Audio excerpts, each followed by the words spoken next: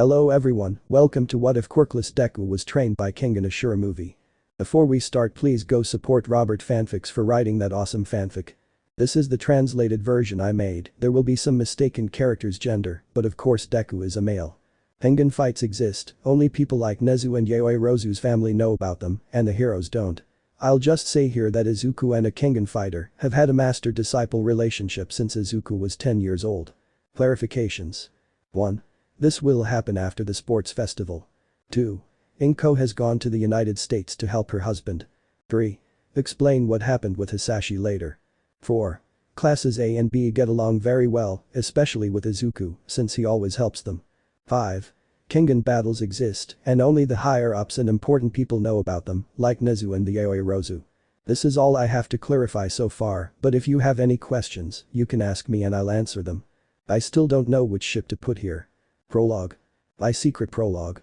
We find ourselves at the UA Hero Academy, where they train the best heroes, such as Almight and Endeavor, and the rest of the top heroes who were once students in the past and became the great heroes of today.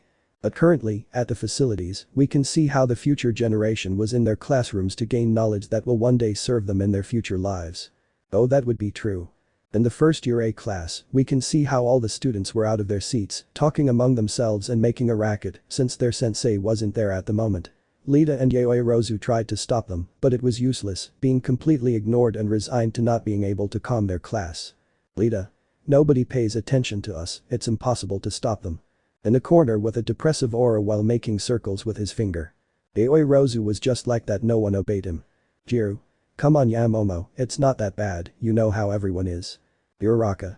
Jiru-sen is right, you guys don't have to get discouraged like that. Seeing that it hadn't worked, he tried to find his friend to help them. Uraraka. Deku-kun also thinks the same, I don't believe it. He couldn't finish as he had seen his green-haired friend sleeping in his seat as quietly as if the noise was nothing. Lita and Yaoyorozu's depression lifted when they saw that, since seeing Midoriya sleeping in the middle of class as if nothing had happened is something surprising, since he wasn't one to do that. Yaoyorozu. That's incredible, Midoriya sleeping in the living room. Jiru. I would have expected it from Mineta or even someone, but I never saw Midoriya sleep here. Lita.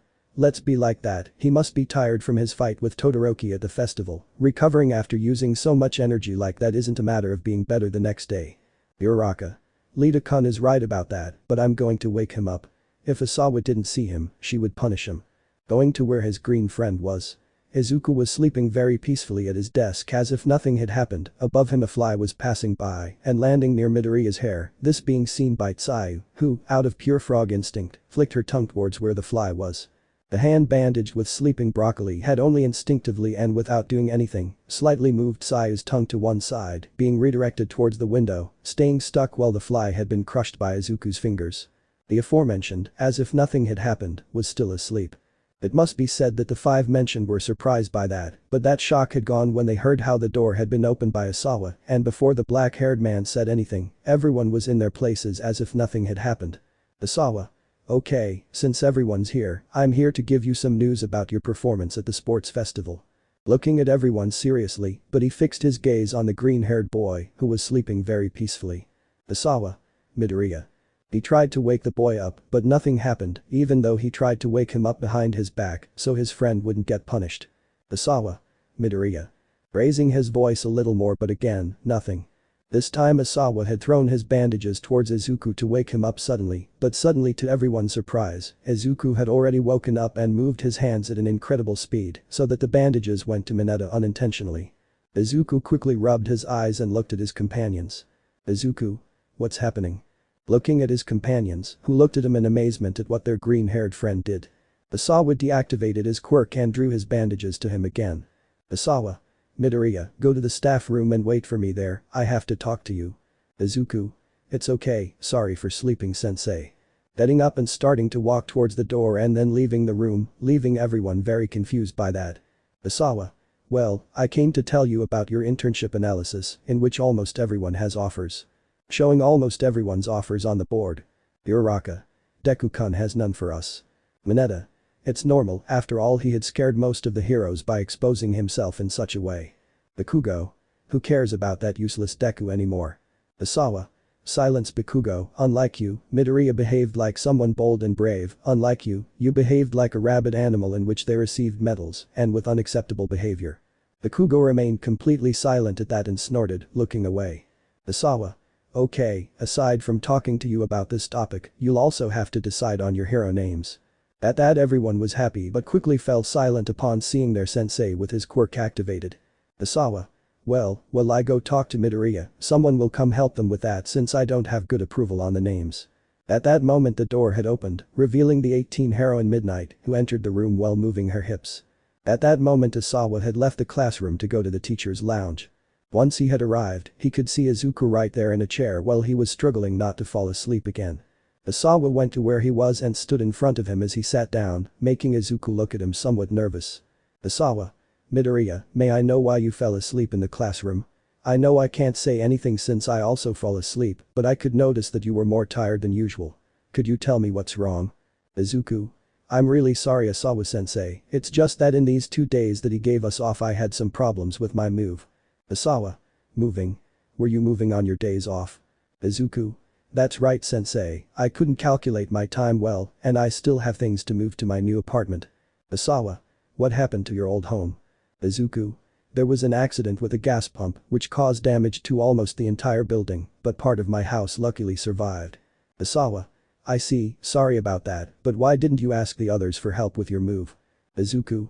It's just that I didn't want to bother the others on their days off, and besides, it's just little things. Smiling as always as his sensei looked at him.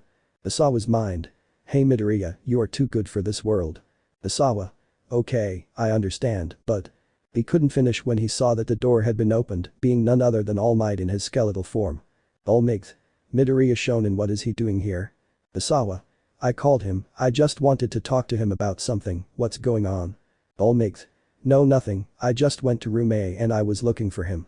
Izuku. Sorry, I'll be there in a bit. Isawa. No, go Midoriya, we're done talking, you can go. Izuku just stood up and bowed as he left with Almight to his office. Isawa's mind. Hey Midoriya, sometimes your kindness can be your greatest weakness in the face of everything, but that was always a part of you. Smiling a little at the way his green-haired student looked. Han Almight Izuku. We can see how the student and teacher were sitting while drinking tea quietly. Izuku. Ah, that's good that you want to talk about it all. Almight.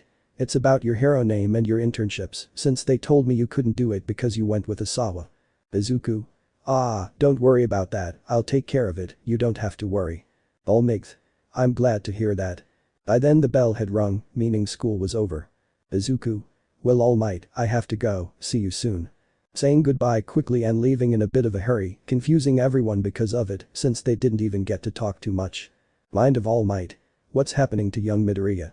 Wondering why his successor was acting a bit weird these days, and that was even before he entered the UA, but he decided not to think about it, since he trusts him, besides, what can the most innocent boy in the UA hide? But Izuku. We can see how the aforementioned was walking on his way to his classroom for his things that he had forgotten. On the way he had met his classmates along with others from Class B who were there. Tetsu. Oh, Mito bro, how are you? Greeting his green-haired friend energetically. Izuku. Hello guys, how are you? Kendo. Hello Midoriya, very well. Higeru. Hello broccoli. With one of his arms he stroked Izuku's hair and shook it in greeting. At that moment, her cheek had been grabbed by a floating hand, but she had quickly joined the owner of the hand. Setsuna. How's the green rabbit, as sweet as ever? Ibara. Setsuna, stop that, you're going to hurt him. Everyone was talking to each other and greeting Izuku kindly as always, until everyone was already outside the academy. At that moment Izuku was with his usual friends, Uraraka and Lita, but this time with more people, this time like Kendo, Setsuna, away Santetsu. Lita. Midoriya-kun, what did sensei tell you? Izuku. It was nothing, I just explained why I fell asleep in class. Tetsu. Did you fall asleep in class bro? Kendo. How strange that you fall asleep in class Midoriya-san, although I heard that Isawa-sensei's classes are boring, I didn't think you would do it. Izuku. It's nothing, I'm just getting sleepy about the move. Unintentionally letting the last bit slip, earning everyone's attention for knowing that information. Awais. Did you really move? Lita. Not to be nosy Midoriya-kun, but why did you move house? I'm just curious and want to know if you need help. Izuku. A gas balloon exploded and half of my house is facing the street. Scaring everyone with it. Uraraka. But where were you when that happened? Izuku. I was training early and it was after the festival. Kendo. I'm glad nothing happened to you. Izuku. Half of my room wouldn't say the same, but the basics still survived luckily. Oase. You're so lucky, man. While everyone was talking they arrived at the train station. At that moment, Izuku's train had arrived, being the first one that led to the western area of Masatasu. Izuku. My train has arrived, see you later guys. Saying goodbye to everyone who was there. Tetsu. Wow, what bad luck Mito has bro for his house to explode. Oase. But also the irresponsibility of the person with the gas tank. Uraraka. How about one of these days we go to his house to cheer him up, after all he is our friend. Kendo. Sounds good to me, I'll tell the others. With Izuku. We can see how the aforementioned was on the train looking out the window as the sun set. Izuku's mind. Ugh, finally some peace. At that moment his phone had rung, some messages that had arrived. When he checked his phone, he saw that it was his parents' number and that it was not registered.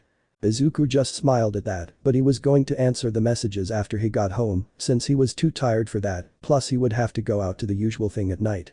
After about 20 minutes of travel I arrive at a 6-story apartment building, not as luxurious, but one of the most decent ones I could ask for. He had to climb 3 floors to reach the 4th floor and enter the 3rd door and take a key out of his pocket, but before he could insert it, the door next door had opened, revealing a trio of women, 2 adults and a child. Good afternoon Midoriya-san. Izuku. Good afternoon Kobayashi-san, Toru-san.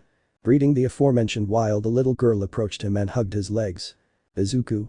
Hello to you too, Kana-chan. Stroking the little albino's head. Kobayashi. How did you do today? Izuku. Nothing out of the ordinary, they just criticized us for our performance at the festival. Lifting the small Kana and putting her on top of him and putting her down. Izuku. And where are you going? Toru. Let's go buy some Kana materials. Izuku. I see. Taking the little girl down. Izuku. I'm not taking up your time anymore, I have to take a bath and then go out again. Kobayashi. Again? Izuku. Yes, I have to go see some things that I forgot to buy, I thought I would have enough money along the way, but no. Toru. You get a little careless from time to time. Kobayashi. This is said by the one who burned the food because she didn't calculate the time. That made a cloud of depression appear above Toru's head, making the green-haired boy laugh. After that little conversation, Izuku had entered his home, seeing if his humble home, only without Almight merchandise, was like the house of an independent adult. Izuku was just heading to his room to drop off his backpack and get some clothes. It only took him about 10 minutes to be able to take a shower and eat something light while watching TV. At that moment I take the opportunity to check the messages from his parents and the unregistered contact. When he saw the messages, he saw his parents sending him greetings and asking how he was doing. Izuku simply wrote that everything was fine, that he missed them, and that he wished them the best. His message was quickly answered, seeing that he said they missed him too, and how he was doing, and that they had deposited the money for him, so he could support himself. After all that, I look at the other message, seeing that it was a location and time. Izuku already knew what it was about and quickly went to his room to get something. When he entered his room, he could only see a normal room, clearly with only 2 figures of All Might and the rest without any heroes, being like that of a normal teenager. When he went to his closet, he only took out a black hooded sweatshirt and from a drawer in his nightstand, he took out a mask of the same color and when he was about to leave, he put on his shoes, but they were not the very typical red ones that he wears, but this time they were black as well. Once he left his house, he headed for the stairs to leave the building. Along the way we can see how the green-haired man was trotting through the streets of the city, being lit only by the streetlights and the moonlight. Right now it was 11 at night, too late for anyone to do anything at this hour of the night, but some were already doing business or others were going to work, but our friend was clearly heading to his secret job that no one knew about. He was jogging all the way to warm up. Change of scene. We can see in a parking lot how there was a large number of people gathered who were wearing suits and a lot of cars gathered with their lights on and formed a circle. Everyone was shouting excitedly as they called for some fighters. At that moment, a somewhat fat bald man stood in the middle of the arena. Referee. Okay, today the Kengan fighters who haven't represented anyone yet are going to fight, so keep your eyes peeled. The men present had said yes to that. Referee. Alright, fighters to the center. At that moment, 2 guys had reached the center. Referee. On this side we have Nezu Masami, with a total of 12 wins so far without a defeat, leader of a motorcycle gang. Everyone had shouted the gang member's name, who let out a cry of excitement. Referee. And on this side we have Izuku Midoriya, a young man who started in Kengan fighting 4 years ago, with a total of 39 wins and 1 loss. At that moment the sweatshirt and his mask had been thrown to the ground, revealing the young green-haired man who proceeded to put his hands behind his head and remove a hair tie, making his hair longer and then his shirt, revealing his body full of scars from multiple fights and injuries he suffered. The people around began to shout at the green-haired man, who now only showed a serious and cold expression. The people around would be shouting with great excitement and the names of the fighters, but Izuku's name was the one that was heard the most among all, something that annoyed Masami. Referee. Fighters to the center. They both listened and looked at each other closely. Masami.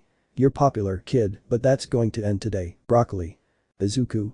Don't worry, this won't take long, because you're just a braggart. Masami. What did you say? Izuku. You are as strong as you are stupid, I'm going to destroy you. Smiling widely while cracking his neck, but angering Masami to see that Izuku was looking down on him. Referee. Fighters ready. Let's fight.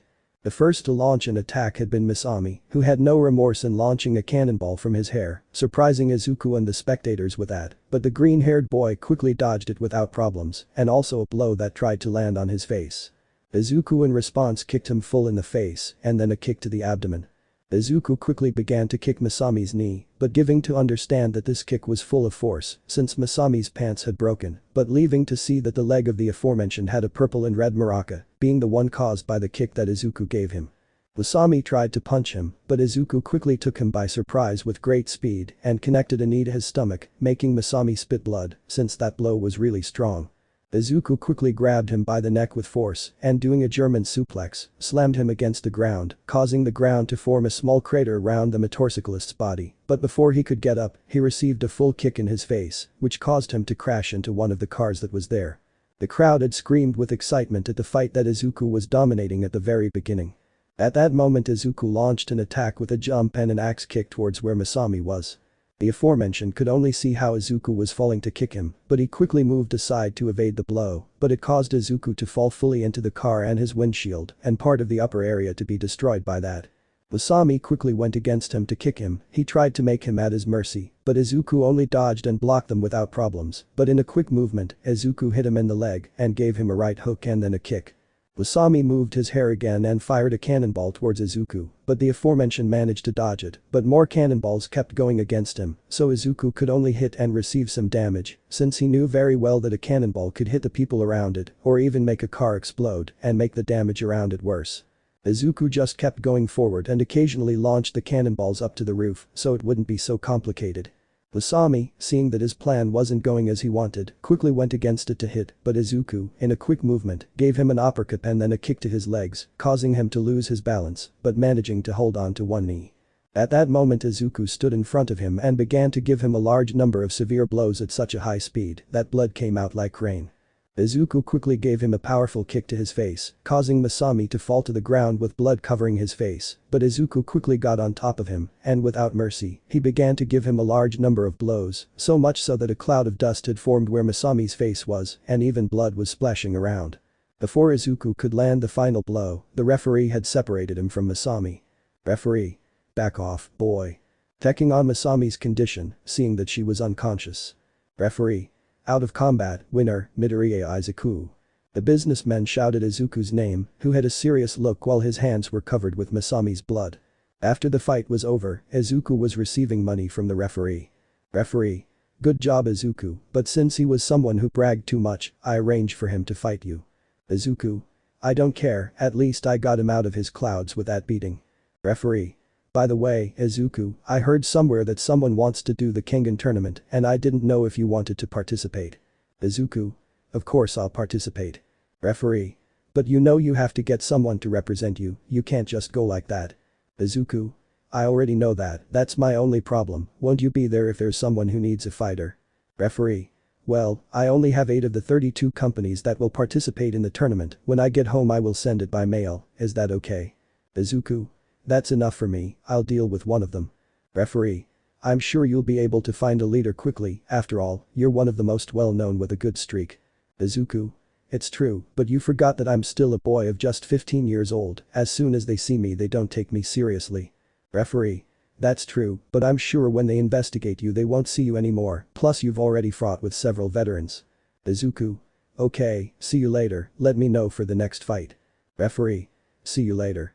Saying goodbye as he went to count the gambler's money. I'm sorry. I am Izuku Midoriya, currently 15 years old. I am living alone in an apartment since my old building exploded for the reasons you already know. My father is in the United States. When I was 4 years old my dad left first, and before the sports festival my mom went to help him, since before he had many problems, but when I turned 10, I met my teacher, and when I was 11 years old, I entered the Kengan fights, and since then I have earned money to help my mom with the household expenses. Since previously Bakugo's harassment did serve any purpose, since that way I could excuse the blows with which he came home. She never found out about this because she knew she wouldn't allow me to do that to help her, but that could be good profits, since in Kengan fights they earn more even than heroes or a normal worker, since I have the one for all. I promised myself that I would not use the power in Kengan fights. I even managed to master 30% of the power, also talked to the master of Almight, Nana Shimura. She told me that I could use the power in Kengan fights since she knew I wasn't fighting for selfish reasons, much less for money, but I told her no, I don't want to use the power for fights, but my style that I learned from my teacher. She was very understanding of all that and understood, but she told me that if one day my life is in extreme danger in fights, she will not hesitate to activate one for all to save me. I have kept my true abilities secret from them, as I knew it could get me into trouble. Although the association is approved by world leaders, it is not accessible to the general public, only important and powerful people. At UA everyone thinks I can only master 8% of my power, even All Might, since I don't want to stand out too much. I only hope to be able to meet my teacher again one day, since I have not seen him since I turned 14, but I have a feeling that I will see him very soon, although I do not believe it since he never entered the fights, he only knew of its existence, but it never called his attention to enter. Oma Takeda, that's my master's name, and I know that one day I'll see him and fight him. Just wait, sensei. End of narration. End of prologue. Chapter 1. My Secret Chapter 1. A cloudy day and a new beginning, that's what I was saying, but how am I going to tell that to our green-haired friend? With Izuku. In our beloved green friend's apartment, the sun barely appeared anywhere. In one room we can see our friend Broccoli hairs inside his bed, completely covered by his sheets, being in a deep sleep with a thread of drool coming out of his lips. At that moment an alarm had sounded, waking him from his sleep. Izuku. Ah. Stretching with a yawn, he then rubs his eyes to adjust to the sunlight.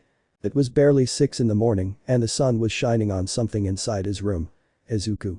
Well, the sooner I do this, the sooner I can get back. Taking his phone to see if he had a message, seeing that it was only one, being a statement for the Kengan fighters. Izuku. Now what? Seeing the message you had. For all fighters who have had ongoing fights this week, we regret to inform you that some fights will be cancelled for various reasons. A notification will be sent to your personal phone numbers to let you know whether your fights have been cancelled or not. Izuku. What a mess, but oh well, I hope at least they're the same. Let's see if I take the time to train and perfect my style and techniques. Cracking his neck and hand to start shadow boxing and throwing punches.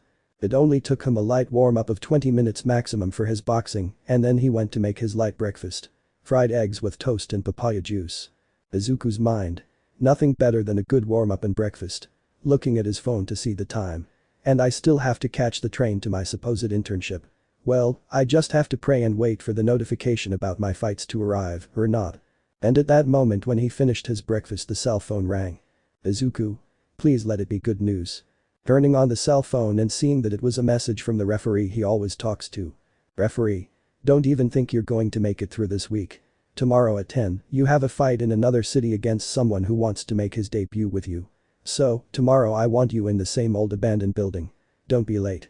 After reading that, he let out a deep sigh. Izuku. Dreaming costs nothing. Heading with his cutlery to the sink to wash it. Afterwards he just went to take a shower, put on his uniform and tie his hair up, and then went with his briefcase where his hero suit was, and in his backpack some necessary clothes and his fighting clothes, those being only about 2 shots and some bandages for his hands. Before leaving he took a quick look at his hero suit. Izuku's mind. Should I really keep pretending with this? What nobody knew all this time, even All Might and Bakugo didn't realize, was that Izuku Midoriya no longer felt the same spark to continue being a hero. Since he entered the Kengan fights, his dream was slowly fading away from him, but when All Might appeared and gave him the one for all, his spark had returned, but he didn't know how to stop lying and holding back with everyone, but he knew that if he stopped doing it, he might go too far, and a tragedy might happen. Which is why sometimes he fights mentally whether it was necessary to continue with his dream of being a hero, but he didn't know how to choose. You shouldn't think that about yourself, boy. In Izuku's head he had heard the voice of Nana Shimura, who was once the teacher of Almight. Izuku's mind. Nana-san. Nana. Come on boy, you know very well that you don't have to torture yourself like that on your own, that's not good for you. Izuku. But I don't know if I should continue with this, I still want to help others, but the dream of being a hero, it's like it's been gone for a long time, and I don't feel worthy of doing it. Looking at his right hand which was then covered in blood. Nana. Look kid, I don't approve of those fights, but just by looking at your memories I know everything you went through, you had to go through a lot to be able to find what you really wanted because of your lack of quirk, and even though Toshinori was an idiot for telling you that, you know that you can count on us to support you, and we're not just here to give you advice. Smiling, he then returns to the real world. Izuku could see how he still had his hand on the door handle. Izuku just smiled and opened his eyes wide and headed towards the train station. Scene change. Now we can see Izuku with his entire class and some from class B, since others had left before them. Izuku was listening to all of his sensei's words while also having his hand in his pocket, since he had to wait for the message in which city the fight against the rookie was. Asawa. Remember that you can't show your outfits in person, so be cautious. All. Yes, sensei. Asawa. When you all return from your internships, we'll give you a test, so you better learn a lot. That's all. You can go now. Each one went in their own direction to catch their train. But Izuku just stared at his phone, seeing that the message had arrived, and was completely surprised to see the city. Hosu. It was the city where he had to go for his fight. Uraraka. Deku-kun, Deku-kun. The brown-haired girl had yelled at her green-haired friend to get him out of her mind. Izuku. What's wrong, Uraraka-san? Uraraka. We have to go now, where are you going? Izuku. Well, I have to go to Hosu to a training center. Hiding your phone so he can't see your conversation. Uraraka. Are you going too? Izuku.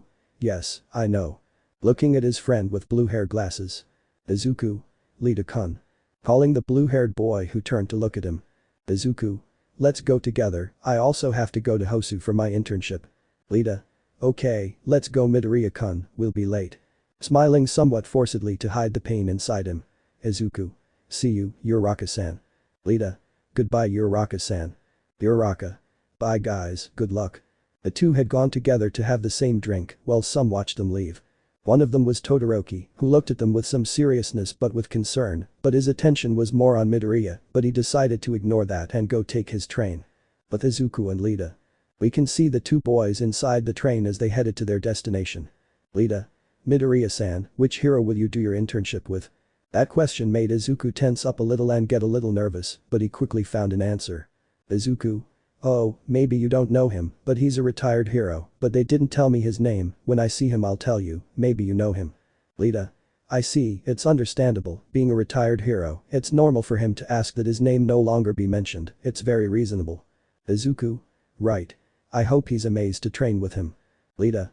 I hope so, we have to improve our physical performance these days. Izuku. Who will you go with, Lita-san? Lita.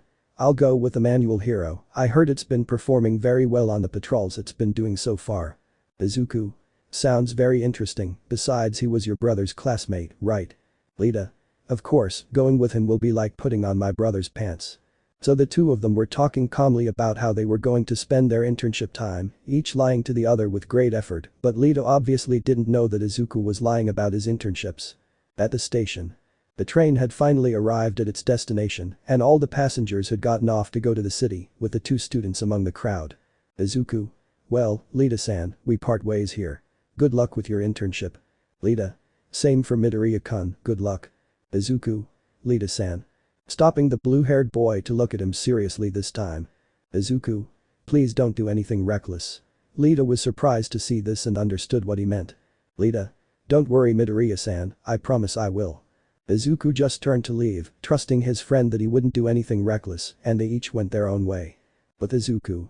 We can see the aforementioned running through the streets of the city, looking around, his real intention being to look for an inn, but to stay there for the next few days, until his 2 fights of the week are over. Izuku's mind. Now, where will the Hosu inns be so I can stay here? Continuing to walk through the streets of the city while looking around, he stopped at a television store because the news was on. Reporter. And in other news, in recent days, the hero killer has been on the move a lot. In total, he has managed to kill and injure 24 heroes.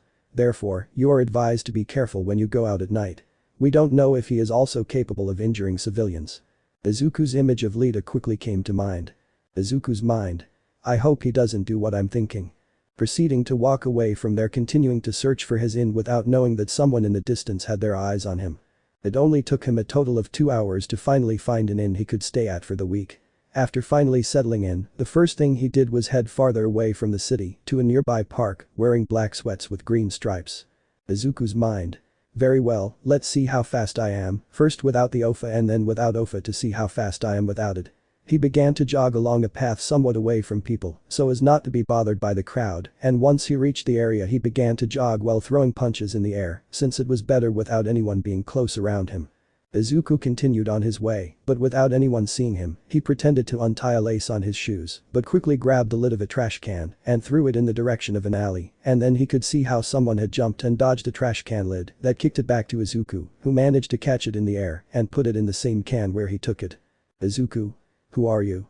Referring to the hooded man who couldn't see who it was, the aforementioned man just went further into the alley. Izuku quickly went against him so he wouldn't escape, but when he got to the alley there was nobody there. Izuku? But who was he? Change of scene. We can now see the green-haired man on a bench in the park, completely sweaty and getting some air and water, because it's been 3 hours since he arrived and started exercising, both with and without the OFA. This earned him a few glances from the people around him, who saw the boy's great determination, as he even left fist marks on a rock that was in the area. Izuku was currently drinking water to continue his training, but… Hello? Someone's voice had appeared behind him, and when he looked up, he could see a young man standing there, just a few years older than him, looking about 18 or 19 years old. Izuku? Hello? Who are you? Oh, sorry friend, my name is Imai Cosmo, I've been watching you for a while, and let me tell you, you're amazing, I've been watching you since you started in the park. Izuku? Hello Cosmo-san, my name is Izuku Midoriya. Introducing himself and shaking hands with the blonde in front of him. Cosmo? Nice to meet you, Midoriya-san. Tell me, wouldn't you like to train with me? Walking alongside the bench, his toned body evident, Izuku surprised by this. Izuku? No problem with me, how about a race, 10 laps around the park, finish line, this bench, does that sound okay to you?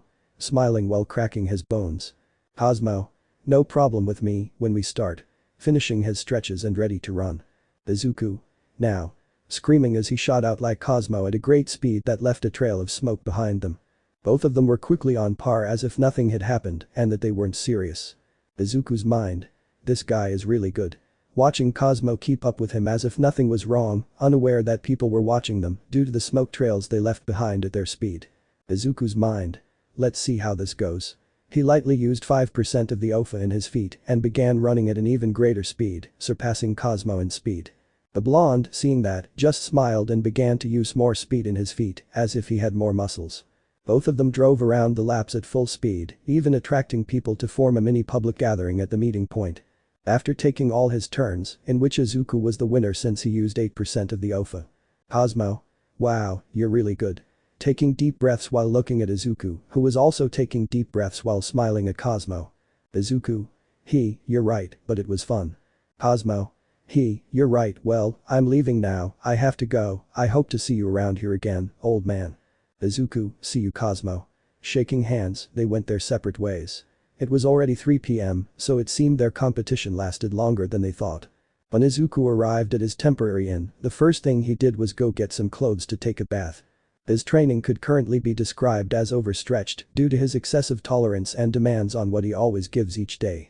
Although he always took his breaks and his exact diet of meat and fruit juices gave him the energy he needed for everything, although when he was at the university he always had to limit himself, something that from time to time was not good for him, since having to go down at a pace that barely required him was not good, which is why he always had to do extra work at night. When he finished his shower he went to his bed to think about everything that happened today. First he had to come to Hosu, second, prevent Lita from doing something stupid because of her desire for revenge against the hero killer, third, when he arrived someone was following him from the shadows and was very suspicious of the League of Villains, since in the Kengan Association, he had no problems with anyone, so it was difficult to have someone behind him, and fourth and finally. Today he met a somewhat interesting and fun boy, but what he barely remembered when the boy came to his mind was that he didn't ask him about his quirk and he cursed himself for being so careless by not asking. Izuku stopped thinking about that and decided to go get something to eat since he was hungry and had to be ready for tomorrow. The next day. As agreed, it was an abandoned building away from the crowds because it was one of the most abandoned neighborhoods of all. Inside you could see a large number of people in suits gathered together and looking down at a referee standing in the middle of the room. It was 10 in the morning and the sun was already out, but inside the place, it seemed like night reigned. Referee. Very well, gentlemen, today we have two great fighters. On this side, we have a promising young fighter since he was 11 years old, with a streak of 40 wins and 1 loss, Midoriya Izuku. Izuku, you can do it. Beat him up. Tear it to pieces. Referee. And on this side, we have a professional mixed match wrestler, making his debut today, he is the king of combat, Naoya Kubo. Everyone was excited to see the king of combat, and everyone knew that this fight was one that no one would want to miss. Kubo. Hello boy, it will be a pleasure to fight you in my first Kengan fight, I hope for a good fight. Izuku. Same here, king of fighters, I hope your nickname is appropriate for you to carry. Both of them just challenged each other, excited to test their skills. Referee. To your positions. Each one took their place and began to warm up to wait for the referee's signal. Everyone was waiting for the fight to start and they were screaming to see both of their blood at once, but there were also a few people hiding in the shadows, watching everything. Referee. Fighters ready. Watching as they both took possession and waiting for the signal to jump. Let's fight. Both of them launched themselves at great speed, but the first to throw the blow had been Izuku, right into Kubo's face, but that was of no use because the bald guy quickly tried to give him an uppercut, but had been dodged by the green-haired boy and also dodged the blows that Naoya threw at him from different sides. Izuku's mind. Ha, so he decided to go towards my fist to reduce the damage and try to hit me by having. Be very close, very clever king of combat. Continuing to dodge Naoya's blows until Izuku decided to kick him in the face to get him away and then a full blow to his face. Kubo's mind. Are those punches karate? He was blocking Izuku's punches until he quickly grabbed his abdomen in a strong grip. Izuku quickly began to hit him on the back and knee him to free himself, causing Kubo to feel pain. Kubo's mind. Shit, despite being short, his strength is abysmal, this guy really is incredible. Kubo quickly knocked him to the ground with all his strength. Izuku. Not so fast.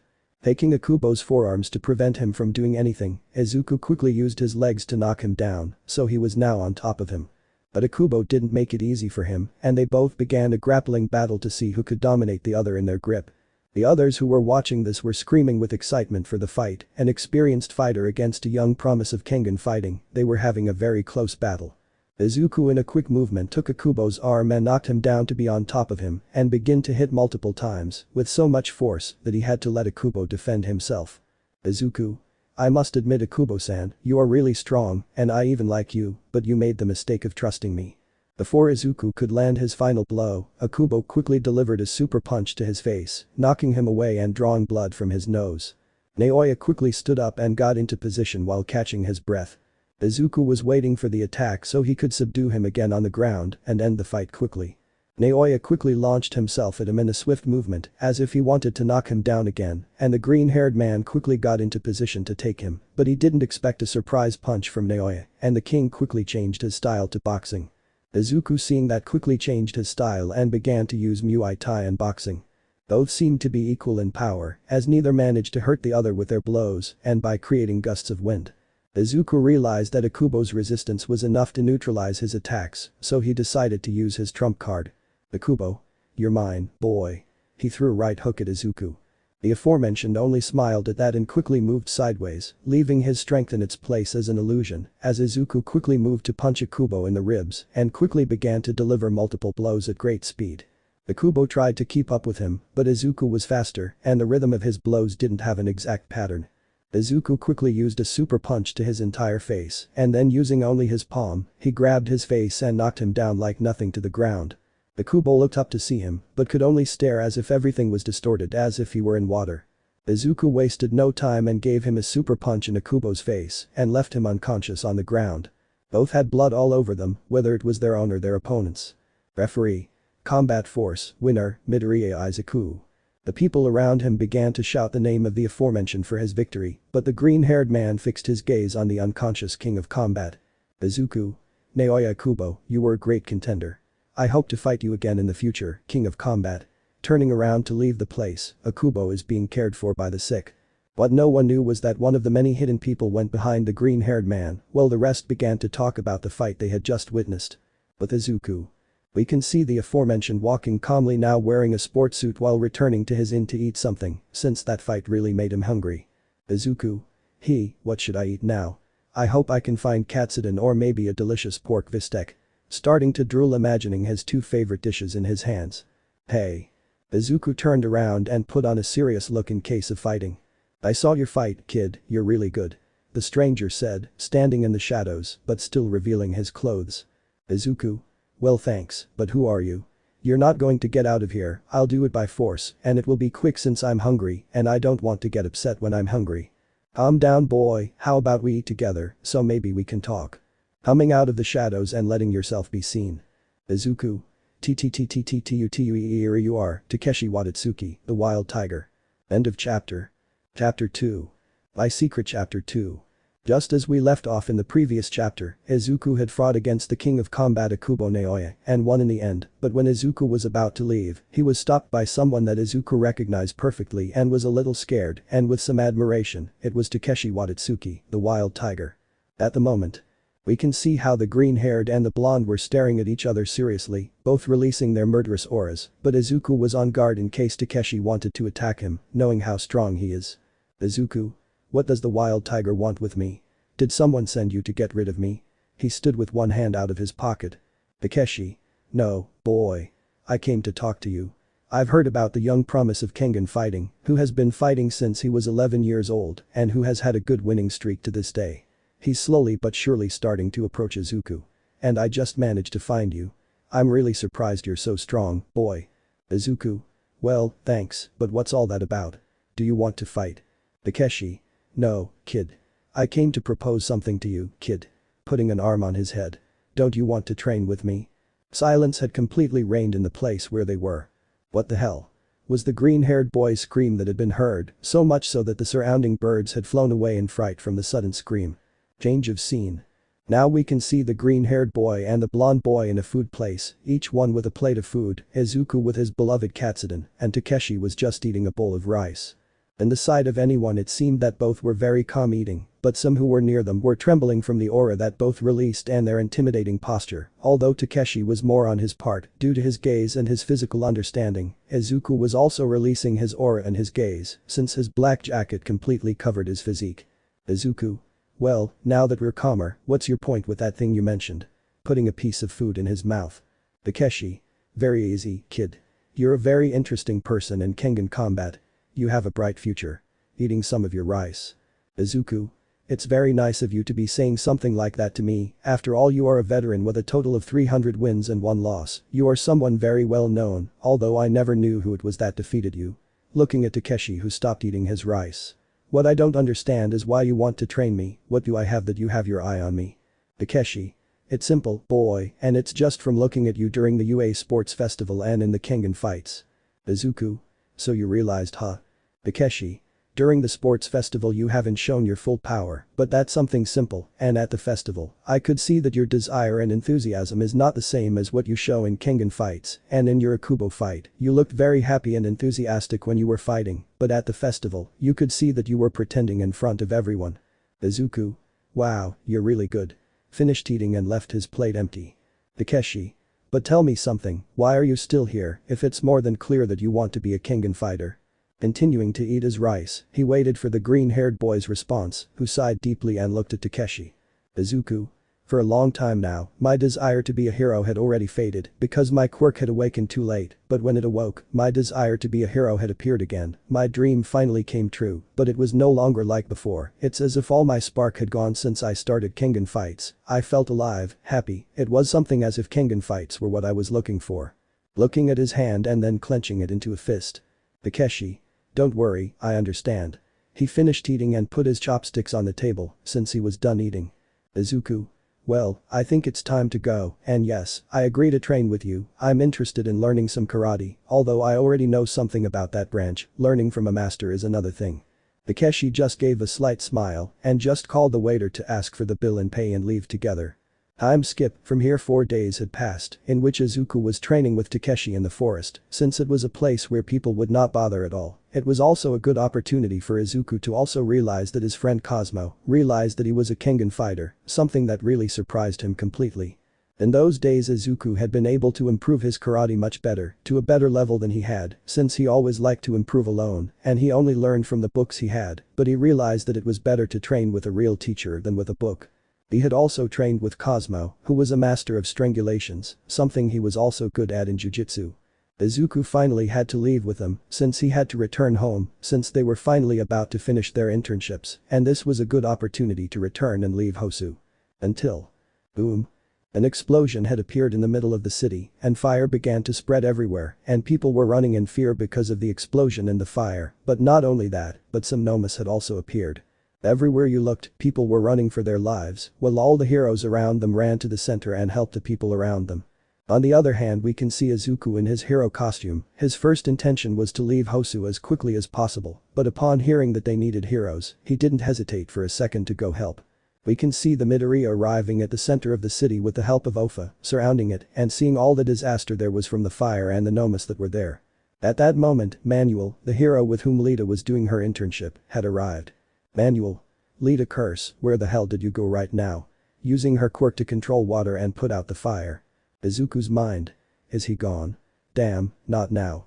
Izuku quickly left there at great speed. Elsewhere. We can see 3 individuals in an alley, 2 of whom are on the ground with blood underneath them. Above one of them was none other than the hero killer Stain, who had his sword stuck in Ida's shoulder, who was on the ground, and on the other side was the native hero, who was out of combat, since he was paralyzed by a cut he had where blood was coming out. Stain.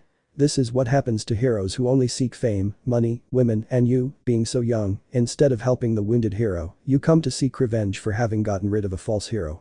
Lita. Shut up, you bastard.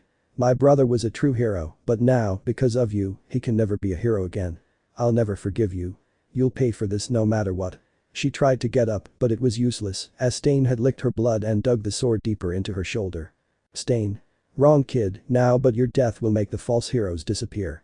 About to plunge the sword into his head, but at that moment. Smash. It was the scream that was heard throughout the alley, while Stain received a blow full in his face, which sent him flying a few meters back.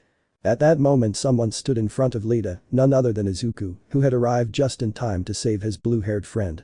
Izuku. I arrived just in time, Lita-san. Getting into a fighting stance to protect his friend. Lita. Midoriya-san. How did you find us? Izuku. I've been investigating the attacks that the hero killer has done, which is why I've realized that the vast majority of them have always been in closed places like alleys, which is why I've checked all the alleys until I got here. Stain's mind.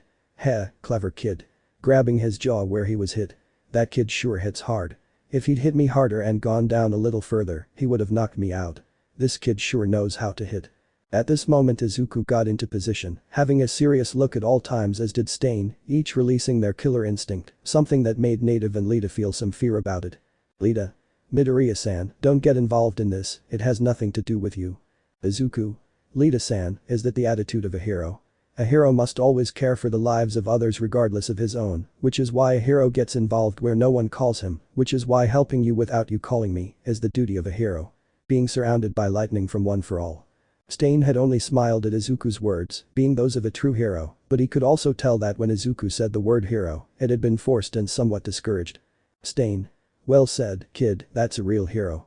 Taking his katana in his hand, he stuck out his tongue and smiled like a lunatic. Without anyone seeing him, he had sent his location by phone to his entire group of friends, both from Class A and B, hoping that someone would understand the message and come to the place as quickly as possible. At that moment Izuku didn't want to waste time and went against Stain quickly, with 20% of the OFA, Stain seeing that tried to cut him with a knife, but Izuku quickly managed to dodge it, but the assassin tried to use his sword to use it behind him and try to cut Izuku, but the aforementioned threw himself to the ground and quickly used his legs to make Stain fall to the ground. And Izuku quickly gave a spinning kick using his support arm to kick Stain's hand and throw his sword to the side and disarm him of his most important weapon. Stain seeing that quickly got up, but Izuku also got up quickly and quickly got up to give him a flash steal all over his face and then give a combination of blows, something that Stain had to block and retreat a little all of Izuku's blows, which were too strong, so much so that Stain grimaced in pain when he felt the boy's fists. Stain quickly used his knife that he had and made a slight cut on Izuku's arm, having a slight drop of blood, but Izuku quickly used his phantom rhythm to be next to Stain and give him an uppercut and throw the knife at the wall and nail it there. Stain threw a punch at Izuku in his face and then a kick, but this was dodged by Izuku since he managed to move quickly to avoid the sharp spikes on the assassin's shoes. Izuku quickly kicked one of Stain's knees, causing the aforementioned to lose his balance, but Izuku quickly kneed him in the face, causing blood to come out of his mouth and head from the strong impact. Izuku quickly followed and launched an attack against him using One for All, but before he could continue, Stain quickly pulled out another knife from under his sleeve, and Izuku couldn't avoid it, and when he tried to twist, the knife had cut part of his face, more specifically near his eye, causing a scar to appear and blood to spurt out. Although the cut wasn't that deep, the burning and the blood that covered it blocked his vision. "Lita.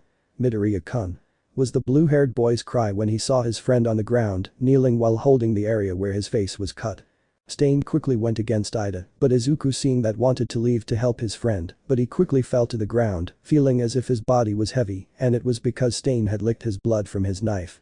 Izuku using one of his hands together with a One for All to gather energy, and then put his fingers together and fire an air bullet at Stain, which hit him full in the face, making him retreat even further from that attack that he didn't expect. Izuku's mind. "I have no choice, I have to use that technique now, that's my last card to end this." Izuku used 28% of One for All to get up and then go against Stain and put his right fist behind his waist. Izuku had concentrated all his strength into that blow and was able to compress his muscles. When Stain managed to get up he could see how Izuku went against him at great speed, but he quickly pulled out a large knife from behind his leg and quickly he also went on the attack to end this. Izuku and Stain were already inches away from completing their attacks and were sure that this could finish the other, being their last chance to win the fight. Izuku had released all his muscles and launched his punch, and Stain launched his slice at him. Shoto Todoroki had arrived at the street along with some heroes he met along the way to help Midoriya, who sent his location, and very worried about his friend he didn't want to waste time, even leaving aside his father who went to the center to help. But at that moment everyone could see how someone had been thrown into a car that was right there in the same place, and the body just fell. Everyone could see and recognize that it was Stain, who had some blood on his abdomen and a fist mark in the same place. A few minutes earlier in the alley. Izuku's mind. Just like he said, compress your muscles in a part of his body, and when you're sure, release it with all your strength. Hitting Stain squarely, he managed to stick his knife into his shoulder, and blood was gushing out, since it was somewhat close to his neck, but it was not lethal for his luck. Lita and Native were surprised to see how Stain had been sent flying by a great compression of air, due to Izuku's fist that hit him in the stomach. Izuku's mind. Blast core. Maybe this technique is not as strong as Takeshi-san's, but this technique is like Oma-sensei's Demon's Bane, but mine is not as powerful as theirs, but I can surely improve more. Current time. We can see how Izuku had fallen to the ground because of the blood that was gushing out and having the knife in his hands and kneeling. By that time the heroes and Todoroki had arrived at the alley and were scared and surprised to see the boy's condition, blood falling from his hands and on his face with a cut near his eye. Izuku. Hello. Smiling but fainting from the bloody loss and the use of that blast core technique. Todoroki quickly went to Izuku's side and managed to prevent him from falling to the ground. The heroes were also helping Native and Lita. Everyone would start to take out those who were in the alley and others tied up Stain to prevent him from escaping. Hero 1. The boy is very hurt, call an ambulance. Hero 2. They're coming, it'll take about 5 minutes. Hero 3. Let's try to stop the bleeding. The heroes would be helping to stop the bleeding from Izuku's wounds, while Lita looked at him with great sadness, since because of him and his recklessness and revenge, his friend had to pay dearly just to save him. Todoroki also blamed himself for not having arrived sooner and helped his green-haired friend. At that moment a winged Nomu had arrived, which upon seeing Izuku on the ground and unprotected, did not hesitate to go against him and take him and fly away. The heroes, seeing this, tried to stop it from flying away, even Todoroki using his ice to stop it, but it was useless, since the Nomu managed to dodge it. At that moment Stain had freed himself and quickly went against the Nomu, jumping on Todoroki's ice pillar to propel himself and stab a knife into one of the Nomu's wings, causing the three to fall to the ground, but Stain holding the boy to prevent him from getting hurt, but stabbing his knife into the Nomu's brain, killing him instantly. Izuku was still unconscious, so he couldn't see or hear the speech of the false heroes and that he would let himself be killed by Almight and fell unconscious on his feet. The news that the hero killer had been defeated the next day made headlines everywhere. The next day. But we focused on what was happening at the UA. We can see outside the academy how a black four-door truck had arrived. The doors of the academy had opened to receive them and the car just drove into the academy parking lot. When the car had parked, 3 people wearing elegant suits had gotten out of the car. We'd finally arrived. A man wearing an elegant black suit but with a kind of metal mask covering his entire mouth, said. As they say, here lies the young hopeful of Kengan fighting. Another man said, a man wearing the same clothes as his partner but with a quiff on one side. They both fixed their gaze on the last man, who was showing his back to them as he was looking at the academy. What do you think about all this, he said. The one with the metal mask said to his friend named Kano. Kano? Haha, I want to meet my possible successor to my title. Smiling as the three of them entered the academy. End of chapter. Chapter 3. My Secret Chapter 3. The day had passed since the attack on Hosu, and what happened with Stain and many newscasts did not waste time and began to make news everywhere, but what was false is that Endeavor was the one who defeated him, since the news says that the number 2 hero was responsible for said action. In the Hosu hospital of the various rooms, we can see a green-haired man in a bed wearing a hospital gown, being completely asleep and with bandages around his neck and an eye patch on his right eye, and that was due to the cuts he received from Stain in his fight, ending with him as the winner, but falling unconscious after landing the last blow. Next to Izuku's bed was Lita, who had a bandaged arm and some band-aids around it, also due to the cuts he received.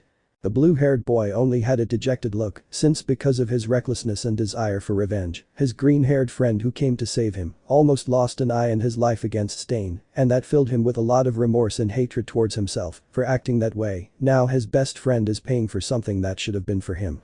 Lita. Forgive me, Midoriya-kun. It's my fault you're like this. You almost died because of me. Tears threatened to fall.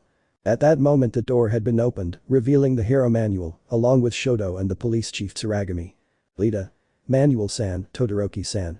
Shoto didn't hesitate for a second to go towards Ida, and without giving him the chance to speak, he punched him hard in his face, surprising the blue-haired man and the 2 adults who were there.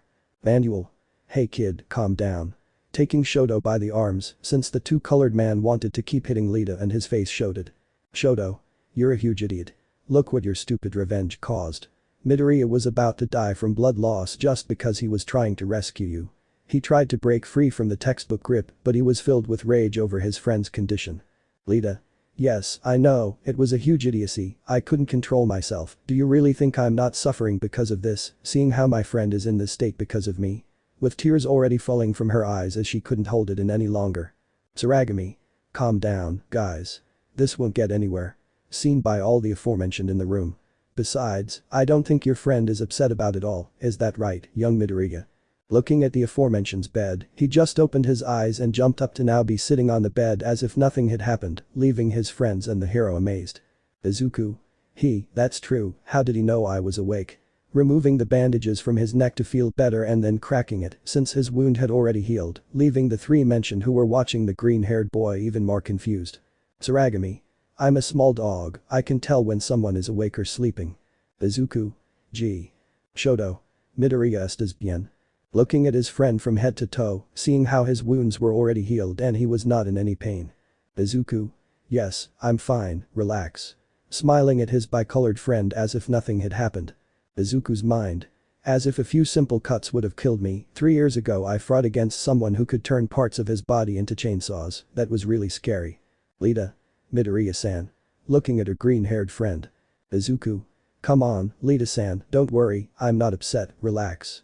Moving your hands in a very relaxed manner. Tsuragami. Boy, you know very well that what you did was very dangerous and risky. Izuku. Yes, I know, and I would do it again no matter what. My friend and native were in danger against Stain, and what a hero does is risk himself, no matter what to save others, and I would risk my life again if necessary, Mr. Tsuragami. Looking into the police chief's eyes with great determination in his words without hesitating in any of them, surprising Lita and Shoto that Izuku hasn't stuttered in front of such an important person as the police chief. Tsuragami only remained silent for a few brief moments and stared into Izuku's eyes, and the green-haired boy would be waiting for the punishment he would have to face for his recklessness last night. Tsuragami. Sigh, well, I don't think I can punish you after all, Guaf. Everyone. What? Izuku's mind. Guaf.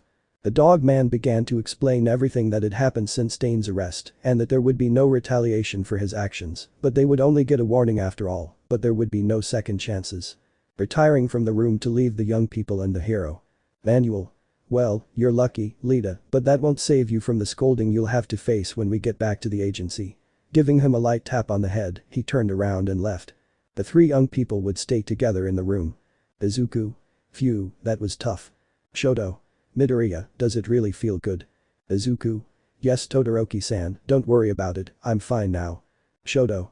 I'm sorry I didn't arrive on time, I didn't understand the message very well. Izuku. Well, it's not like I was very specific about when I sent it. Nurse. Excuse me, young people, visiting hours are over. We need to check on the young people to see if they can leave. The nurse, who had entered the room with a clipboard, said. Shoto. Okay, see you later, guys. Saying goodbye to his friends, he left the room to leave the duo of friends. At the UA. We can see inside the facilities the hallways completely empty due to the lack of students. But we focus on the principal's office, in which we can see the aforementioned at his desk along with his faithful cup of coffee, but in front of him was an image of a very important person that he had heard about a long time ago. Nezu. So I'm sending your 3 best bodyguards to my academy to conduct a skills assessment and see if you have the potential to be Kengan gladiators. Taking a sip from his coffee cup to look at the man on the screen. Haha, it's just that young people always promise to be great fighters when they're in the prime of their lives. Also, Mr. Nezu, I'm also looking for a promising young Kengan fighter that I've heard about. Nezu.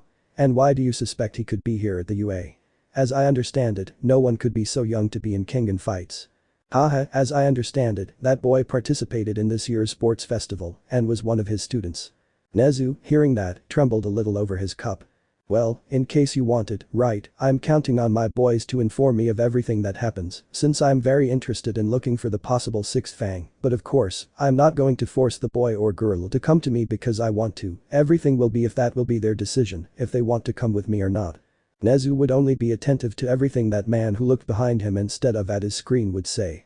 Well Director Nezu, we will be communicating, I hope my boys don't cause you any problems, they will keep me informed of everything, goodbye. Nezu, goodbye Mr. Slice. Cutting off the call from his computer and looking at his reflection through his coffee cup. Promising young man. A young man from the academy. What are you trying to achieve with all this? And Hosu. We can see how Izuku had already left the hospital and was in his civilian clothes since his checkups were finally over and everything was fine, only having some internal injuries that were not brief, luckily. Izuku's mind. Since I entered the Kengan fights, my body for some strange reason, by receiving many wounds in those fights, began to heal in a faster way, so I already started to get used to this, in fact at least before I lasted 2 or 3 days in the infirmary, but now I only need a day or half of one to be well, I think it is adaptation due to multiple fights. Starting to walk towards the train station in his uniform, as his civilian clothes had been accidentally destroyed. At that moment, Izuku had received a call, and when he took out his phone, he could see that it was Uraraka, along with some messages from all his friends. Izuku. Holy Uraraka-san. Uraraka. Deku-kun, I heard what happened on the news, are you okay? Izuku. Yes, I'm fine, nothing serious happened. Uraraka. And what happened to Lita-san? Did he? Izuku. No, he's fine, luckily it wasn't anything serious, he'll leave the hospital tomorrow luckily. Uraraka. I'm glad to hear that. Izuku. I'm sorry Uraraka-san, I have to go, I'm arriving at the station. Uraraka. Don't worry, I understand. Rest and then tell me everything. Bye. Hanging up the call to go train, but being bothered by her mentor who thought she was talking to her boyfriend. Izuku just sat waiting for his train to go home and rest. Izuku's mind. For God's sake, I just hope that when I get home there's no madness, I just want to rest, I'm not in the mood for anyone, not for the UA or for Kengan fights, just time for myself. Change of scene. Now we can see our dear green-haired boy about 3 blocks away from his house, it was already midday, and he was very hungry. Izuku's mind. I think I should have accepted the hospital food, I'm starving. Taking hold of his stomach as he felt it growl for food. In the distance Izuku didn't know, but someone in the distance on top of a building. So far so good, he's heading home and apparently he's hungry. Speaking through a communication he was holding. Very well, make a good note of everything you think is important and leave. The person on the other end of the line is speaking. Whatever. He cut the line to pull a small notebook and pen from his back pocket. But Izuku. The green-haired boy had finally arrived at his apartment, being close to his door, but at that moment the door of the apartment next door had opened, revealing Toru. Izuku. Hello Toru-san. Going out in a friendly way to his neighbor and friend. Toru. Izuku-san, long time no see, how are you doing? Izuku. I did very well, just a little hungry. Toru. If you want to come in, I have some food inside, come on in. Stepping aside to let the green-haired boy in. Izuku. Okay. Heading into the apartment to grab a bite to eat. Toru. You have to explain to me what happened to your eye. closing her door to begin talking for a while and about what happened to her eye. After a while Izuku went home to rest and have some time for himself. The first thing Izuku did when he entered was leave his suitcase aside and go for some new clothes and then go to the bathroom to take a shower. When he entered, the first thing he saw in the mirror was his eye, which had a huge scar, almost reaching his lip. Izuku. Gosh, and the worst thing is that it shows. Well, using an eye patch or covering myself with my hair helps, but the eye patch would be better. After that everything had been normal. Izuku spent his time training in his apartment without any problems, since he would have to wait until tomorrow to go to the UA, so he just enjoyed the time he had for himself. The next day. We are now at the Hero Academy, where the students have once again started to go to begin another day of classes. For Izuku everything was like any other day, students arriving at the academy to take their classes to become great heroes, but this time the green-haired boy upon entering could notice a black four-door truck. Izuku. Principal Nezu sure likes fancy cars.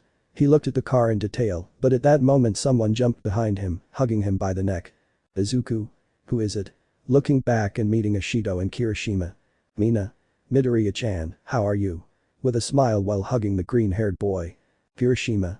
Dude, we heard what happened. Izuku. Come on, relax, it's not that bad.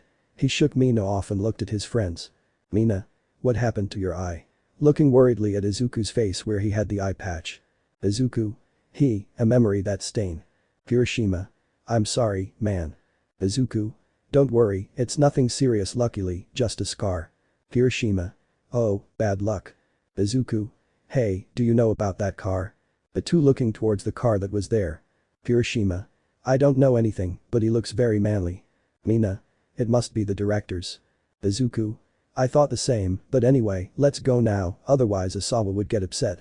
Turning around, he mentally thanked her for not continuing that conversation. The three went directly to their classroom, but they met some from Class B, who greeted them and worried about Midoriya, since upon hearing the news, they realized from the news. Izuku would just try to avoid the topic and answer the questions and leave quickly. Izuku's mind. This is getting more bucked up. When he finally arrived at his classroom, everyone looked at Midoriya with an eye patch on his right side, which caused many to worry. From a distance, Todoroki approached to help his friend, and Lita was just feeling bad since she kept repeating to herself that it was her fault that Izuku almost became one-eyed. Bakugo just remained silent while he looked at Deku, who took all the attention, and something that bothered him was about the nerd, but he didn't know what it was, so he just kept looking at him. When everything had calmed down, everyone went to their seats, and it only took a few seconds to see Asawa enter. Asawa. Well, as you know, I hope everyone has learned a lot in their internships, so we're all going to do a physical exercise, along with some guests who came from so far away, to see how much the future generations of heroes promise, so now you'll go to the locker room, since we'll also do this exercise with Class B, so go now. Everyone quickly left the place without any objection. Change of scene. We are now in a training camp where both classes were in their hero costumes and with their teachers. Asawa. Very well, everyone is here, right? Lita. Class A is complete, sensei. Kendo. Class B is also complete. Lad King. Very well, as you all know, you have all certainly learned a lot from your internships, and while you were gone, some guests came and sent you to see your skills. At that moment the entrance door had opened, and everyone looked as three men had entered, two of them wearing elegant suits like bodyguards, one with a quiff on one side and a beard and mustache, and the other had a metal mask that covered only half of his face. The last one was a man with a muscular build and a serious look, with long hair combed back, but with a black expanse that covered his entire body, and that stuck to his body. Everyone shuddered a little when they saw the three, especially the one in the combat suit. Asawa. Guys, these are the ones who are going to evaluate you. Nice to meet you young people, my name is Amori Masamichi. I am Minoru Takayama. Pano. I am Kano, I shake young people, I will be the one to evaluate you. Pano's mind.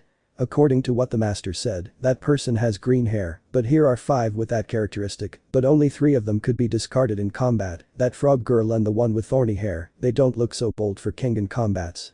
The only ones who could stand out in Kano's eyes would be Izuku, Satsuna and Tageru. Kano stood in the center of the arena, while some still felt somewhat nervous and tense from the aura that Kano released. Amori. How do you want to do this? One at a time? Or all against Kano? Asawa.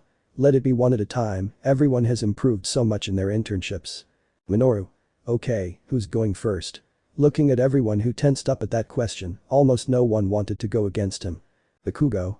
I'll go first, I'll crush him. Standing in front with a sly smile. Kano just stayed silent as he looked sternly at Bakugo. Takayama. Alright, let's begin. Bakugo didn't wait for anything and launched himself at Kano with an explosion in his hands.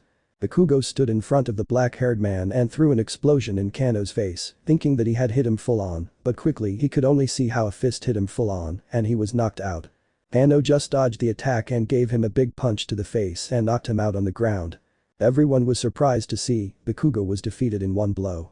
Takayama. Next.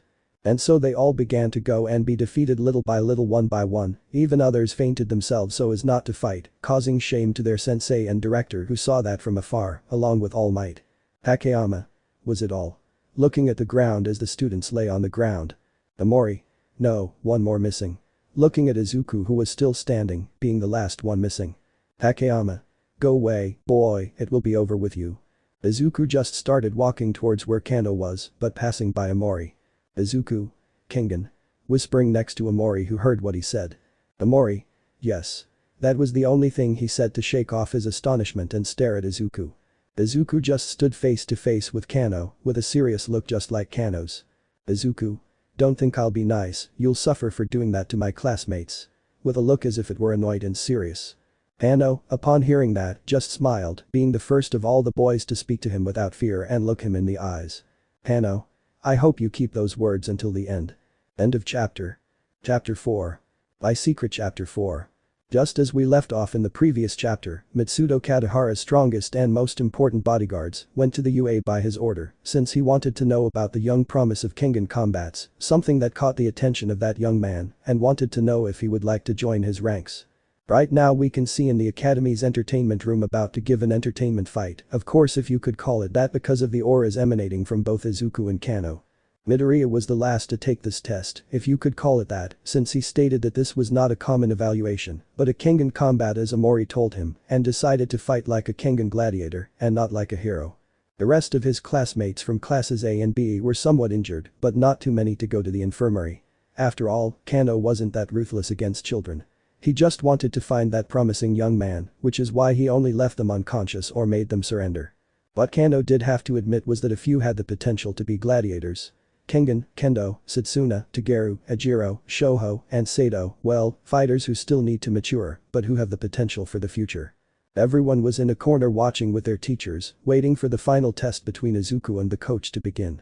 Hinoko. Is it just me? Or is it cold in here? I shiver a little at the sudden chill in the air. Satsuna. Just asking the same thing. Lita. This is something strange. Sayu. Midoriya-chan Puzosu Mascara Kiro. Everyone saw that Izuku put on his suit's mask along with his metal face mask. Uraraka. How strange, he never wears them. Bakugo. And that's just a Deku who will lose. Shoto. I have to remember that you were the first to fall from a single blow, knowing Midoriya he will be able to hold on longer than you. But the fighters. Izuku. Well, when do we start? Amori. Are you ready? Izuku. Yes. In a fighting stance very different from the one his companions knew, arms above his head and legs in front of him. Kano. Anytime, Amori. Getting into his usual fighting stance. Amori. Ready. To fight. They quickly launched an attack, hitting each other with a blow that they both blocked. Izuku with a kick and Kano with a left hook. The attack of both had caused a wave of wind to form around. The first blow to connect had been from Izuku who gave him a right hook to his face. Kano quickly tried to hit him, but Izuku quickly stepped back and kicked him in the stomach and then punched him in the head, and Kano punched him in the stomach, but his fist was blocked by Izuku's hand and then kicked him in the face, causing him to step back and bleed from his nose. Izuku stood back, but doing a few jumps, but still in a fighting stance. Everyone was surprised to see the blood coming out of Kano's nose, since it was the first hit that made Kano bleed. Kano. Not bad kid. Wiping off the blood he had and smiling. Izuku. Thank you Mr. Ajito. Kano. But the fight isn't over yet. Kano quickly launched herself at him, trying to sweep him, but quickly received a powerful kick to his jaw from Izuku, which made him move away, but made him grab Izuku's leg and lift him up to try to knock him down, but again received another kick to his head from the green-haired man who broke free. When Kano turned around he was greeted by a flash steal across his face from Izuku, and when the Fang wanted to hit him, Izuku moved like a ghost to the side of Kano, punching him in the ribs. Mind of All Might. Incredible young Midoriya, with whom he learned that. Asawa's mind. Since when can he do that? Did he never fight seriously? Hiroshima. Come on Midoriya, you can do it. Satetsu. You can do it bro, I'll finish it. Shoto's mind. Where did he learn to do that? Kendo. Since when does Midoriya know martial arts? Surprised by what she was witnessing. Momo's mind. That sounds like something. Bakugo's mind. Damn Deku, well I was losing, the unhappy has increased in everything. Izuku quickly began to land a large number of blows on Kano at a high speed that made Kano unable to respond. Amori. Incredible, the boy is dominating Kano. Takeyama. That's true, but that's temporary, Kano is just testing the boy. Just as Takeyama said, at that moment Kano kicked Izuku in the knee, something that made the green-haired boy lose his balance and then receive a punch in his stomach and then another in his face, causing him to fall to the ground, being at Kano's feet, also worrying his companions. Kano. I see, you don't just hit on instinct kid, you've mastered and blended several fighting styles to create your own unique style, something that even a pro couldn't decipher. Bajiro. So that's what it was. Gaining everyone's attention as he, along with Kendo, noticed Midoriya's way of fighting. Izuku quickly stood up while under his mask, a line of blood ran down his lip and he began to jump to warm up more. Kano. Aside from that, you use an old but almost extinct style, the Naiko style, right? Izuku just sharpened his gaze at Kano. Kendo. The Naiko style? I thought it didn't exist anymore. Satsuna. Naiko style. Zero. What is that? Kendo. The classic Yaitsu formed a surprise style for cowards, being called Gao style, but this had been perfected and refined, giving it light to the Naiko style, which has a total of 4 tastings, with which it has a variety of techniques, a style almost difficult to learn that no one can master. Ryuko. Well, as we can see, Midoriya-kun can do it, it's creepy. In the fight. Kano. But there's still something that doesn't leave me alone, tell me kid, can you transform into that? Izuku. Why should I tell you in the first place? Kano. Because if you don't, you won't be able to beat me, even if you use the rest of your techniques you won't do anything to me, come on, do it, you don't have to hold back alone. Izuku. Don't tell me what to do, stupid. He quickly lunged at him to strike with his elbow, which had pushed Kano backward. Kano. Young people these days are so stubborn and weak. Amori. He's doing it. Basawa. What thing? Takeyama. He's provoking the boy to go all out against him, Kano always does the same thing. Nezu. But it is necessary to see everyone's full potential. Mind of All Might. Midoriya Shonen, why are you so afraid of him that you don't fight for real? Izuku quickly launched himself at Kano to give him an uppercut, but when he wanted to give him another blow, Kano grabbed him by the arm, putting force to not let Izuku out. Kano. I told you, boy, you won't be able to beat me like that. You're at a very good level to be compared to a professional, but that won't be enough to defeat the Mitsudo Fang. Izuku. What? Izuku was quickly thrown against the ground brutally, even using indestructible did not work for him to withstand the damage. Kano quickly tried to step on his face, but Izuku quickly moved and when he wanted to kick him with 20% of the OFA, Kano quickly grabbed him and brought him closer and punched him in the face and then a kick that sent him a few meters back. Izuku's mind. What the hell is Fang doing here? Why did he come to the UA? Flashback. We can see Izuku and Takeshi in the forest, eating, since they were on a short break from their training, but behind them we could see 2 giant rocks, which had the marks of fists on them. Izuku. Takeshi-san, can I ask you something? Takeshi. What is it about? Izuku. Who was responsible for his defeat in the Kengan fights? Takeshi, upon hearing that question, stopped eating and put on a serious look, something that Izuku noticed and tried to remedy his question. Izuku. You don't have to answer that if you want sensei, I shouldn't have done it. Takeshi. No, don't worry, it's just that one person that came to mind. Izuku. Who was it? Takeshi. It was Mitsudo's Fang. Izuku. Mitsudo's Fang. Who is that? Takeshi. Mitsudo's Fang is the strongest Kengan gladiator, also known as the Emperor of Kengan fighting. He has a streak of 157 wins and 0 losses, and one of those wins was against me. Izuku. Is he really that strong? Takeshi. You have no idea, he was the one responsible for my heel. Izuku. What's his name? Takeshi. I'll tell you, after all you are also a Kengan gladiator, so it's inevitable that you will face him, the name of the Fang is Kano Ichido. End of flashback. Izuku quickly stepped aside and using his speed with the OFA and the Naiko style, he started running around Kano, looking like many Izukus were around him. Izuku quickly launched himself at him and Kano threw a kick, but Izuku moved through him and tried to put a key on him, but Kano didn't move and quickly threw a punch full on the green-haired boy's face and then grabbed him by the neck. Izuku quickly tried to break free by kicking him in the face, but he wouldn't even budge because of that. Everyone was surprised. What kind of person was Kano? Kano? Come on kid, show me all your power. Giving him a strong punch in his stomach and then slamming him against the ground and finishing with a kick that sent him against the wall of the place and fell to the ground with his face on the ground. Izuku's mind.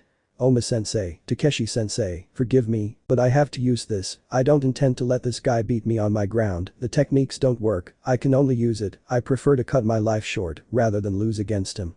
At that moment a huge red layer appeared around Izuku, along with a strong air pressure, but with a black aura around Izuku that rose. Everyone was surprised to see that, but a white-haired girl was startled when she saw Izuku's aura, it was like a demon stood before her eyes. The teachers and Kano were surprised to see that, what happened to him?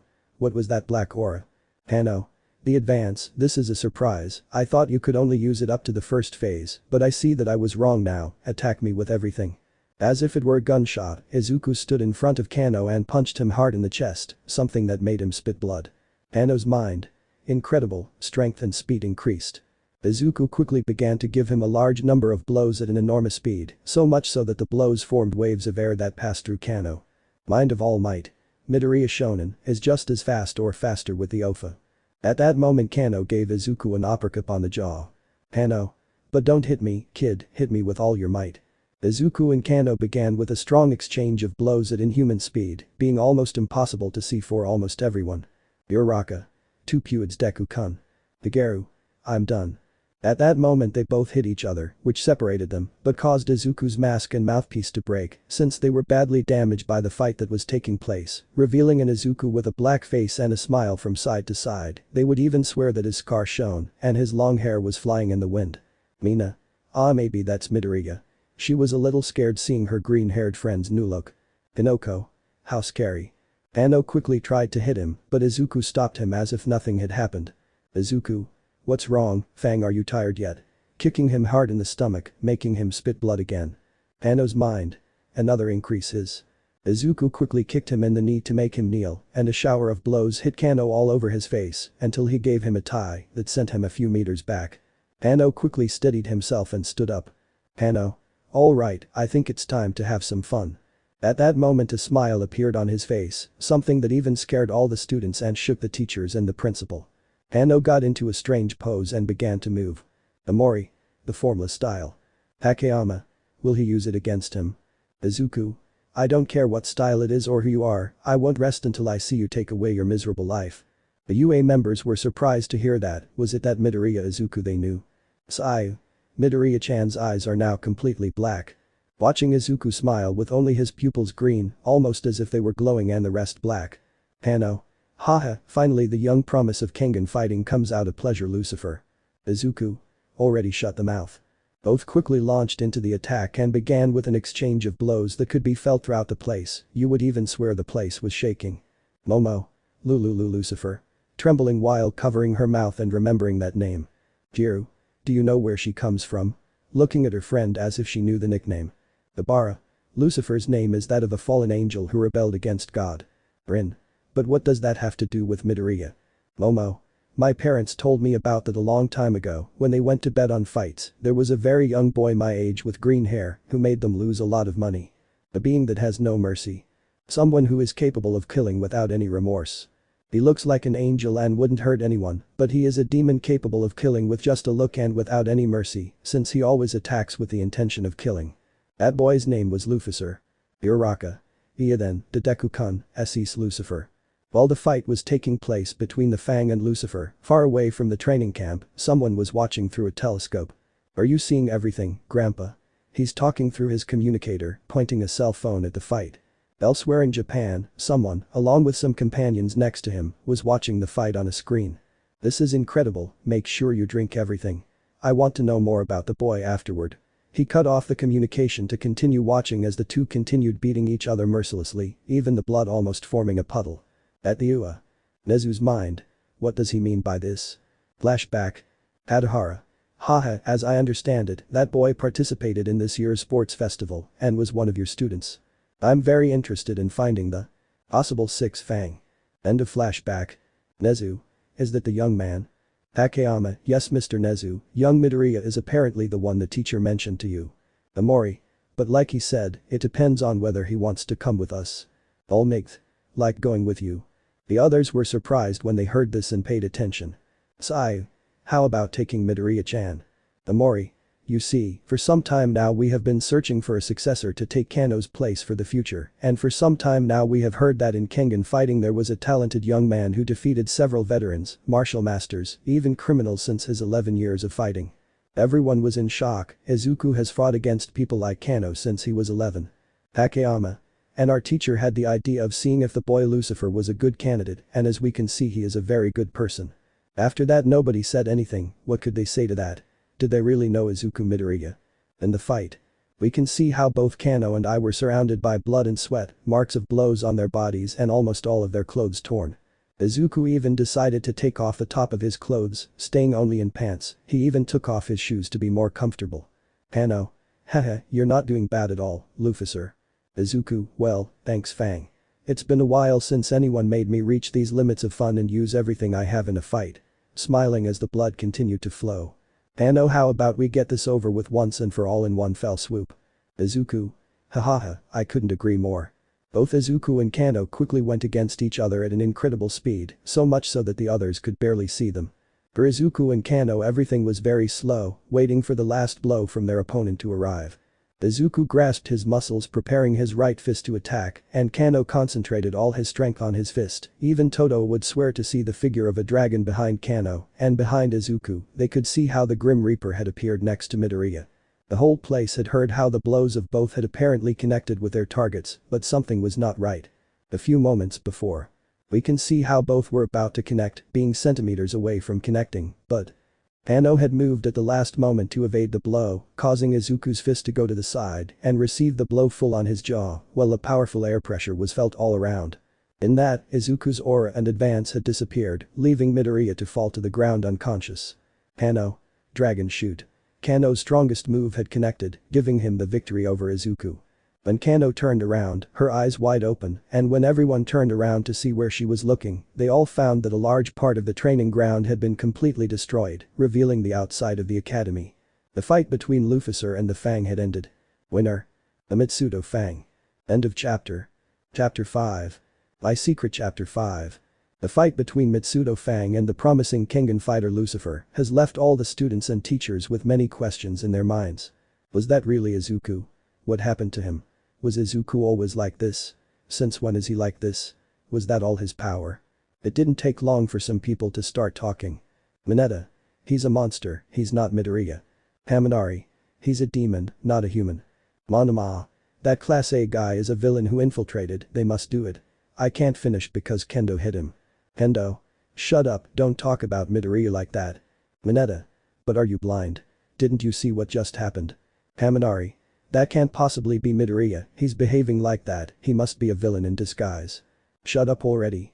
That scream had made all the students scared and silent out of fear. The cause of the scream had been Takayama, who had the veins on his forehead marked by anger. Amori. Just so you're clear, I'll explain everything about Kengan battles once and for all, and I'll make it clear about your friend.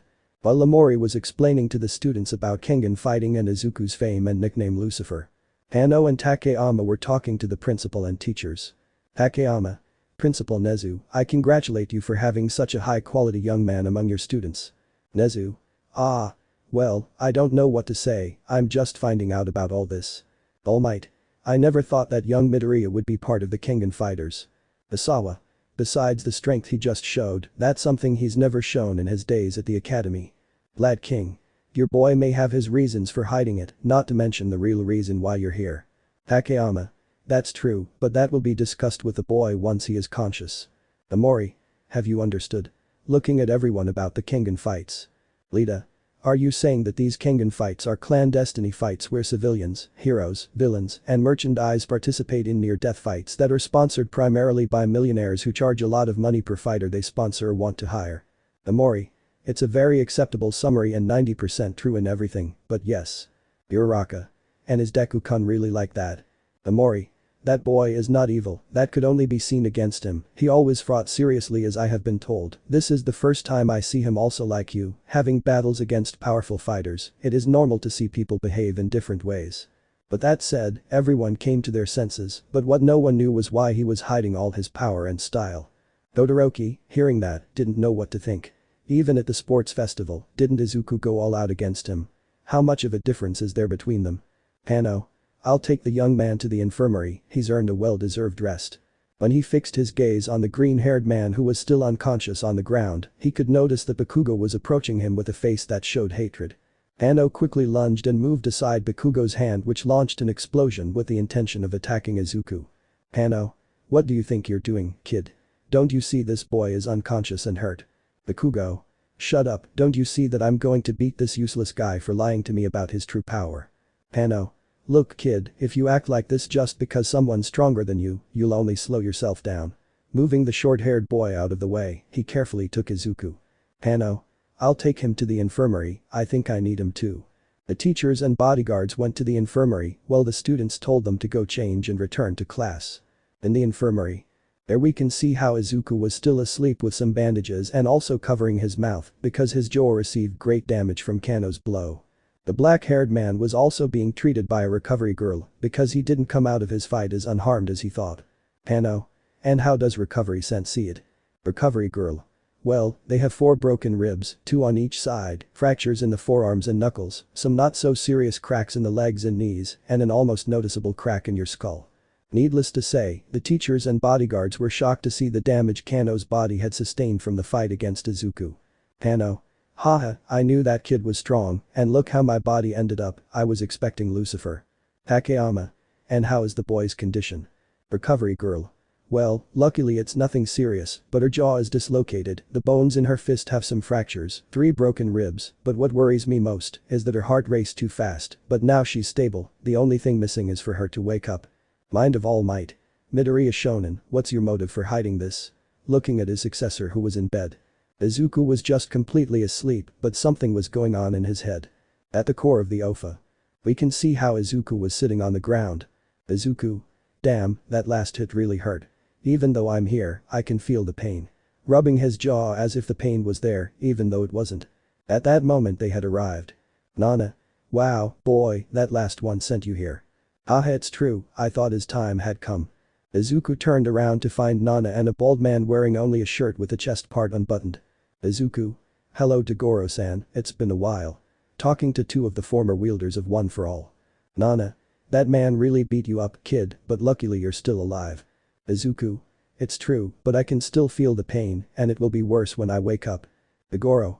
But boy, you must be more careful when using that technique of yours, even if you have already mastered the advance at a high level, you don't have to abuse it. Izuku. Yes, I know it well, but now I'll have to endure all the questions about everything that happened and they'll want me to explain everything to them. Nana. It's a shame, your secret will no longer be hidden, but sooner or later it was said that it would have to be shown to everyone. Toguro. Good luck kid, you'll wake up soon, just don't do anything stupid. Outside of Izuku's mind. We can see how the green-haired man now slowly opened his eyes and blinked a couple of times to get a good look at where he was. Izuku. Oh, damn it. Taking his bandaged mouth with both hands. Izuku's mind. If I knew, waking up would hurt me more. When it was realized that he was not alone, since he could see the 3 bodyguards and his 2 senseis and the director. Izuku. Hello. Greeting everyone as if nothing happened. Amori had taken something out of his pocket, a bottle with some blue pills. Amori. Come on kid, can you open your mouth a little? Izuku. What is that? Amori. A medicine, this will help you. Izuku somewhat hesitantly removed one of his bandages and opened his mouth with difficulty, so I decided to do about it. Izuku. Denmon memento. He put his 2 hands on his jaw and gathered some courage and air, and quickly with a strong movement, he adjusted his jaw and with a huge crunch that was heard throughout the room, even making everyone grimace at it. Izuku. Now, let's see how it goes. Receiving the Amori pill and quickly chewed it and ate it quickly, having a syrupy taste. Izuku. Now what? At that moment a smoke had begun to come out of his body, but Izuku could feel how he was healing inside. Izuku. Wow. Nezu. What was that? Takayama. It is a medicine that was made for the Kengan Association, it can heal both internal and external parts of the body. Amori. But that can't stop lost body parts from growing back, it can only heal wounds like cuts or broken bones. Everyone understood that, All Might thought that it could be helpful, but upon hearing Amori's explanation, he dismissed the idea. Izuku. Well, Mr. Fang, to what do I owe your great visit to this humble academy? I doubt you only want to see the potential of the students to be Kengan gladiators. Asawa. Midoriya, since when have you? Hano. Indeed, boy, I came to see you especially, since our master wants to give you a proposal. Everyone became attentive upon hearing this. What did he mean by a proposal? Nezu now understood everything, what Katahara meant when he spoke to him. Hano.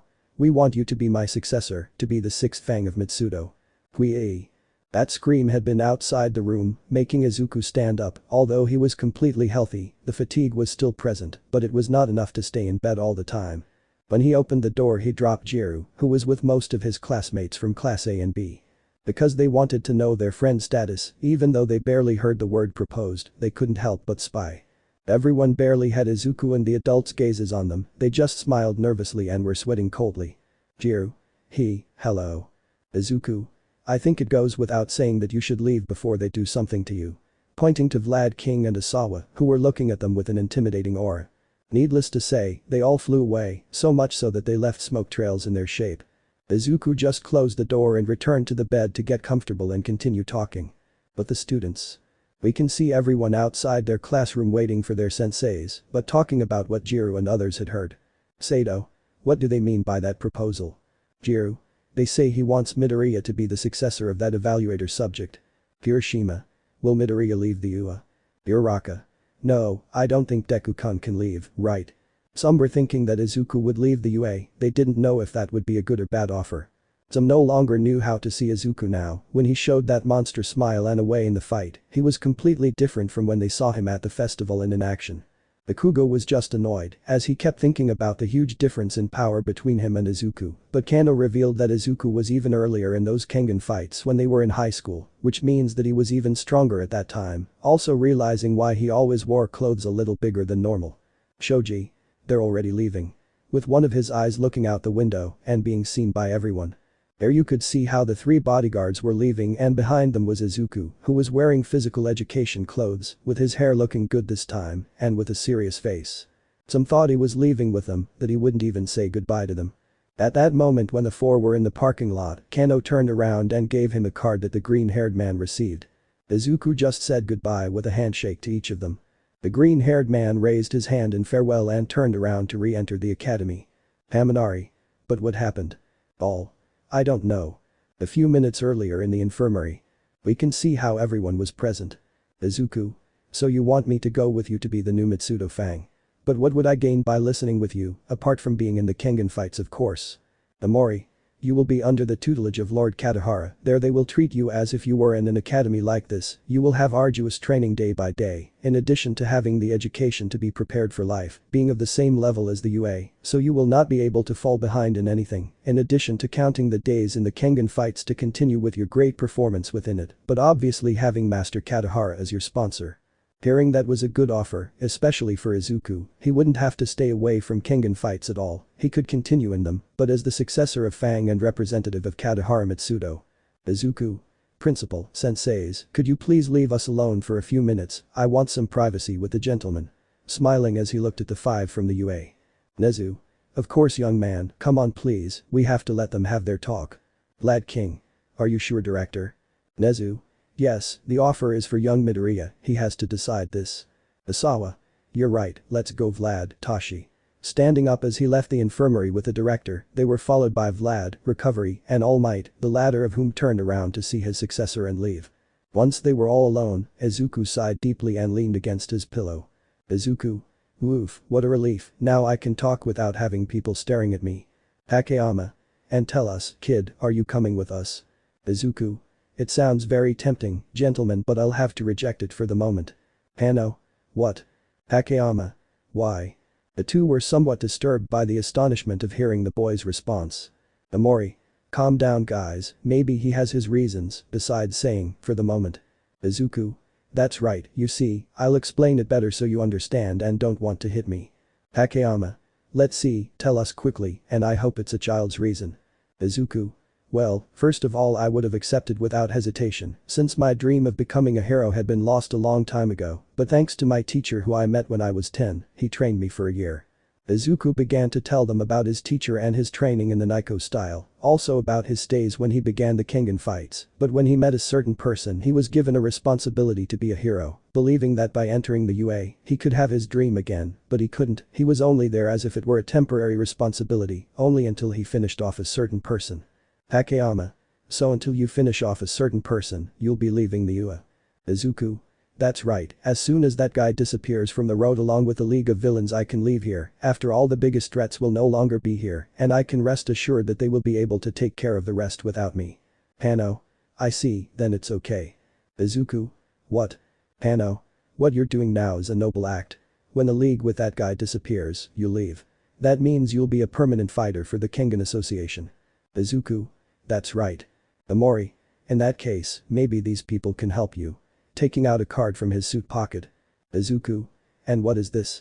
Kur. Reading that the card only said the word Kur and a number. Takayama. They are a family of assassins who do any job no matter what, maybe they can help you with that. Izuku. I'll take that into account, thanks. Putting on some pants and the rest of his physics uniform, since luckily he still had his underwear on. After that, the four of them left the infirmary, seeing that the director and the senseis were there. Amori. Well, Mr. Director, we're leaving now. Almight. Young Midoriya, you? Izuku. Don't worry, I'm not going to leave, I'm just going to say goodbye to the gentleman, I'll go to the classroom in a while sensei. Without saying anything else, the four of them started walking towards the parking lot, making the teachers and principal unaware of what the green-haired boy was planning. Nezu's mind. Young Midoriya, if your decision is to go with them I will not stop you, the path is something you form yourself. With Izuku. We can see how the four had arrived at the parking lot. Amori.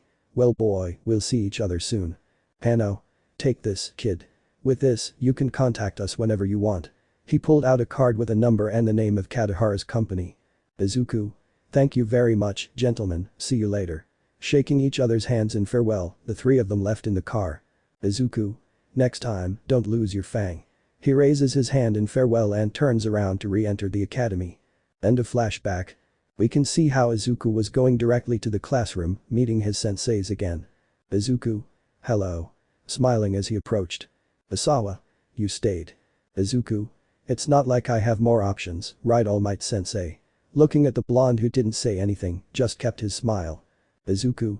Okay, I'll go change and head to the classroom. I won't be long. He passes everyone else and heads straight to the locker room to change into his uniform. Mind of All Might. Midoriya Shonen. Change of scene. Now we can see in the classroom of Class A, all the students in their seats waiting for their sensei, but still having in mind what they came to see a little while ago, the true being of their green friend. At that moment the door had been opened, revealing Asawa and Izuku, the latter already wearing his uniform, but with his hair loose this time and a neutral look. Asawa. Alright, everyone, take out your books and turn to page 56. Izuku just went to sit down, but he was unintentionally releasing a bit of his advance aura, causing some to shudder, as Izuku's smile when he used advance came to mind. The rest of the day was just normal classes, except Izuku remained neutral, quiet and without smiling or getting nervous at all when the eyes were on him. At the end of the day, Izuku just went home, without speaking to anyone, he already knew that what he wanted was to rest after the whole day. Of course, he couldn't get rid of almost everyone, since some of them asked him questions about what he did and about the nickname Lucifer. Izuku just ignored them and went home, even avoiding some of Class B and their questions. When he got home he just put his things on the couch and he fell on top of it and let out a big sigh. Izuku. Damn, now I have to put up with everyone. I hope there's a fight soon, I want disasters to happen. At that moment, his phone rang, revealing that it was a call from his parents. Izuku just tied his hair back and had to smile and act like nothing was wrong. So the days went by for the green-haired boy, with his parents he was still the shy and happy boy, but at the UA his attitude had changed, being now colder, he spoke whenever he wanted her in class, but his kindness was still present, but he no longer smiled, he only showed a slight smile at everything. When Bakugo dared to try to intimidate him, Izuku always responded in the same way or worse, even just looking him directly in the eyes with his black aura was enough to shut him up. With Class B it was almost the same, with Monoma he only left him unconscious with a single blow like kendo, with the orange-haired girl it was almost good, since they talked about martial arts and the techniques they used. Satsuna tried to make him nervous by flirting with him, which went wrong, since Izuku just getting close and saying he was going to kiss her made her go crazy, which was seen by everyone who was left open-mouthed, but Izuku just hit her forehead and left, and the green-haired girl just fell back against the wall. But the bar, it was something funny, since the nun tried to free the supposed evil spirit that he had inside, throwing holy water on him, which made Izuku run away all over the UA, since he didn't know where Ibarra got a jug of holy water from. Things had changed both for better and for worse, until that day came. We met in classroom A, where everyone was in their seats waiting for their sensei. Izuku's mind. I think my secret wasn't that bad, although some people no longer talk to me out of fear and that I might get angry like they did with Bakugo. At that moment the door had been opened, revealing Asawa. The class had been normal, the classes had been as usual, except that a surprise test had changed for everyone. When the bell finally rang, letting everyone know they could go home. Asawa. First of all, the final semester exams are coming up. They'll be given in a week. I hope everyone is studying. Why are they doing it? It didn't take long for the vast majority of his class to make a fuss because some of them were too low in their academic level. Izuku was looking out the window thinking about how he could defeat Kano and a way to improve his own fighting style and obviously Naiko's style. Bakugo just told everyone not to be so confident and to stop making fools of themselves, even declaring war on Shoto and Izuku and saying that he doesn't care that he has improved his quirk and about his fighting style or whatever, that he will crush him no matter what. Bakugo. Did you hear me, Deku? Pointing at him with his finger, hoping to see a look of fear or nervousness at least.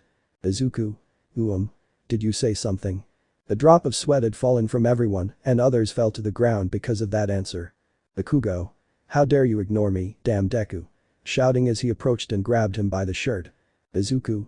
Let me go, Kitsuki. A huge aura surrounded him and froze everyone in the room and Izuku just took Bakugo's hand off his hand and looked him in the eyes. Bakugo only stepped back a little out of pure instinct but quickly regained his composure and just clicked his tongue and left the room annoyed. After that, everyone had gone home to study in groups or on their own. But Izuku. We can see the green-haired man walking with gum in his mouth while listening to music. But at that moment a message had arrived on his phone, it was from the referee. Hi Izuku, I'm sorry I haven't been able to talk to you these days, but I have an important notice to tell you. These days they've been fighting with businessmen and their representatives since they've heard about the Annihilation tournament. They're fighting among themselves to be able to increase their popularity and enter with secured registrations, so I suggest you find one quickly. I'll be sending you the new list with the companies so you have options. Izuku. Shit, I'll have to move fast if I want to enter the tournament, my rematch against Kano awaits. 5 minutes later. He had finally arrived at his apartment, wanting to log on to his computer and see that list right away, but there was something strange about it. As he was about to insert the key, he noticed a different smell. When he put his finger on the handle he could feel something warm, as if someone had entered or taken the handle. There are some small clumps of hair on the floor, but they weren't Kobayashi's or Toru's, but a completely different one. And solving all his doubts, a sound had been heard inside his house. Izuku didn't hesitate for a second to activate One for All to attack the intruder. When he opened the door he pointed with one of his fingers to fire a wind bullet, but what he saw was a thief or an intruder. There was an extremely beautiful young woman with soft tan skin, straight platinum hair partially braided on the left side and a voluptuous hergless figure, wearing a pink blouse with blue pants and white shoes. Izuku. Who are you and what are you doing in my house? He continues pointing with his finger and the OFA is still active. Oh, you're Midoriya Izuku, right? The young woman said, pointing a finger at him. Izuku. That's right, but that doesn't answer my question. Serious and threatening to shoot if you don't answer. Nice to meet you, my name is Sayaka Katahara, your fiancé. End of chapter. Chapter 6. By Secret Chapter 6. We meet in Izuku's apartment, who had had a pretty rough day, since apart from receiving the news of the semester exams, he had to endure Bakugo's stupid declaration of war, something that was already tiring him, since Bakugo was going to run out of patience one day. But right now he found himself in a somewhat confusing situation. Since right now he was on the sofa, having by his side Sayaka Katahara, a beautiful 20-year-old girl, who was smiling at him in a gentle and angelic way in his sight. But what he was wondering was why she was here and what does it mean that she's his fiancé. Izuku. Katahara-san. Sayaka. Who is Izuku-kun? Izuku. How is it that I'm your fiancé? Nobody told me about that and I don't think your grandfather would agree with this since you know that your grandfather would send Kano to kill me. Izuku knew who Katahara Mitsudo was, after all he was the president of the Kengan Association and the green-haired man knew about the power the old man had, plus he didn't want Kano to kill him when he already told him that he wanted to be Mitsudo's next fang. Katahara. Well, my dad already knew about you and your talent in Kengan fights, and since he said you were going to make the new Fang, he promised me that my future husband would be the one who could earn Kano's recognition, and you were the one who achieved both things. He told me that you would be my future husband, and that I was able to see you fight a few times and outside of them, and you are a good guy. Without any shame, Sayaka pulled him towards her and gave him a light kiss on his cheek, which turned him completely red and made his ears tingle, since this was the first time a girl had done something like that with him. He can be flirtatious and somewhat playful with girls, but he never crosses the line into kissing. When Sayaka separated from him, Izuku grabbed his cheek where he was kissed, his face completely red from the girl's action. Izuku. Katahara-san, do you think I can talk to your father about this issue? Sayaka. I knew you would say that, here is my cell phone. Izuku. Don't think badly or anything, I like having company, but this is so sudden for me, you know, it's not like every day you come home and find a pretty girl saying she's your fiancé. Sayaka. I know, don't worry, I'll wait until you finish talking, take your time. She seemed to take all this in stride, as she did not dislike being with him or oppose the idea of marriage. Izuku took Sayaka's cell phone and went to the kitchen so he could talk calmly with Mr. Katahara. When he was searching for the contact, he found the number registered as Daddy, so he didn't hesitate to press it and wait for the other side of the call to answer. Hello Sayaka. On the other end of the call came a man's voice, sounding somewhat older. Izuku. Good afternoon, I'm Midoriya Izuku, am I speaking to Mr. Katahara? That's right, young man, I'm Mitsudo Katahara, a pleasure to talk to the young promise of Kengan combat. Izuku. Likewise sir, nice to talk to you. Mitsudo. Tell me young Midoriya, your call has to do with why my daughter is in your apartment, right? Izuku.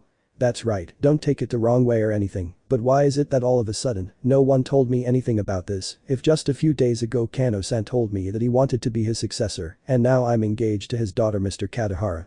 Mitsudo. I know well that this may take you by surprise young Midoriya, but I promised my daughter that her future husband would be the one who will manage to capture my attention to be the new Fang, in addition to which I know very well that you can take care of my daughter, I already know everything about you boy, I know that your parents are in unique stages, you are in UA for some obligation, and from your time in the Kengan fights. Hearing all that, Izuku went completely blank. The good thing is that he didn't know anything about One for All, otherwise he would already be screwed with Almight. Izuku. Well sir, about the engagement, you don't mind that I'm still a minor, and about my parents. Mitsudo. Don't you know the saying, young man, that love has no age, and you don't have to worry about that. Your father, Hisashi Midoriya, gave me his approval since I spoke with him about the subject a few months ago. Izuku's mind. Oh you miserable son of a bitch, I'm going to rip your guts out with a corkscrew. Izuku. I see, then I will talk to him about the subject, meanwhile I will take good care of your daughter Mr. Katahara, you can count on my word. Mitsudo. I hope so, boy. If something happens to my daughter, rest assured that Kano won't be the only threat you'll have to worry about. Cutting the call, unaware that he had left the poor green-haired boy completely white as a ghost. It took a few seconds for him to come to and regain his senses. Izuku's mind. I'll talk to dad later, now I have to take this calmly and go talk to her, it's not like a man to make a girl wait. Turning around to go to the living room, but stopping dead in his tracks as he remembered the last thing he thought. Izuku's mind. I think getting together with Kirishima and Tetsutetsu did its job on me. Now going out to the kitchen to go to the living room, seeing Sayaka watching television. Sayaka. How did it go with dad? Seeing the green-haired man who sat next to him and giving him his phone, but hugging him in his arm. Izuku. Well, now he's brought me up to date on all this. Sayaka. And what do you say? Izuku. Well, first of all, this thing about being engaged is a bit difficult, but… Sayaka. Don't you want a hexy girl as your girlfriend? Putting on a face like a scolded girl, something that in Izuku's eyes made her look prettier than she was. Izuku's mind. Damn, she's too cute, now I don't know whether to kill or thank dad for this. Izuku. No Sayaka-chan, what I mean is that we can get to know each other better, so we can strengthen this union that you made. Sayaka. Yes, I like the idea. This time he grabbed Izuku's face, planting a kiss on his lips, leaving Izuku in surprise. For a few seconds they had separated, with Sayaka with a smile and a slight blush around her cheeks, while Izuku was as red as a tomato. Izuku. Yo. Sayaka. Did you like it? Smiling as she caressed the green-haired boy's cheek. While the couple was spending some time together to calm down their situation, a meeting was taking place at the UA between Director Nezu and Almight. At the UA. We can see the P symbol in the office next to the mouse, sitting with a cup of coffee. Almight. Tell me Mr. Director, do you think young Midoriya wants to be here? Nezu. It's something we don't know well. Toshinori, he is still very young, he still has time to see who he wants to be, but he feels that he must be here for the bearer of the Ofa. After all, having an offer like that of Lord Katahara is something that no one could refuse. Almight. I think you're right, young Midoriya may not want to be a hero, but his determination and responsibility make him stay here, it's something to admire. Nezu. We have to wait and see what the future has in store for us, Toshinori. The rest of the day Izuku was talking with Sayaka and about the topic of his now loving relationship, in addition to the fact that he has to go to the academy and prepare for the upcoming exams. She agreed with him on that subject and that she could happily stay home and wait for him and practice being a good girlfriend, but threatening him with a knife near his Deku so that no girl would approach him. Izuku's mind. Gosh, if Kano scared me in the fight, Sayaka-chan is even scarier with her jealousy. Making a note in his head not to make the girl angry at all. The rest of the week had passed normally, Izuku with his studies and his exams like everyone else, since thanks to that he forgot for a while about his new change in the Kengan fights, although from time to time he was bothered by Bakugo's stupid looks on him. After the written exams were finally over, it was time for the practical exam. Izuku. Wow, that was intense. Cracking my back from sitting too long. Mineta. Don't even mention it, luckily I answered everything. Mina. Thanks for the help Yamomo. Izuku. Did they ask the questions behind the sheet? Haminari. Were there questions behind the sheet? Asawa. Okay everyone, go change and go to the training camp, the other teachers will be waiting for you there with Class B to do the physical exam, hurry up. All. See Sensei. In the locker room. We can see how everyone was putting on their suits, also meeting some from Class B. At one point, Izuku received a message from Sayaka, who told him that she had a surprise for him when he got home to take his exams. Without the green-haired man realizing it, an electric blonde saw that. Haminari. Midoriya. Shouting behind him and scaring the aforementioned, almost hitting him on instinct. Izuku. What? Haminari. Is she your girlfriend? He made fun of her a little, seeing how the green-haired man was happily responding to his message. Izuku. Yes, why? But that, I left everyone in the locker room completely in shock. Izuku. Did I say something wrong? Zero. Since when? Izuku. Almost 2 weeks. Why? Bakugo. What kind of bitch must she be to see something in you? Izuku. Well, someone beautiful and intelligent, since I doubt anyone with a brain wants to be with a beast like you. Bakugo. What did you say Deku? Izuku. Didn't you hear? Already very annoyed, I even accidentally activated the advance for a few moments, making the atmosphere somewhat tense for a few moments. Lita. Guys calm down, we have an exam to take. Trying to calm the atmosphere and avoid a fight between the two. Izuku. She's fine. Deactivating the advance, he then puts on his gloves and leaves, leaving a Bakugo annoyed at how the nerd had confronted him. After that everyone went to the training camp, seeing all their senseis. After the principal explained that the exam had changed and that they would fight against them instead of robots, leaving Kaminari and Mina blank, but making Kendo feel sorry since he thought about information from a friend. After the duos were chosen and Class A would go first, they began to choose which teachers they would fight against. Izuku, to his annoyance, played with a Muslim, waiting for his opponent. Izuku. Director, and our teacher will be? That will be me Midoriya Shonen. Humming in front of the duo of teenagers, making both of them tense up knowing that their opponent would be All Might. Almight. I hope you put up a good fight, young people. Izuku. Have it done all right. Smiling as his eyes shone. Izuku's mind. Finally, a challenge. End of chapter. Chapter 7. By Secret Chapter 7. After choosing the teachers who would face each duo of Class A to take the exam, each team and teacher began to head to different training areas, while the duos of Class A began to make their plans to be able to make their escape routes or to defeat their respective sensei. While Class B was doing something similar, talking to each other in Class A so they could help each other. At the same time that All Might left with the rest of the teachers, Izuku and Bakugo did not separate, each going their own way. Izuku had separated from the rest in order to have a slight plan, since he did want to pass the exam, since knowing the idiot of the Pelissiniso, he will only focus on fighting against All Might with the stupid idea that he can beat him. Without him knowing, someone saw Izuku go to a different place than the surveillance center, so he decided to secretly follow him. At the same time everyone dispersed to make their plans or watch the fights. With Izuku. We can see the aforementioned arriving at an area where the light did not reach, being a perfect place to sleep. That's right, the green-haired man, who sat in that empty dark sleeping room, could be said to be resembling his sensei in that style. But apart from sleeping, he was doing a workout. In Izuku's mind. We can see the green-haired man standing in the ring of the sports festival, wearing his hero costume and fighting pose. Izuku. Let's see, who should I start with? I know, Naoya Kubo. At that moment the king of combat Naoya Kubo appeared in front of Izuku, wearing his red shorts. Astral projection, the technique Izuku learned from Oma Takeda so he can continue training even while sleeping, allowing him to fight against fighters, villains, or friends he fought in the past to improve his physical abilities. Counting from years ago, Izuku has a total of 1,250 fights. Both of them quickly went at a high speed and bumped their fists together, forming a small wind wave because of it. Izuku quickly threw a knee to his stomach, but Akubo headbutted him away. They both quickly went to fight, but this time Izuku ducked down to give him a powerful uppercut to his jaw and then give him a roundhouse kick to his abdomen. Akubo upon receiving the blow quickly grabbed Izuku's leg to try to break it, but Izuku quickly in a swift movement managed to take him in a key with his two legs that completely surrounded his neck but causing the man's arm to dislocate while he was being strangled by the boy. Izuku quickly jumped into the air and spinning around, he gave a super kick to his opponent's head, causing Akubo to fall to the ground, but he didn't finish because he punched him in the back, knocking him out. Izuku. Very well, let's see, Todoroki.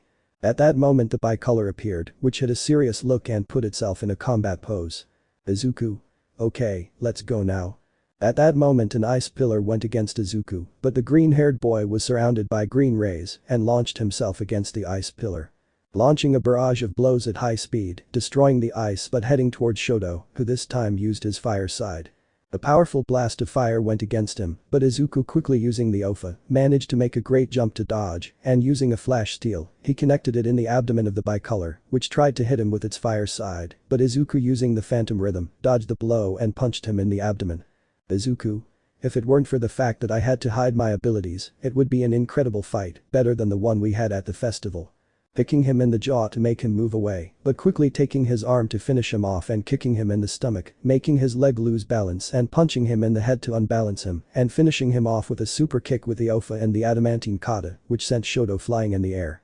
But using the fire kata and the Ofa to appear above him and give him a super punch in his stomach that left him buried in the ground, but the image of Shoto disappeared. On one of the stands was Nana Shimura, who was with the rest of the bearers. Nana. I never thought there was a technique that could do this. Igoro. And you can say that, with this he has improved a lot, he can even enter when he is sleeping, although it is good that he does not overdo it too much, don't you think? Nana.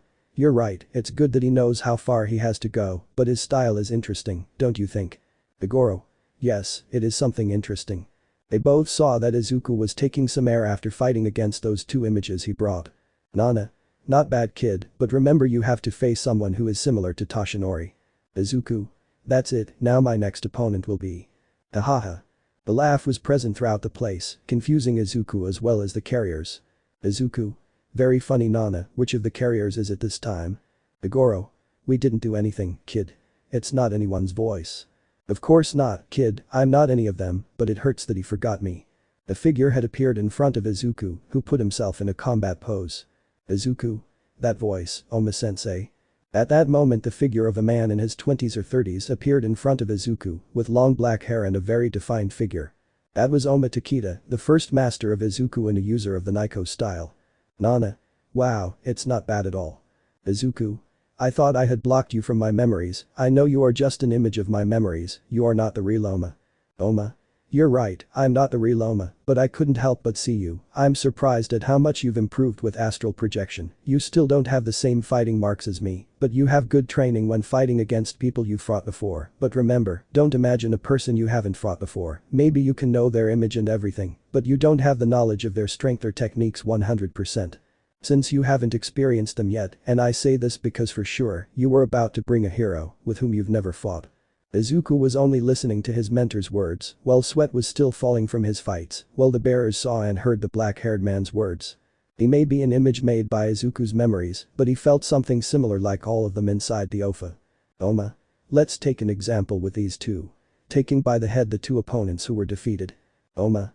Shoto Todoroki, you fought him at his 100% at that sports festival, you know what he can do and how to use his skills, you know his limits. Naoya Kubo has a similar case, but much better, after all, you used the Naiko style against him and you know how strong he is, with these opponents you just have to fight, lucky I came before you start a pointless fight.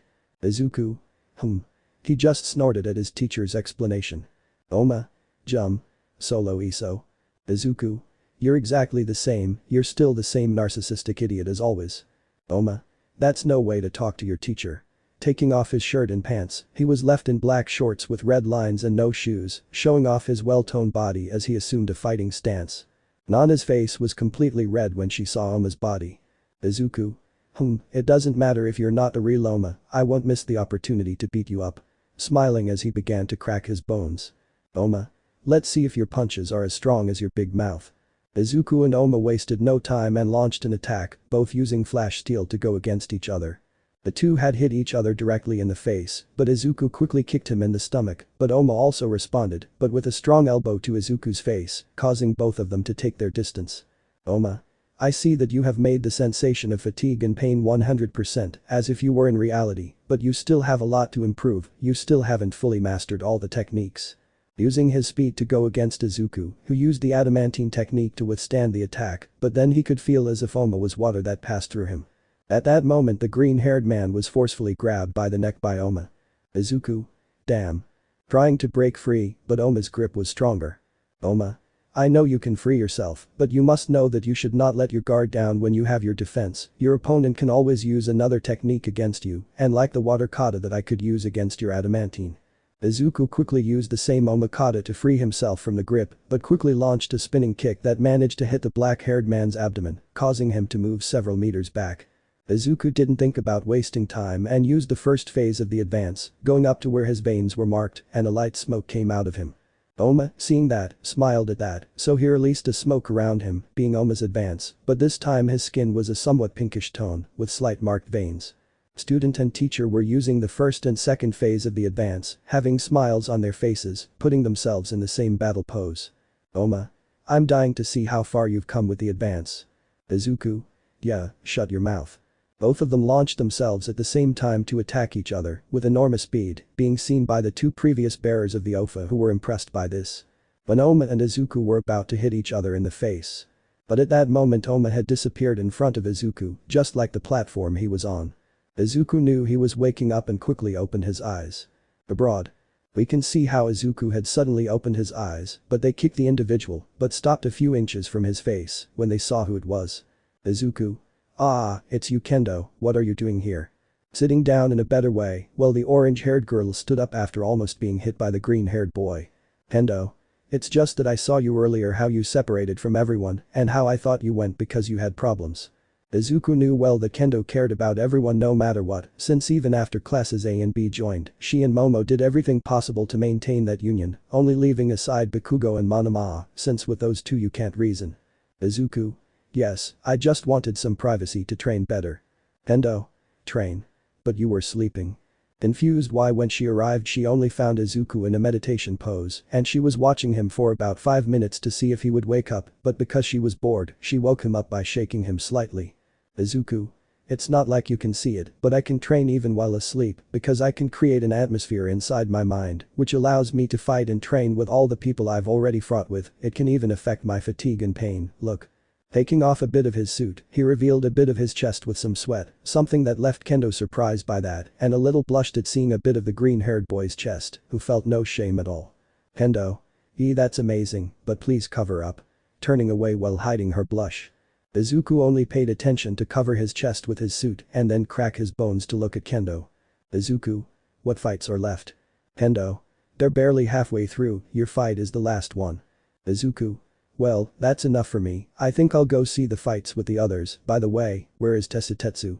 I thought you were making a strategy with him. Kendo. I tried that, but he wanted to support his brother Kirishima. That's what I mean. He wanted to support him and watch his manly fight, and when he gets like that, you can't talk to him. Letting out a sigh at the attitude of the partner he was assigned. Hey you two, how long do you plan on being there? The two of them got a scare, since the one who said that was Ryuko, who was at the door watching and listening to everything they said. Kendo had instinctively hugged Izuku for that reason, but quickly separated himself because of the shame he felt for doing that action, while the green-haired boy only blushed slightly because of that, but quickly recovered. Ryuko. Before you say anything, listen to everything, and it's good that it wasn't anything too harsh. Kendo. Since when were you there? Ryuko. Since they were watching Midori asleep until now. Kendo wanted to say something about that, but Izuku quickly spoke. Izuku. Well, let's go now, before someone thinks badly. Passing by Kendo and going to the door.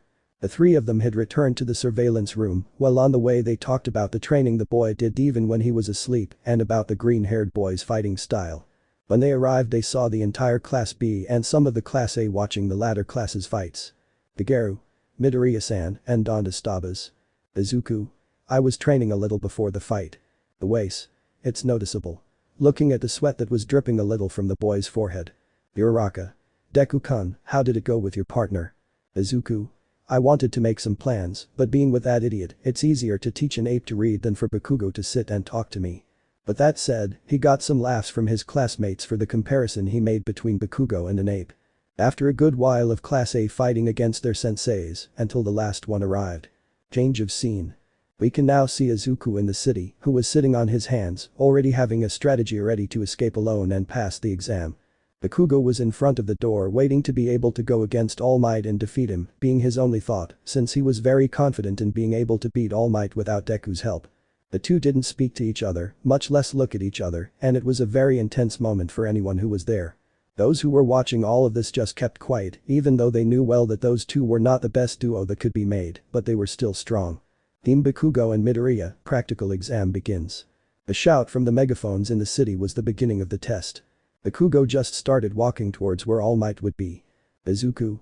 One thing Bakugo, don't get in my way, will you? That was the only thing he said before taking a big leap with the OFA active and starting to jump between the buildings in another direction. Bakugo just snorted at that and continued walking towards All Might. But Izuku. We can see the aforementioned jumping between buildings with the OFA, searching All Might alone. Izuku's mind. Very well, first I have to focus on me and see the opportunity to be able to handcuff him, Bakugo can go to hell. At that moment before he could continue in his thoughts, a powerful wave of wind went in the center of the road, but it had also affected him a little. At that moment, All Might appeared from the smoke, smiling with his fist extended. All Might. What does it matter if you damage the city, right, heroes? Coming out of the smoke as he stood in front of Bakugo and Izuku who were on top of a building. Izuku's mind. His aura is almost similar to Stain's, but it is more similar to that of Kano and Takeshi. At that moment All Might launched himself at Bakugo, who extended his fist to launch an explosion at the American. All Might covered himself from the blow, but Bakugo quickly launched himself against him, but he would be caught by All Might's hand that held him from his face. Bakugo just threw multiple explosions at All Might's face and abdomen, who was complaining about it, but quickly using force, he slammed him to the ground. All Might. With such weak consecutive hits you won't achieve anything shonen. Izuku was just standing on top of the building looking at everything with a Yui-style expression, very calmly not caring about the state of his partner. Izuku. Too bad I have popcorn and a soda or a camera for this unforgettable moment. All Might. I shouldn't say that shonen. Izuku quickly using 36% of the OFA gave a spinning kick, which hit All Might who was behind him. The blonde managed to block the blow, but was pushed back a few meters because of it, since it was very powerful. Izuku quickly fired a wind bullet at All Might, which he blocked with his elbow, but he didn't expect Izuku to jump back and hit the ground. Or so All Might thought. When the blonde went to the edge of the building to go against Izuku, he was received by a strong punch to his jaw by the green-haired man, who to everyone's surprise, was using black whips, which he used to push himself into the windows of the building, to give a strong punch to his teacher. Izuku. Surprise, do you like them? I wanted to show them to you before, I discovered it last week, but I decided to do it now. Izuku stood in front of another building. Izuku. And look, there's more, one for all, fall cold, 44%. Releasing more energy around him with the black whips coming out of his hands. All Might. Incredible. Whispering as he watched his successor's progress, he quickly had to move aside as he saw Izuku launch himself at him at an impressive speed. Izuku quickly fired an air bullet that went against him, but this time he deactivated the OFA while being close to him. That left everyone confused, but Izuku quickly compressed his muscles and launched a powerful blow with all his strength, being the technique he learned from Takeshi. That blow made All Might go against a building in the area, while Izuku was with his fist extended, from which smoke came out due to the force. Everyone in the surveillance room was surprised to see how with a powerful blow he sent All Might flying, especially with those whips he used to propel himself to hit his mentor. Midoriya Izuku is a box full of surprises. All Might had gotten up from where he had fallen, but not before wiping the blood from his mouth. Mind of All Might. Incredible, it hit me with incredible force, Midoriya Shonen had a breakthrough. Impressed by the strength of his successor, in addition to his new quirk that he managed to awaken. Bakugo, who saw all that from afar, was in shock, but that would quickly change into anger since he couldn't believe that Deku, that Quirk's boy who always followed him like a parasite. But after the news that he was even stronger before entering the UA, being a Kengan fighter who already fought with heroes and fighters in clan fights, in addition to fighting against a fighter who could match or surpass Endeavor with techniques in hand-to-hand fights. Bakugo, being angry, would go towards the place of the fight. Izuku quickly went to where All Might was, who was on guard, as Izuku launched an air bullet as he approached him. But at that moment he threw an axe kick that was blocked by the blonde's forearm. But at that moment an explosion was present, but it was not for All Might, but for Izuku, who was shot a few meters by that attack. That had left everyone surprised by the actions of the little-haired boy, and they were worried about the green-haired boy. Izuku quickly composed himself, while All Might looked at this in confusion. Izuku? What the hell is wrong with you, idiot? Shouting angrily at the sudden attack. Bakugo just looked at him furiously as he went against All Might to attack him. All Might. Although I'm currently in the villain's shoes, hitting your partner isn't very heroic, Bakugo shonen. Bakugo in response only threw an explosion in his face, but was quickly sent flying a few meters by a strong punch that was received in the stomach by All Might. Izuku wasted no time and quickly went against All Might using the OFA. All Might was hit by the green-haired boy, but he was surprised that Izuku had thrown dirt in his eyes. That had been a good move, since it temporarily cut down number 1 and took Bakugo by surprise, even if it meant forcing him to take him to a hiding place. Mind of All Might. Good move, Midoriya shonen, distracting your enemy so you can go think of a plan, but I can't believe Bakugo shonen's behavior. But Izuku. We can see the green-haired boy carrying the short-haired boy inside an alley. Bakugo. Let me go, damn Deku, who told you to help me? Annoyed, he was about to hit the green-haired boy to make him let go, but he was quickly slammed to the ground roughly by the green-haired boy. Bakugo. Damn Deku, who said he needed your help, huh? Izuku didn't respond, he was just showing him his back without showing him his face. Bakugo. Now you think you're a lot because you're a Destiny clan fighter, and on top of that, because you were able to send All Might flying. Who the hell said you could be above me? Screaming with all the anger and envy he felt towards the green-haired man for being stronger than him, something he did not accept at all. Izuku. Shut up. Whispering while closing his fist. Bakugo. What did you tell me? Izuku. Shut up already. Shouting louder and turning around, giving Bakugo a big punch in the face. Izuku had activated the second form of the advance for that, since he was very upset with Bakugo for interfering in his plan, since he had in mind to use the water kata to put the handcuffs on All Might and end this exam, but everything went to hell. Izuku. You're lucky I had a plan B for this situation. Looking with a serious and cold gaze at the now unconscious Bakugo, having his pink skin and veins marking his neck, but with his hair almost covering his eyes. On All Might. We can see the aforementioned man near the exit, with some dust on his suit and light drops of blood on his cheek from the blow he received from the green-haired man. Mind of All Might. Midoriya shonen managed to make a good strategy to try to handcuff me, but Bakugo shonen's attitude was not appropriate for the situation. The envy he feels towards Midoriya shonen will never let him advance. Before he could continue thinking, he could see how a building had fallen near him, but it did not do any damage, but it released a large trail of smoke throughout the surrounding area, making it impossible to see. All Might. A distraction to escape. Who said I was going to run away? In that smoke Izuku had come out, who threw a blow with the active OFA to All Might, who blocked it but quickly used the surrounding smoke to hide. Those watching this from the comrades were cheering for the green-haired man, since that is something he would do. Momo. Good move, Midoriya. Lita. A somewhat risky move, but very good for this. Oni. Green friend is amazing. S. Satetsu Kirishima. Iso S. Midabro. In the city. Izuku continued to confuse All Might with that move, because with the smoke there was, he didn't know where he would attack, because every time he attacked he used the Nico or Ofa style, they didn't know at what speed or force he would attack. Izuku. This is just the beginning, All Might. All Might. You think I'll let Bakugo shonen escape while you distract me? The green-haired man hid again in the smoke, while All Might was attentive to the next movement. Izuku. That's what you think, now. All Might was now attentive to the move that was about to be made against him. At that moment a shadow appeared in the smoke and was about to attack him. All Might. I won't fall this time. Throwing a punch that went with great force towards that figure. When that person was thrown several meters because of that blow. That was Bakugo, who was still unconscious, but because of that blow that went directly to his face, something left All Might in shock because of that. All Might. Bakugo shonen, sorry about that. Screaming as he saw how his blow made the unconscious Bulisaniso bleed. At that moment Izuku appeared in front of him and began a struggle with the blonde since he was using the OFA. Almight. You really surprised me Midoriya Shonen, it's incredible that you've advanced so much with One for All. Izuku. Thanks Almight, I had a great workout and good reason for that. Both quickly separated, but Izuku missed the opportunity to cover himself due to the gust of air, being the opportunity for All Might to throw a punch. All Might hit Izuku hard, who made his arms crosswise and used adamantine to reduce the damage, but he couldn't avoid being stamped on the ground by the force. Luckily the damage was not as serious as he thought. All Might. It's over, Midoriya Shonen.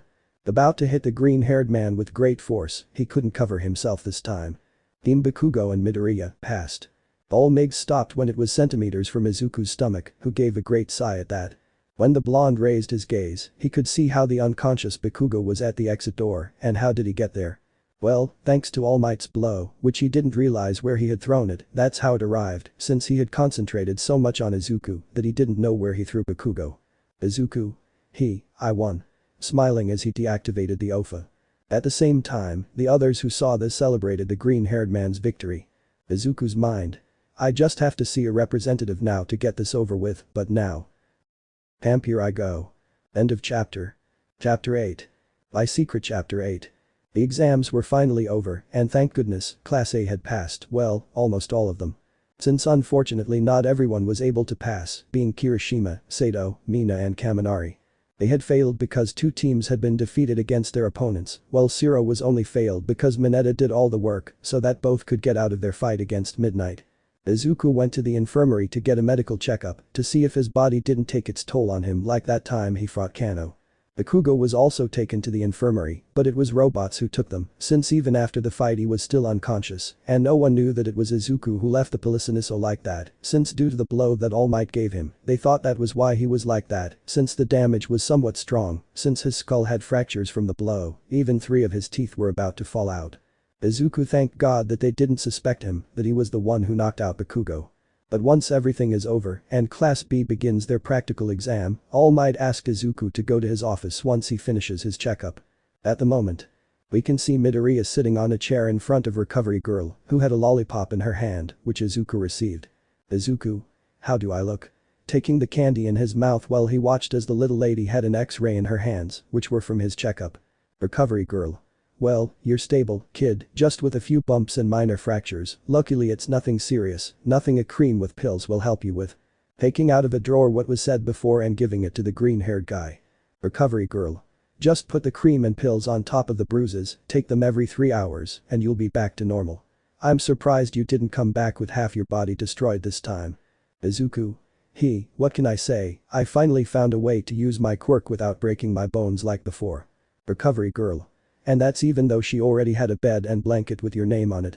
She pointed with her cane at the bed and blanket in a corner, but on one corner of the bed, you could see the words Deku. Izuku. How considerate, but I think I won't be coming here often anymore. Betting up while cracking his neck. Izuku. See you. Closing the doors behind him, leaving the old lady and a Bakugo who was lying on the bed. Recovery Girl could notice that in Izuku's words, there was some sadness, confused by that, but she quickly had to take care of the Pelissiniso who was inconsistent. On the way, Izuku decided to go change into his uniform right away, because after that they could go home. It only took a few minutes to arrive and start changing, and when he took his phone out of his locker, he could see that he had some messages from Sayaka. This made Izuku smile, because talking to his girlfriend relieved all the stress he had on him. He could see that there was also a photo where she could be seen having some condiments because she was going to prepare his delicious katsudon when he returned home. The green-haired boy couldn't help but smile at that, and leaving the locker room he headed to All Might's office while answering Sayaka's messages at the same time, eagerly awaiting the katsudon she would prepare. When I arrived at the office I knocked on the door to hear a footstep and open it, finding All Might, who was quietly drinking tea. All Might. Midoriya Shonen, just in time, take a seat. Izuku. I'm sorry if I made you wait All Might. All Might. It's okay Shonen, go ahead and have a cup if you want. Izuku. And what did you want to talk to me about? Taking a seat while he poured himself some tea. All Might. Tell me Shonen, about One for All, how were you able to awaken the quirk of the fifth bearer? Izuku. In the time they gave us to prepare for the exams, I was training on the same beach where I trained with you, but as the One for All increased more and more, suddenly the whips came out of nowhere and went out of control. But I quickly managed to deactivate it, in addition to the help of Nana-san. Almight. Did you meet my teacher? Surprised, he almost threw his tea out of her hands. Izuku. Yes, I managed to meet her in a dream I had a long time ago. She told me that she managed to deactivate One for All when my black whips came out since she said it could get out of control. Almight. Amazing shonen, but how did you get up to 44%? Izuku.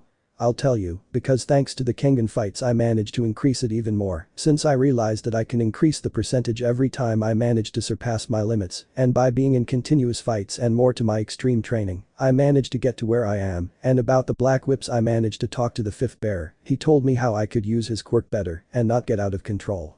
With all that the green-haired man just said, it left the symbol of peace with his mouth open, because he had just found out that his successor was in very good shape to be considered the strongest of his generation. But despite hearing about Kengan fights, it was something he couldn't give an opinion on, since he was never involved in those fights, but he knew that his teacher didn't approve of those fights, but at the same time, thanks to that his successor managed to be in a very great state. Almight. But tell me Midoriya Shonen, do your parents know about your fights, since as you should know if you are in those fights, they are capable of even dying. Izuku. Yes, I'm aware of that, but I still had to be involved in those moments for personal reasons, but I hope you can understand that I don't want to go into details. Almight. Don't worry Shonen, I won't ask about that, it's just that I was worried that you might have gotten into a critical situation. Izuku. Thanks for the concern alright, but I assure you I am not involved in anything bad. The blonde man, hearing that, was able to smile, because he even knew that, despite being into those things, he never looks for problems, rather, problems come to him. Izuku. By the way Almight, I wanted to ask you a personal question. Almight. Call me Shonen, you know you can ask me anything, I'm your mentor for a reason. Calmly sipping his tea, waiting for his successor's question. Izuku. What do you know about love issues? He quickly dodged the tea that had been spat out by Almight due to the shock of the green-haired man's question. Almight. Cough cough, what did you just say?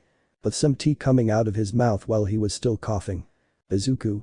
It's about love topics, it's just that I just started a relationship with someone and I wanted some suggestions and I thought you would give me some.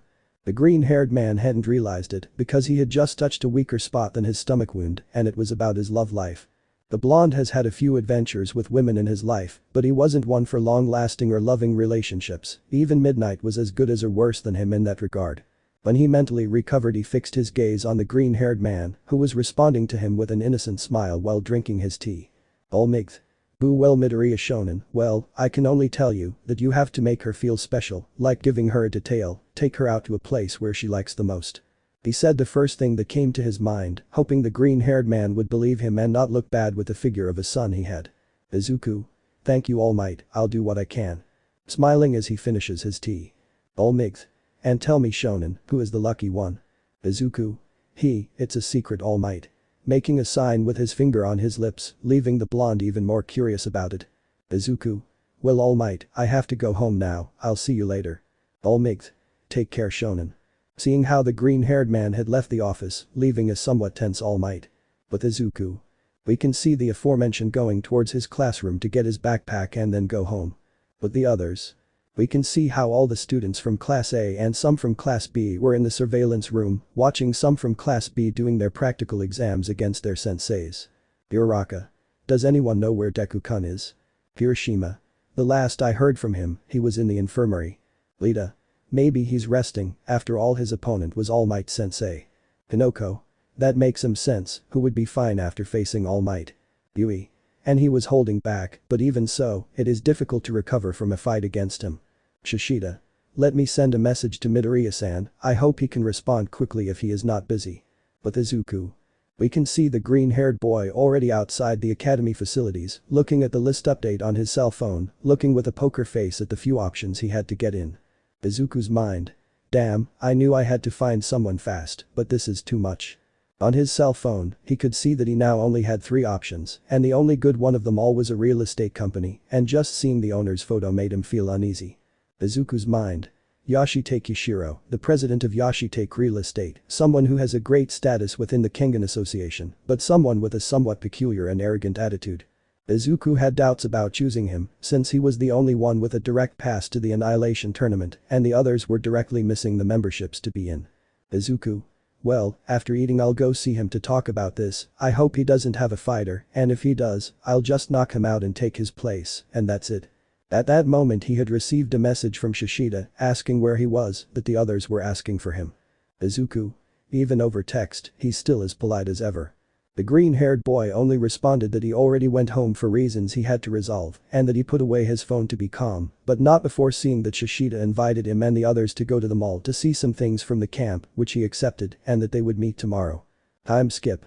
It was a very long 30 minutes for them to finally get home, since even though they left the academy a few minutes earlier, the train cars at that time were always full and annoying.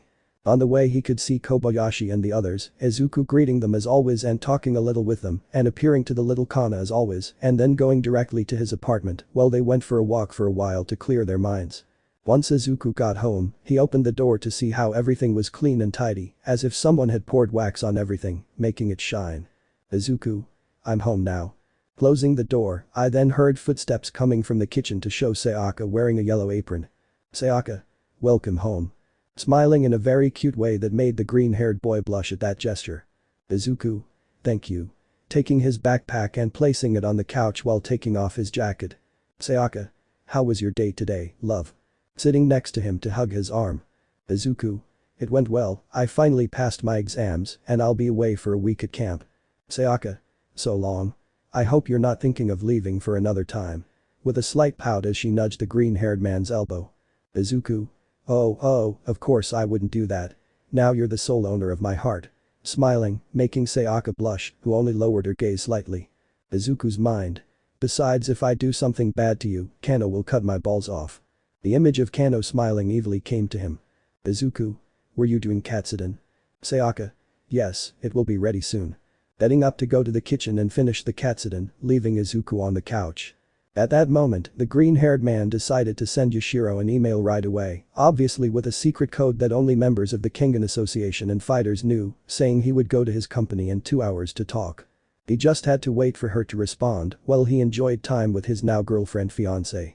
When the katsuden was ready, Izuku couldn't help but smile and lovingly kiss Sayaka, who was surprised by this but gladly accepted the gesture.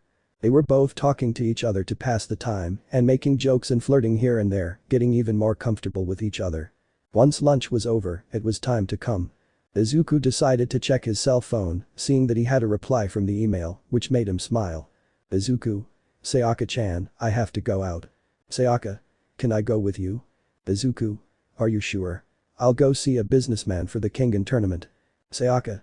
In that case I can help you, on my cell phone I have the video where you fought against Kano, so it will be easier. Izuku.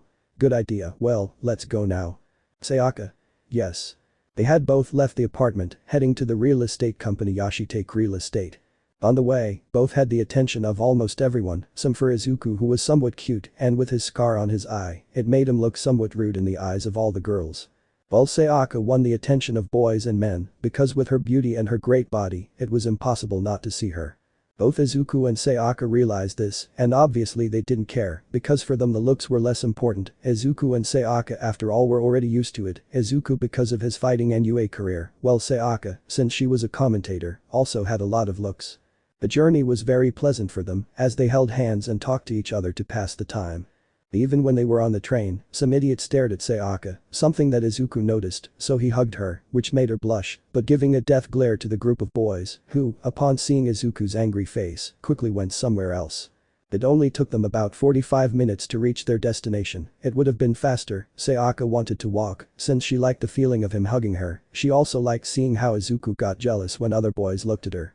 When they finally arrived at their destination, they didn't hesitate to speak to the receptionist, showing her the call they had from their boss, which she understood and told them to go to the top floor. It was a 30-story building after all. About 2 minutes to arrive, which Sayaka took advantage of to kiss Izuku, something to kill time and feel her boyfriend's lips. When they finally arrived, they saw an overly elegant office, and at the end was a desk where a man with short light-shaven hair, a noticeable widow's peak, large eyes, and noticeably small eyebrows sat. He wore rimless glasses and had a single piercing in his left ear. He was accompanied by a well-defined, muscular man with a hairless face, sly facial features, and dark hair that was parted in a very subtle center and slicked back. These two, seeing the young people, expected them to show up. Izuku. Nice to meet you, Mr. Yashiro, I think you know why I'm here. Yashiro. Yes, I saw your message, young Midoriya, right.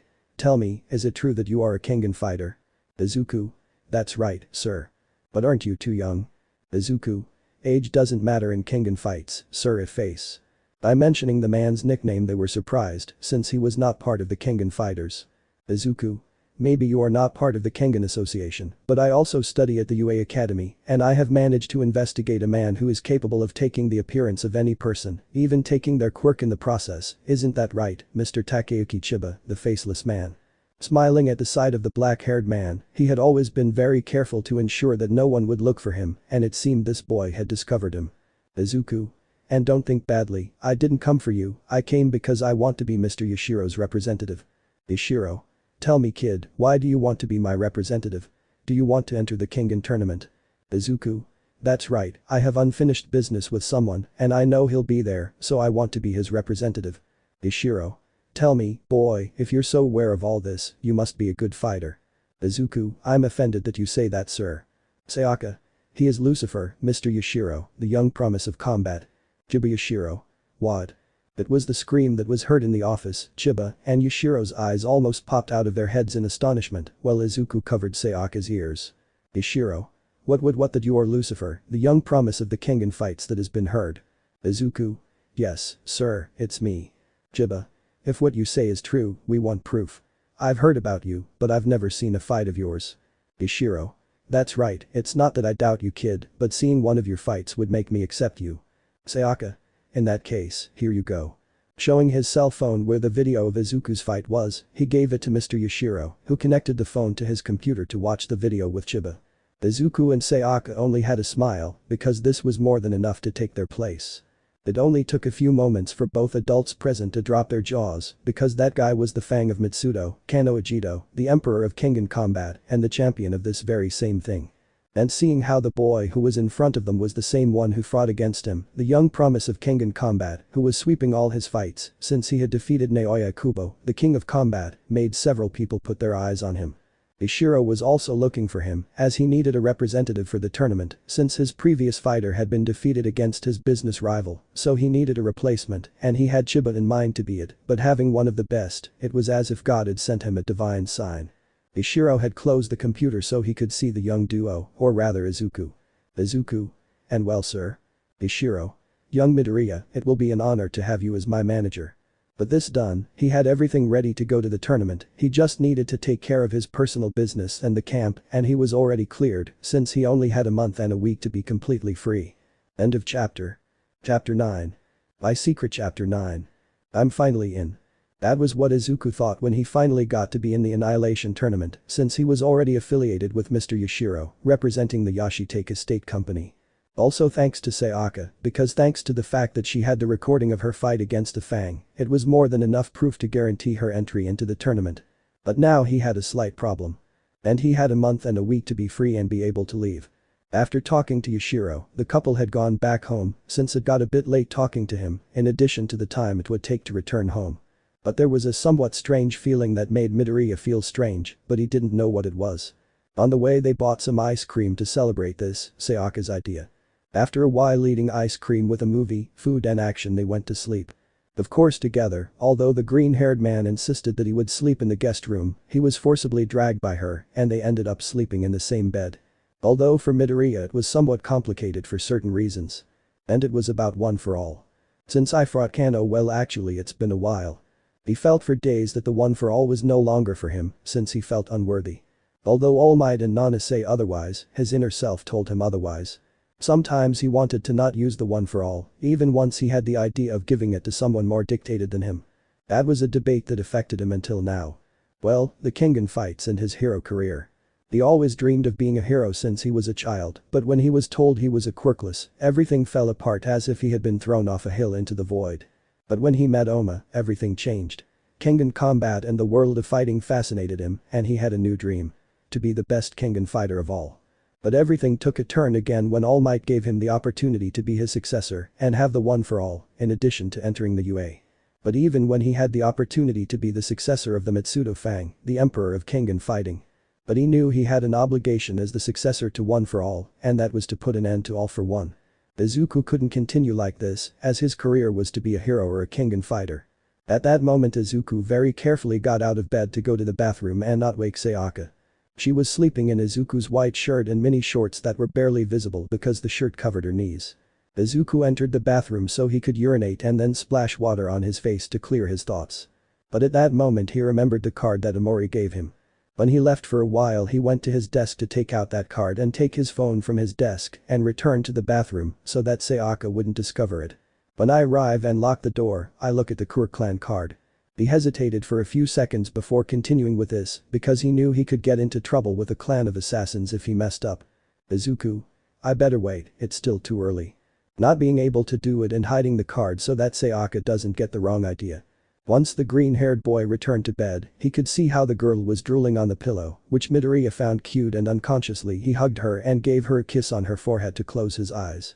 Izuku's mind. I better take it easy, I should take advantage of this happiness that exists. Falling completely asleep, unaware that Sayaka had felt Izuku's kiss and hug and that she reciprocated the hug. The next day. We can see that it was barely 8 in the morning and the first to wake up was Sayaka, who first saw Izuku, who was hugging her. She felt an enormous tranquility in the green-haired man's arms. Then something came to mind and it was to make breakfast for both of them. Moving a little so as not to wake Izuku and make breakfast with what he had in the fridge since he had the idea of making an egg omelette for the two of them. She didn't want to wake the green-haired boy because since they had the day off, she had to let him rest. When he got to the kitchen he started taking out everything he needed. Although some may not know it, she knows how to cook very well, she never liked others to cook for her, even having servants to do that for her. Her father and brother liked that she was not a spoiled or capricious girl because she wanted money or a high status in society. What his family always stood out for most was their humility. A few minutes later. Sayaka had done what she had planned, she even had time to make some juice with what she had in the fridge. At that moment he could feel how Izuku had gotten up and was standing up, hearing the footsteps coming from the room. Sayaka. Very good. At that moment the door had been knocked. Sayaka's mind. Oh please, I hope it's something good. Heading towards the door to see who was interrupting their romantic plan. But I completely forget that I was still wearing only Izuku's shirt. Sayaka. Good morning, who is it? When he opened the door completely it was revealed that they were Uraraka, Lita, Todoroki, Yaoyorozu, Ibara, Setsuna and Takeru. When they saw that it was Sayaka who opened the door and not Izuku, they were in shock because a beautiful girl had just opened the door where Midoriya supposedly lived, not to mention that she was wearing the aforementioned shirt. Sayaka. Hello, what do you want? But that they had come out of the shock and were back to their full potential. Todoroki. Good morning, by chance, isn't this Midoriya Izuku's house? Sayaka. That's why. Ibara. We are his friends and we came for him. Ibara's mind. God please don't tell me what I'm thinking, has Midoriya stopped being pure? What's up, who is it? Izuku had arrived and had met his friends at his door, going blank because as he had said, he had a girlfriend, but he never showed them what she looked like and who she was. Takeru. Wow, man, you sure don't waste time, huh? He said it because Izuku, without knowing it, had some kiss marks on his cheeks and neck, not to mention his messy hair. Izuku. This is not what it seems, really. Red as a tomato, he had the idea that his friends thought they did something more.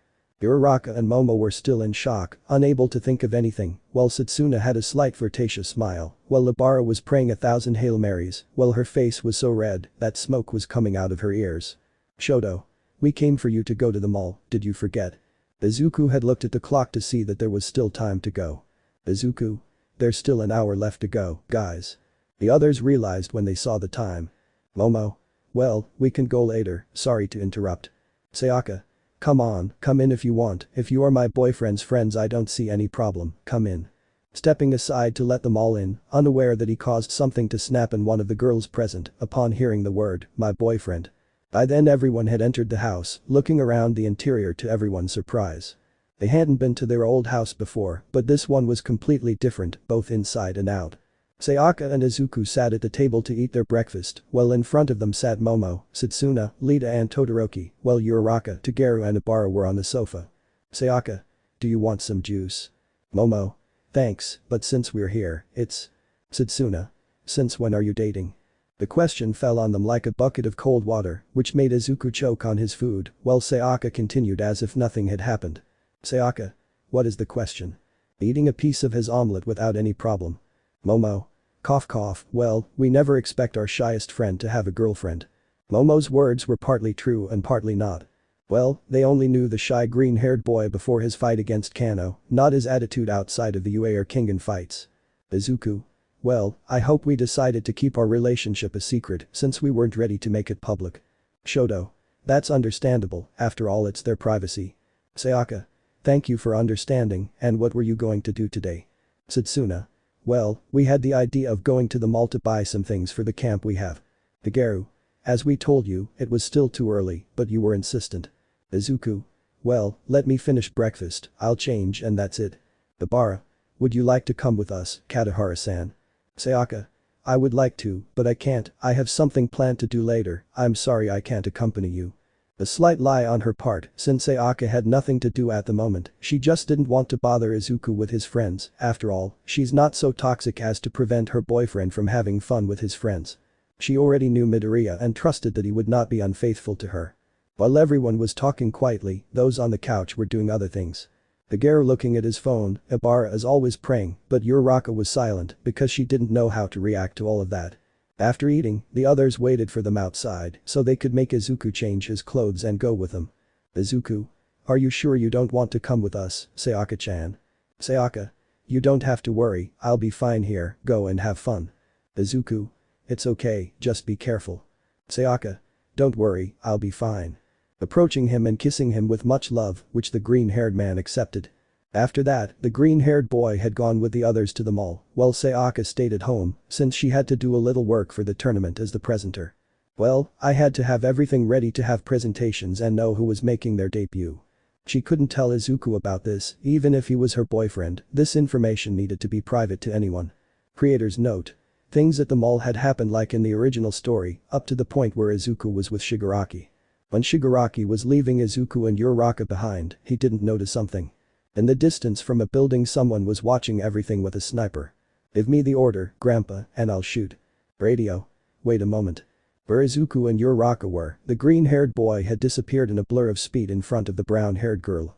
Shigaraki could see how the floor was getting closer and closer to him until he felt it completely on his face. What happened was that Izuku had thrown him to the ground using the Aaron breaker that hit him squarely in the back. And without wasting time he hit him on the back of the head to knock him out. The people around him became scared and surrounded him as everything happened so quickly. Izuku. Shigaraki Tamura, leader of the League of Villains, you are under arrest. I need someone to call the police and some heroes, please. This guy is a very dangerous villain. People knew who Izuku was because they still remember the boy from the sports festival, so they knew he was telling the truth. The rest of the UA had gone quickly upon hearing the scandal, and upon arriving they were able to see Izuku and Uraraka on top of an unconscious Tamura. They both had to explain what happened, and they obviously worried about Midoriya.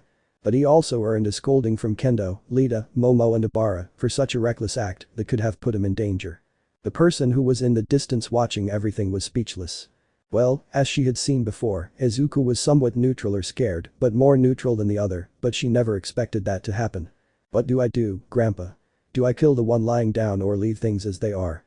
Radio. Don't do anything, just keep an eye on him. Remember, we're being paid to make sure nothing happens to him. Whatever you say. Cutting off communication to continue watching everything from his sniper. After a few minutes the heroes had arrived with the police, just when Tamura had regained consciousness. Tamura. You bastard. Policeman 1. Keep quiet. Police 2. A cell with your name on it is waiting for you. At that moment Detective Tsukauchi. Tsukauchi. Young people, you know this could have been dangerous. Izuku. This is. Tsukauchi. But still, good work, with a league leader behind bars, it will be a big blow for them. Izuku. Bye Tamura, be careful in the prison showers. Tamura. Dwarf of. Fully entering the patrol that had come for him. After that little incident our friend had, some of Class A went to testify at the police station so they could have more charges against Tamura. Plus the director and Almight found out about this and went to the station. Leaving Izuku alone at the station so they could talk about what happened. Once they arrived, they only saw Izuku at a table, playing foosball with Tsukauchi with a small ball of paper. Izuku. Hola director, Almight. Almight. Midoriya Shonen, are you okay? Izuku.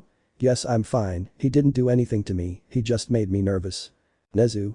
Young Midoriya, you know that this could be very dangerous for you and also for the public that was in the shopping center. Izuku. I know that, Director Nezu, but I couldn't help it.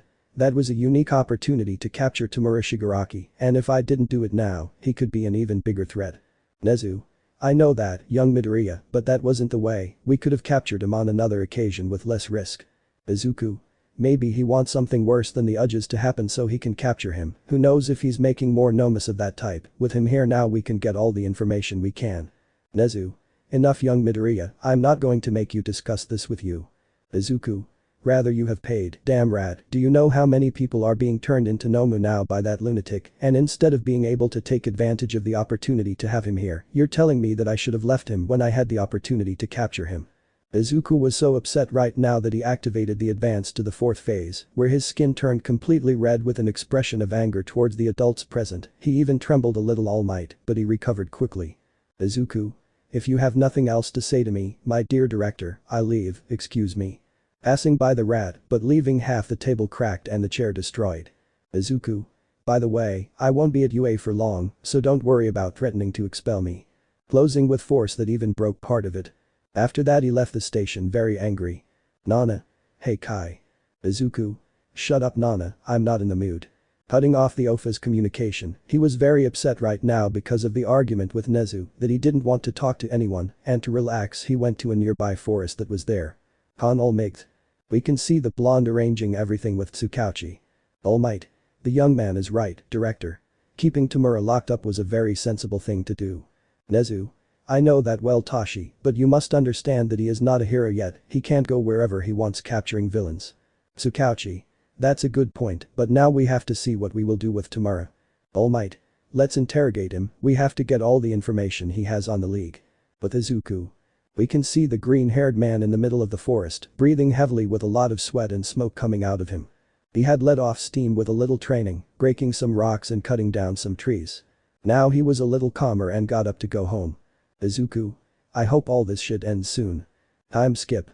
At the UA exit, we can see classes A and B in front of their teachers with buses behind them. Asawa. Well, high school finally finished its first semester. Lad King. Which is why they are on vacation now. Asawa. Which means they will go to camp. Izuku's mind. I hope the Hatsume machine I asked for works. Touching his pocket where he had a small device that was square-shaped. End of chapter. Chapter 10. By Secret Chapter 10. At the entrance of the UA Hero Academy, you could see all the first-year students from classes A and B who would be talking to each other before getting on their buses and heading to the camp. Izuku was talking about a few things with Kendo, Kirishima, Satsuna and Tetsu. The green-haired boy had been forced to go for Kendo, as he wanted to know more about his Naiko style and his mixed martial arts. Something that the others also joined in on, but more to talk about something else, saving Izuku from being able to explain about his Naiko style. Which Kendo didn't like, but he swore that at camp he would get all the information out of him, since as a martial arts lover, it was his mission to find out about it and try to learn an almost extinct martial art. Uraraka was with Tsuyu and some of the girls from both classes, but she was secretly watching the green-haired boy because ever since she found out that Izuku had a girlfriend and met her heart broke because she had been in love with a green-haired boy for a long time. But when he met Sayaka he knew he had nothing else to do, just put his feelings aside and just wish for Deku and Sayaka to be happy together. While Izuku was talking with his companions about some topics about what the camp will be like, in his pocket he had a small square-shaped metal device. At Izuku's request, he asked Mei to help him in his training, since she will be able to bring out some types of holograms that are capable of hurting him and that come from his memories. Since that was the first thing he did before making the cube, having a long list of subjects to train to the max, it would be as if he were training in astral projection, but this time in real life. That was also a secret that Izuku didn't tell any of his classmates or Sayaka. Without the green-haired boy knowing it, a few meters behind Bakugo was looking at him with an expression of hatred, but having some bandages that completely covered his jaw due to the blow from Izuku and All Might, it left him for almost a while without being able to pull, only being able to growl like a dog. The time when everyone was at camp would be almost a paradise, because without hearing Bakugo's screams and complaints it was a divine gift. But perfect if someone could put Monoma in a permanent coma. Kirishima, Mina, Shiro and Kaminari were with Bakugo, but only talking to each other, and the Redeed had Bakugo in control, so that he didn't do anything. Although Bakugo couldn't do anything anyway, because the Polisoniso knew that right now trying something against Izuku was impossible.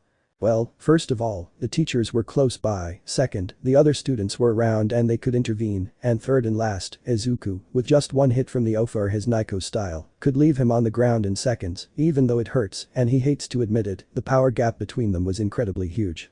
They had to wait a while for everyone to get on the buses and finally headed to the camp. Izuku had sat next to Ida, but had to use headphones to listen to music while he slept.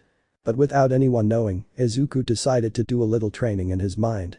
This time he wasn't going to fight someone, but rather do a light warm-up so as not to hear the screams of his teammates. Asawa, after taking a brief look at everyone, had a poker face, but when he took a look at the green-haired man, he stood there for a few seconds looking at him. The first thing was pride at seeing how he slept without any problems, but also with some severity, because the director and All Might gave him the impression of how he acted when he spoke to them. Asawa agreed with Izuku about Tamura's arrest, but he was worried about how Izuku reacted and argued with Nezu. And more about him saying that he wouldn't be at the UA for long, something that worried the black-haired boy, but he remembered about Katahara Mitsudo's proposal. Asawa's mind. I think you're right, Midoriya should leave on his own. It's not healthy for him to be in an environment where he doesn't feel comfortable. The black-haired man knew how dangerous Kengan fights are and how those who are there feel, because he was one, he felt free, the adrenaline and the great excitement of the fights.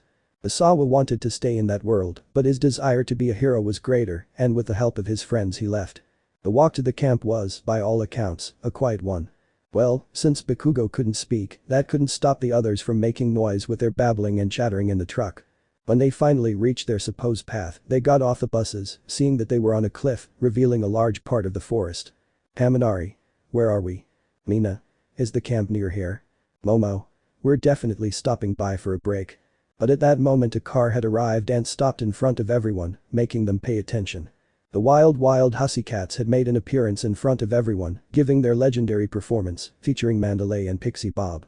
After his striking presentation in front of everyone, who didn't say a word, not even Izuku, who was watching everything in silence with a neutral expression like Todoroki, which made his classmates put on a sad expression because they missed that shy, happy and enthusiastic boy from before.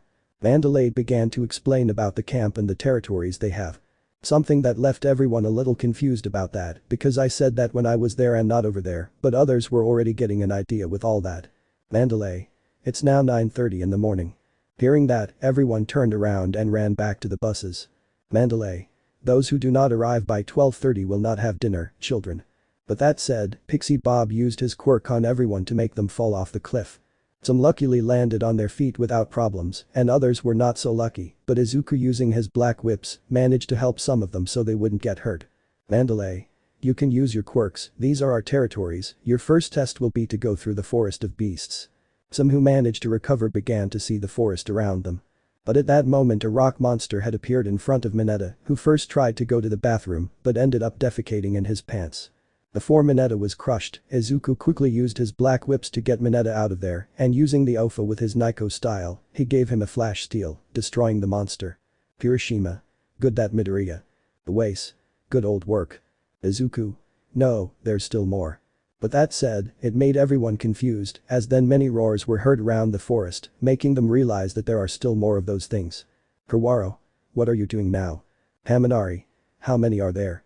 Mina. Shall we run away? Sato. Don't joke. Izuku. We have to fight if we want to get to camp. Shoto. Midoriya-sen is right. Lita. Very well, let's go to Class A. Class A. Yes. Hendo. We Class B too. Class B. Yes, President. So everyone started destroying a few monsters to get to the camp. Some doing it as a team against the biggest monsters and others doing it strategically. But the teachers. Lad King. Apparently they are doing very well. Pixie Bob. I'm surprised that green-haired kid made the first move against one of my monsters. Mandalay. Well, we just have to wait for them to get to the camp. Asawa. Well, let's go now. On the edge of the cliff a boy with a red cap was frowning as he watched all the students fighting the earth monsters. How useless without idiots who want to be heroes. Mandalay. Koda, let's go now. The boy just turned around to get into the car. The students were fighting after the earth monsters all afternoon, even past the scheduled arrival time. Izuku, Bakugo, Shoto, Lita, Kendo and Tesutetsu were the ones who stood out the most, especially the green-haired one. Well, he was having great control over his combat skills. Above all, with the OFA, because his strength, his speed, his mastery of his black whips and his fighting style were incredible. Pixie Bob couldn't even keep up with his vision through his tracker, it was like a flash of light or a ghost itself. Dawn had reigned in the skies, and you could see how all the students had finally arrived at their destination. But they were very tired and dirty with dust and dirt on them, sweating a lot and in pain. Among them was Izuku, who was completely covered in sweat and dust, but not as worn out as his companions, but he did have some pain in his hands from the OFA, but he could still stand. Pixie Bob. They're finally here. Mandalay. It really took them a long time, huh? They had all fallen to the ground from extreme tiredness after spending a good time in that forest. Monoma. What do you mean, 3 hours? Pixie Bob. That's how long it would have taken us to travel. Saito. They are really bad, they just wanted to show off. Kirishima Tetsu. I'm hungry, I'm dying. Pixie Bob. Nico, you did well, especially you four. Pointing with his cat paw at Izuku, Shoto, Bakugo and Lita. The blonde started blowing kisses to the quartet of boys, telling them she wants to see them in 3 years, making them all sweat drop. Izuku's mind. If Sayaka were here, Pixie Bob wouldn't count her. Izuku. Talking about age. Being grabbed by the face by the blonde who looked at him with murderous eyes. Izuku. I wanted to ask myself, who was that kid over there? Mandalay. Oh, this is my nephew, his name is Kota. Izuku only looked at him for a few seconds and greeted him from afar because something told him not to get close to the boy if he didn't want his private parts to be in danger. The boy just snorted at that and walked off somewhere else without saying a word to them. Change of scene. Now we can see everyone eating a lot of delicious dishes at high speed. Kawaro. It's delicious. Saito. These are exquisite dishes. To say. With this I can die in peace.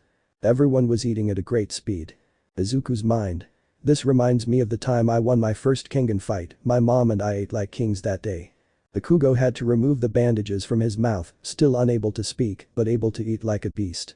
After that they went to the hot springs to cleanse themselves completely. Everything had been calm, but Izuku earned some glances from his classmates. Well, apart from having a well-built body, it was the large number of scars he had. Some were cutters and others were from blows, and more than the big muscles he was like those of a war veteran. Izuku. God, the water feels so good. Kabara. Someone has seen my manhood, I think I've lost it. Luneta, Kaminari, Kasei, Kabara, Kirishima and Tetsu were on the floor searching for their heterohexuality that seems to have slipped away from them. Unbeknownst to anyone, and I was floating above the bar, watching all the men in towels. On the women's side, you could see a green-haired woman with sharp teeth who was completely red and had a huge nosebleed. Setsuna. Thank you God for letting me witness this. Kendo. Setsuna, what are you doing? Setsuna. A figure of a god. Ryuko. What? Momo. Are you spying on the boys? Mina. How are you? Setsuna. Give me a camera quickly. Toru quickly handed his cell phone to the green-haired girl so she could separate her hand and lift it through a small gap in the wooden wall. Focusing his camera on the green-haired man, he began launching multiple photo attacks. Luneta at the same time tried to climb the wall to see the women, but was stopped by the green-haired man and hung from a rock with his whip so as not to disturb the girls. After bathing, everyone went to their rooms to sleep and start their training tomorrow.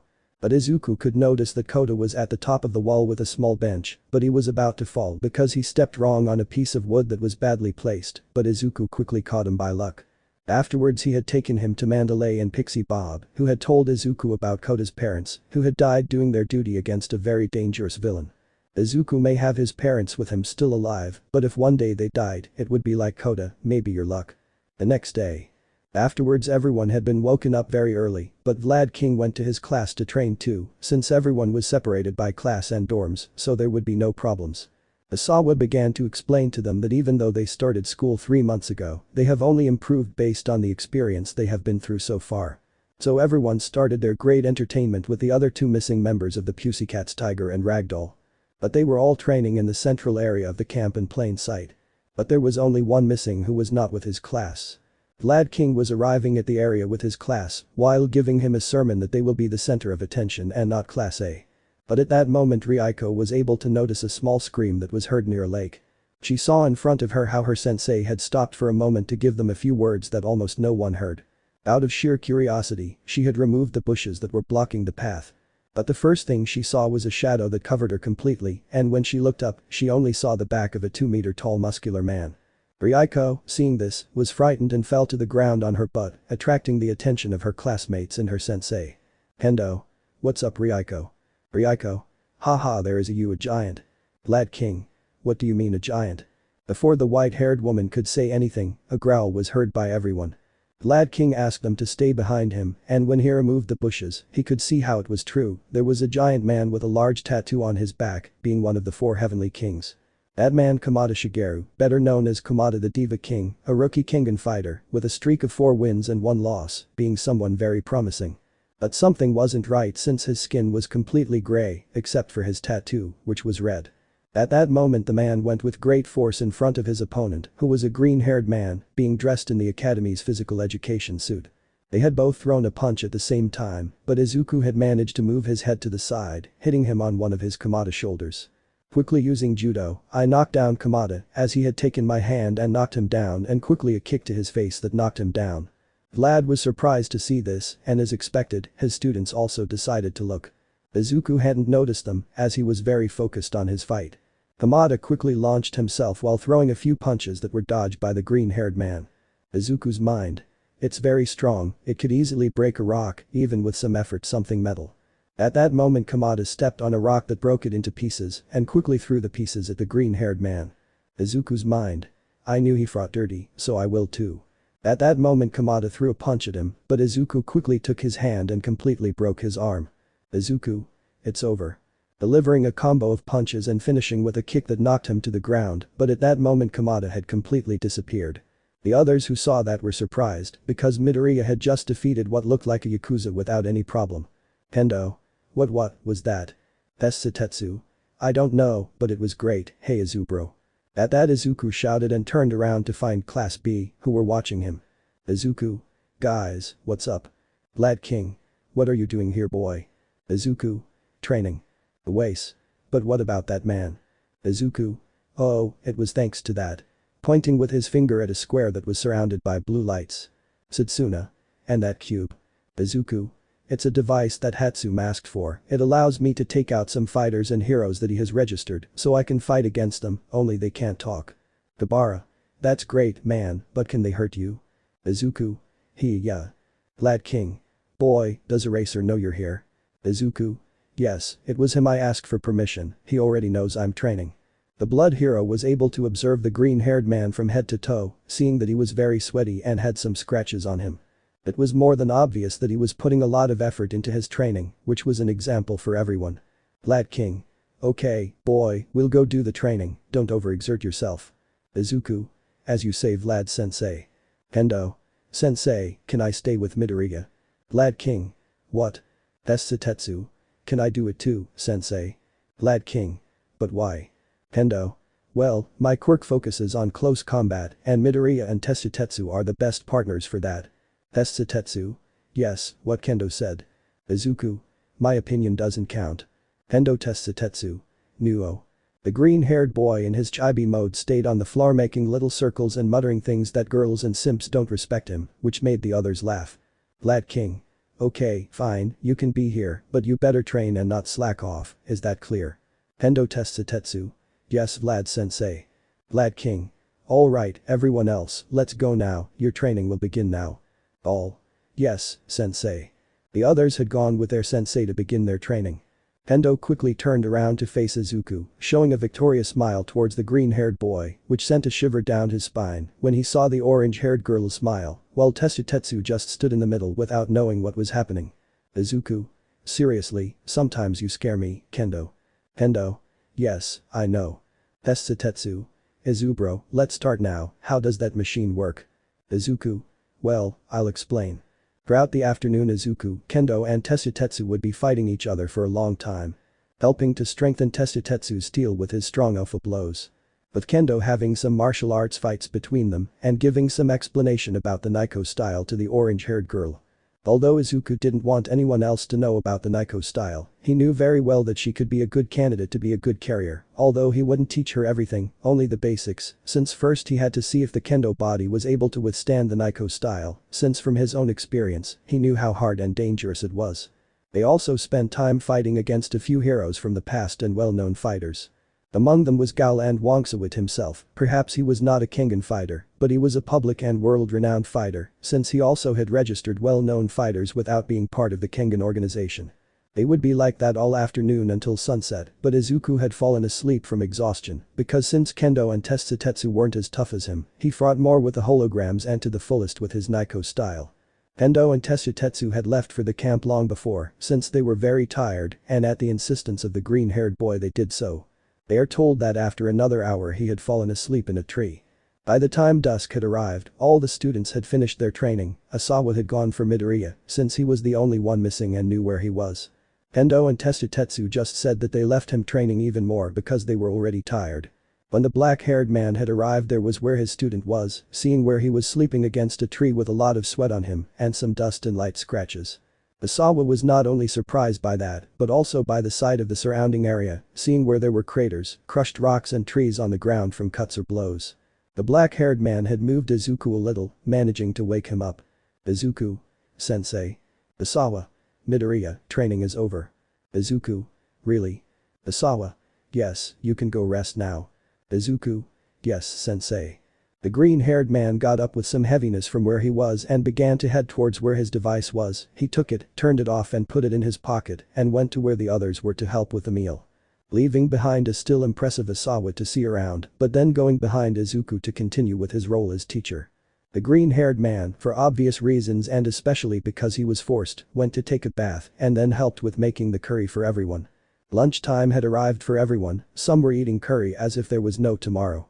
Izuku just looked at them all from afar, since he had eaten quickly and left the place because he wanted to sleep due to tiredness. Koda, it's time for dinner, please come. That was the voice of Mandalay, who was using his Quirk to call the little boy to dinner. However, Izuku could see in the distance how Koda was going to the forest, as if it were a specific path. Change of scene. We can now see Koda on top of the mountain, still looking at the stars with a serious expression, while his stomach growled with hunger. You're hungry, aren't you? Koda turned around and saw that it was Izuku, who had a plate of food in his hands. Koda. What are you doing here? Izuku. I just came to give you food, I assumed you'd be hungry. Koda. I'm fine, I don't want it. At that moment his stomach had growled again. Izuku. Well, your stomach says something else, just eat, Mandalay is worried about you. Koda just turned around so as not to see the green-haired man's face. Izuku had asked him about his hatred towards heroes and his parents, the hero do a water hose. The boy told him about his reason for his hatred, his quirk improvements, the names of heroes, villains and them killing each other was ridiculous. Izuku. You may not believe it, but maybe you'll stop hating me one day. Koda. What? Izuku. I won't be a little hero, I'll just say that, but Koda, I think, do you hate your parents? Koda. What? Of course not. Izuku. Well, that hatred you have to leave somewhere, you can't stay with it forever, you're going to hold on to a point that will only leave you marked for the rest of your life, as if you were always on a wall that never let you pass into the future. After that little conversation between the two, Izuku began to walk down to the camp to sleep once and for all. But his instincts made him stop out of nowhere and turn to a part of the mountain. Nana. Boy, I think this could be dangerous. Izuku. Life is dangerous, Nana, and we have to live it as much as we can. Nana. You have a point there, but be careful. Izuku. Don't worry, I'll be fine. The green-haired boy began to slowly enter the bushes that led to the back of the mountain. His instincts told him to be quiet the closer he got to where he wanted to go. But as soon as he could hear some voices, he decided to hide behind a tree, being able to see out of the corner of his eye, a group of people, a total of 7. The most notable among them were a black-haired man with burns wearing a huge blue-black coat, a man 2 meters tall, but wearing a white mask and a huge black cape that hid his identity, and a man who had a black straitjacket with red spikes around it, but leaving his mouth wide open. Those 3 were the ones who stood out the most among all of them, but knowing well that those were villains more than anything, after all, who the hell is at this hour on top of the mountain and looking at the camp where the UA students were? By controlling his breathing and watching a little he would try to know what will happen. Oh, I don't like this, it's not cute at all. A blonde girl who looked to be Izuku's age said it, she was waving her arms up and down. The design doesn't really matter, as long as it works. After all, it's all organized. This was said by a boy who also looked about his age, but wearing a mask connected to small air tubes. Hello everyone, sorry for the delay. This was said by a man-woman with long red hair and wide lips, but with a kind of pillar in their hands, covered by bandages. Work work work work. One of the 3 most prominent was the one who spoke, being the one in the black straitjacket. Why do we have to wait? Leave it to me. I want to go against them. I'm very excited. The man with the white mask said. Shut up, all you bastards. The burned man said, looking at everyone with boredom. Izuku, seeing everyone, remained silent as he watched them carefully. Izuku's mind. I knew something could go wrong with this camp. I think I can no longer doubt. This will take me with him, after all, with Tamura out, only they will take me. Very quietly and carefully they began to walk away from there to return to the camp. Once he was far away from there he made sure to be alone, since now he was determined and he was not going to regret it. Taking out his phone that he had hidden, he quickly began dialing a number he already knew. It was the Quirks. Before he could press the call button, he had a small doubt as his classmates and friends came to mind, but shaking his head, he pressed the button and put his phone to his ear. It took a total of 15 seconds for someone to notice. Hello? Izuku? Hello, Quirk clan, I need you to do a job for me. The next day. We can see how everyone was once again doing their hellish torture training, Izuku in that lake where he was alone this time, because Kendo and Tetsu had to do another training, since they were caught by Tiger to go with them. We can see the green-haired man making a shadow with some penalties above him that covered his arms and legs, throwing some punches in the air at high speed, and moving air bullets. Now he was alone and had no shirt and only his blue pants, because he was already used to being like that from his fights. Sweat ran down his body and he breathed in short gasps. I see that you are very good. The green-haired man quickly turned around with a roundhouse kick in the direction of the person responsible for that voice. But his kick had been blocked by a forearm and at the same time he threw a punch, but Izuku had blocked it with his elbow using adamantine. The two had formed a slight wave of wind around them. Not bad, kid, there's a reason they call you the young promise of Kengan fights, Lucifer. Izuku.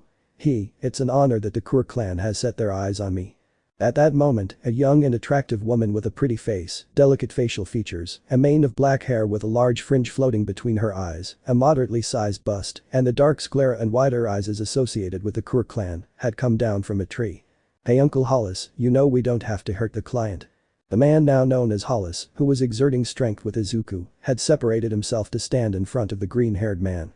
Hollis was a large man with straight black hair that he left hanging in a bob-cut style, strong facial features, and a generally stern expression on his face. Hollis. I know, Fusui, I just wanted to test his strength a little. Fusui. Sigh, I think spending time with Rain made you stupid. Izuku.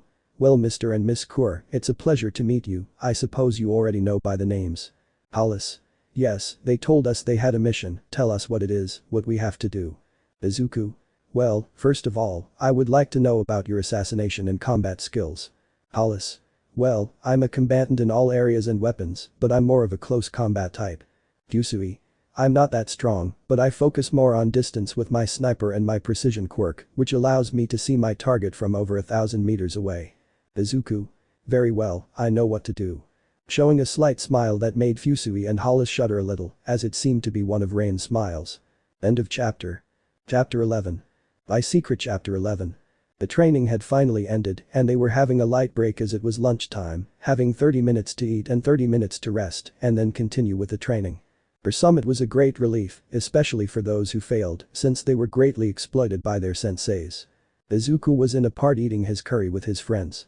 The Kura with whom Izuku had already made his contingency plan against the subjects who seemed to be part of the League of Villains. Positioning each of them in specific locations to neutralize their moves, taking Fusui to the top of a tree and hiding among its leaves to have better camouflage. Besides Hollis's own words, Fusui was one of the best snipers in the clan, so she knew she had nothing to worry about. But Hollis, I just had to wait for Izuku's signal to be able to take action. He would just have to wait until nighttime to put everything into action, since as they were going to have a test of courage between both classes, he knew well that this would be a great opportunity to attack, something that the green-haired man was not going to allow. But now he just had to focus on eating and acting like nothing was happening. Finishing his curry and drinking some water to rest. Uraraka. Wow Deku-kun, you were really hungry. Izuku. Well, this training really makes you hungry. Lita. Midoriya-kun, you should take advantage of these moments to rest, after all we can have fun at night. Izuku. That's true, just one more training session and we can relax. Watching as the rest of their friends finished eating and started to walk over to them to talk. Especially an orange-haired girl who had a slight smile on her face, something that Izuku recognized well and wanted to know about. Very calm. We can see the two crew arriving at the point where Fusui had to be. Hollis. I'm sure you'll be okay, right? Fusui. Of course, man, you know very well that I like being up high. Hollis. Well, I trust you can do it, besides you know that if I don't take good care of you, Rain will go completely crazy. Yusui. I know very well that my brother is not right in the head, I would even swear that that boy has the same smile and aura as Rain. Hollis. And you can tell me, that boy has enormous potential. If it weren't for the fact that we're paid to protect him, Grandpa would be happy to have him in the family. Yusui. And you say it, even if you let me say it, it's quite cute. Hollis. Well, remember, we can only leave one of them standing. We can kill the rest or knock them out if they're too dangerous. Yusui. Understood, I'll cover it with everything, I have enough chargers, I even dare say that I'll only need 2 or 1 to do it. Hollis. I trust you, well, I'm going to my position. Yusui. Okay. While the young Kura began to prepare and assemble her trusty rifle, Izuku was having a slight headache. While the Kura were preparing for the coup, poor Midoriya continued to be harassed by Kendo. Because the girl wanted to know more about the different techniques she had learned. Well, since she was a martial artist and her love for the same, she couldn't help but want to know about them or try to learn them. Izuku was sometimes grateful to be saved by his friends Tesutetsu, Satsuna, Ibara, Momo and even Yui sometimes. As soon as training had started again, Izuku managed to be in his training and relaxation place. He kept fighting with fighters and heroes to be ready, unaware that he was being watched by the little Koda who was watching him fight the holograms. I was amazed at how he used one for all in the Naiko style, movements at high speeds and incredible strength. But he decided to leave to continue thinking about all the words that Izuku said to them, now having to decide if what he was doing was right or not. When training time was finally over, it was time to make dinner again. Izuku had helped cut the vegetables with Kirishima and Bakugo, although the latter continued to stare at him with hatred for what he did to him, but being ignored by the green-haired boy, since he could only babble still. Until finally, the test of courage arrived. But even before this event could begin, Izuku warned them that he was going to sleep as he was too tired to continue, something that everyone had understood since his sensei and Class B knew about the training that the green-haired boy was carrying out. Once Izuku arrived at his room, he took a few things out of his backpack so he could form a body under the sheets and take a green wig that he had made thanks to a few things he had taken from Mina and Momo. When he managed to make his false head, he left through the window of the place and ran without attracting attention towards the forest and met Hollis. With Hollis. We can see the Kura standing behind some bushes waiting for Izuku to arrive, but right now he was looking very seriously at the people on the other side. Being the entire group that Izuku told him he had to take care of. They were now separating to carry out their plan, seeing that some were leaving alone. Hollis's mind. I should neutralize the weaker ones now that I can, maybe that way I can finish the job faster. Taking out from under his vest a handkerchief and a small bottle of chloroform. The Kura knew that some of them were not so dangerous, nor worth killing, there were even 2 minors with them. Knowing that he should do it quickly, as Fusui might miss a bullet. Being as stealthy as possible to target the easiest of all, that being a boy with a green gas mask. When he noticed that no one was around, he began the action.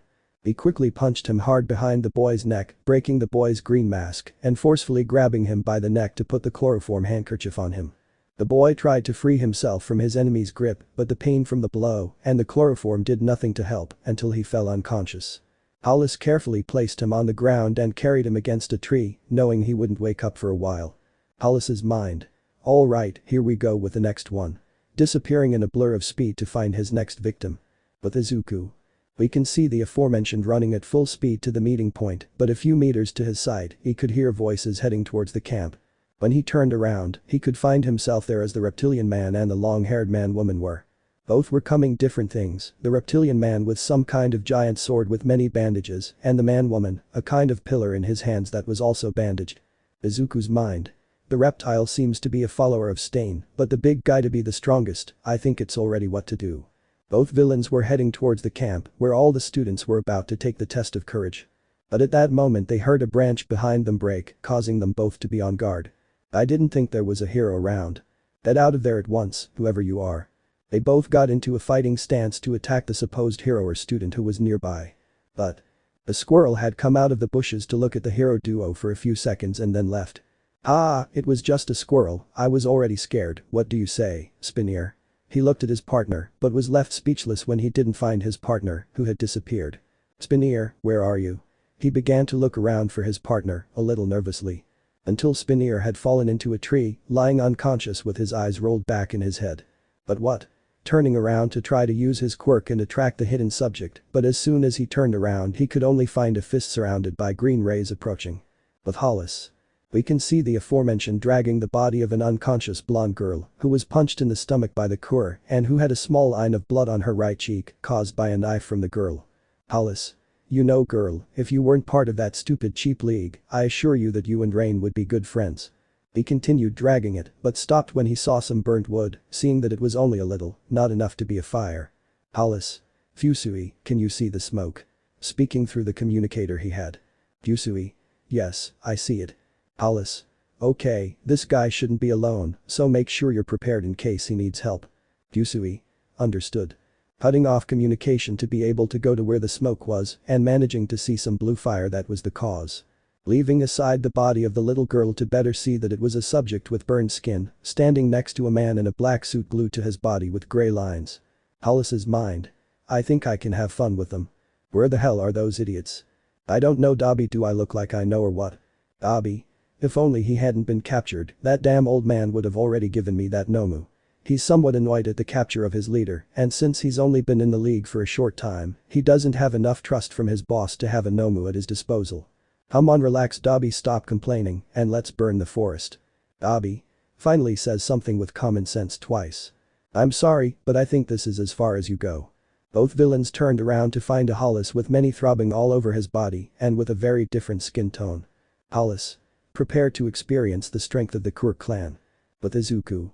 We can see the aforementioned running even more with a one for all towards the mountain where Koda was.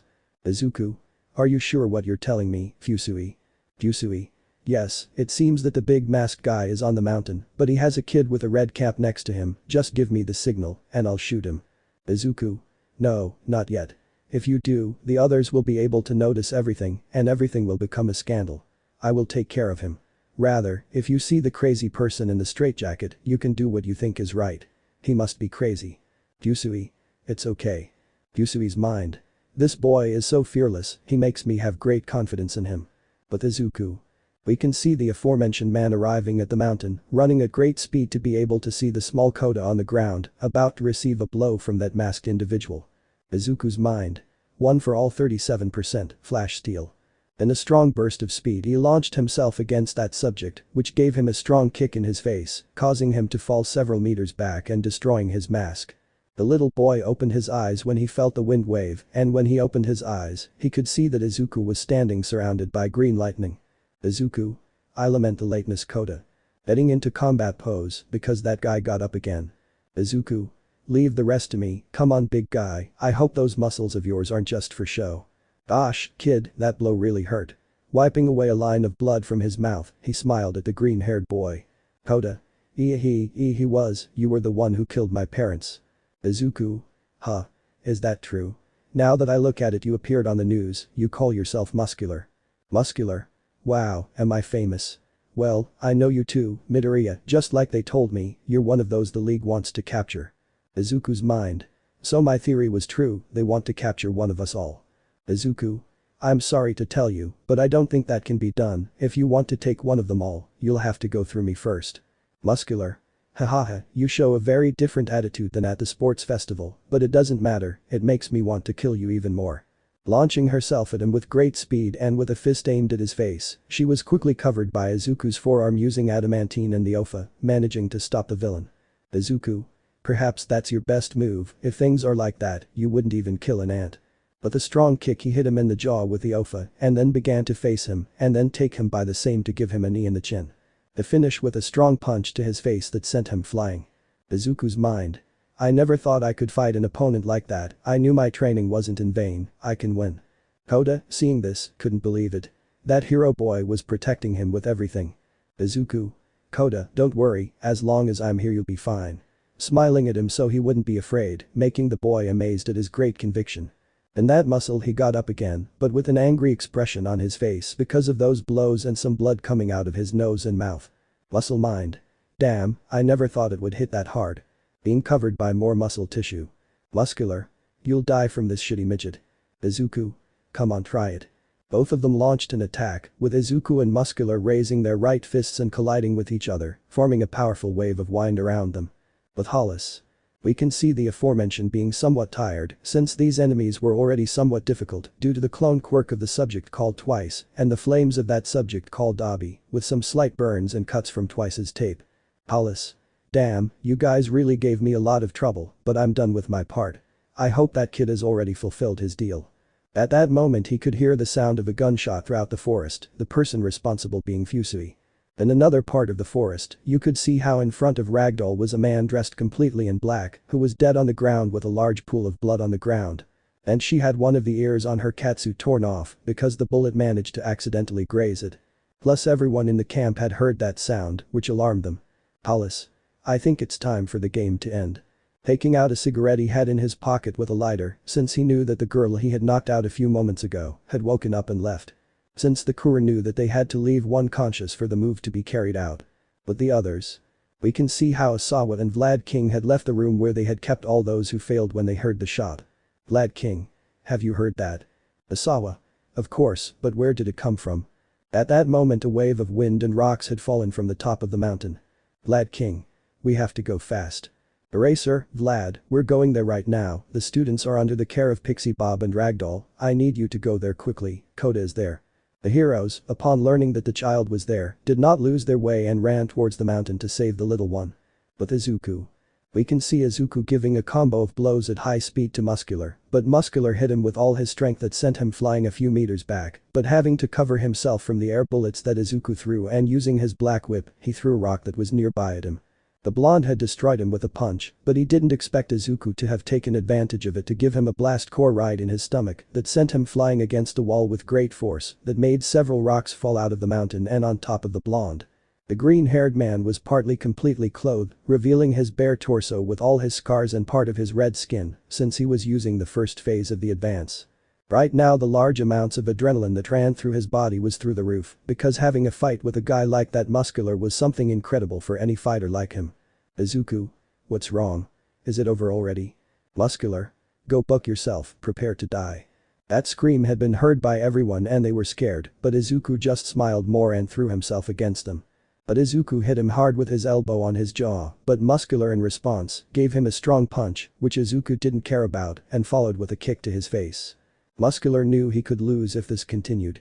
But Izuku didn't expect that they had thrown dirt in his eyes, something that was taken advantage of by Muscular, who grabbed him by his face and slammed him against the ground and the wall, but if that wasn't enough, he began to push him against the same wall, drawing a lot of blood on his way down the green-haired boy's face, who screamed in pain at that move. Once he reached a point he slammed him against the ground and began hitting him with great force, forcing the green-haired man to use adamantine to withstand the impact. But his leg would be grabbed by the blonde's muscle tissue and thrown against the wall again. The little Koda was terrified to see how the boy who came to save him was suffering, begging for all this to stop or to be woken up from this nightmare. Muscular. Die. Koda. Please stop. At that moment when Muscular had terrified Izuku, a great impact was present in the place, leaving a complete silence in the place. What happened was that Izuku had given a strong kick to Muscular's face, using the blast core, the one for all in the advance in his fourth phase in that kick. A few bones flew out of Muscular because of that, even his jaw had been broken because of that, and he fell to the ground defeated. Leaving in front of him an Izuku with half of his face covered in blood. Letting out a great shout of victory over this monster. Koda, seeing this, was left with his eyes wide open in shock, only able to cry from the happiness that it was finally over. Izuku was about to fall to the ground due to exhaustion, but he could only feel that he had been grabbed by the neck by a collar and a hand covering his mouth. Behind him was that blonde girl that Hollis had knocked out and let escape. Let's go now Kurogiri, I'm not going to stay here to die. Before that a portal had appeared and the teachers arrived with the pussycats, seeing Koda crying, an unconscious muscle man on the floor with his jaw broken and Izuku injured being taken by that blonde girl towards the portal. Asawa. Midoriya. Izuku. Don't come sensei, I'll be fine. Smiling as the portal closed in front of the heroes. The crew had quickly left as the first phase of the plan had already been completed. And the rest of the League of Villains defeated and tied up to be found by the heroes. With only one student kidnapped. End of chapter. Chapter 12. By Secret Chapter 12. It had been 3 days since the League of Villains Vanguard team tried to attack the camp, which in the end had failed, since only one of them had managed to escape and obtain one of the main objectives of their attack. Which was to kidnap Izuku Midoriya or Bakugo Katsuki. But what no one expected was that members of the Quirk clan and one of their targets intercepted them and thwarted their plan, capturing everyone and killing only one of them. When the students and teachers of the academy had found all the captured villains and the testimony of the little Coda, they managed to find out everything they had planned, only they did not mention those of the Quirk, since thanks to the strong blows of Hollis they forgot his face and what he said, only mentioning why they came. Leaving everyone wondering who was responsible for the shot that killed Moonfish, the only villain who had died. But also leaving everyone with a bad taste in their mouths because their green-haired friend had been kidnapped, and thanks to little Coda, who was responsible for defeating Muscular, one of the strongest of the villains, which made everyone think that he was responsible for defeating and thwarting the villain's plan. The news was not long in coming for all media outlets, as the arrest of all the members of the League of Villains and the kidnapping of a student was a huge surprise. Sayaka was informed by Almight and Nezu himself, which made the girl cry over the kidnapping of her boyfriend-fiancé. Almight could only clench his fists in frustration at his successor's kidnapping, but at the same time proud of him for defeating a villain like Muscular. The others were very sad for their green friend, Uraraka, along with Kendo went to comfort her. But the news, the UA had closed for an indefinite period until the rescue was carried out. At the moment, the teachers along with Principal Nezu were holding a meeting as they were talking about how to gain intelligence in order to go and rescue the green-haired boy. Because thanks to a few witnesses in the city of Kamino, some screams of pain could be heard, and when Tamura was free, many have seen him leave a specific building, which could help. In addition, thanks to the ragdoll heroine who went to that city with a group of heroes, she was able to feel several presences at a specific point, being a warehouse. All the police and heroes decided to form two teams to make their move. Something that everyone knew was that this guy would be behind all this. Unaware that someone was also making a move against that guy. But Izuku. We can see the young green-haired man tied to a chair, both hands and feet, but with a large bandage on part of his face, because due to the fight against Muscular, he suffered a huge wound. Kurogiri had healed Izuku at his master's request, which he also did with Toga. Being the name of the blonde girl who had taken Izuku to take him there. She had to give the big explanation to Kurogiri's master about what happened at the camp and why she was the only one who returned from the mission. The man only understood why everything ended like this, telling Kurogiri to cure him and Toga, and when he wakes up to let him know since he wants to talk to him and make him a proposal. Izuku had not woken up since he arrived at that place, because the great fatigue from the fight, the loss of blood and the Yusofa left him exhausted. But luckily he wasn't in a serious enough condition to endanger his life. At the core of the OFA. We can see Midoriya in front of Nana and Dagoro. Dagoro. Well done, kid, you really showed off against that giant. Izuku. Come on, don't say that, it makes me blush. But before he could continue with his jokes, he received a blow to the head from Nana. Izuku. Oh, and why is that? Rubbing his head because Nana had hit him very hard. Nana. What you did was something very dangerous and at the same time heroic, but with this it is more than clear that you cannot let your guard down in a fight, did you see how it left your face? Izuku. Don't even tell me, I can still feel my face burning, the good thing is that fog guy knows how to heal. Dagoro. But you know something kid, you have to be careful from now on, that guy works with All for One. Izuku. How are you sure? Nana. Believe it or not, while your body was in the bar, we were able to distinguish that guy's voice through the computer. We fought with him, we can distinguish his voice. Izuku. In that case he must know that I am the ninth bearer, right? Nana. The possibility is very high, but I think it's possible that he also wants you to join him. Izuku. Well, forgive me, but I'm not going to be on your side. I'd rather have my balls kicked out than work with someone Tamura was obsessed with pleasing. Dagoro. Well said, boy. Nana. Be careful Izuku. Izuku. Don't worry, I'll have it. Outside of Izuku's mind. While the green-haired boy was still in his mind, Toga was looking at him with a slight smile and a huge blush. Well, having some of his blood on her hands when she took it to bring it here, she couldn't help but taste it and blush a little. She wanted more of his blood, but because Kurogiri healed him and covered the wound she couldn't, having to hold back her desire until he wakes up because the master told her she can do it in case she has to torture him. Toga. I hope you wake up soon Izuku-kun, I can't wait to taste your blood again, it's so addictive. Laughing with a huge blush on her face as she took a closer look at the bandage covering half of Izuku's face. Time skip. That same night. Izuku had finally woken up, looking all around him, seeing that he was inside some kind of bar, seeing how she was tied to a chair, and that at the bar was Kurogiri and Toga. The first one cleaning a spleen and the other drinking some blood that she had received through Kurogiri. Izuku. Well, knowing the situation, it's obvious that they want me to talk, right? Kurogiri. Indeed, but it's not the one you were talking to with us. Izuku? What? If it's not you, who is that crazy woman? It will be me. That voice made the whole room's atmosphere change to a heavy one. Just his voice made Izuku's skin crawl. Izuku's mind. This is all for one. Outside the building.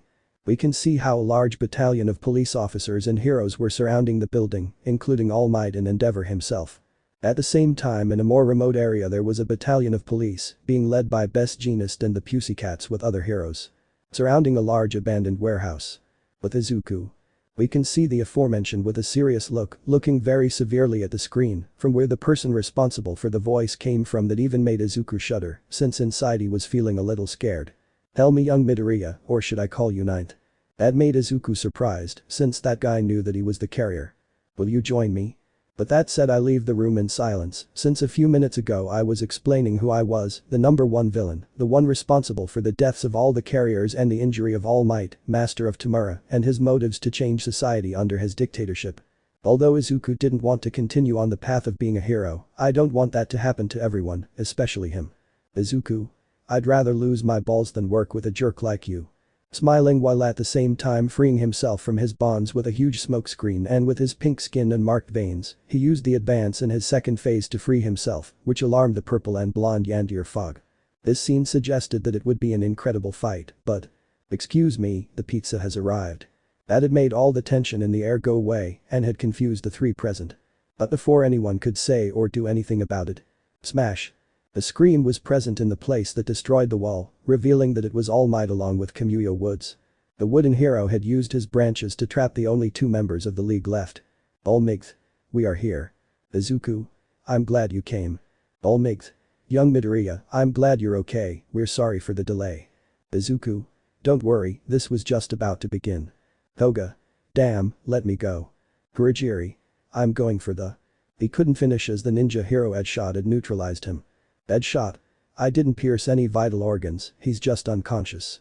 Izuku. Apparently this was very quick and easy. Kamuyo Woods. The kid is right, he is weird. At that moment, some silver-colored mud portals from which several Nomus emerged. Izuku. Nomus. At that moment an old man launched himself into the attack at great speed. Izuku. Who is that? Almight. The fastest veteran of all, Gran Torino, my master. Gran Torino. Hello boy, Toshinori has told me a lot about you. Izuku. It's a pleasure too.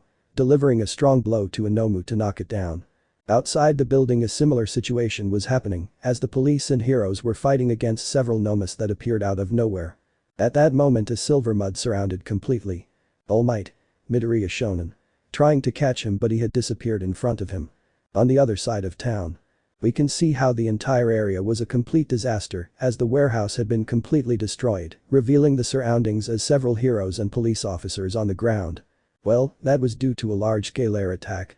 In the middle of the whole place was none other than a man who was floating in the middle of the place, wearing a very elegant black suit, but having a black helmet that completely covered his face. Jeanist, who was in front of everyone else, was on the ground, somewhat injured and stunned by the attack.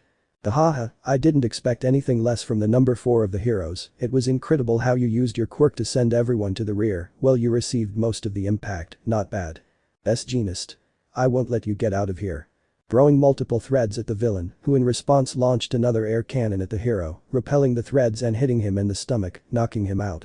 At that moment Izuku along with Toga and an unconscious Kurogiri, as well as a couple of Nomus. Izuku. But what? Hola, Midoriya Izuku. The green-haired man had raised his gaze to meet that man, but he had recognized the voice, and the affirmation of the other bearers made all his doubts go away. Izuku. All for one. All for one. It seems that All Might speak to you about me, well, it's a pleasure to have you in person. Izuku. Well, for me it's the complete opposite. All for one. You know, since Tamura is with me, we made a whole journey to reach the goal, which I so wanted him to reach, but he failed, his stubbornness and arrogance took him to where he is, but you were the trigger. I had hoped that as successors of both pillars of good and evil, they would face each other, but with Tamura behind bars, and seeing everything you have done to advance, I want you to join my ninth, join my side, and I will give you everything you want. Extending his hand towards the green-haired man, this being observed by Toga and a few heroes who were there. The villain was eager for him to accept the deal, and the heroes who didn't know the boy thought he would accept, well the Pussycats knew he wouldn't. Izuku. You know, all that stuff you said is very interesting and all but I don't accept. Before one of them could make their first move, someone quickly appeared to confront All For One and begin a struggle with him. Almight. Are you to return everything, All For One? All For One? Will you kill me again, Almight? Both formed a huge wave of wind that sent the Nomus and Toga flying, while Izuku managed to withstand it, but he had retreated a little. All For One. Toga, I need you to go with Izuku so we can regroup the league. Toga, as you say, sir. The Nomus had completely surrounded the green-haired man, who only smiled a little. Izuku. What a pain, this is going to be a good fight. All For One. I see your boy has enormous potential, too bad you and he will die. Almight. I will not allow it. Being thrown several meters by the air cannon. Izuku began to fight against all the Nomus with the Ofa and Toga, which was somewhat more complicated due to the knives he had. Izuku's mind. This will be easy, but I have to get out of here quickly, otherwise All Might won't be able to concentrate on his fight if he's watching me. Using his black whips he began to fight with everything he had against the Nomus. Using his best kicks and punches against all the Nomus, crushing their brains and piercing them. Toga. Don't think it will be very easy. Appearing behind him with a knife, but before he could do anything, Izuku kicked him in the jaw and then grabbed his leg and slammed it against the ground, finishing with a punch that wasn't that strong, but still knocked him unconscious. Behind him appeared the last Nomu. To finish him off, Izuku launched a powerful blast core, which sent the muscular Nomu flying several meters, destroying several pieces of debris.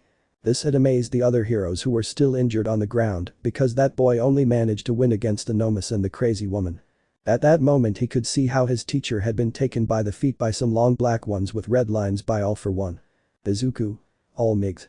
Without wasting time he launched himself against the number 1 villain, and without him expecting it. Midoriya knocked him flying with a strong kick with 50% of the one for all, which caused him some pain, since he was not well trained, that percentage caused him great pain. All Might had gotten up and stood to the side to help Izuku, as he noticed his grimace of pain in his foot. All Might. Thank you very much for your help, young Midoriya. Izuku. You're welcome. All Might. But you better get out of here, this is my fight, young Midoriya. Izuku. But All Might. All Might. Don't worry about me, I'll be fine. Izuku. Okay, also in case you didn't notice, there's a woman behind you in the rubble, I'll go get her, do you think you can give me time? All Might. Don't worry, I can handle him, make sure you go far away from here, but see if there aren't more people around here. Izuku. Take it for granted.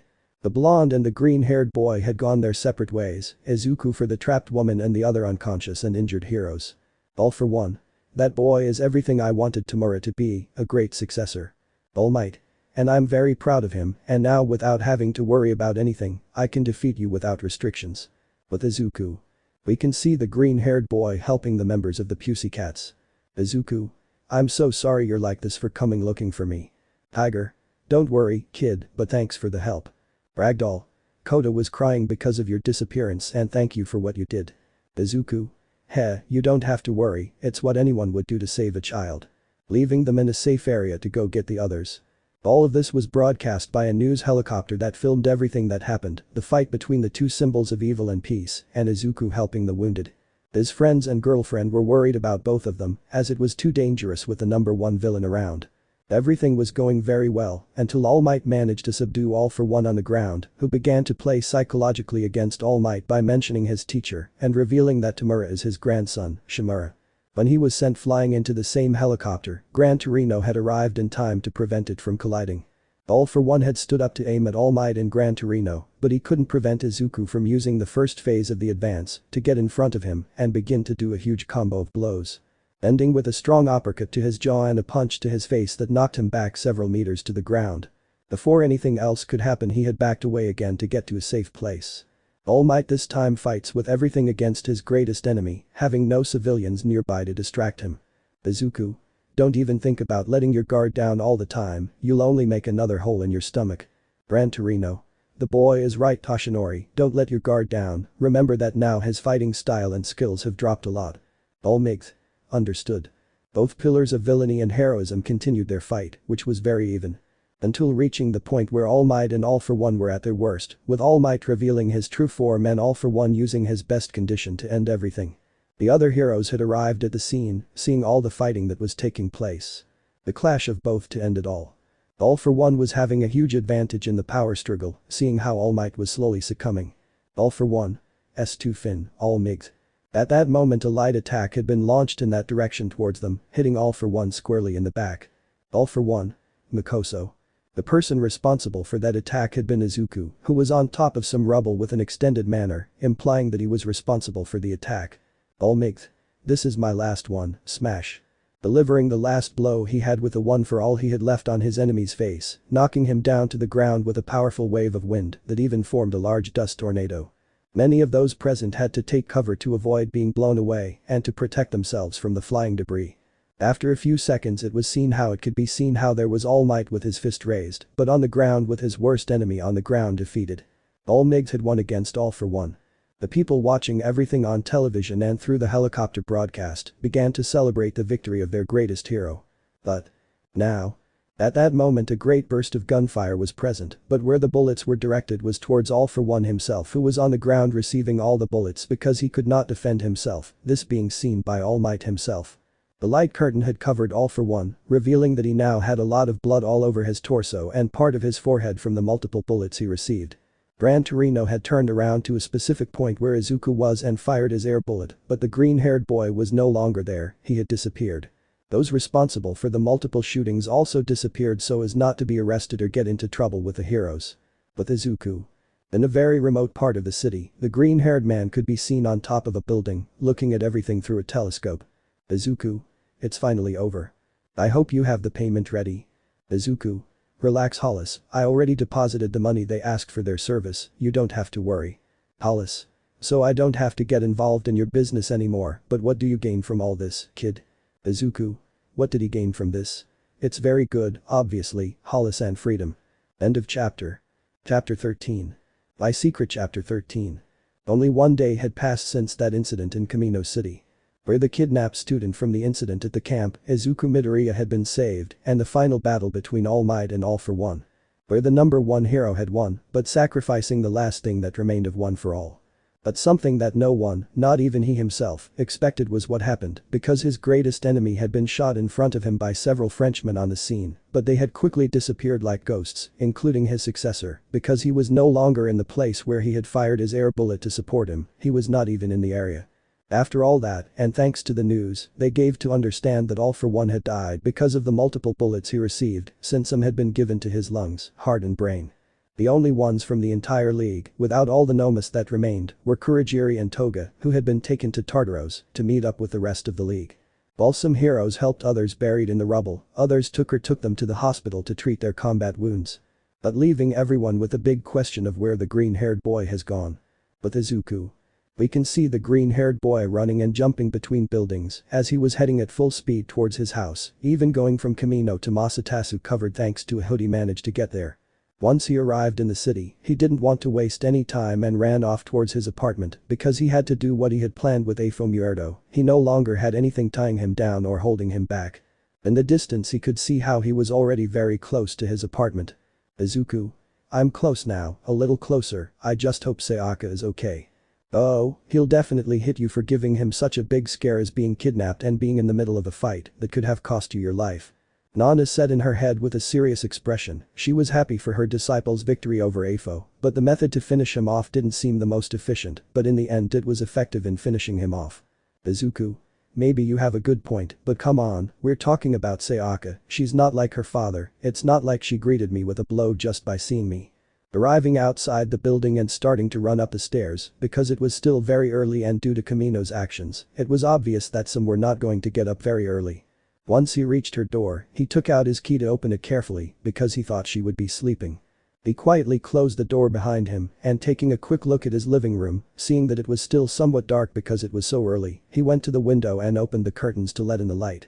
And when she turned around she was startled and took her hand to her chest, because she was scared to see that there on the sofa was none other than Sayaka, who had an unfriendly expression and some of her makeup on her cheeks, signs that she had cried. Izuku. Sayaka-chan. She didn't say anything about it, she just stood up and started approaching him with her angry look. Izuku would swear he saw how behind her was the face of a demon. Izuku's mind. I don't know if you're up there, but for whatever you want, please save me, Superman. Once she was in front of him, he didn't make her wait. Giving him a strong punch in his stomach, knocking all the air out of him. Izuku's mind. And she told me that she never trained martial arts, but she does hit hard. Sayaka. That's because I'm worried.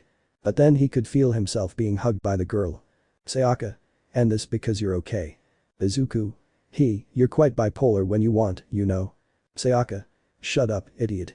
The green-haired boy looked up slightly and saw some tears falling from his eyes, which he began to wipe away with his fingers. In response, Izuku gave Sayaka a kiss on her lips, which she gladly accepted. Well, 3 days without feeling and being with the green-haired man were not very pleasant for her. When they had separated, they gave him a slight smile. Sayaka. Izuku, what was that happened in Kamino? I know very well that you have something to do with the Quirk. Izuku. How is that? Sayaka. My dad and the leader of the Quirk clan are very close friends, and he certainly told me that someone asked for the services of one of his grandsons and some of his snipers, and how curious that the surname Midoriya is on his list of completed jobs. At that, Izuku only sweated a little, because he knew that the Quirk were faithful to their contracts, but he didn't expect the clan leader and Lord Katahara to have that closeness. Izuku.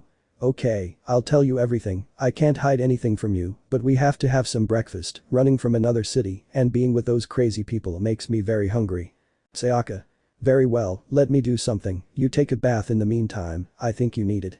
Izuku. After the green-haired boy had taken a relaxing bath with a clean change of clothes, in addition to being served a great breakfast by Sayaka, he was at inner peace. Well, that was until the moment came where he had to explain why he had to hire the Quirk to help him at the camp and finish off Afo in that way, since he wanted to be the next Mitsudo Fang and a 100% Kengan fighter, but having to reject him because of the reason for Afo's threat, without telling him about One for All, and his relationship with Almight. Without having All for One as a major threat and no longer having any reasons to stay at the academy, he could leave without any hassle. Sayaka had understood everything, she knew that Izuku didn't want to be a hero on Kano's part, but she had a big problem. Sayaka. But what are you doing now? Everyone will surely be looking for you. Izuku. That's what worries me the most, and I don't want you to get involved. Sayaka. What shall we do now? Izuku. I don't want them to do anything to you for answers, that's why I want you to go with your father until the day of the tournament arrives. Sayaka. But what about you, you can come with me. Izuku. I would like to, but remember that I have to be here to go with Mr. Yashiro, I am already his fighter, and if I disappear just like that for the day, he will think that I abandoned him. Sayaka. But. Izuku. You don't have to worry about me, I'll be fine, but I'll be calling you, as soon as I finish all my business here I'll go to the tournament right away. Sayaka. Even if I try to tell you something, you won't change your mind, right? My father is just like you in that aspect. She approached him to give him a kiss, which he gladly accepted, caressing her cheek while they kissed. After that they decided to do everything possible to start sorting out Sayaka's things. Izuku knew that he couldn't leave that apartment because his parents' names were written there, and if he left his parents would call him, and he didn't want them to get involved in that. Well, thanks to his friendship with Kobayashi and Toru, he could have a small facade. Toru was the easiest to persuade, but Kobayashi was the challenge. But he would talk about that later, since he would first have to make sure of Sayaka, because thanks to his contacts and the fact that they were about 1 mile from the nearest beach, a boat would be able to take her to where her father was. They had to take a taxi to leave directly but discreetly away from the sight of others. Elsewhere. We can see in a hospital how Almight was next to Gran Torino and Tsukauchi. Almight. The symbol of peace has died, the same day as All for One, is it true that he is 100% dead? Tsukauchi. Tsukauchi. Yes, according to what the doctors said, all the bullets pierced his vital organs, even his brain received 8 bullets. Gran Torino. There's no doubt that your boy Toshinori, after All for One was shot, disappeared from the place. Tsukauchi. But he was also the student who was kidnapped and is now missing. Now this is getting weird. The blonde was thinking about the whole situation, his greatest enemy dead and about his successor. I won't be at the UA for long, so don't worry about threatening to expel me.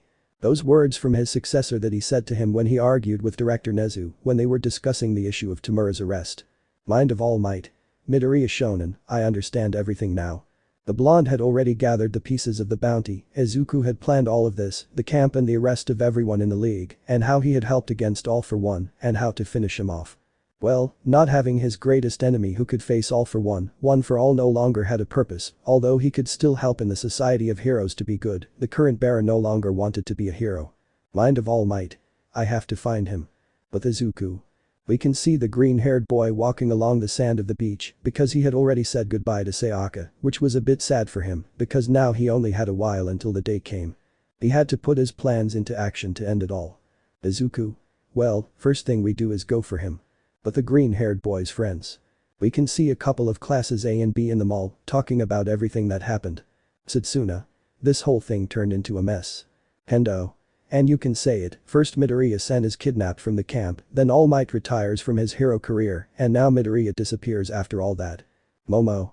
And that's not even mentioning that they're now saying that dormitories will be built at the UA to increase student safety. Lita. And now what will we do? Uraraka. I say it would be best to go to Deku-kun's apartment to see if he's okay. Haminari. And how can we know if he was there? His cell phone was destroyed at the camp. Zero. Well, that would be the most logical thing to do, since the news didn't say which hospital he's in, so we wouldn't lose anything. Hinoko. Zero-san is right, we should go see if he is okay after all, he did everything at the camp. But that said it was true, because thanks to the treatment of Koda and his senseis, he had defeated almost all the villains who wanted to attack them. Uraraka. That would be the best, let's go now. They all agreed on that and decided to go to the green-haired man's house to talk and see if they could help him. But Izuku. It was already 1 in the afternoon, time for a good lunch. And our green-haired fighter was eating a large pizza with his neighbors and little Kana in their apartment. Kobayashi. Wow, that pizza is really good, thanks for inviting us. Toru. Thank you very much, you have to tell us which pizzeria to go to for lunch one day. Izuku. You're welcome, rather thank you for accepting my invitation to eat, and I also wanted to talk about a very important topic. Receiving a slice of pizza for the Kana he extended to her. Kobayashi. And what is it about? Izuku. Well, it's that. At that moment the apartment doorbell had rung, leaving everyone confused. Toru. Are we expecting visits from Kobayashi-san? Kobayashi. Not that I know of, are your friends coming today, Kana? Kana. No. Izuku. Please, if they ask about me, tell them you didn't see me, that you don't know anything. Kobayashi. Why? Izuku. Do me that favor, I'll explain it to you soon. Making a plea with his hands, which they agreed to and went to the door, and when they opened it, they had found the group of the green-haired boy's friends. Kobayashi. Good afternoon, can I help you with something? Yaoyorozu. Good afternoon, we are sorry to bother you, but you are a friend of our classmate Midoriya Izuku who lives here next to you.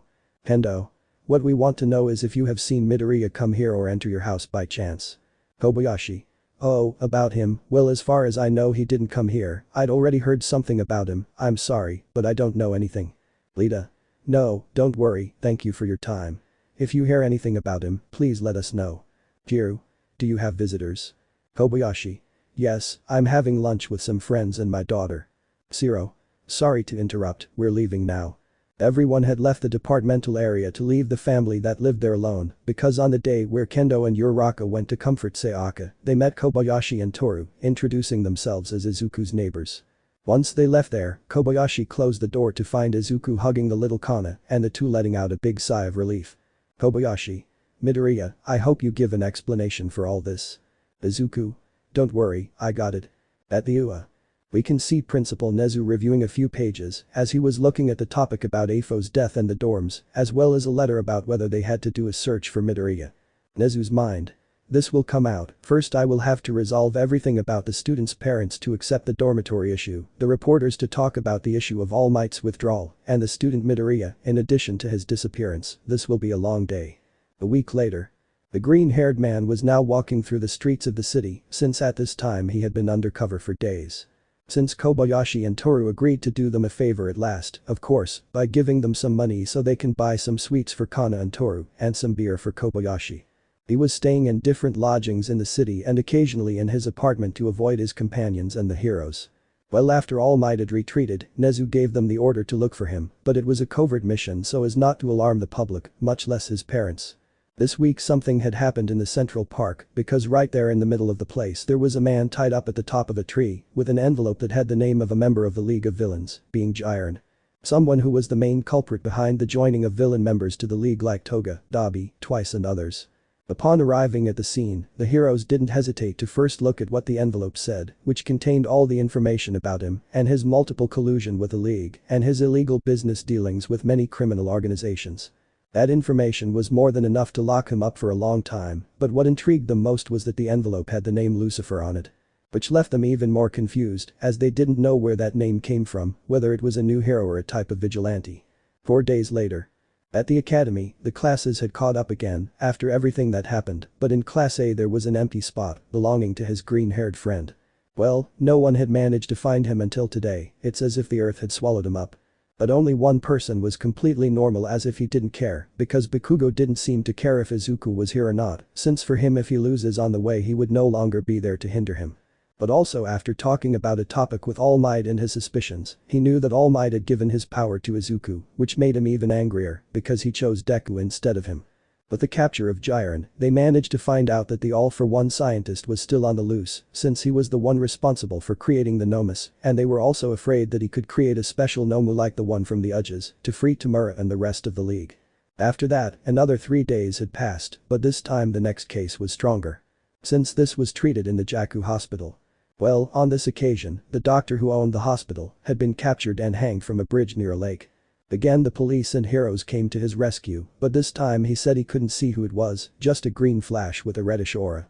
As in Jiren's case, it was something similar, since there was also an envelope with many photos of him in his lair with many Nomus, but also having a USB, which had several documents with videos and photos with All-for-One.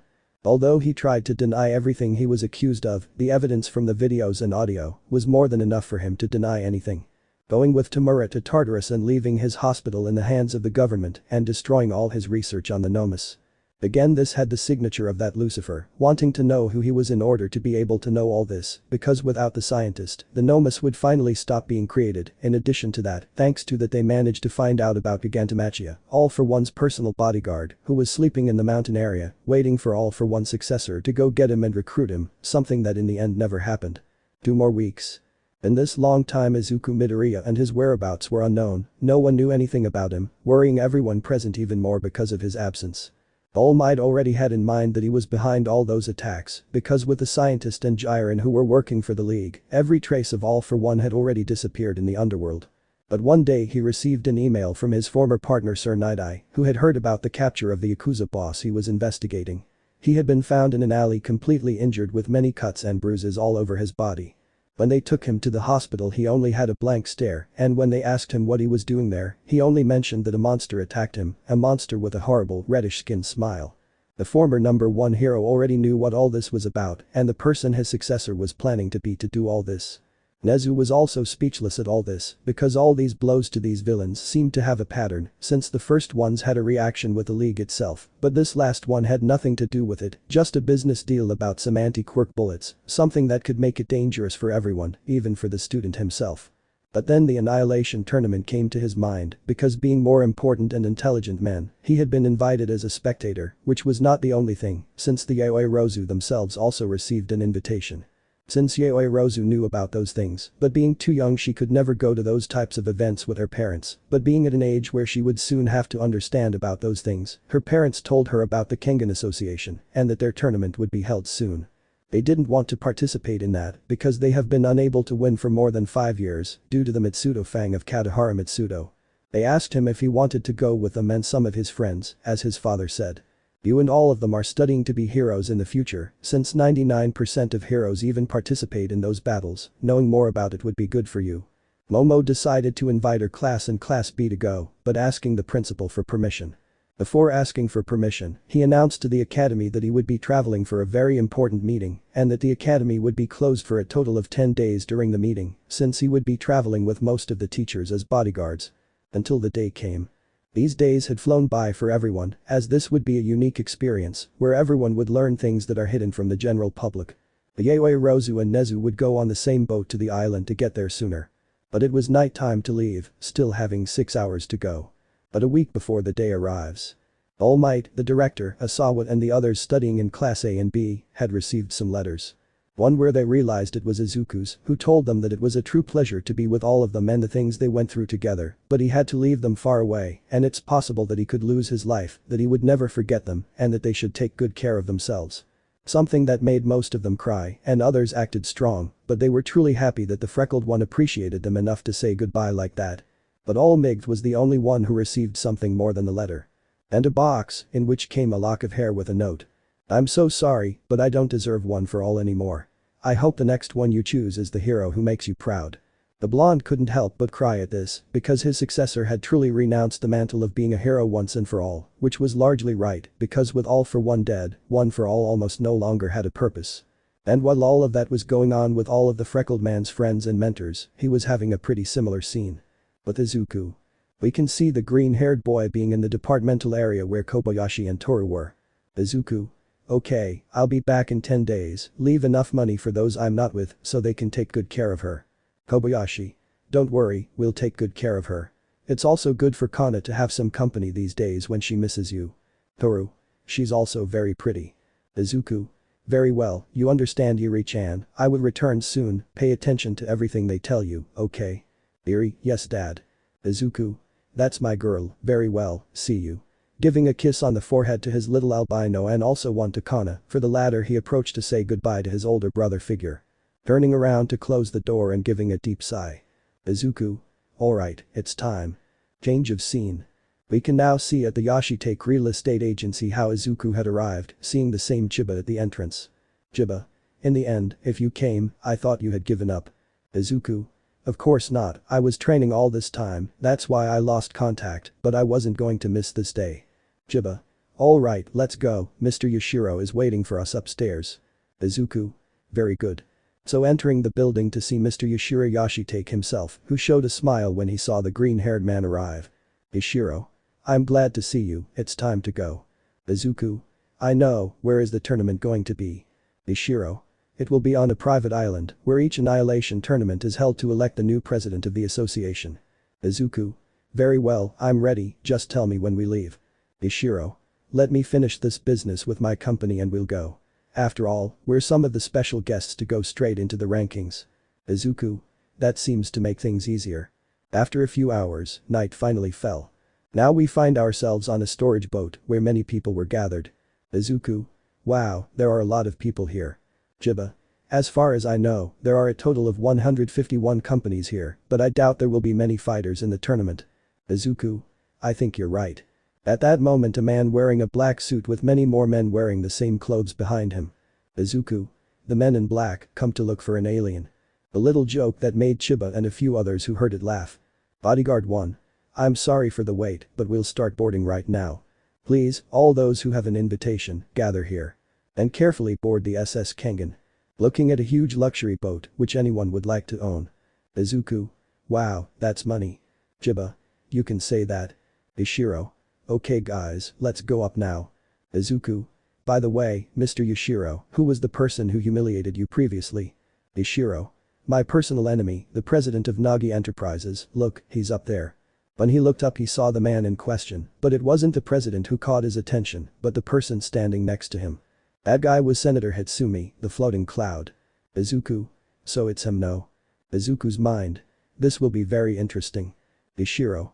That's right, but his previous fighter was the one who defeated mine before you two, look at him carefully, he's the one who's boarding the other ship.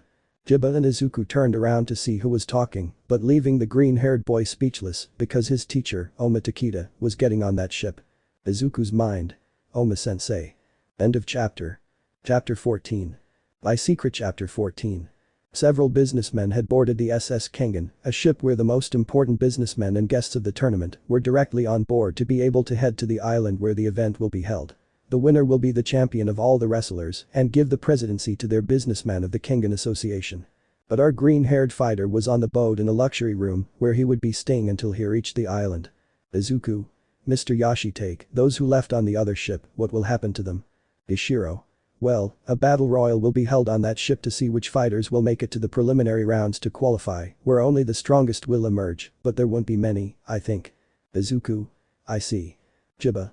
By any chance will your former representative be there? Ishiro. It's possible that yes, after all he was a promising fighter, but he had been defeated by a rookie, his name was Rigito, the Razor. Izuku. Yes, I had heard of him, he had a good streak. Ishiro. That's true, but Nogi had gotten a rookie who turned out to be too strong, and right now he's on the other ship they saw coming up. Izuku. I see, in that case you don't mind if I can go for a walk around the ship. Ishiro. No, go ahead, have fun, but be careful, someone might want to make fighters disappear, you should know what vipers are like. Izuku. Don't worry, I'll be fine. Getting up to go to the door and leave the room to go to the edge to see the landscape and other things on the ship. Meanwhile on the other boat. We can see how in the bunker there were several fighters fighting each other, with many falling like flies to the ground, since several were doing everything possible to win, using both their own techniques or brute force, with a lot of blood on the ground or on top of them. Above them you could see all the businessmen who were the bosses of those fighters. They were all screaming to see the fighters make their blood fly around the place. But in one area, where the entrance was, you could see a beautiful blonde woman being protected by two other fighters.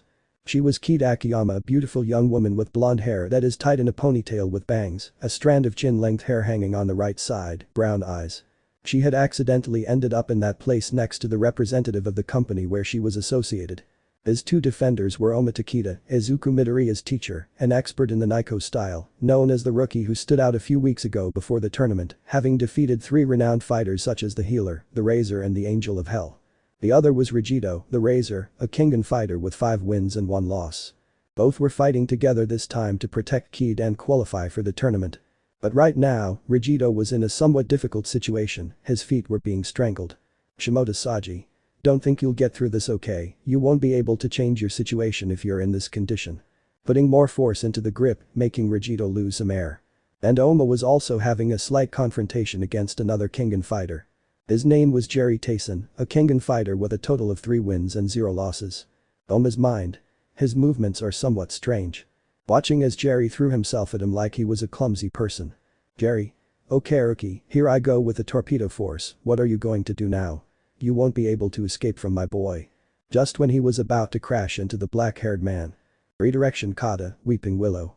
In a slight movement with his 2 hands he sent Jerry against the wall without taking any damage. Jerry. How could you do that?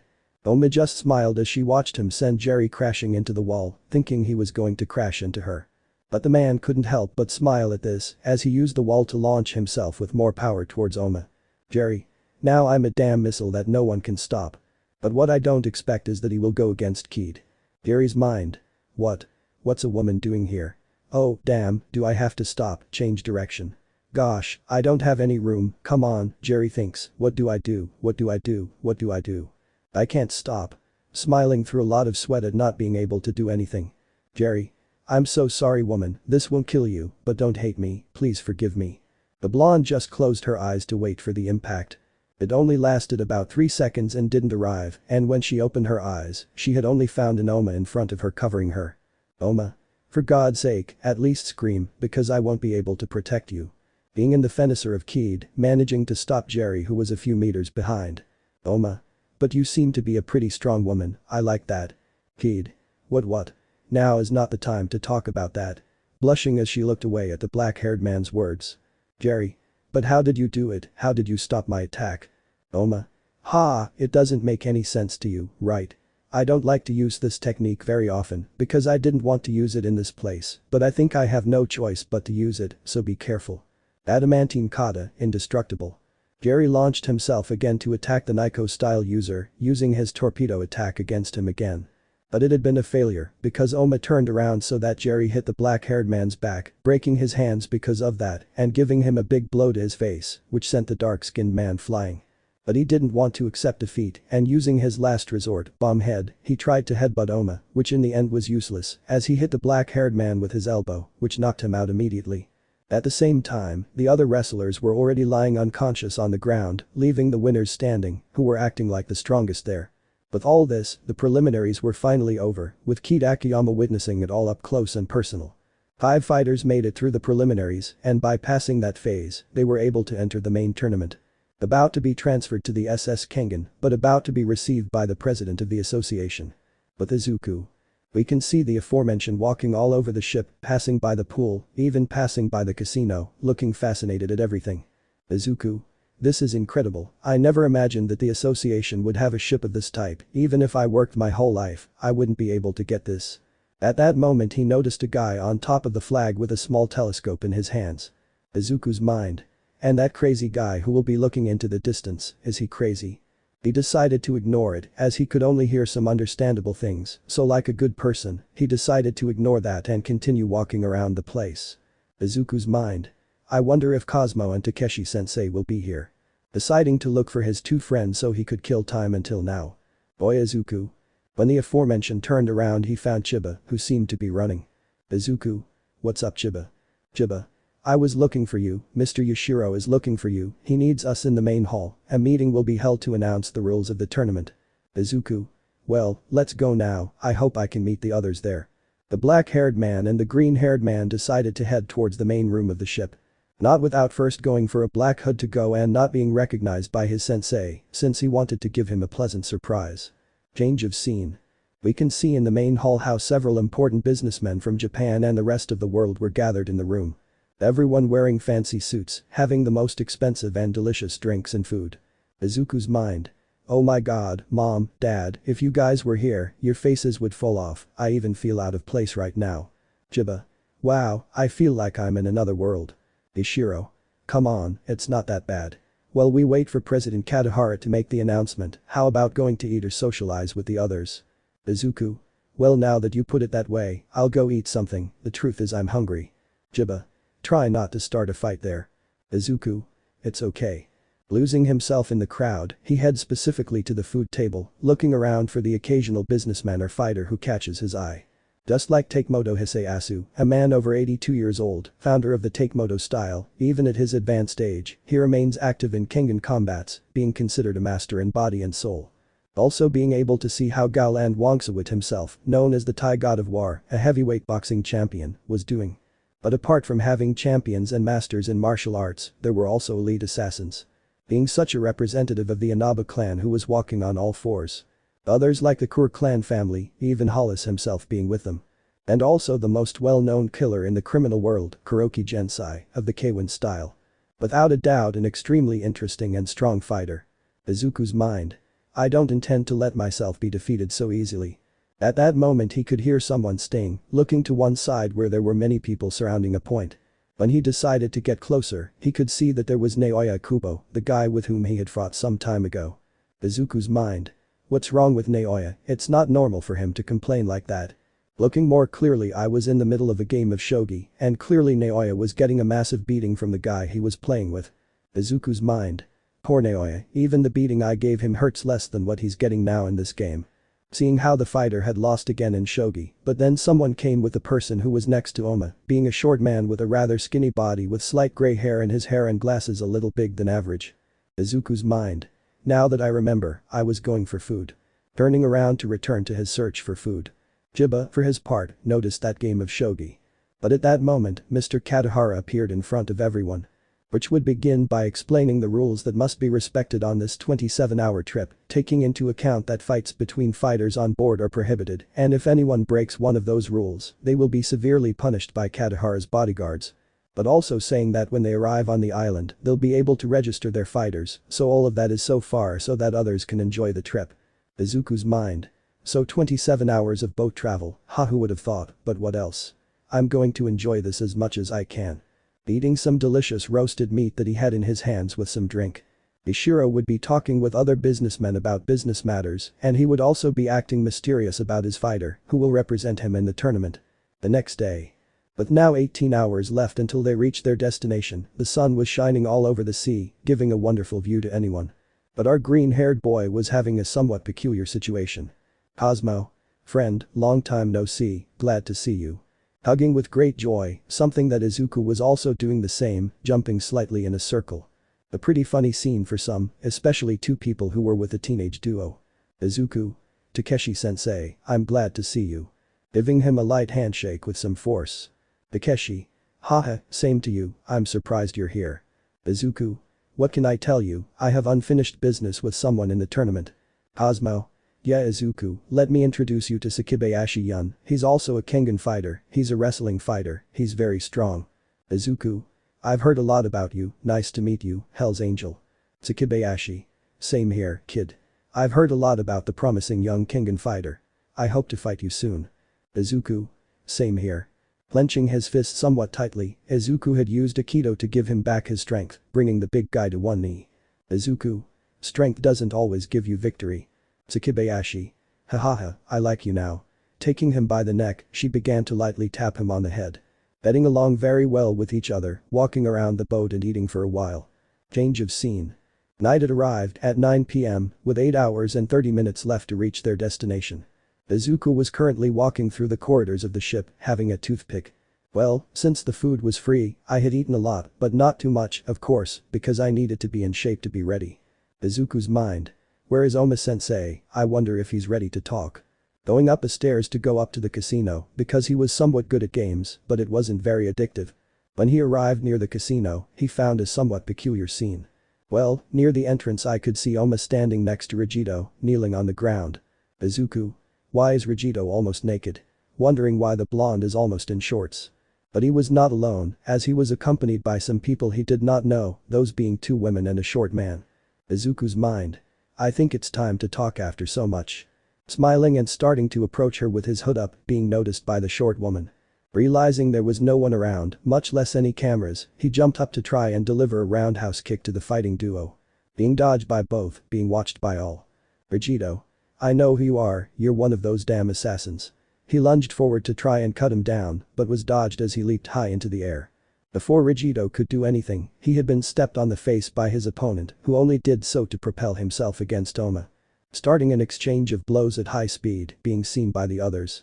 Up to a point where Oma tried to kick him, but was dodged and used his own foot to propel himself and took him by the arms to knee the black-haired man, who blocked it with his elbow, but showing that the blow was too strong. Izuku. Looks like your Nico-style techniques have gotten rusty. Smiling and giving him the finger. Oma. Well, how's this going? He lunges to throw a punch, but is dodged and grabbed by the arm with both hands and his neck by the legs of his opponent. Izuku. That was close, but don't think you'll surprise me with those techniques again, I already know them. Oma just smiled and using the water kata had freed himself from the grip. Oma. I see that you have improved a lot in your techniques, but let's see how it goes with this. The two launched themselves again, but this time, using the adamantine kata, indestructible. When they both collided, they formed a light smokescreen, surprising the 4 spectators who were there. But Oma had taken a few steps back from the hooded man. Izuku. His adamantine form is stronger than before, but apparently, mine managed to be stronger than yours. Launching against using the flash steel and also using the same technique. But when he was a few meters away he stopped to switch to a roundhouse kick. But both were just a few centimeters away and had stopped. Confusing others because of it. Equals, they stopped at the same time. The man with glasses said it, very surprised to see how little equality they both had. Oma. I'm glad to see you've improved so much. Removing his hood to reveal long green hair, seeing that it was a boy. A child. They all said it when they saw him, because they didn't expect a boy to be equal to the black-haired boy. Izuku. Hello, it's been a while Oma-sensei. All. Sensei. End of chapter. Chapter 15. By Secret Chapter 15. After a slight confrontation between disciple and master, which was a great reunion between the two. Well, what better way than to use Nico-style techniques to see who used them best. Right now Izuku was face to face with Oma, smiling at his teacher, because he was happy to see him again after so many years. Oma. I'm glad to see you, kid. I see you've improved a lot. You've really gotten stronger. Izuku. I say the same sensei, although it seems that you have become a little rusty. Neither of them were paying attention to the others who were looking at them, those being Oma's group, the only one Izuku knew was Rigito, who was also confused by all of that. Well, just a few moments ago, they were both fighting. Excuse me Oma-san, but who is the boy? The man with the lens who approached the duo asked. Oma. Ah, Kazuo Yamashita, I remember mentioning to you before that I had a disciple, well, it's him, Midoriya Izuku. Izuku. Holy. Waving the peace sign with the fingers of each hand. Yamashita. Ah. Is it him? Izuku. Nice to meet you Mr. Yamashita, I've heard a lot about you, they say you're a rookie expression who has been standing out a lot these days. He reached out and squeezed the man's hands, who only sweated nervously, as he didn't know how to react to a young man who almost knew him from Kengan fights. Izuku. As you might expect, you're Oma-sensei's boss, right? Yamashita. Okay, boy, but tell me, what are you doing here? Aren't you too young for this kind of thing? Izuku. What am I doing here? Well, I'm a Kengan fighter. What? They all said upon hearing the boy's statement, someone so young being a Kengan fighter. Izuku.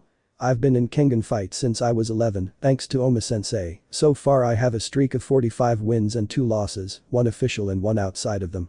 Kid. Since I was 11. Izuku. That's right, Miss Go-sensei, I never thought that a woman as beautiful as her would be with you.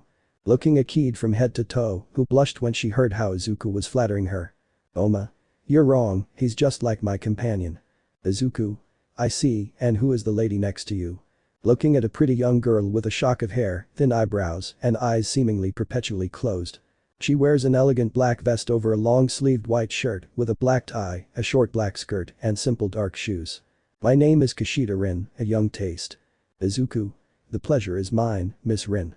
Blushing the aforementioned and leaving Kid speechless, the first thing that came to mind was a junior Oma with the same attitude, but it turned out to be the opposite, since the green-haired boy had manners and education, and a class to flatter and treat girls well. Vegito. Well, if that's true as you say, what's the name they call you, since if you're a fighter, I should have listened to see if it's true about your streak. Izuku. The name they call me is Lucifer, the young promise of Kengan combat. But that said, he left everyone speechless and made Vegito blank because he had already heard that name before and of his multiple fights and way of fighting. Yamashita. Lucifer. Kushida. You see, Mr. Yamashita, the boy is known for always having a huge winning streak since his debut, but having an incredible growth, in addition to having only one defeat in 4 years, but nobody knows who was responsible for that. He is a young man highly desired by many to be their fighter. Yamashita. Really? Looking at the green-haired boy who was talking calmly with Oma and Vegito. Yamashita's mind. Is this guy really that strong? Before everyone could continue talking, a hooded person went against them, but again against Oma, with Izuku being the one who protected Kid and Vegito. The stranger went against Oma to start a mild confrontation, not as much as he had against Izuku, but he did give him something softer. When this person tried to knock Oma down on the ground but was stopped by the black-haired man, and when they were about to hit each other they had stopped.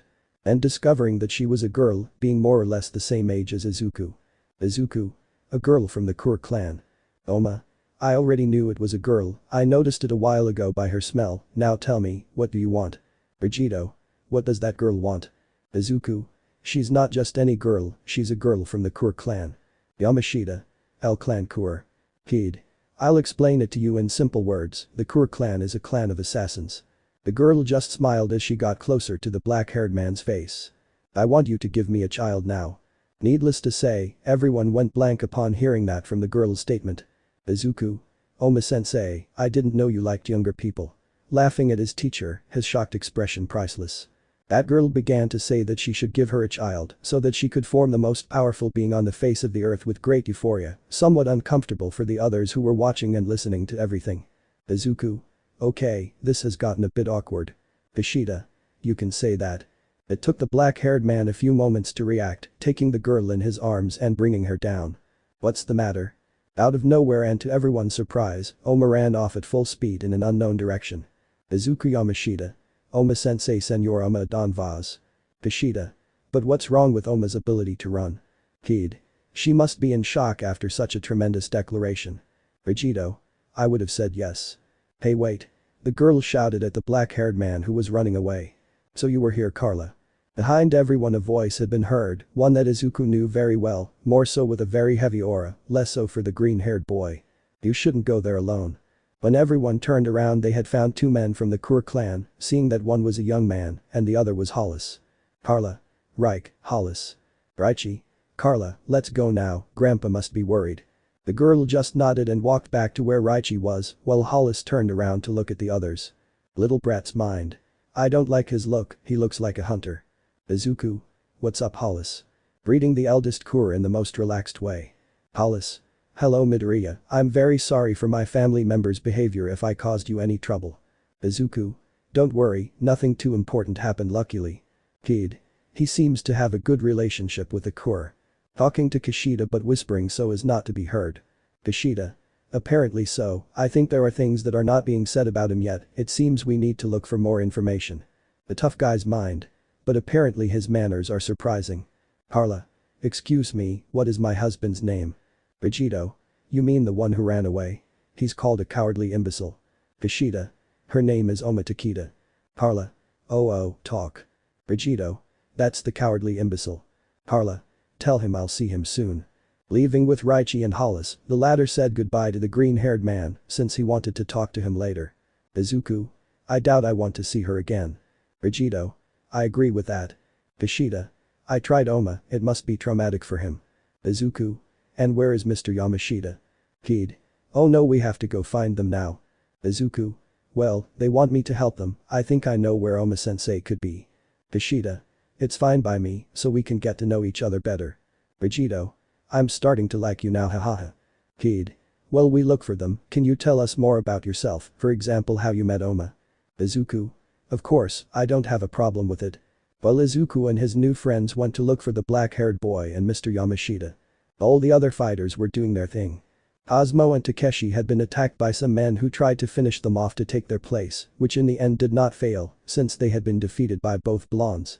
Mr. Yashitake had gone to his room to rest, while Chiba, although not going to fight, intended to gather information and skills from the other fighters for his arsenal.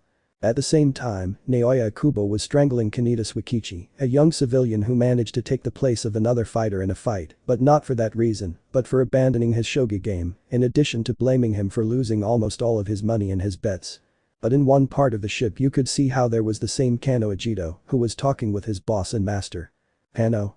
Master, as I understand it, the boy finally came to the tournament. Katahara. I'm glad to hear that, I think he finally managed to solve the problem he had and came to us. Kano. That's right, but there are also some people he knows well here, how will we do with that? Katahara. You don't have to worry, Kano, I'm sure I already have something planned to resolve with those from the UA, but those who are here on the ship, well, that will be something that will have to be resolved when we get to the island. Time skip. Ladies and gentlemen, please attend to the bow. The island ahead is the tournament's battleground, the place where all dreams gather, Ganryu Island. Izuku's mind. So this is the island where the most important tournament will take place. Yamashita's mind. I don't care if there is a lot of bloodshed or great savagery that will be seen, I am prepared for everything that will come now. Ladies and gentlemen of the Kengan Association, welcome to Ganryu Island. Please take your time to recover from your long journey. In front of everyone were some beautiful girls in bikinis, welcoming them who came. Izuku's mind. What the hell is this? Change of scene. Now we can see how Izuku was playing beach volleyball, having Cosmo as a partner, and they were against Kazuo Yamashita and Ohya Ken. Izuku. Taya Imai. Cosmo. Shot. Giving points to his team, and they were fresh as lettuce, while the gentlemen were completely sweaty and tired. At the same time they had the eyes of some women on them and also of the other fighters, but it was Cosmo and Izuku who were attracting the attention, including that of a young blonde-haired girl, who was accompanied by a burly man, with the same blonde hair, but having a few veins marked on his face, to see how his younger sister was looking at the green-haired man and the blonde young man. Having a good time, but Izuku could notice in the distance that someone with long hair was looking predatorily at his teacher, another fighter being somewhat strange. But at the same time they finished playing volleyball, Izuku could notice how far away and in the building, he could see how several of his UA classmates were there, because he knew that the Yaoyorozu and director Nezu had the money and prestige to come to this type of place, but he didn't expect everyone else to come with them. But I was avoiding or ignoring them, because I didn't want all this to end in a fight or drama in that place. Until nightfall. Where they finally called all the presidents of all the companies, including Director Nezu, who, although not participating, was called by Katahara himself to talk about a specific topic. Well, finally, the order of the fights of all the fighters would be carried out. But apart from Director Nezu, who was standing there, looking at all the businessmen, he noticed that there was a rookie apart from Yamashita, a black-haired man with slight freckles on his cheeks, having a cigarette in his mouth, smoking in the most calm way, as he was looking at everyone seriously. Nezu's mind. Not there. Sweating a little seeing how that guy was present, because he knew very well that he knew who he was, and that he would have to give a lot of explaining, and it would surely cost him his life. Nezu's mind. I'm dead. It took a few minutes for President Katahara to finally arrive, accompanied by Mr. Nogi. Saying a few words to them and using a roulette-type machine, he would begin to explain how the order in which the fighters will be chosen will be decided, and to instill fear, he would say that his fang would be in the last fight. The first to enter would be Yamashita Kazuo, who by a lucky shot, would be the highest score of all. The next one had been Rigito, who, because he was overconfident, had the lowest score, but the next one with the blonde had been the black-haired man with freckles, a number that made him have the 5th place to choose. Then everyone would start drawing numbers to choose their positions. The first would be Yamashita, who took number 8, that is, the 4th fight. The others would begin to choose their places until it was Yoshiro's turn, who stood in the 13th fight, showing the name of his fighter next to his company. Mind of but what? What is Izuku doing here, wasn't he at the UA? Looking at the white-furred rodent with a serious look, which sweated nervously at the black-haired man's gaze. Nezu's mind. Yes, I'm dead. After that, everyone had the fight list ready. Katahara. Very well, with this we have everything ready for our tournament that will take place tomorrow, but first I want to talk to you about a very important matter, which has to do with Director Nezu here present, it is something that many will be present for. While they were all talking about a topic, let's see who has to find the green-haired guy. Well, right now he was in a cave near the shore, being far away from the others. But he wasn't alone, because right now Sayaka was there, having a very intense kissing session with lots of caresses. Sayaka. Separating from the kiss, I missed you so much love, I missed your kisses, I felt so alone. Izuku. I missed you a lot too Sayaka-chan, I worried a lot about you, but there is no longer any problem that I carry on my back, I no longer have anything that prevents me from being with you in my path.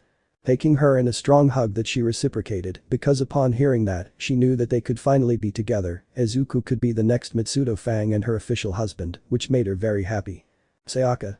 You don't know how happy I am to hear that, but now promise me you'll take care of yourself in the tournament. Izuku. I will, I promise, love. Kissing to seal that promise while you continued with your caresses to kill time and make up for the lost time you hadn't seen each other.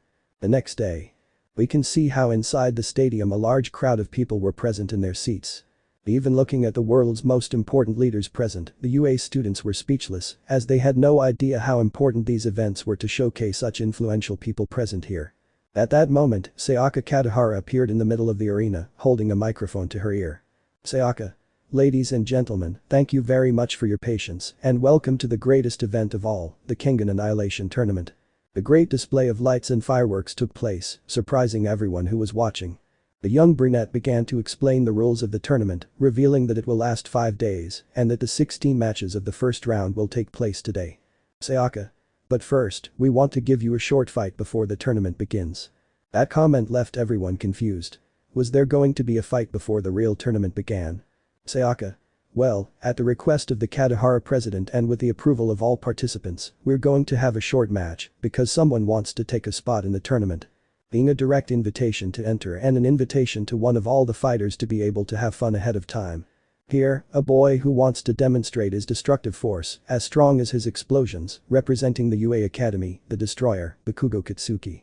Bakugo Katsuki had come out of the tunnel with a smile full of arrogance, as this was a perfect opportunity to get revenge on a certain person, since he knew he was here, but leaving his companions and friends confused when they saw him there.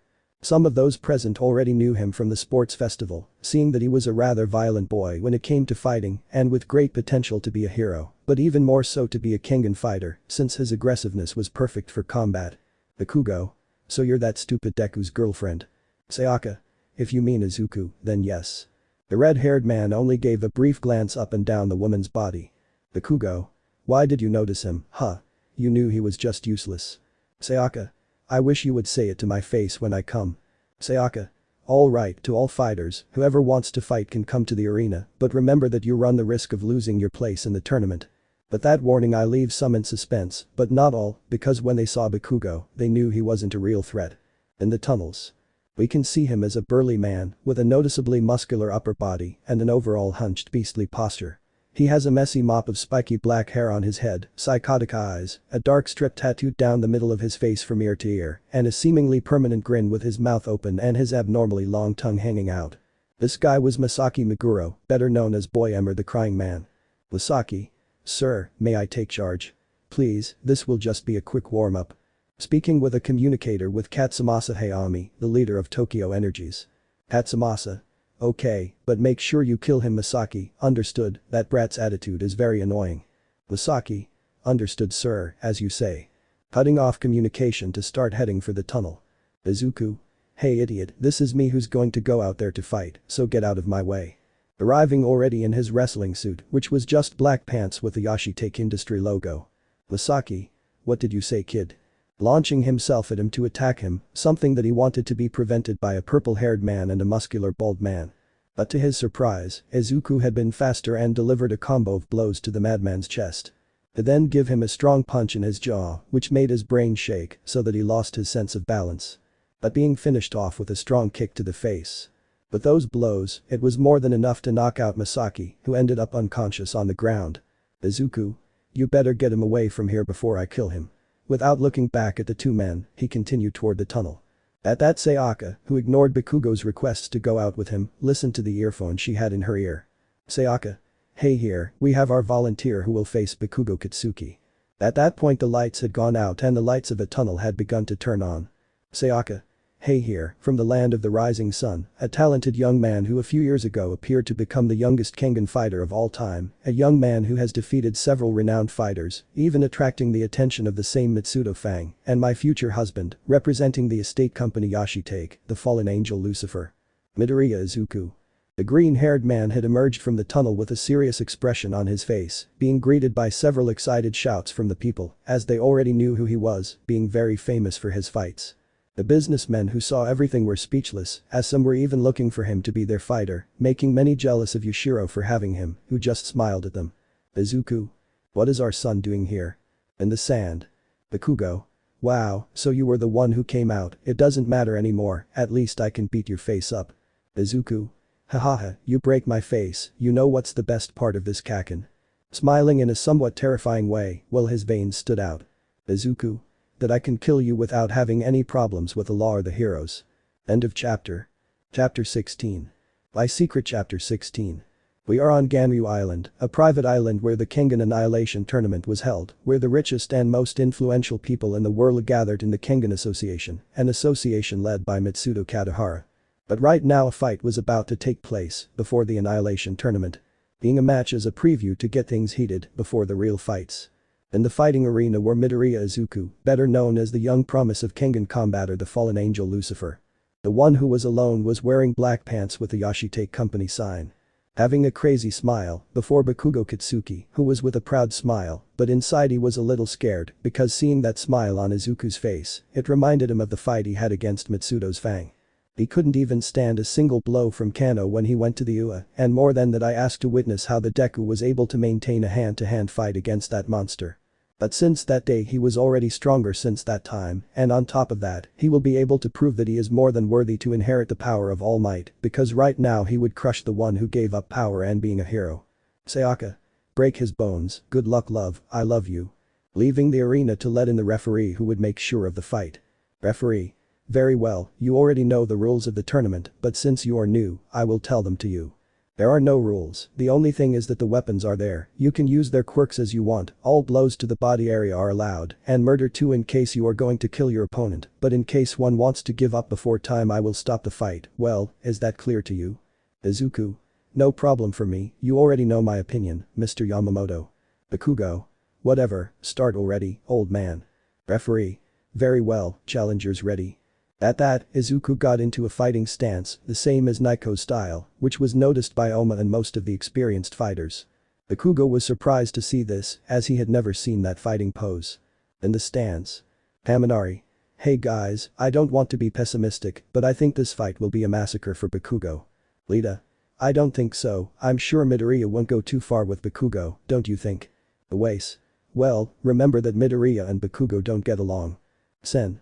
That's true, well, more because of Bakugo who always harassed him. Yui. I think Midoriya is going to unleash all his anger on Bakugo. In the sand. Referee. Let's fight. He couldn't wait any longer, and with a great flash of speed, he hit Bakugo with a strong knee to the jaw, which made him writhe a few meters back, due to the strong and fast blow he received, and more so with the slight pool of blood that flew out. Bakugo was on the ground in disbelief, with one hand touching the place where he had been hit and looking at the blood that had come out as a result. Sayaka. And the first blow is from Izuku, drawing blood from Bakugo at the very beginning of the fight. Izuku. What's wrong? Don't tell me you're giving up with that. Bakugo. I'm going to kill you, you wretch. Heading up to launch his explosions at the green-haired man with great anger. Bakugo. Shiny.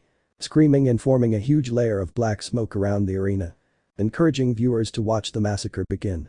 At that moment, someone flew out of the smoke trail, followed by another person who ran into him. Once he was in front of him, a strong blow crashed him to the ground, leaving him buried. The one standing had been Izuku, who had buried the counter in the ground with a punch. But he quickly gave him a strong kick that sent him against the wall of the place. And using the second form of the advance he launched himself at him at great speed. Bakugo brought his hands together to send out an even bigger explosion, which hit the green-haired boy squarely, being completely surrounded by the explosion and the trail of smoke because of it. But before he could smile, he had to cover himself with elbows to withstand a barrage of blows that Izuku was giving him without any mercy, and more than that, he gave him a strong knee to his jaw. And so on, even more and more hits at high speeds and too powerful. Izuku. Come on, what's up Bakugo? Giving him a strong punch in the stomach to send him to the center of the arena. and following him to give a strong steel flash in the face of the short-haired boy and start giving him multiple punches. Without leaving it unanswered. With a huge smile on his face with red skin and veins throbbing in his body, he grabbed Bakugo by the head. And in response he began to give him multiple explosions in his face and chest. Izuku. That hurts, idiot. Slamming it hard into the ground to form a small crater with a small crack hurt underneath. That was caused by the explosive boy's nose being broken by the strong impact he received, but it became more stained with blood from continuing to be stamped with great force and then being sent flying by a strong kick to his face. But the businessman. Damn, that guy is incredible, where the hell was he? I was looking for him all this time. She was Togo Tamari. Tamari is a young woman with crazy-looking sanpaku eyes, thin black eyebrows, long black hair falling down her back, with some strands falling over her face, a broad chest, full red lips, a toothy grin that reveals her shark-like teeth, and rectangular half-framed glasses. Tamari generally has a crazy-looking facial expression. Tamari. How the hell did that faggot Yashitake get that guy? He didn't have to go through Mutiba. I'll see if I can bribe him if he joins me. Wow, I never thought I'd see the young promise here. I would have liked to have him on my side, so Ray wouldn't have to get hurt so much here. This beautiful woman was Kureashi Rino. Rino is a beautiful woman with long blonde hair that falls past her neck to her sizable chest, and hergless figure, and full lips neatly painted with lipstick. Rino. But I have to admit, he's too cute even if he's covered in blood. Mind of if I had found him ahead of time, maybe I wouldn't have had to bring Saishu. She was Hiyama Shunka. Hiyama is a petite young woman with large dark eyes, black hair styled in a neat bob with carefully cut bangs that fold just over her eyes, small, full lips with dark lipstick applied to them, and a moderately sized bust. Shunka. Well, with this I can get some analysis for Saishu. In the sand. This time Izuku had Bakugo trapped in a key, using the water kata, grabbing him by the neck and feet with his hands, and using his own feet on the back of the Pelisiniso. The explosive boy was losing a lot of air because the grip was so strong, he even swore he could hear his balls breaking. With Izuku having a huge smile on his face at all times as he watched Bakugo slowly succumb to fear, that look of confidence and arrogance was gone, and now a look that revealed his desperation and fear was present. But the fighters. We can see how everyone was in different parts of the arena watching Izuku's fight, or well, the massacre that Izuku was carrying out against Bakugo. Tsukibayashi. Wow, that guy is brutal. Takeshi. You can say that, especially now that he is a master in his field. Tsukibayashi. You're right about that, those moves aren't from a rookie, he's mastered his fighting style to the point where he can match up against a master. Hey Cosmo, that guy is a friend of yours, right? Cosmo? Yes, why? No, nothing, it's just too incredible, I would have liked him to be your replacement in case of emergency. Cosmo? Are you saying that you prefer him to me? Hey, of course not, you know very well that I care about you, before being your friend we were classmates, and you know better than anyone that that explosive boy could be you. Cosmo? Well, you're right about that. I've never seen him like that. He must have a grudge against that boy to go to such extremes of torture. Elsewhere. Ahaha, that guy is really strong, I'm dying to fight him. Relax Pang, although you're right, that boy is very strong, and even more so if what you said was true, because if I caught the attention of the same Mitsudo Fang, it's for a reason. Elsewhere. Naoya. It's that boy who defeated me before, never mind, the next time we fight I'll beat him, I trained too much for this. Sekuichi Kaneda. His moves are truly incredible, and that's even though he's so young. But those of the core. Ahaha, I'm starting to like that guy now. Raichi. Uncle Hollis, you already know him, right? What can you say about him? Hollis. He was the one who hired us to kill All for One in that incident in Kamino City, in addition to defeating Muscular, you could say he's quite a prodigy. Too bad Mitsudo already has him for his daughter, I'm sure he would be a great candidate. Hollis. Not forgetting that you were just supposed to take care of him, remember Grandpa, we were getting paid for that. Yes, I know, but I think that after all this, it will no longer be necessary, Mr. Midoriya should already know better than anyone. Han Katsumasa. Katsumasa. Ren, he can hear me. Speaking through a communicator to one of his infiltrated fighters. Ren. Tell me sir, what's going on? Katsumasa.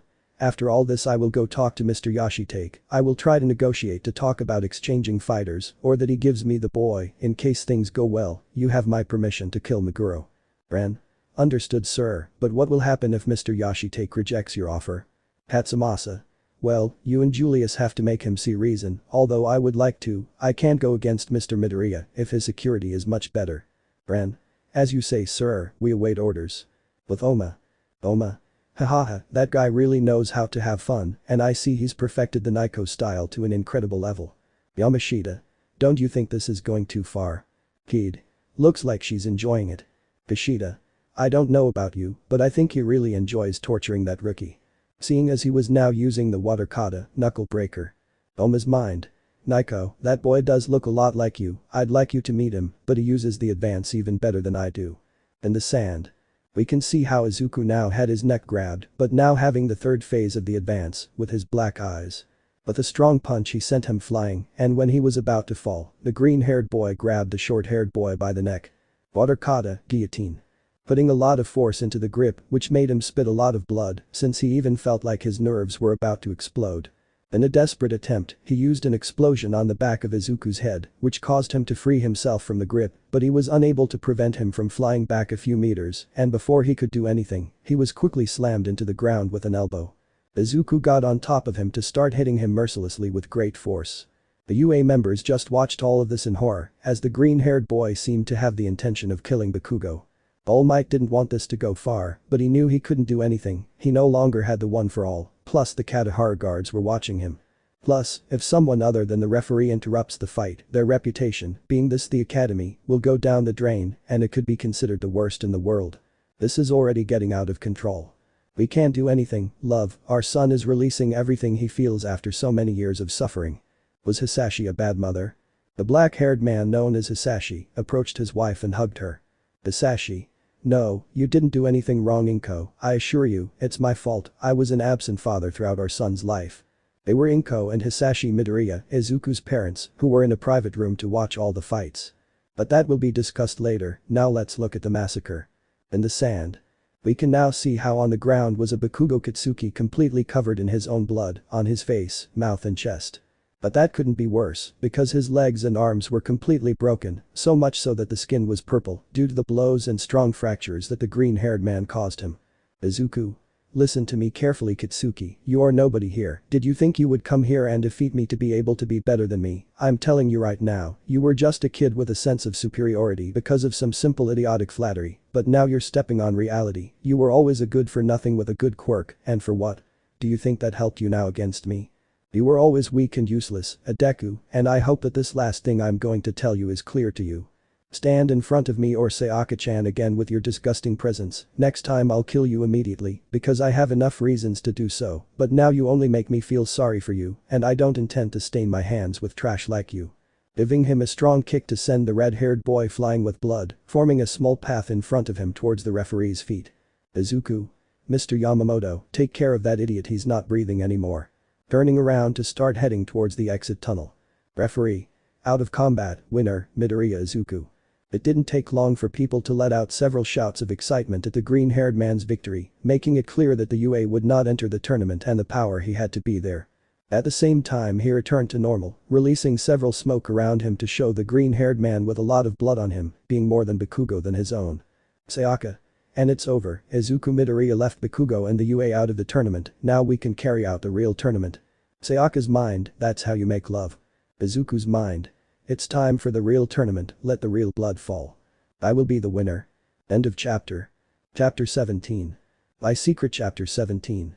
On Ganyu Island, the Kengan Annihilation Tournament was taking place, an event so important to the richest and most important people in the world. Important businessmen, presidents and directors and many more. Everyone was here to see who the new president of the Kengan Association will be. And just now an entertainment fight had just ended to kick off the real tournament. This was a match between the UA Academy representative versus the real estate representative Yashitake. Bakugo Katsuki versus Izuku Midoriya. The king of explosions against the fallen angel Lucifer.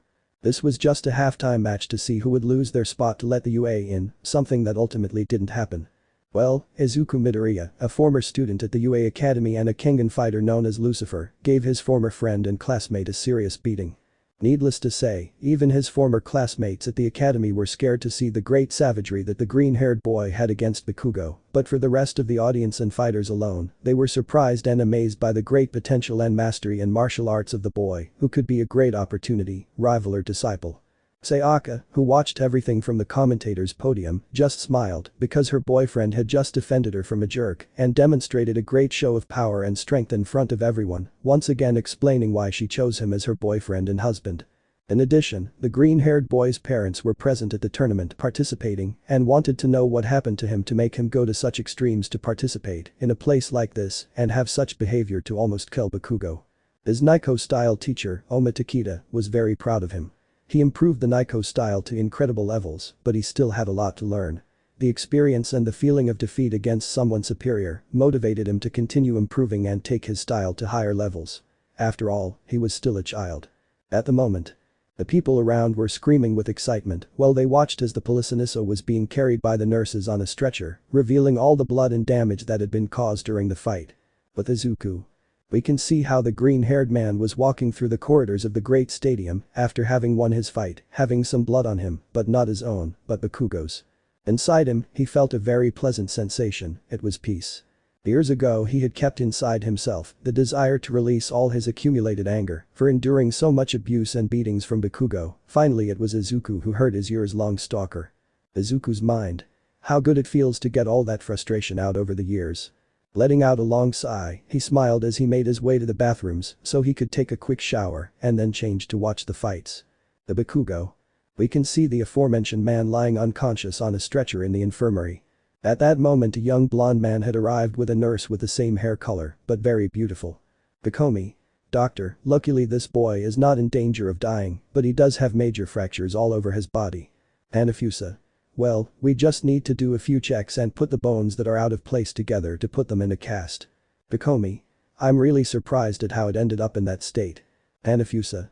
Well, after all he had just faced Lucifer, he is a very interesting specimen that I would like to dissect While the poor little Policeniso was being treated by the crazy doctor, he was now about to make an important announcement. Sayaka. Very well, ladies and gentlemen, now that the UA Academy has just been eliminated, we will carry out the main fights of the Annihilation Tournament. At that moment the lights at the end of the tunnel had appeared. Sayaka. She may have a docile appearance, but she is able to deceive the most experienced of fighters, a master of Jiu-Jitsu, who comes to show his worth in this tournament. Measuring 1.71 centimeters and weighing 87 kilos, he is worth 79.212 billion yen. Representing the Misahanji Security Services. The king of the chokes. Cosmo am I? Cosmo. Alright, let's go. The crowd had welcomed the second youngest Kengan fighter, expecting a great fight like the one at halftime. Unaware that his opponent was watching him in the other tunnel. What the hell, he's a boy. Ronald Haraguchi. He's Imai Cosmo, he's 19 years old, he's a talented master in Jiu-Jitsu, but he has a streak of 21 victories, but don't get too confident, remember that the previous one is the young promise, and he's younger than Imai, but I doubt very much that he can beat you. So Jiu-Jitsu eh? Well, let's see what that cocksucking dwarf can do before I split him in two. Sayaka. And on the side, we have a foreigner who comes from the distant land of America, a very violent Texan. Measuring 1.92 meters and weighing 107 kilos, he is making his debut in this tournament for the first time. Respecting the boss burger. The Texan Emperor. Adam Dudley. Once again the stadium was heard shouts of applause for the tattooed blonde American. The two fighters stood face to face with a mutually challenging smile. With Izuku. We can see how the green-haired man was heading to a part of the Coliseum to watch his friends fight. Izuku. I hope I get there on time, I don't want to miss the opportunity to see Cosmo fight. Izuku waits. That voice that had just stopped him seemed very familiar to him, he knew it very well.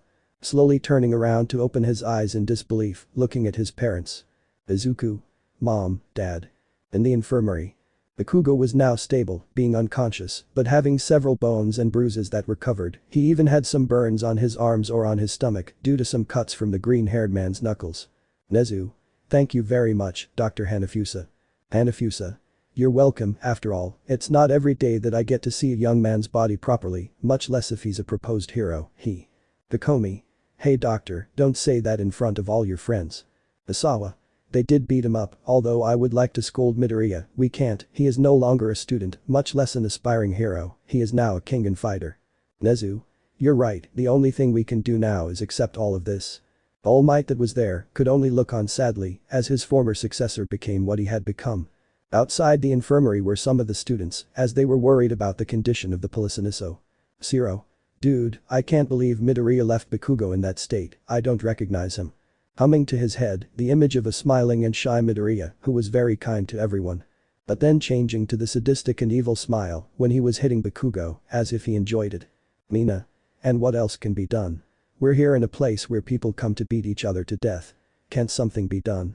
Remembering how he sometimes spends his time trying to make the shy green-haired boy nervous, being sad while staring at the ground with heaviness.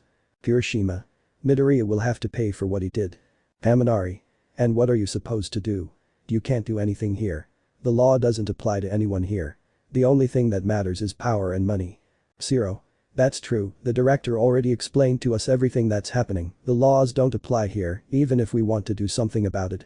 But the aforementioned. We can see how the green-haired man was currently in a private room, which was for some businessmen participating in the tournament. Right now Izuku was in a chair, looking in front of him at his parents, Hisashi and Inko Midoriya. The black-haired man was looking seriously and the green-haired woman with a sad expression. In the middle there was a television, which showed the fight that was taking place between both blondes.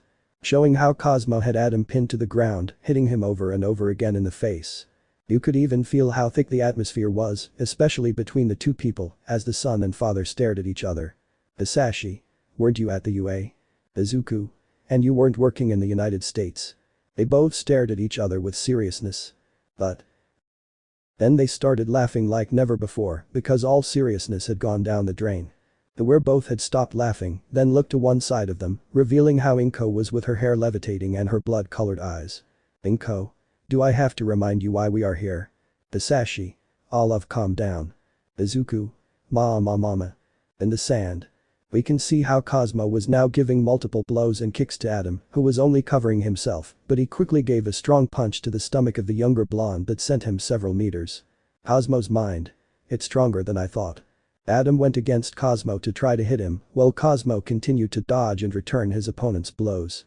Where Adam gave him a strong punch that knocked him away a few steps. Cosmo's mind. Enough is enough, I'll finish this once and for all. Adam. I see that you will finally be serious, kid, well, in that case, I will give you the honor of being finished by my best blow. They both got into a fighting stance, while Cosmo gathered her hair, looking at Adam with an angry and serious expression. They quickly launched themselves at each other. Adam. Critical hit. Cosmo. Zone.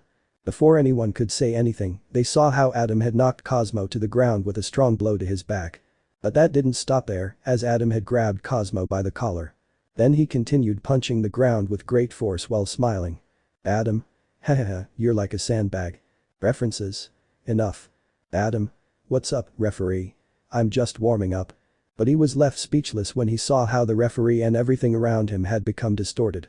Adam. But what? When he turned around, he could see how Cosmo Imai was putting him in a headlock. What he never expected was that when he had thrown his punch, Cosmo had evaded it and had caught him with his legs from the neck and holding his arm with both hands, applying a lot of force in the grip to make him lose consciousness. Referee. Winner, Cosmo Imai. The crowd had screamed with excitement at the fight and the boy's victory, who may have taken a lot of damage, but won after all, knocking Boss Burger out of the tournament. But Sayaka. Alright, before the excitement dies down, let's move on to the next fight. Nintendo representative Konohiro against Wakasa Life Group representative Ikoya Saishu. Measuring 2.42 centimeters and 315 kilos, with a streak of 4 wins and 0 losses, with a natural value of 310.246 billion. Representing Nintendo, the Destroyer, Karohiro. Everyone seeing this was amazed to see such a huge fat giant in the sand, even those from the UA couldn't believe it. Mineta. But what giant is that? Sato. Is it normal to be like this? Shoji. He looks like a sumo wrestler. Sai. As far as I know, being like this is dangerous for your heart, Kiro. Sayaka. And now, her opponent, the strongest man in the Ganryu Island department. The commander of the Metropolitan Police's strongest riot squad is making his entrance. Measuring 1.91 and 114 kilos, with a streak of 39 wins and 0 losses. Representing Saaka Life Insurance, the executor. Ikoya Saishu. Both opponents looked at each other face to face, Saishu seriously and Haro bored because he wanted to play video games as fast as possible. Momo. Even a police officer is in on this. Jiru. I don't know what to believe anymore, the truth. Hendo. Maybe even one day we will be there. In the sand. Referee. Fighters ready. Let's fight. The first movement to occur was from Haro to Saishu with a big punch. Something that Saishu dodged, but then he had to move quickly from one side to the other, dodging the big guy's blows. Saishu's mind. Apparently he's not just any pig. Just as he was about to kick, to everyone's surprise, Haruo made a great leap in the air like an acrobat.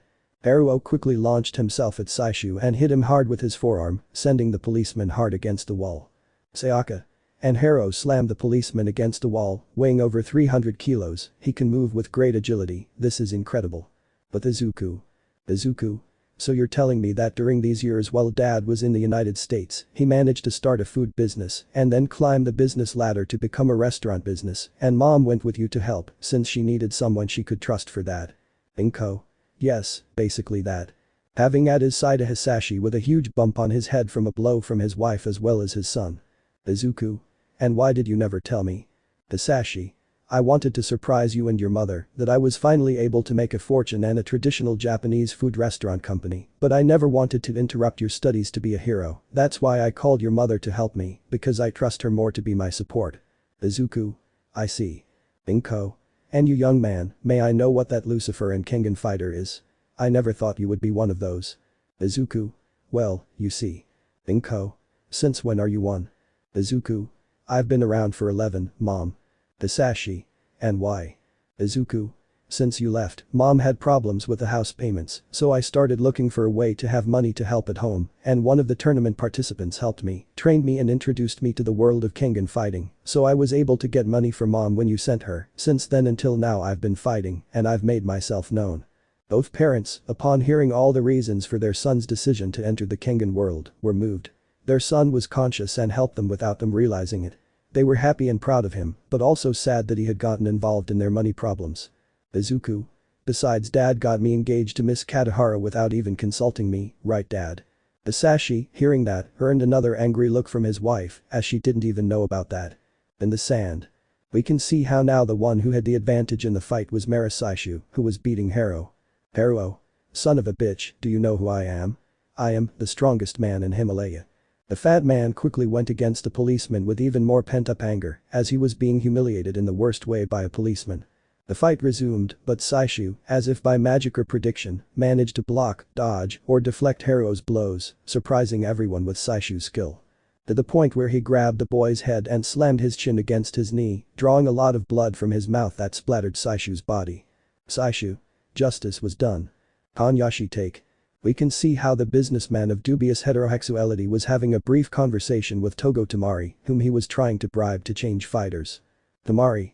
Come on Yashiro, I'll give you a lot of money if you give me the boy and I give you Mutiba. Yashiro.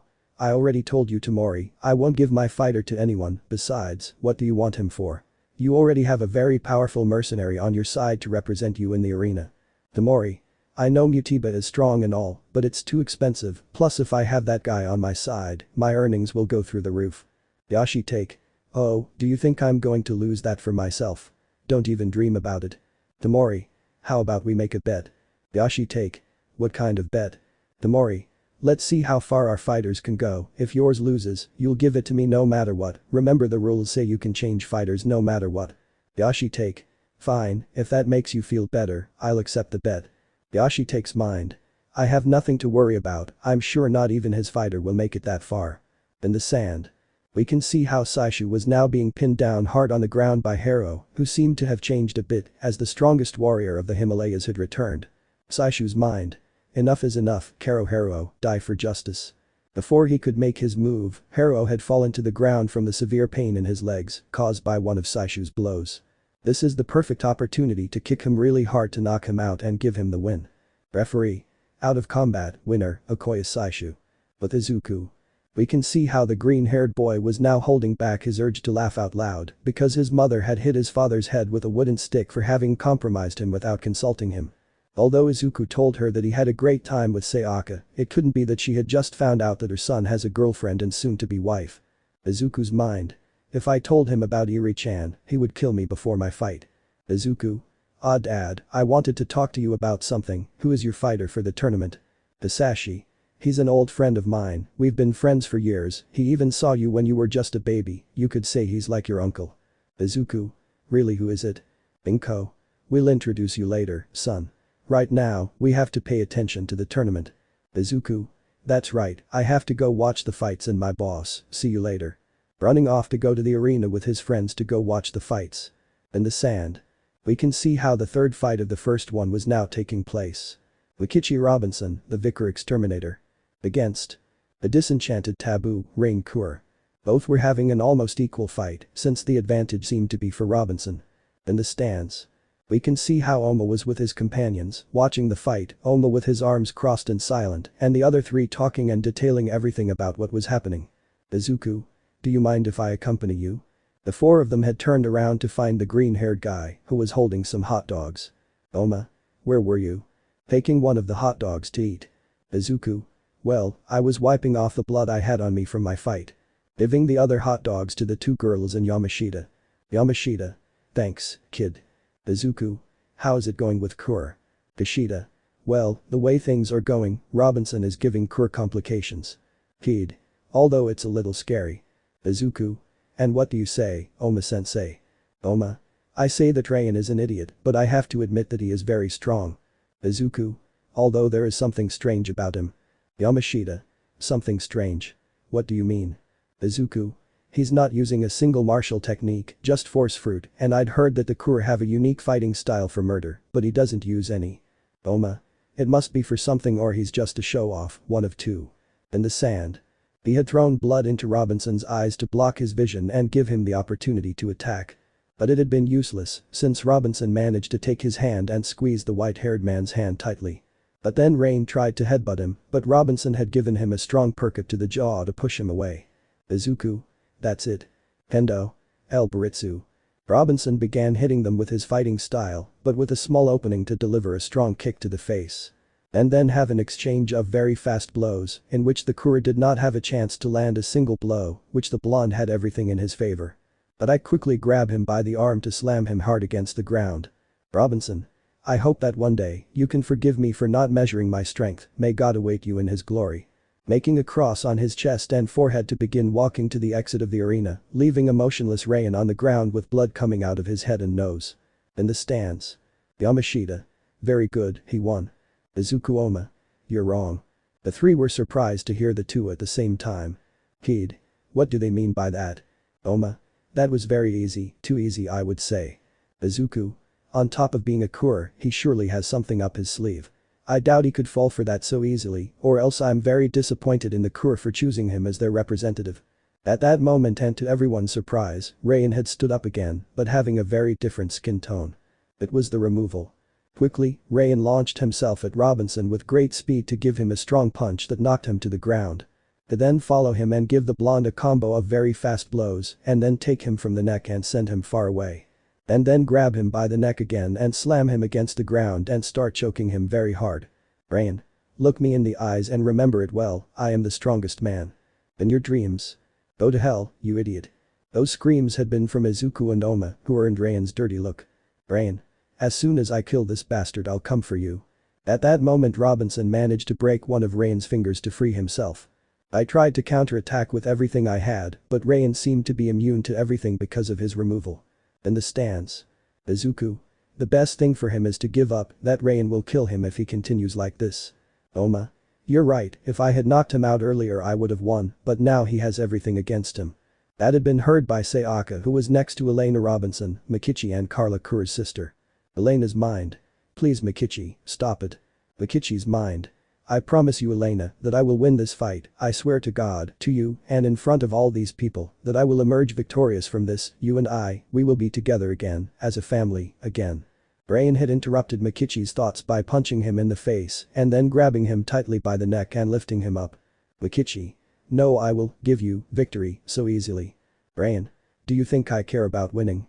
I don't care about you, I don't care about Grandpa, I don't care about the rest of the fighters, I just want. Kill them all. Starting with you, Robinson. Mikichi. You will burn in hell. At that moment, Rain had broken Robinson's neck and slammed him to the ground. Izuku's mind. This guy is crazy, he's not like Hollis or Fusui. Rain. Don't be hypocrites, this is what you wanted, did you want to see blood or not? Well here it is, ha ha ha ha ha. Kishida. That guy is crazy. Kid. I can't believe it. Yamashita's mind. When did we lose our humanity? Izuku. Piss, Oma-sensei, I don't want to be pessimistic at a time like this, but your fight is next, you'd better start preparing. Oma. You're right kid, Kazuo Yamashita, let's get ready. Yamashita. Understood, let's go. The five had left there, watching sadly as Mikichi was being taken to the infirmary as quickly as possible. Momo. This is horrible. Uraraka. From Deku-kun, could Po be next? The Bakugo. We can see the aforementioned being carried in a wheelchair by Kirishima and his teachers and principal, with a lost look, because of course, he has just been humiliated by many people and had the worst beating of his life. But Izuku. We can see the aforementioned walking calmly through the corridors of the arena as he has just left his sensei to change and had the idea of betting a little money. But at that moment he had collided with someone. Izuku. Excuse me sir, I hadn't seen you. Apologizing and going to bed without looking at who it was. Don't worry, boy, just be more careful. Mind if you've really grown up, Izuku. You've become the image of your father when he was young. Seeing how the young green-haired man was betting 80 million on Oma and then leaving to go see the fight. Mind if I hope it's true what they gave me about you, I'm dying to fight with you. In the sand. After everything had calmed down with Rain, they would start the next fight. Sayaka. Pay attention to the next fight. This man has shaken the entire Kengan Association with his presence, a warrior of unknown origins, this rookie fighter, making his debut in this tournament, will he manage to cause a great tremor among us? Measuring 1.82 centimeters and weighing 86 kilos, with a record of 3 wins and 0 losses, with a total of 15.414 billion. Representing the Yamashita Trading Corporation. The demon Ashura, Oma wake up. The people had welcomed the black-haired man, who was looking serious at everyone, waiting for his opponent. But Izuku. We can see the aforementioned with Yamashita and the others, arriving with the other fighters who were together watching the fights from the highest point. Izuku. Hey Naoya, long time no see. Naoya. Hahaha, what's up dude, it's been a while. Bumping fists to greet each other and compete for mutual strength. Vegito. Hello guys, how are you? Yamashita. What happened to you, little brat? Vegito. I had a minor attack on someone, but it's over now, it's nothing serious. Tsukichi. The fight is about to begin, guys. Here the president of Panasonic had made the same bet with Yamashita. It was a very funny scenario for the green-haired boy, seeing how Yamashita had fainted after betting 10 television stations, the others trying to help him and Keed scolding Kishida for not explaining any of that to him. Izuku's mind. He, Oma-sensei sure knows how to have some really fun friendships. In the sand. Sayaka. And here are the people everyone was waiting for. An expert master of bare-hand combat and his goal is the Kengan Tournament Championship. Measuring 1.55 meters and weighing 62 kilos, he is making his debut in this tournament for the first time. Representing Panasonic. The Black Ghost, Ryo Inaba. No one had come out of the tunnel, leaving everyone confused. Sayaka. Where is it? Oma. He's probably in the bathroom. Sayaka. Ah, don't you think you should think about it for a while Takeda? Oma. No pienso. Sayaka's mind. Very well, this is pregnancy, if I was going to be late they should have let me know. At that moment she could feel someone breathing near her and when she turned around she was shocked and screamed in fright. Izuku. That guy is really small, he looks like the hoop girl. Tsukichi. That's true. In the sand. The fight had begun and it had been just like in the anime manga, with Oma winning. The UA guys couldn't believe it, that guy had the same techniques as Izuku and the same transformation he used when he fought Kano. Realizing that this was his teacher and where his attitude, techniques, and fighting style came from. Izuku. I knew he would win, this tournament gets worse every time. More interesting. End of chapter. Chapter 18. By Secret Chapter 18. Oma Takeda's fight was one of the best. Well, a few had been able to see the master of the fallen angel Lucifer, that is, Izuku Midoriya, the representative of the Yashite company. The UA people knew that this place was a slaughterhouse for men with power and money.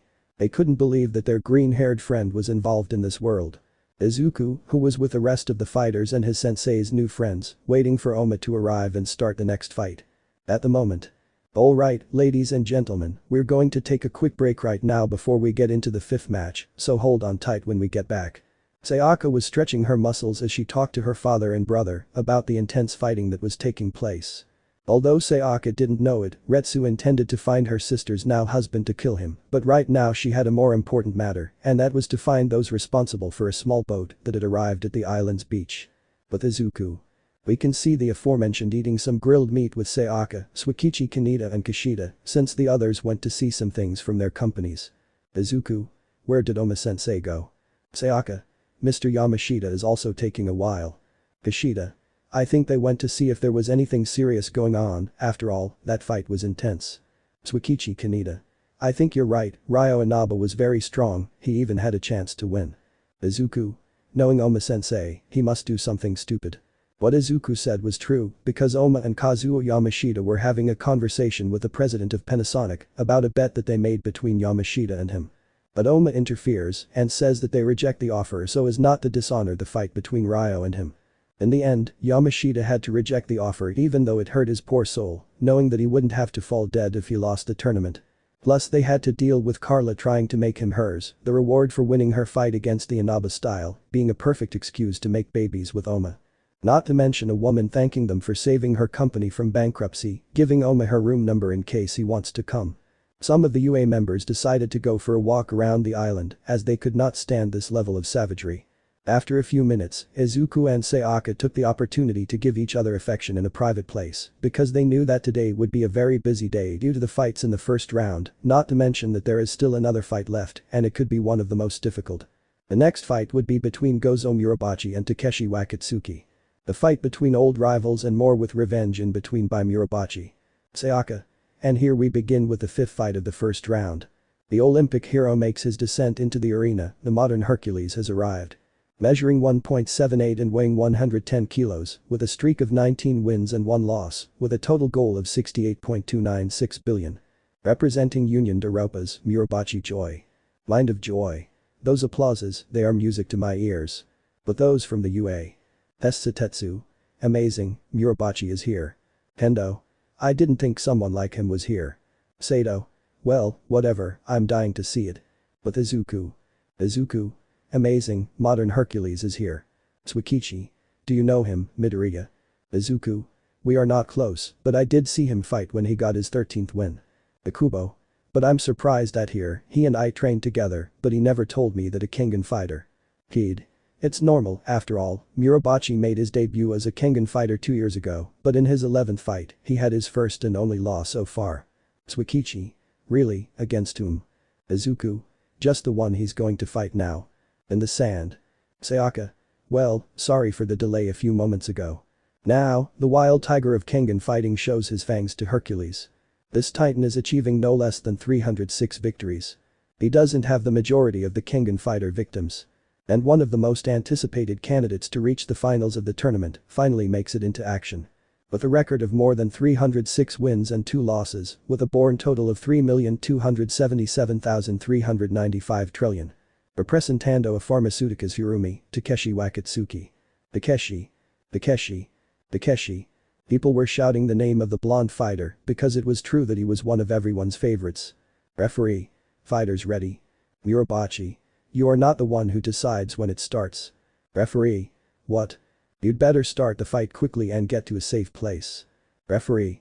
Mr. Mitsudo. Those two have unfinished business, it's going to get heated, so for your safety, you'd better keep your distance. Referee. Yes sir, ready. Let's fight. The fight had quickly started with Takeshi hitting him hard in the face with joy, knocking out some of his teeth.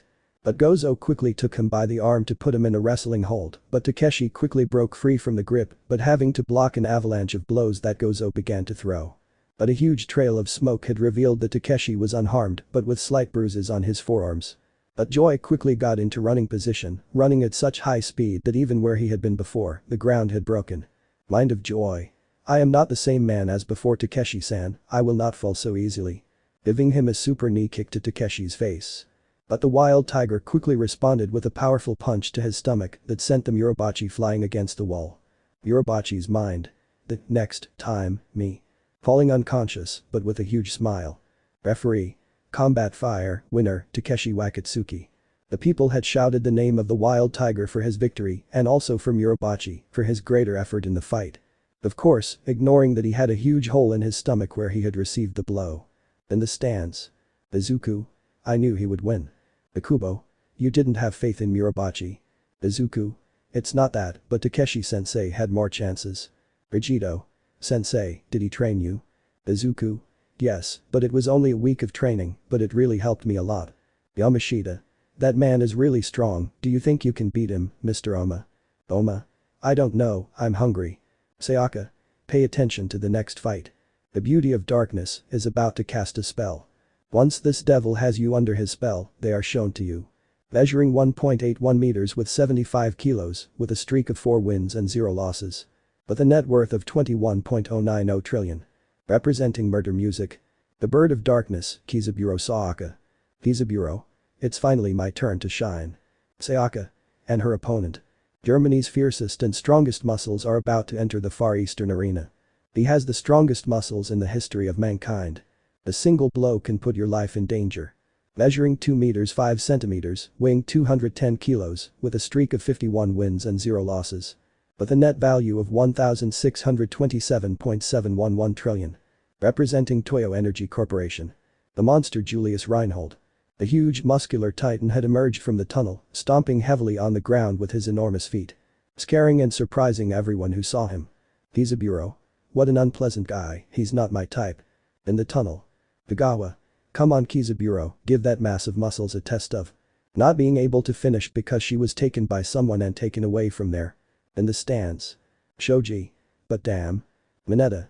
If it weren't for the fact that we saw All Might, I'd say that's a muscle monster. Kaminari. It looks like he's going to explode at any moment. Jiru. You're right about that. In the sand. Toshiro. Very well, to your positions. Before he could continue, one of the cheerleaders came over to whisper something in his ear. Toshiro. Understood, do we have a winner? Kizaburo. What? Toshiro. Murder Music has decided to surrender, therefore, Julius Reinhold is the winner. Kizaburo. What? What Thuo? In the stands. Hinoko. But why? Momo. It's more than obvious that they forced her to surrender, extortion is present everywhere. Kendo. I hope you're okay. Kantagawa. The poor woman was being held by Meguro Masaki and had a finger on her throat by Nikaido Ren. Ren. Thank you very much for your cooperation, Ms. Tagawa. Thanks to your wise decision, we will be able to put our plan into action. Releasing the woman's grip with Meguro, he let go of her to head towards the tunnel, where Julius came out. Julius. That was necessary. Ren. Well, it was an order from the master, it's not like I could deny you, well Masaki Meguro, it's your turn to act. The crying man just smiled while licking his teeth like crazy. Meguro. Hahaha, I'll break. Unable to finish, he received a kick that sent him hard to the ground, revealing that it was Kizaburo, who had arrived to help his manager and friend. Kizaburo. How dare you corner and threaten a woman? You're bucking cowards. Ren. But what are you talking about, Kizaburo? Miss Tagawa decided to surrender on her own. Why are you blaming us like that? Kizaburo. Shut up, you stupid Chinese. Don't think I'm going to forgive you just because you're drunk. I'll finish you both off right here and now. Ren. With the 2. Don't you want 3? Saying that, they realized that they had gotten up as if nothing had happened, as if the kick had had no effect. Kizaburo's mind. Are you kidding? That kick was so strong it could have turned a brain into mush, but it's like nothing happened. Kizaburo. Yoshiko, please stay behind me. Yoshiko. Wait, you can't fight alone against the 3 of them. Kizaburo. I know, it's a bit abusive, but don't worry, I won't kill them. Meguro quickly began jumping on the surrounding walls, surprising Yoshiko with his agility. As she was about to reach the blonde, she received a powerful roundhouse kick to her face that left her on the ground. Ren's mind. But how? Meguro let out a laugh and then jumped to stand next to Julius and Ren. Ren. Don't think you can handle all 3 at once. Kizaburo. We'll see about that now, stupid Chinese. This will be interesting. If it gets out of hand, I'll just have to intervene. Eating a piece of pizza he had in his hands. Meguro quickly launched himself at the blonde again, but he quickly began a combo of paws all over his face, which drew blood from his nose and eyes, leaving the person who was watching everything hidden surprised. Meguro was about to lose control, but before Ren could neutralize him, Julius intervened. Julius. If I remember correctly, he was originally my opponent. By getting into a fighting stance, he could make his veins more noticeable. Julius. Get ready Kizaburo. Kizaburo. Heh, it will be an honor to dance with you. Don't be an idiot, you won't be able to beat him. Said in his mind the stranger seeing everything. Julius charged forward, running, while Kizaburo spun around to prepare his tornado kick. Hitting him square in the neck, which made everyone think he broke his neck, but nothing happened, which Julius took advantage of to break his leg, and when he was about to be finished off by the muscular bald guy, he received a bazooka kick in his face, which made Kizaburo drop and drew blood from his nose. Lucky it was only your leg, no Kizaburo. Julius. Wow, that was a good hit, Lucifer. The one who had dealt that blow was Izuku, who had arrived after murder music had declared his surrender. He knew something bad would happen, and he was right. Izuku. Your fight has been over for a while, Julius. There is no longer any dispute between you and Kizaburo. It is better for each of you to go your own way. Having the second form of the advance, because I knew I needed more of that strength to be able to give a strong blow to the giant. Julius. Since your entertainment fight, I realized that you are very strong, and even more so when you knocked down Meguro before. I think we can have fun together now. Before the two could start a fight there, a can had fallen on Julius's head. Yamashita and Oma were the ones who had arrived at the place. Izuku's mind. How lucky. Smiling, he then saw Yamashita running towards Julius, accidentally avoiding a needle that Ren had thrown. The Chinese fighter had the thought of killing the older man, but someone quickly stood in front of him. Izuku. If you take a step you won't like how this ends. Appearing in front of him, with great speed, even surprising the martial artist, staring at him, he had even activated the fourth form of the advance for a moment to have his eyes black. But Ren had received orders to leave Yamashita and the rest alone, since his target was now Mutiba Gizuka. Having even permission to kill him in combat, being more than enough to make Meguro change his objective, starting to walk towards the tunnel to wait for the call of his fight. Ren. Well, it's time to go. Julius. You better win, kid. I want to tear you to pieces myself in the arena. Izuku. I just hope you don't have to extort someone else to win a fight. Smiling mockingly, as he could hear Julius snort in anger at what he said, but he just left with Ren and Meguro. Izuku. Well, instead, it would be better to take you to the infirmary. Turning to Kizaburo to help him up. Kizaburo. Thanks for the help, kid. Izuku. You're welcome, you were actually lucky that it was just your leg and nothing else. Oma. What happened here? Izuku. Let's just say, they had a disagreement and it all ended in a fight. Ishiko. Thanks a lot for the help, boy. Izuku. You're welcome, I just predicted what would happen. Ishiko. Thank you too, you managed to prevent this from getting worse. Oma. No, we didn't do anything, he did everything. Referring to Izuku, who only turned around to lift Kizaburo with the help of Yamashita. The woman, upon seeing Oma better, was somewhat smitten with him. Ishiko. Boo well, then let me pay you in some way. Izuku. For me it could be something from Katsudon. Oma. Some meat with me. Yamashita. How do you feel, boy? Kizaburo. I'm fine, it's just my leg luckily. Unbeknownst to them, Yamashita, Oma and Izuku were gaining a great reputation among all the members of the Kengan Association. After that, the next fight was about to happen. In the other tunnel, Tamori could be seen, who had a smile from ear to ear. Tamori's mind. Well, I couldn't get the guy on my side yet, but with Mutiba I'll be able to advance further in the tournament. He's capable of passing from the first round, but I have to find a way to get that guy on my side. But his thoughts had been interrupted by his secretary, asking him where Mutiba was, since his fight was about to begin. But his answer was answered by seeing a pile of women on the ground, completely satisfied after a great carnal moment. In the sand. Sayaka. It's time for the next fight. The most powerful organism in Africa, a killing machine of the Dark Continent. The legendary mercenary making his debut in the Kengan fighting arena. Measuring 1.99 meters and weighing 143 kilos and participating in this tournament for the first time. Representing Iwami Heavy Industries. Genocide, Mutiba Gizuka. Mutiba. Haha, he made an excellent description. Sayaka. A fight between assassins is about to take place. Ladies and gentlemen, I hope you're ready for blood. The next fighter has an unknown identity, his fighting style is also unknown. This enigmatic man makes his debut for the first time in this arena, hopefully the whole mystery behind him will be solved today. Measuring 1.95 and weighing 130 kilos. Making his debut in this arena, representing Yumichi Security. Meguro Masaki. What? Fighter Masaki is entering the arena with tears of blood. Meguro mind. Look, Dad, I'll prove I'm a better killer than you. Both opponents had stood face to face, smiling at each other, one with madness and the other with great confidence. Hashiro. Fighters ready. Meguro. Wife. Mutiba. You're very funny, it seems, you're not right in the head. Hashiro. Let's fight. The first move was from the crazy Meguro, doing a judo move that had him abruptly on the ground, causing Mutiba to spit blood. But I quickly grab him by the neck with both arms to begin to choke him. Sayaka. And Masaki subdues Mutiba, like the legendary soldier now to free himself from that. In the stands. The waist. That guy is crazy just looking at him. Satsuna. It's very unpleasant. Hendo. But not just anyone is crazy, I use a judo technique to perfection. Monoma. He's not just any crazy guy. But Izuku. We can see the green-haired man walking through the corridors of the large stadium, but reaching the stands to watch the fight. Being able to see how Mutiba had exploded the madman's balls, making a gesture of pain like most of the men in the place. Izuku. Damn, even I felt that. In the sand. We can see how Mutiba, who managed to turn things around, was able to knock Meguro to the ground. Izuku's mind. I see that you still don't realize, love, that guy doesn't need his eyes to fight.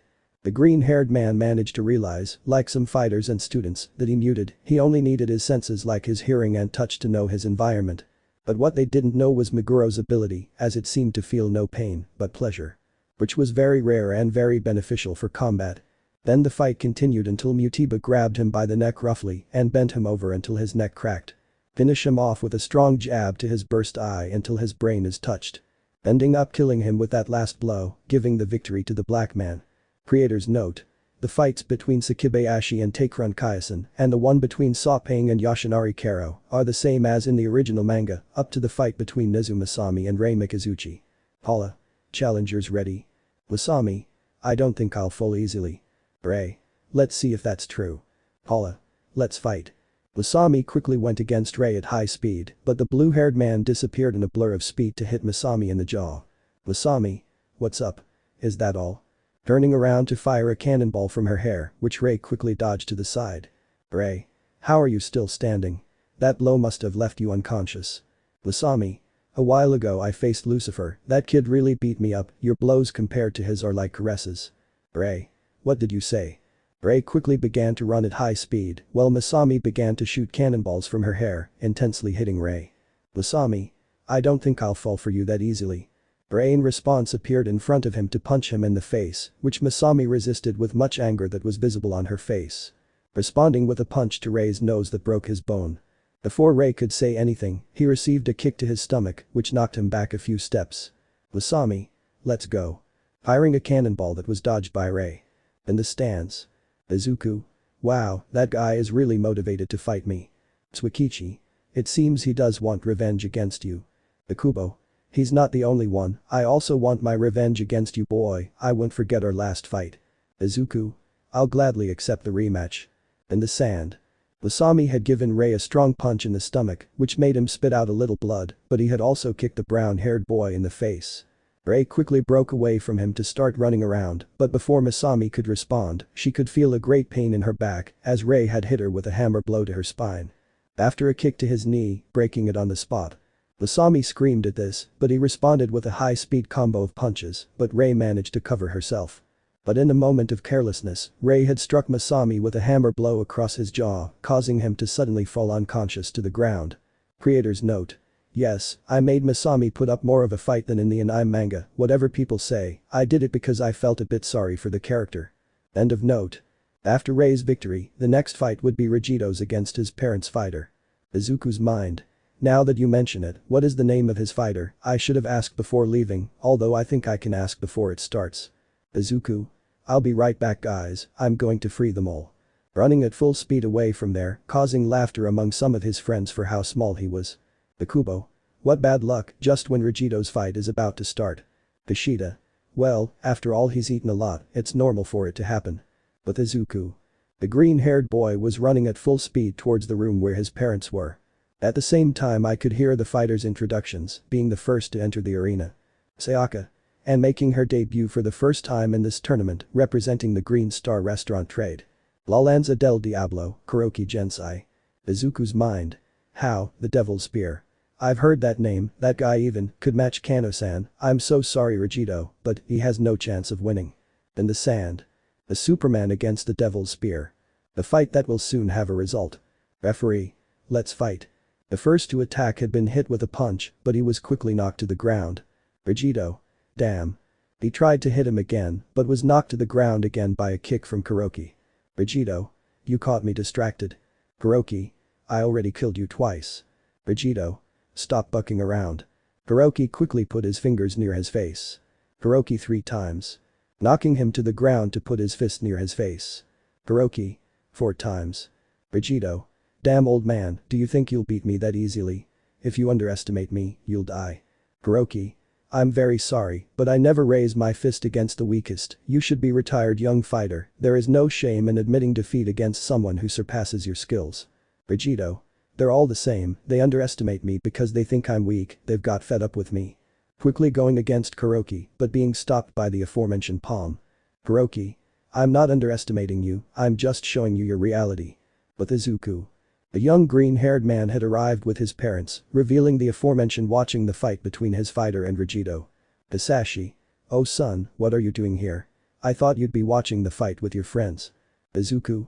That doesn't matter, tell me dad, where do you know the devil's spear from? Was it his friend you said? How did you bring him here? A barrage of questions began to be launched against the eldest Midoriya, who could not answer his son's questions, and the latter even began to shake him from side to side, making the situation quite comical for Inko, who watched the whole scene. Inko. Hey son, I can answer some of your questions, but not all of them, okay? Izuku. Come on mom, tell me. Leaving aside his father who had his eyes spiraling from the shock. Inko.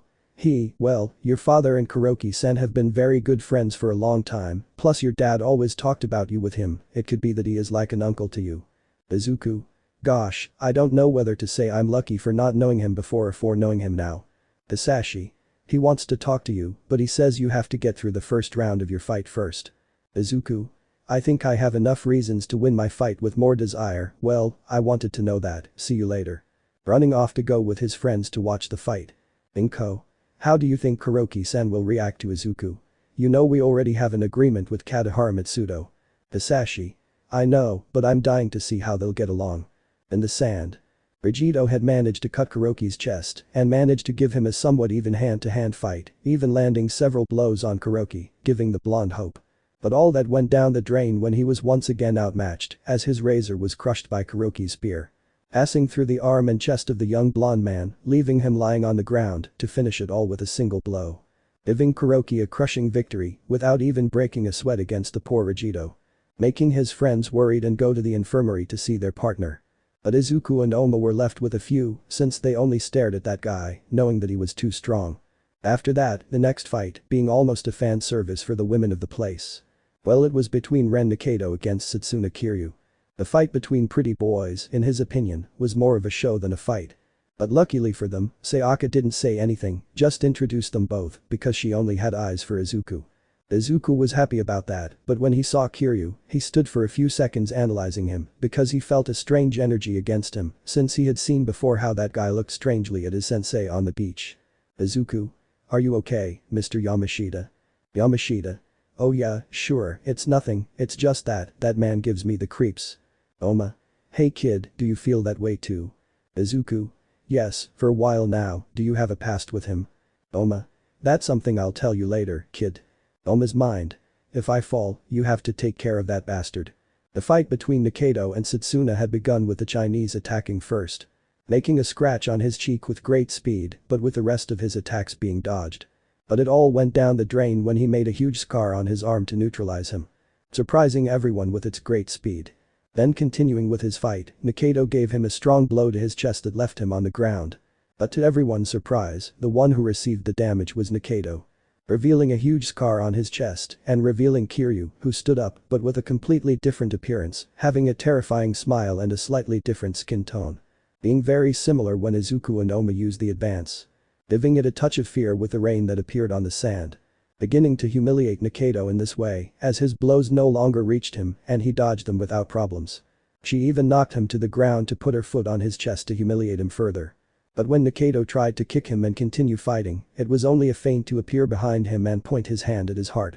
Using a Koi-style technique called the Devil's Palm, causing him to fall unconscious with a lot of blood coming out of him. But when that crazy man was leaving the arena, he fixed his gaze on Izuku and Oma, giving them a flying kiss and a smile. Something that disgusted them, but it angered Oma more, something that Izuku noticed more.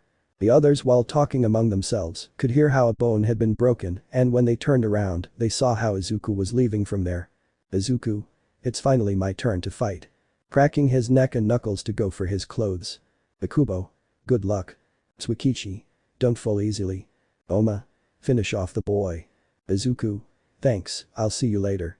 Leaving there to go towards the fight tunnel. Izuku's mind. Haha, Senhitsumi, you will be a good contender. The fallen angel Lucifer versus the floating cloud. A fight that promises a lot. End of chapter. Chapter 19. By Secret Chapter 19. On Ganryu Island, a very important and intense fight was about to take place for all those who were present.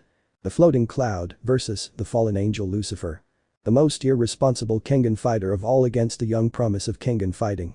People obviously couldn't be more impatient for this fight since they just saw how Izuku fought in the matchmaker fight and beat Great Bakugo, and they already want to know what he could do against a fighter of Hitsumi's caliber. The bettors were crazy about both fighters, the odds were even as to who could win. Although they had to wait a few moments for the rain to calm down. Izuku took advantage of these moments to warm up in the waiting room. Hitsumi was apparently doing the same, although he seemed to be a little more confident. At the moment. In the arena, Sayaka could be seen standing with other announcers, checking that the rain had stopped to begin the fight. Ayunu. Miss Sayaka, we have already been given permission to proceed. Sayaka. That's great. Although it seems like the rain has stopped, very well, let's start. Thank you for your patience, ladies and gentlemen, it's time for Block D with the 30th fight. That made everyone shout with excitement and they began with great applause to start the fight. Sayaka. This man will be the first to enter. The strongest slacker of the Kengan fighters. Changeable enough to make any employer cry, but strong enough to make up for it. The Hitsumi style Aikido style is entering the ring. Measuring 1.78 meters tall and weighing 84 kilos, with a record of 39 wins and 15 losses. With a natural value of 1,440,182,800 trillion. The fighter represented by the Nogi group, the floating cloud, Hitsumi-sen. Hey Hitsumi. Take this fight seriously at once. Hitsumi. Hey, are you Mr. Katahara's daughter? You've grown a lot. Sayaka. Time passes. In the tunnel. There was Kid who was talking to Akiyama because a few moments ago she was worried about Hitsumi.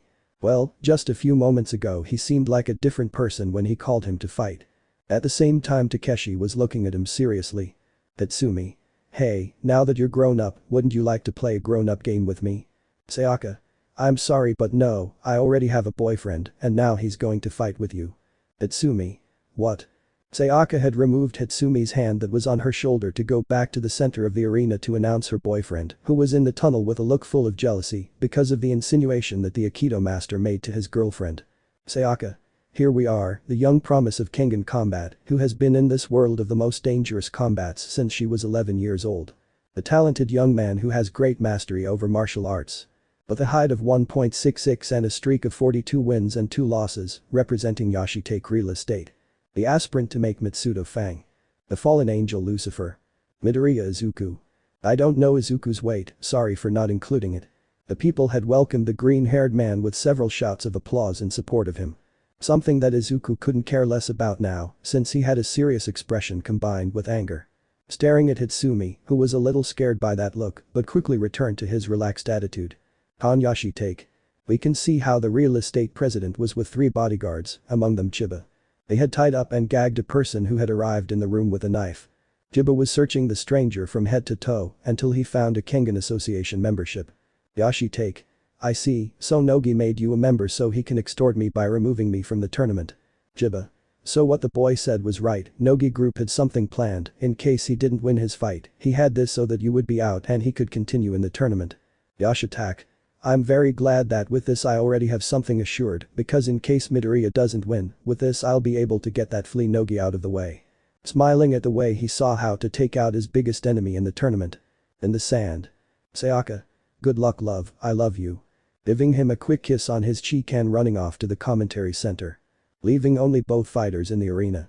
While in the stands, Kushida was aware of Nogi's moves. Even she and others doubted she could win. Izuku may be younger than Hitsumi, but the latter has a confidence that could work against him, but considering that he has knowledge of the Naiko style. But Izuku has a very high mastery of the martial art and he also realizes that Midoriya always takes everything seriously, doesn't mess around when he fights, and has his youth on his side. Hitsumi. I see you're quite popular with the girls, I'm a little jealous of you, you know. Izuku.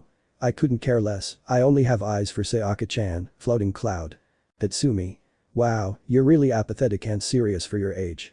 I hope you're ready to fight, but don't think I'll be like that kid you humiliated in the intermission round. Izuku. I know you're not like him, I had already studied your Kengan fighter report as the laziest and most irresponsible fighter of all, a womanizer, lazy, and a bunch of things that would take me a while to mention, a terrible example to follow. Hearing what the boy said, they began to hold back their laughter at what he said about Hitsumi, and some even began to say other things that were true about the floating cloud. Even Oma, who was with the others, held back his laughter as Izuku told the poor fighter all his truths. Hattori. Fighters ready. Izuku got into a fighting stance style to start, his heart beating a little fast. Izuku. I know I'm nobody to criticize, but I don't know what the hell Mr. Katahara was thinking, why would he think of choosing someone like you to be a fang? Hitsumi, upon hearing that, just frowned and put on a fighting stance. Hattori. Let's fight.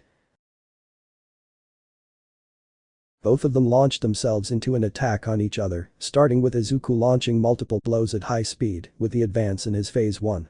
But Hitsumi began to dodge and block at high speed as he could. But when he tried to sweep him, Izuku quickly used adamantine on his leg to resist. Which worked, preventing Hitsumi from moving, but being the perfect opportunity to punch him really hard in the face. Causing Hitsumi to take a few steps back to show everyone that blood was coming out of his nose. Surprised to see that the floating cloud received a hit so quickly at the beginning of the fight. Izuku. This is just the beginning. He quickly launched himself into a super apparatorka that covered his jaw, barely managing to use his palm to cover it. But rising in the air for a few moments, which I take advantage of to give Izuku a spinning kick to the jaw. Which seemed to have worked, but he could feel blood running down his foot, revealing that there was a cut. Izuku just smiled at that to show that he had blood on his teeth. Hitsumi quickly began to run at high speed, which Izuku was not far behind. Letting yourself feel the sand and waves of winds making themselves present. Hitsumi tried to poke Izuku in the eye, which failed, managing to make a cut near his scar. But Izuku quickly kneed him in the stomach, knocking the wind out of him. Followed by a judo lock that grabbed his arm and knocked him to the ground, followed by a kick to his face that sent him back hard with a lot of blood coming out of his mouth and nose. Izuku now had a grin from ear to ear as he advanced into the second phase with a lot of smoke around him. Everyone was surprised to see how Izuku had the advantage in the fight. Sayaka. This is incredible, Hitsumi-sen, who was once considered to be a fang, is losing to the fang aspirant. Hitsumi stood up to show that he had an intimidating aura, but with a slight smile. Hitsumi. It's time to die. Izuku. No doubt.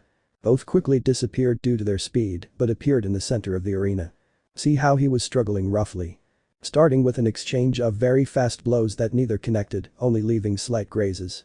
In the stands. Yamashita. This is incredible, that boy is fighting on par with Mr. Hitsumi. Kishida.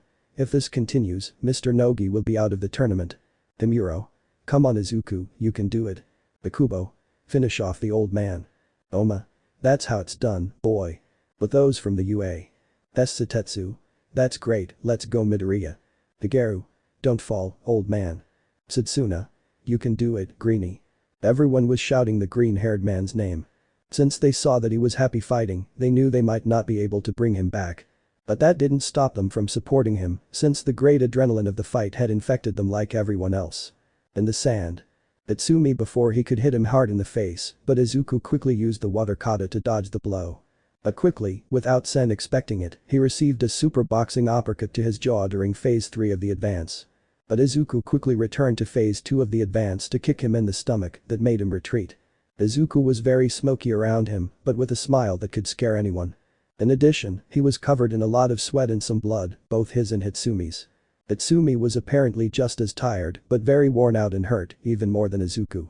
Nogi, who was watching everything from the room that was assigned to him, was sweating profusely.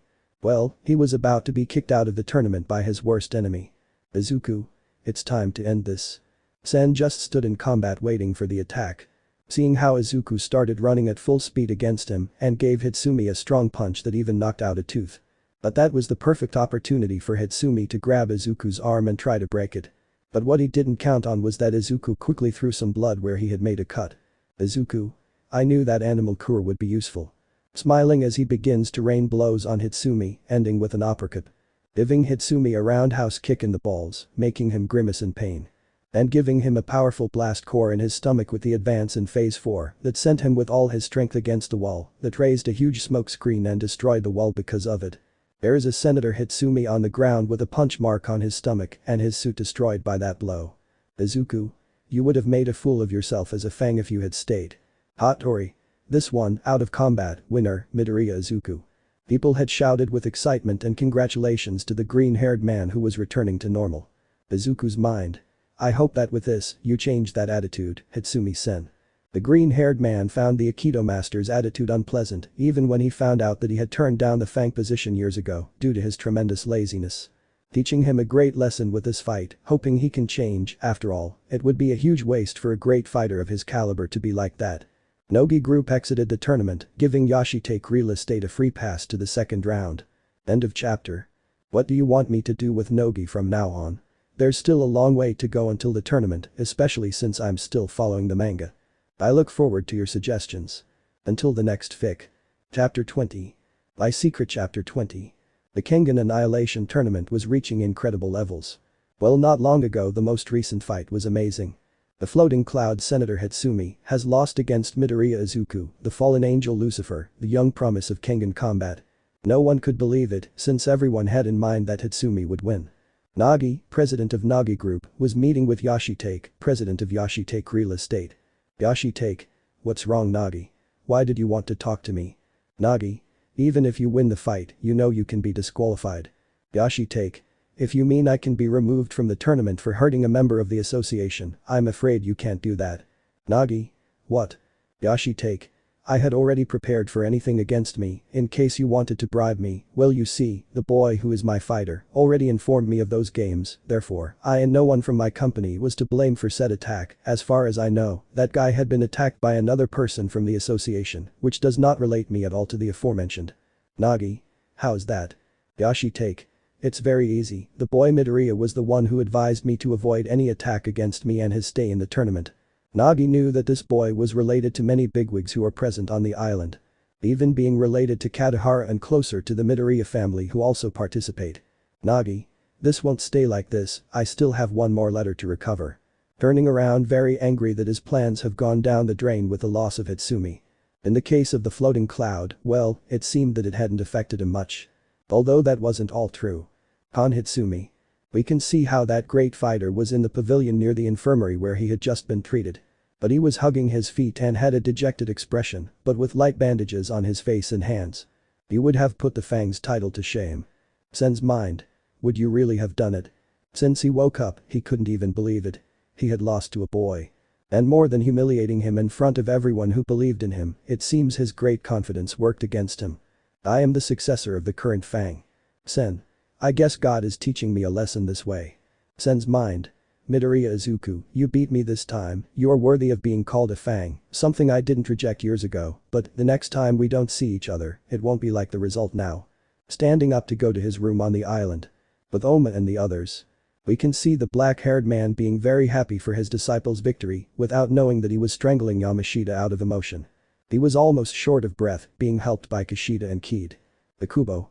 Hahaha, that boy did it. Tsukichi. Midoriya-sen is very strong, it's surprising how he won.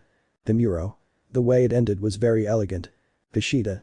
Hey Oma, you don't know the situation you're in, right? Oma. Kid.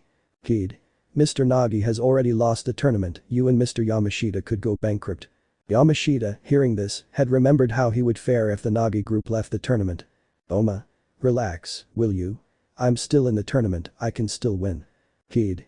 We're telling you this because, despite being your friend, Midoriya is affiliated with Mr. Yashitake, a direct rival of Mr. Nagi.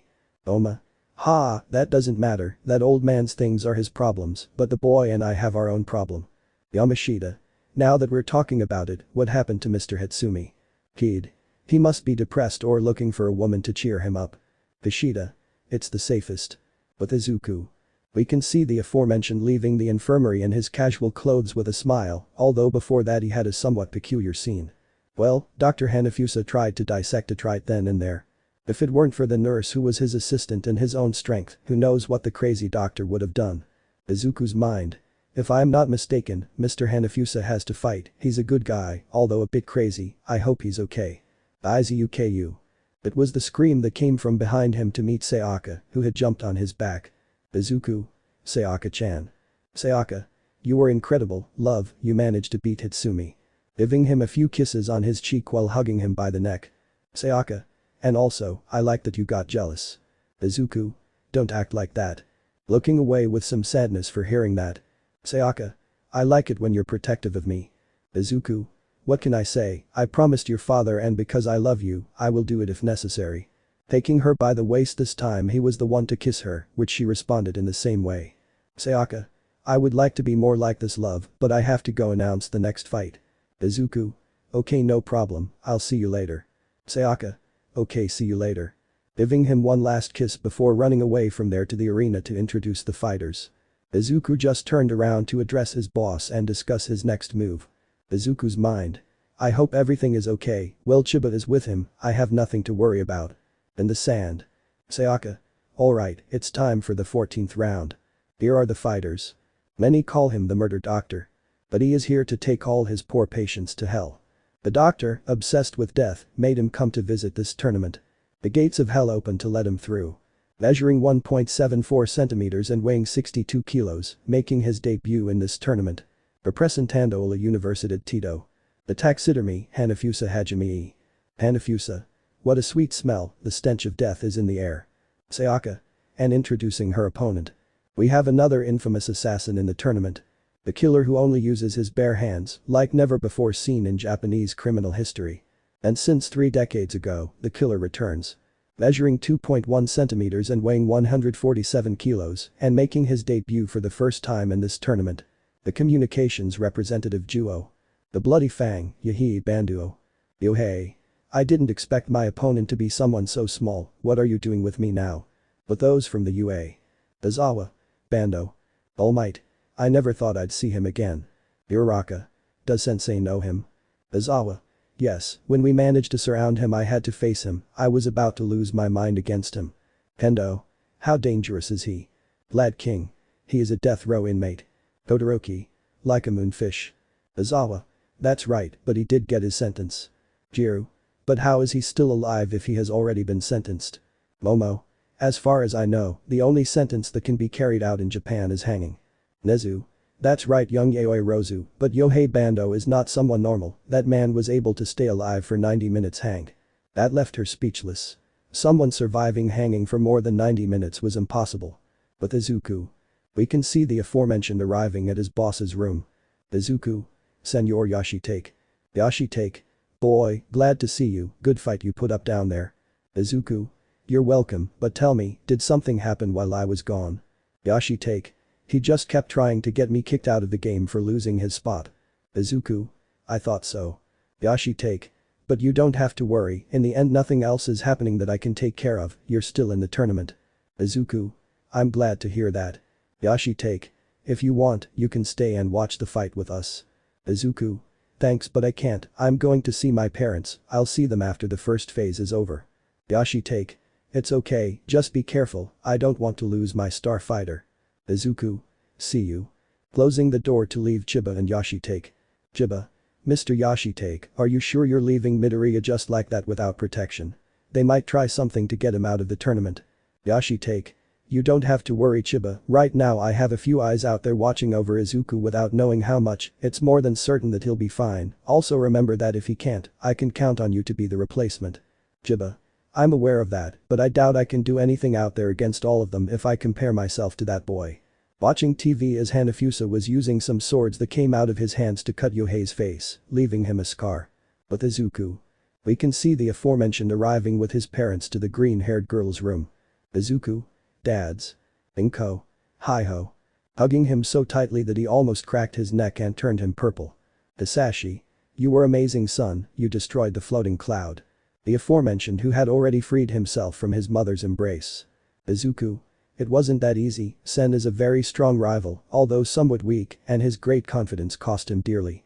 Hisashi. It doesn't matter, you managed to win, although the Nagi group has come out and he was the one who started the tournament. Izuku.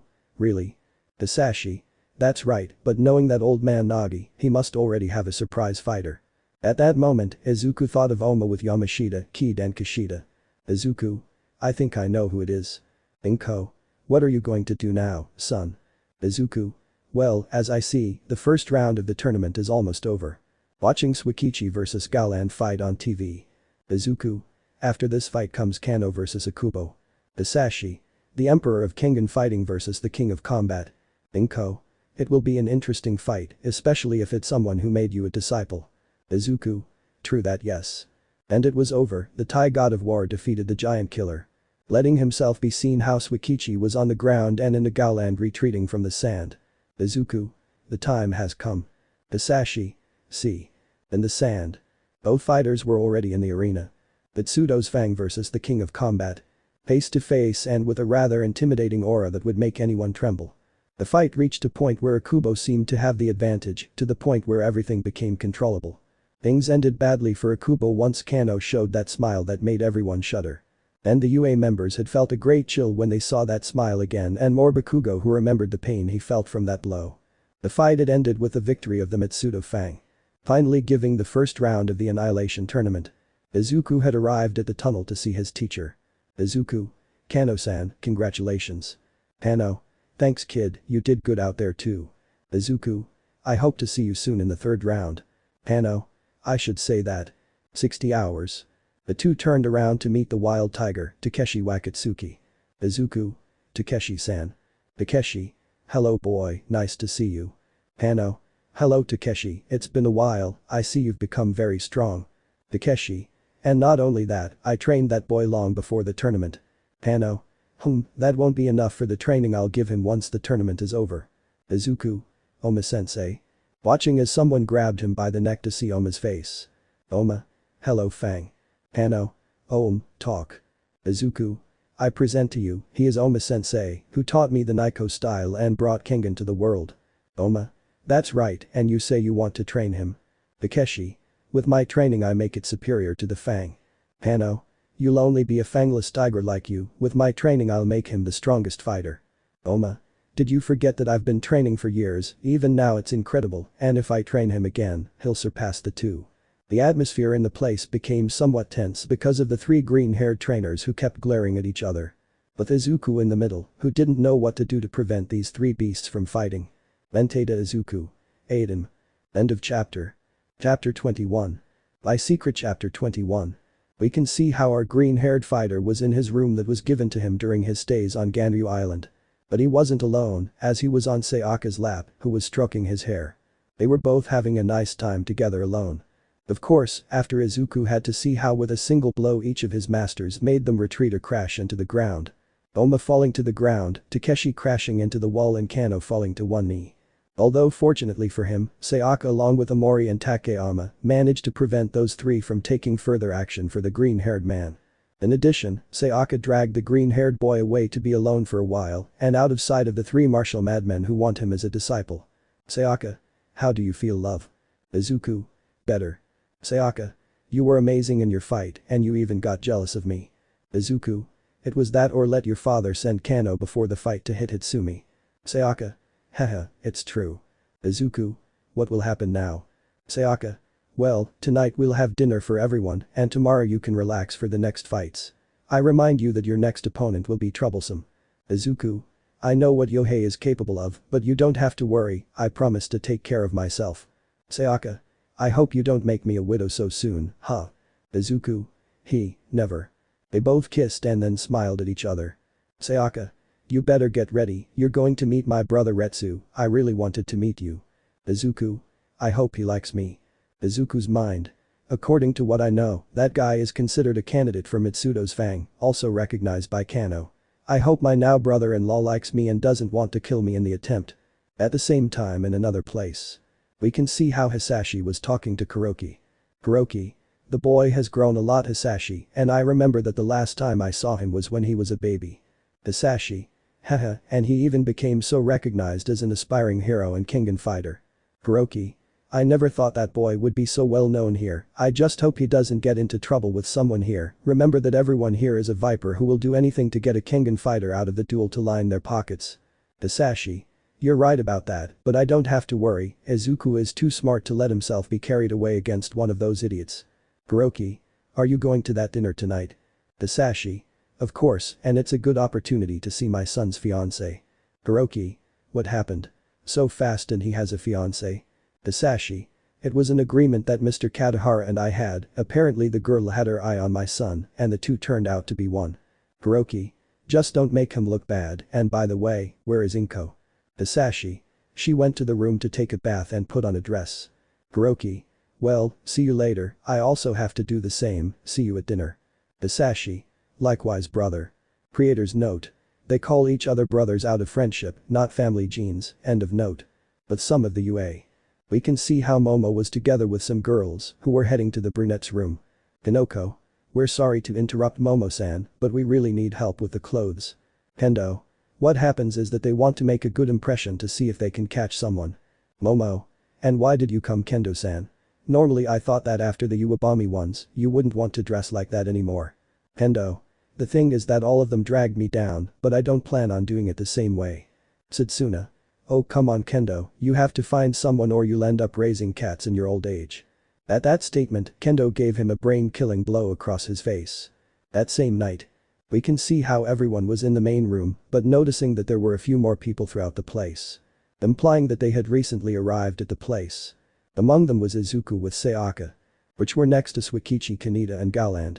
Watching from afar as Akubo was talking to Kano, asking for a rematch someday, and then talking about a character from a video game that Kano didn't know. Izuku. Apparently they already get along. Shuikichi. And you can say that, after all it's just a competition for them inside the arena. Galand. Once out of it, they don't have to hold grudges against each other, just like you and I, Kaneda-san. Shuikichi. That's right. Galand. Speaking of which, I've been wanting to talk to you for a while, young man. Izuku. Nice to meet you Mr. Galand, I've heard a lot about you before. Galand. The pleasure is mine, you had already told me about the young promise of Kengan fighting, but I never thought he would be so young. Izuku. What could he say, but I didn't think I saw him here either, I thought you had already retired from fighting. Galand. I'm here because my majesty asked me to, and I promised to win the tournament, and that's what I'm doing. Izuku. Haha, well good luck, because I'm not going to leave it easy. They both looked into each other's eyes with a small touch of malice. Scaring Sayaka a little and making Shuikichi laugh at the little interaction. Izuku. Although I tell you right away, your next opponent is someone difficult. Looking at Kano who was still talking to Akubo about the video game. Galand. That's true, but I think I have a chance against him. Shuikichi. Well, we just have to wait until tomorrow to see how it goes. At that moment the three were caught in a hug by someone who took them by surprise. Sopeng. Haha, I finally found you Galand. Galand. Sopeng. Sopeng. You have no idea how long it took me to find you. Izuku. The fire wolf. Sopeng. Oh, the boy Lucifer. Izuku. Un gusto senor Peng. Sopeng. Oh come on just call me Peng, I feel old if you call me sir. Shuikichi. He seems to be in a very lively mood. Sayaka. He's always so lively. Izuku. I already know people like that, I like him. At that moment someone put a coat on Sayaka. Sayaka. Retsu. Retsu. You should wear something less revealing, sister. Sayaka. I'm glad you came, I wanted you to meet Izuku, look love, he's my brother. They both looked into each other's eyes for the first time. Izuku. Nice to meet you Retsu-san, Sayaka-chan told me a lot about you. Retsu. A pleasure as well Midoriya-san. Retsu's mind. Damn it, why do I have to see this unhappy woman who stole Sayaka, I'll just wait for the opportunity when you get bored of her, and I have a good excuse to kill you. They both shook hands as if they were going to get along, although only one of them had bad intentions towards the other. Izuku's mind. Damn, at first and I get along well with my brother-in-law. At that moment the local televisions had turned on to show Mitsudo. Mitsudo. I hope everyone is having a great time, but I clearly have an announcement for all the tournament participants. Izuku. It must be important to make an announcement for all of us. Retsu. There's a reason we're here, the extermination group. Mitsudo. I know this may be something we repeat for all of you, but I would like to add an additional rule. Izuku. A new rule? Shuikichi. What kind of rule will it be? Mitsudo. I have to make it clear to you that the entire broadcast is taking place all over the island, so you didn't come to the party. Galand. What? Sopeng. It must be such an important rule to do that. Mitsudo. For the second round of the tournament, you are allowed to substitute your fighter no more than once. You are free to select anyone, as long as they have your consent. Yamashita Izuku Sopeng Shuikichi. K. Mitsudo. The substitution can be carried out before the match, that's all, Bay. Yamashita's mind. A response, huh. Oma won't like it. Mr. Yamashita. The aforementioned turned around to meet his boss, Mr. Nagi. Yamashita. Mr. Nagi. Nagi. I need you to find a possible fighter to have as backup. With Rigito and Hitsumi out, Oma is our only trump card, we have to make sure he's ready. Yamashita. Yes sir, of course, I'll make sure of that. Yashi takes mind. I don't have to worry about that, in case something happens to Izuku, I have Chiba in that case. Izuku's mind. This is nothing new, I already had a feeling they would do something like this, after all, Yohei was dead and he had won. Hisashi's mind. The only thing I have to worry about is Izuku coming out of all this badly. Ikubo's mind. Where has Rigito been all this time? Kid. Where did Oma go? Kushida. I thought I'd be eating meat at one of the tables. Izuku's mind. I think he must be training, after the blow he received from Kano-san, I would also do the same if I were given a defeat like that. Hey Midoriya. When he turned around he found his UA classmates wearing elegant suits for the occasion. Except for Bakugo, who decided to stay in the room for personal health reasons and for someone in particular. The next day. Since it was a rest day, Izuku had every opportunity to get up late. Although no matter how much he wanted it to be impossible, because his body was used to waking up early, it couldn't be avoided. Although to his great pleasure, he woke up next to Sayaka, who for some strange reason was only in her underwear under the sheets. Giving the green-haired man a good view of his girlfriend's body. Izuku's mind. Thanks Sayaka-chan and your fetishes of wearing little clothing. While he was deep in thought, he could feel Sayaka hugging him from his neck and pressing her breasts against his abdomen. Sayaka. Good morning love.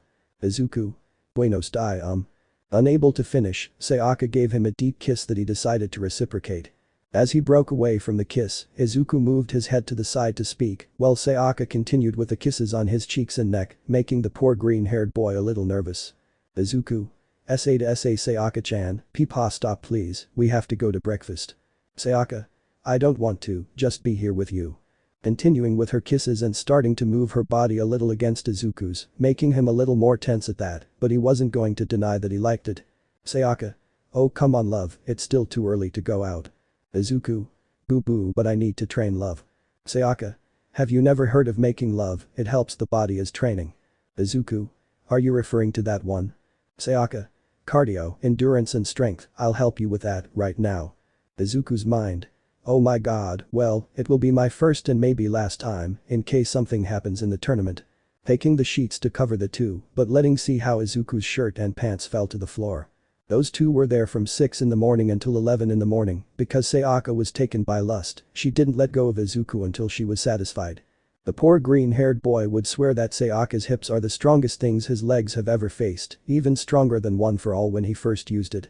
Of course, many didn't know the pro that they didn't leave their room almost all morning, although clearly after a bit of rest and eating something after relaxing and satisfying couple action. The green-haired man began his training with Oma to improve together. And the rest of them spent time on the beach, watching women in bikinis. Playing volleyball, swimming in the sea, sunbathing, and training and getting to know their opponents for the next day. Although Izuku could feel someone looking at him from a distance, being able to discover that it was that guy who fought against Nakata Rin. The next day the second round of the Annihilation tournament began. But the first fight between Cosmo Imai against Okoye Saishu. The king of stranglers versus the executioner. Izuku's mind. That Saishu guy gives me a bad feeling, he reminds me of Endeavor, you better come out well Cosmo, we have a fight pending. It can be seen how both fighters were in a fighting stance, ready to start the fight. End of chapter. Chapter 22. My Secret Chapter 22. The first fight of the second round was about to begin. Imai Cosmo contra Okoye Saishu. The king of the chokes against the executioner. Many were very excited to see how this fight would play out. Izuku was in one of the tunnels watching everything that was going to happen soon, worried about his fighting friend. Plus, with Saishu's previous fight, I knew that guy wasn't quite right. Izuku's mind. Imai, you better do well, although if you win you'll have to face Oma-sensei, but at least I want to see you go further. In the sand. Referee. Fighters ready.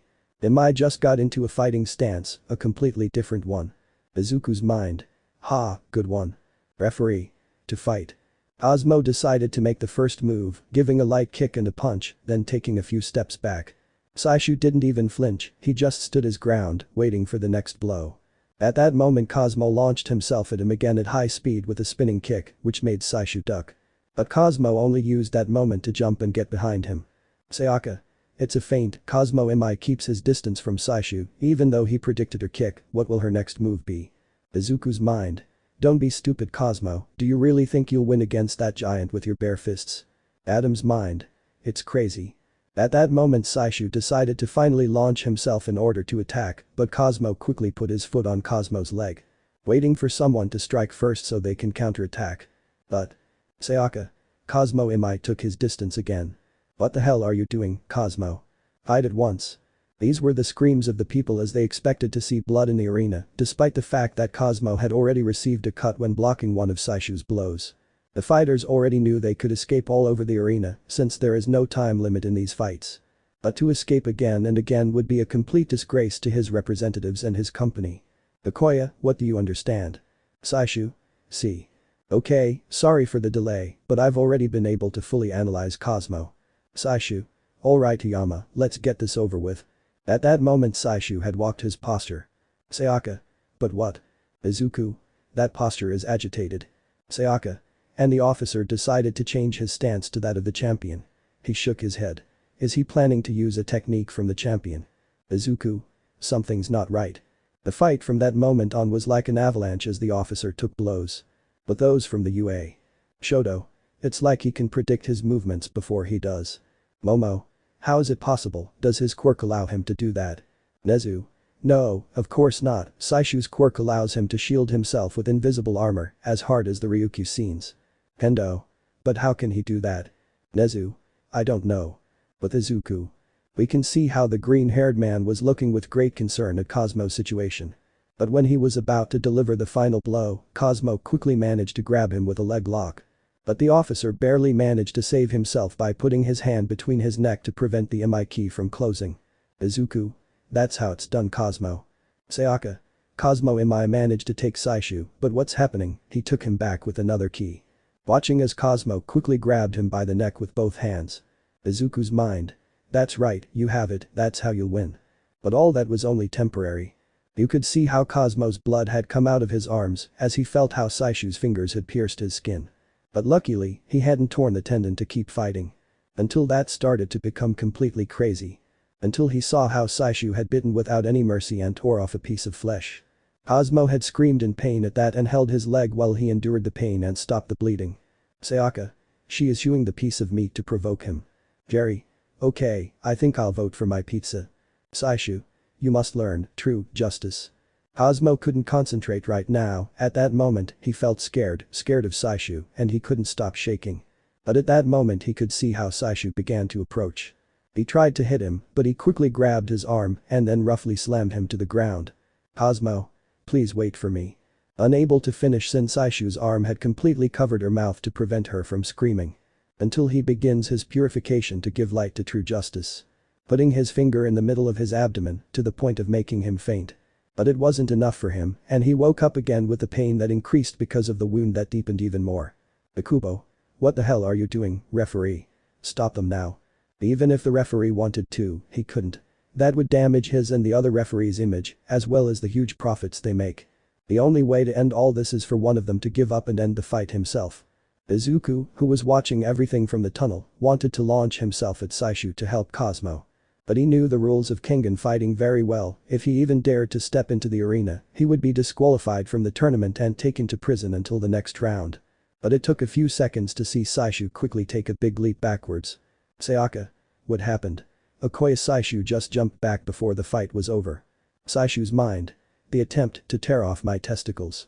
At that moment the fight again turned in favor of Cosmo, who was returning blows with great speed and force. Cosmo. I forgot why I fought. Saishu. K. Cosmo. I like to win. Once again the fight reached its climax to see how Cosmo was once again taking the lead in the battle. To the point where he finally managed to subdue Saishu in a key, but he tried to break free by crashing into the wall abruptly again and again. Until finally Cosmo gave in to the ground, where Saishu tried to finish him off with a punch to his chest to kill him. But Cosmo quickly put his foot in so he could make him fall and put him in a key again. Saishu. Damn kid, who do you think you are? Cosmo. I'm the king of the stranglers, I'm Cosmo, Mae. Sayaka. And the winner is Cosmo Imai. Izuku. Oh my god, I swear to god I'll kill that crazy officer. With Oma. We can see how the black-haired man was in the waiting room. Yamashita. It's time for you to go. Yes. Yamashita.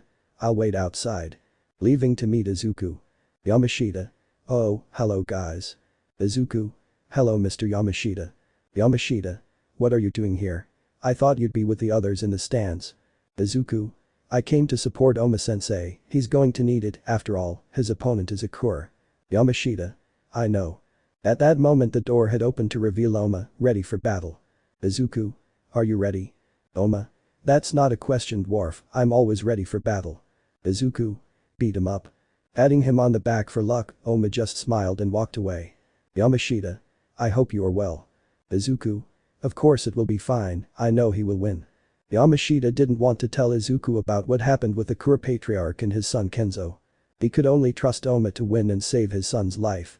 The battle between the Naiko style and the Quirk clan was about to begin. Referee. Fighters ready. Brain. Get ready to be torn to pieces. Oma. Let's see if you can do it, moron. Referee. Let's fight. Brain quickly launched himself at him, but Oma managed to dodge him and hit him with an iron breaker right in his face. Then to give a combination of the kata of water and redirection, swimming swallow. Which obviously Rain had to block while he retreated back. Oma seemed to have the advantage in the fight. Izuku. That's how it's done Oma. Yamashita. Incredible. Sayaka. Wow, this is impressive, Oma is pushing Rain back with a shower of blows, he has him cornered. At that moment, Rain grabbed both of the black-haired man's hands. Rain. What's up, don't get so excited, we're just getting started. Hahaha. Oma decided to kick him in the lower area, managing to make Rain release him and quickly kick him in his jaw and then grab him with both hands by the neck. Weeping Willow, the technique used to knock him down hard but then kick him in the face to send him away. It's strong. It was the thought of some when they saw how Oma was starting the fight. Although someone didn't have almost the same thought. That was Kano, who was in the VIP area, watching the fight from above with a somewhat confused thought. Kano's mind.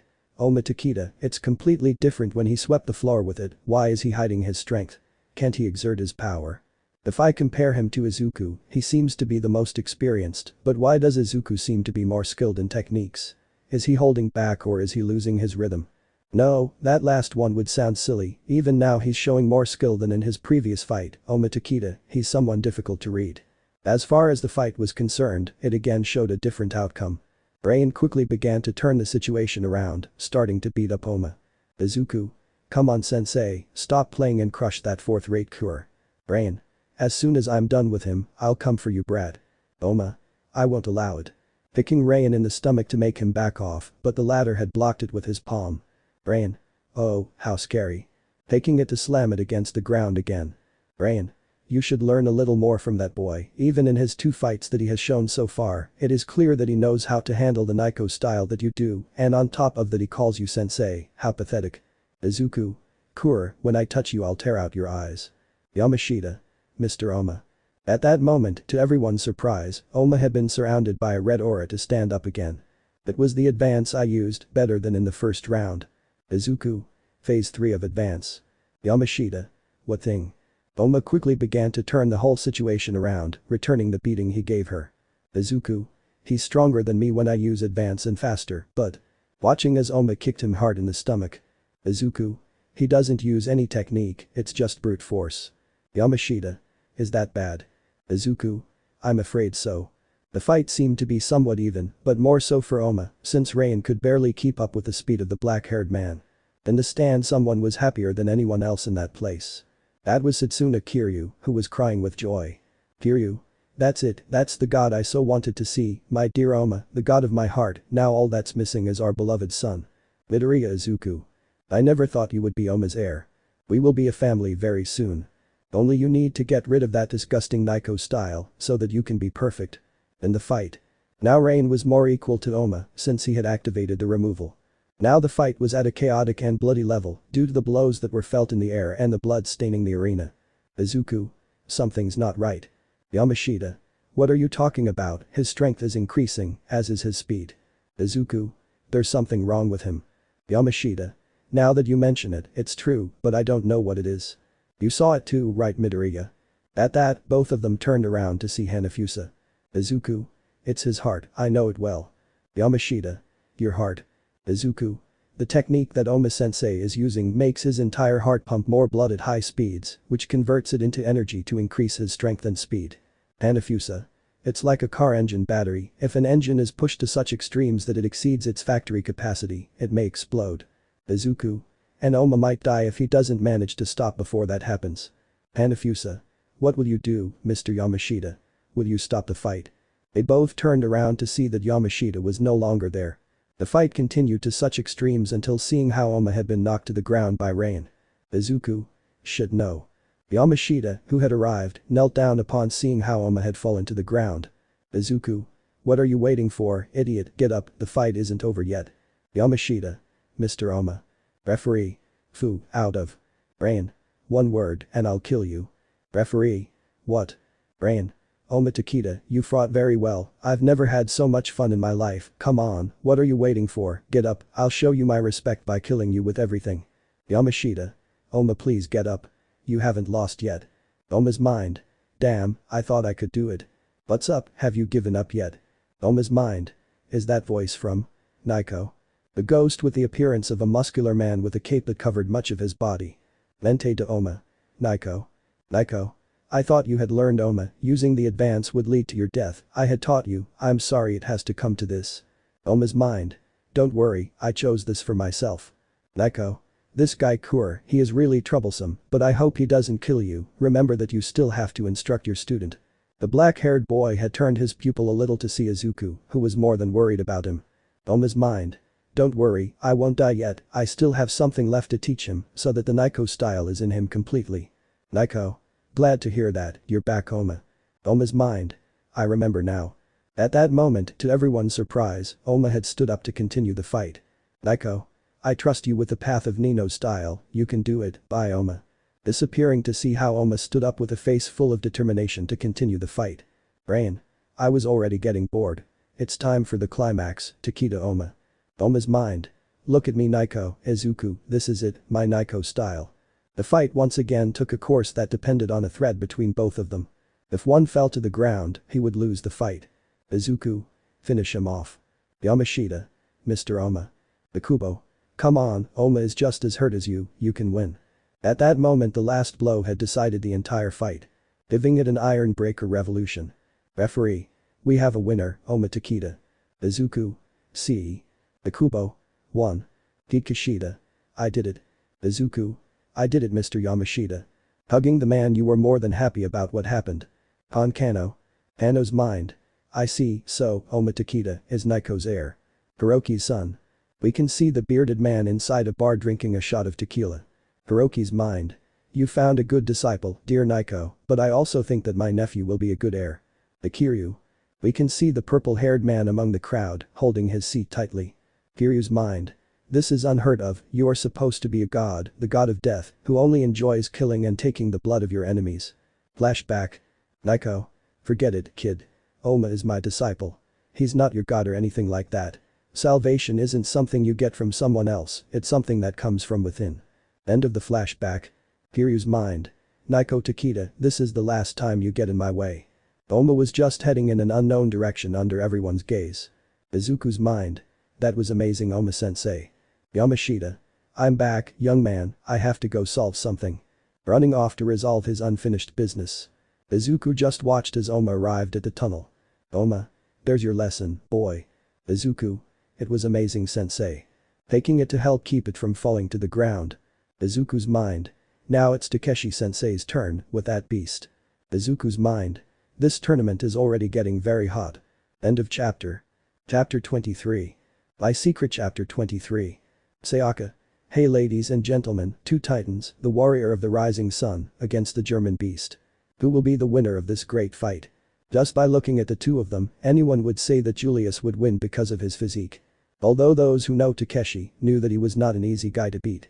He had some kind of phenomenon all over his body. Takeshi never said if he had a quirk or not, but his body was the same height and weight. In addition to super strength since he was a preschooler. Julius, on the other hand, was a completely different case. Julius had long been used in German experiments to obtain the strongest human of all through science. Having even the strongest and largest muscles that a human could have without the use of a quirk.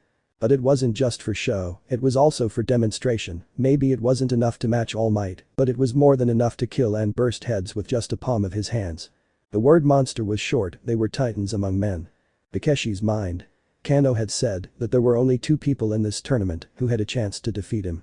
Those were Rain Kur, but he's right, he was an opponent to face. And the other was Julius Reinhold. It's the first time I've trembled for a man I'm about to fight, not even Kano gave me that feeling when we fought. This is quite worrying. In the stands. We can see how Izuku was standing next to his Kengan fighting companions, watching the fight closely. Kushida. Who do you think will win, Izuku-san? Izuku? I don't know the truth, both are really strong and very experienced, but if I have to say between strength and speed, they are tied. This is the first time I see Julius fight, I don't know what he is hiding. Kushida. How do you think Homa will be? Izuku.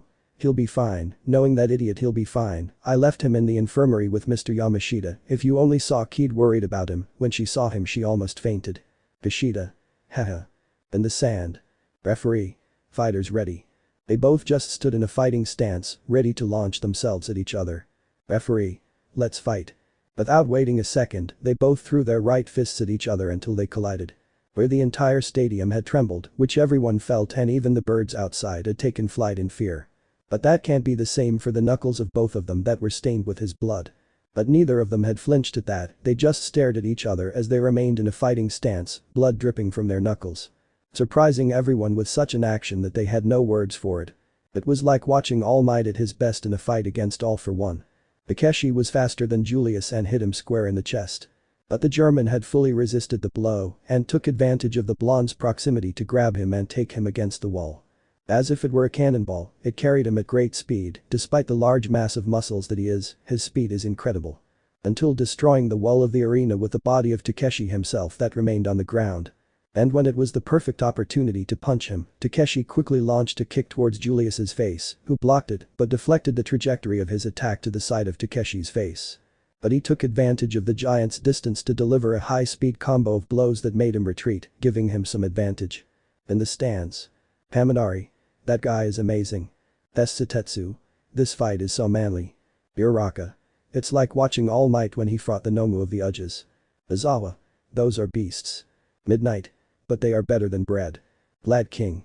Could you stop saying that in front of the students? In the sand.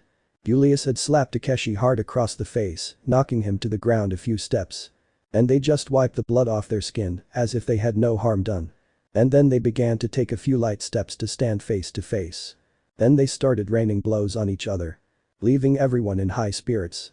Even Kano kept an eye on them, keeping in mind that Julius could win because he was bigger. Although the difference in strength between them was not much. But when Julius hit Takeshi on the head with a hammer, he responded with his secret letter. Blast core. With Izuku. Izuku's mind. He's an idiot, why am I using it now? In the sand. Takeshi's mind. Shit, Kano already saw it, he was supposed to save it. Takeshi. Bucket, don't use it without thinking. But that didn't matter now, Julius received a very critical blow to that area of the body, he had the advantage now. Even Julius knew that luckily for him, it wasn't at a vital point, otherwise he would have already fallen before his time. Takeshi was already decided, he didn't care if Kano already saw his secret move to win against him. It was all or nothing to be able to achieve his long-awaited revenge, that was the only thing he could do. If I used the blast core again. But it didn't work. Julius began to resist and block his blows and had to step back to avoid that blow again. Even the people around him started telling him not to hide and fight. But Julius wasn't just a mass of muscle, he was someone very smart. He was not like others who were not only muscles and little brain, he was too smart for his time of experiments, he studied all kinds of branches. Until he saw where Takeshi launched himself at him again to use his great blast core and finish him off. But it was in vain. Julius caught him in a bear hug with all his strength that even Takeshi screamed in pain with blood coming out of his mouth. Julius put all his effort into trapping his enemy and rendering him unconscious. With that, everyone thought that Takeshi was lost, since escape was almost impossible. But blast core. He had once again used his best card to free himself from it and give it a big blow to its right arm, which caused another great deal of damage to the German. Until Julius went on the defensive again to give him a strong headbutt that left him stunned. After grabbing him by the head and whipping him roughly until he broke the ground. But that didn't stop there, as he then lifted him up to carry him against the wall and began dragging him. Which destroyed a large part of the wall and part of poor Takeshi's face until he was left on the ground by the bald German. Julius didn't want to waste any time and started throwing a barrage of punches at him. And again he slammed him against the wall roughly again. And when he was about to finish him off with his strongest blow. Takeshi didn't want to lose at that moment, he threw a super kick to his face. Which was a very powerful one that knocked out the wild tiger. Referee. Out of combat, winner, Takeshi Wakatsuki. After that great fight, Izuku decided to go to the infirmary, leaving Kid and Kushida for a few moments. While the next fight between Sakibayashi vs Mutiba was taking place. The Genocidal, against, the Angel of Hell. The In is a fight that clearly no one wants to miss, especially fans of professional wrestling. But those from the UA. We can see some were very excited to see Hell's Angel in action again. Hiroshima. I want to see Sakibayashi fight, his last fight was very manly. Having a shirt that no one knows where it came from with Jun's name on it. Higaru. The sumo wrestler he fought took a beating, his resilience is admirable. Tetsu. I'll be as tough as him. But Izuku. We can see the aforementioned arriving at the medical room to find the blonde with half of his face bandaged. Izuku. Wow, you really got beaten up sensei. Takeshi. Ha, did you come to laugh, dwarf? Izuku. A little bit of the truth, ha. Now, how do you feel? Takeshi. First, you're an idiot. Izuku. I know. Takeshi. Second, it hurts like hell. Izuku. Worse than breaking the bones in your own body. Takeshi. What? No. Who does that? It must be a worse pain than having the skin on your face ripped off. Izuku. Yes, whatever you say. On television you could see how the fight was already heated. Izuku. I see the fight is already getting good. Takeshi. It's true, Jun's fights are always good to watch. Izuku. Do you think Mutiba has a chance? Takeshi. Maybe, he's a mercenary, he must have a trick to be able to win against Jun. Throughout the fight, both Mutiba and Jun were somewhat evenly matched. Even though Mutiba was trying to use the technique of going for his eyes, Jun was smarter and with his own face, he managed to avoid that. Even though Mutiba was using many of her killer techniques, Jun was showing why she had great stamina, she was the best of all the Kengan fighters in the arena. But Izuku. We can see how the aforementioned was leaving the infirmary to go to an unknown place. Takeshi. Where are you going? Aren't you planning on watching the fight? Izuku. I have to do something first, besides, my fight is almost here too. Leaving the room to start walking through the hallways but with a serious look. Izuku. It's time for my move, Tokyo Energies, did you really think everything was under your control? I see you weren't as smart as you thought. Arriving at one side of the stands to see how Mutiba had completely knocked down Jun after attacking his heart after doing a feint that hurt behind his eyes. Giving victory to the dark-skinned assassin. Izuku's mind. That's the representative of the crazy woman who wanted him to be in his place, I see that he's quite strong, I see that the damage he received was too much, I highly doubt he can go further in 2 days of rest before his fight. Following his pass to go to his main objective, well the fight of Soping vs Rei Mikazuchi was announced. The fight that someone took very personally between the two, obviously it wasn't Simp. But Izuku. We can see how Izuku is walking through the corridors until he discreetly looks at one of the metal structures. And gathering strength he threw a punch to open the wall and reveal a type of explosion that was attached to the wall. Izuku. One less, I have to go for more. Han Yamashita. We can see how the short man was next to Oma who was sleeping as he was attended to in time by Hanafusa. Yamashita. I'm glad young Midoriya brought you, otherwise you would have preferred to sleep on the floor until you feel better. Smiling as he watched the black-haired man sleep peacefully. Yamashita. I wonder how the rounds are going. In the sand. The fight between Soping and Rei Mikazuchi was too intense. Not even Soping had his signature smile that he always wore in fights. It was as if the fight was so personal, even though he had to get serious. But in the end Soping could not beat the great speed of Rei. His great strength and resistance were of no use when he received the huge hammer blow to his jaw that knocked him out.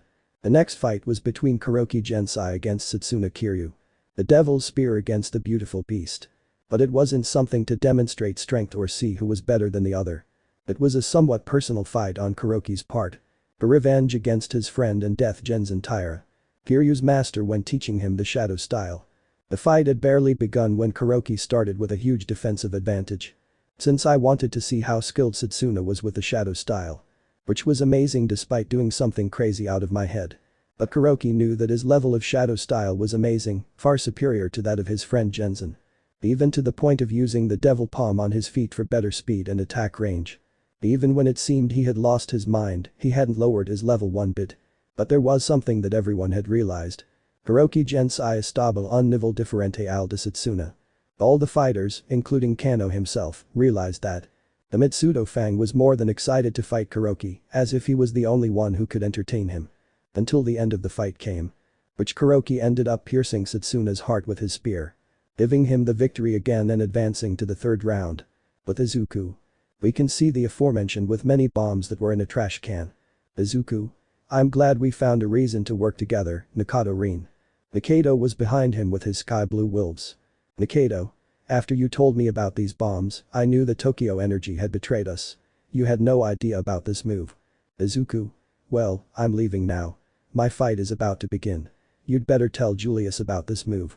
He'll surely be in danger too after losing. Turning around to run off to his fight. Leaving the sky blue wolves behind who looked at him with a slight smile. We can now see how Midoriya, while in the tunnel, took off his clothes to reveal that he was wearing black combat pants. Humming and ready to fight. But there was something I didn't know. Izuku's mind. Who am I going to fight? He had remembered that his previous opponent had died of Hanafusa poisoning upon hearing him speak of it. Also after getting along very well with the crazy doctor by sending Bakugo to the infirmary to examine him. Izuku. Hey Sayaka-chan, who am I going to fight now? Whispering so as not to attract attention. Sayaka. I don't know, but Yohei's replacement will definitely be in. I highly doubt they came with just one wrestler. Whispering as she watched the referees give her the wrestler's signal. At that moment one of the girls had seen the fighter, but she looked scared when she saw who was going to fight.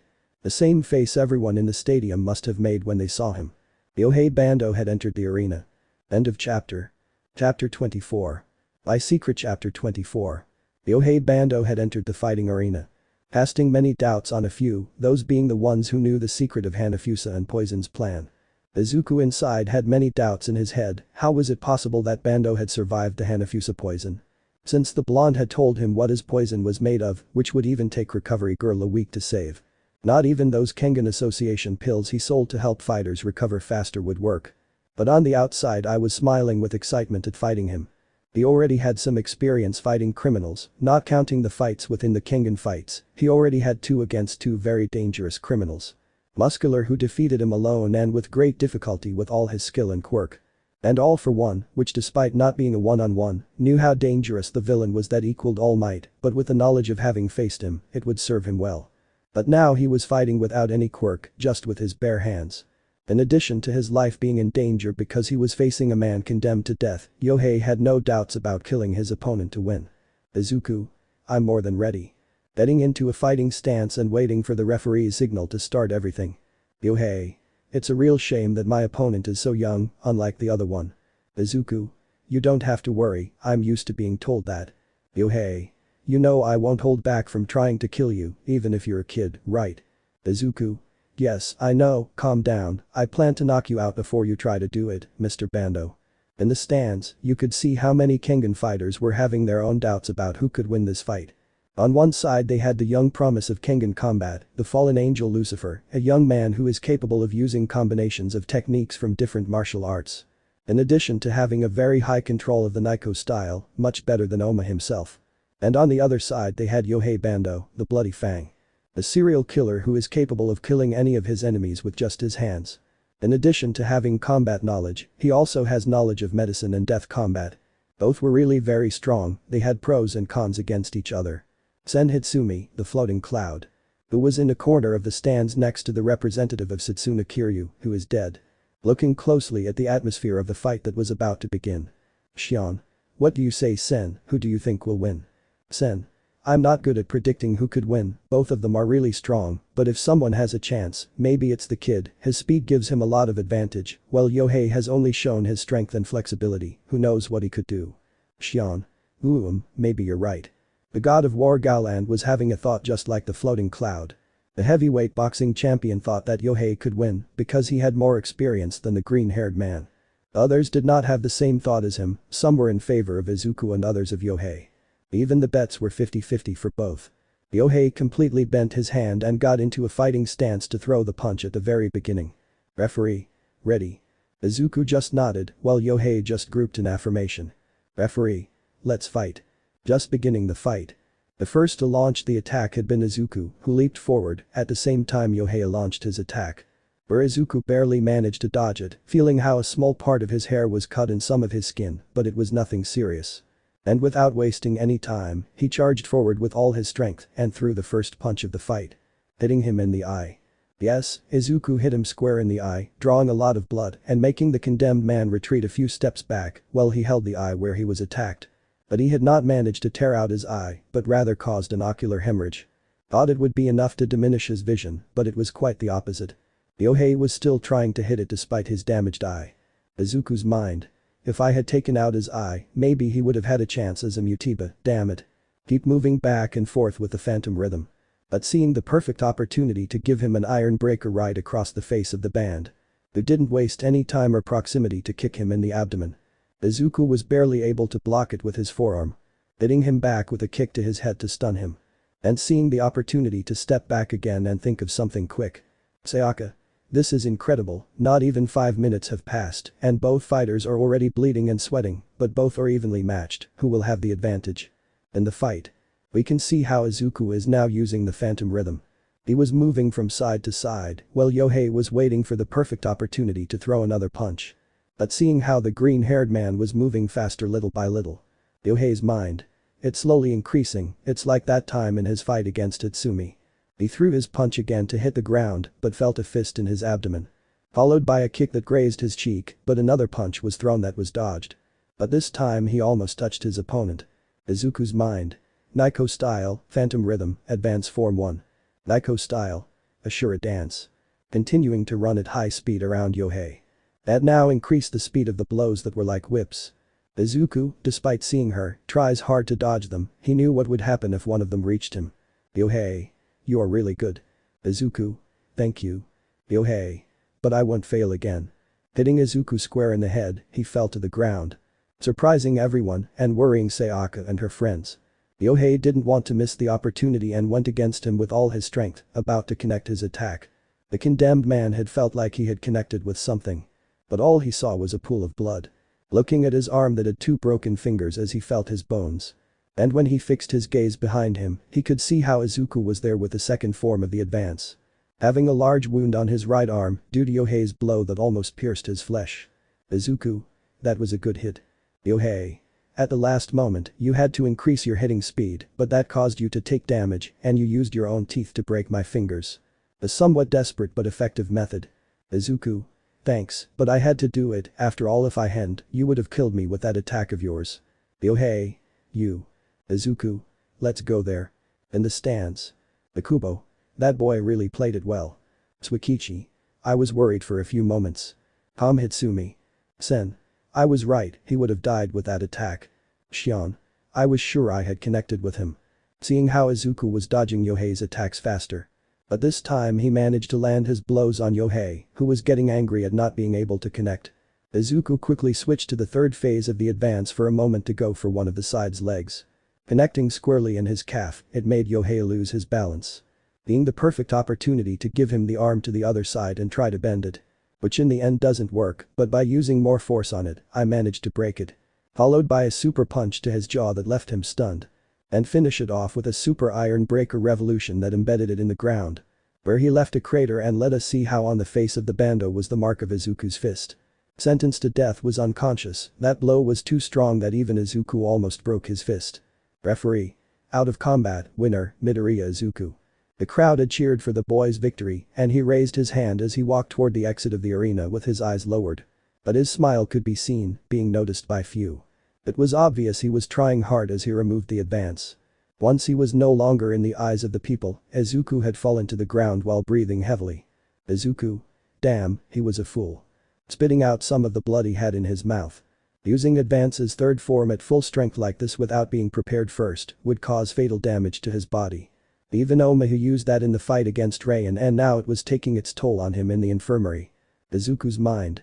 Now only the last fight remains, the winner will be my opponent. The Thai god of war, Galand, contra, Mitsudo Fang, Kano. Izuku's mind. Haha, I hope I don't die. End of chapter. Chapter 25. By Secret Chapter 25. Sayaka. It's Detroit vs Detroit, a boxing match is about to begin. Mitsudo's Fang vs the Thai god of war. The last fight of the second round.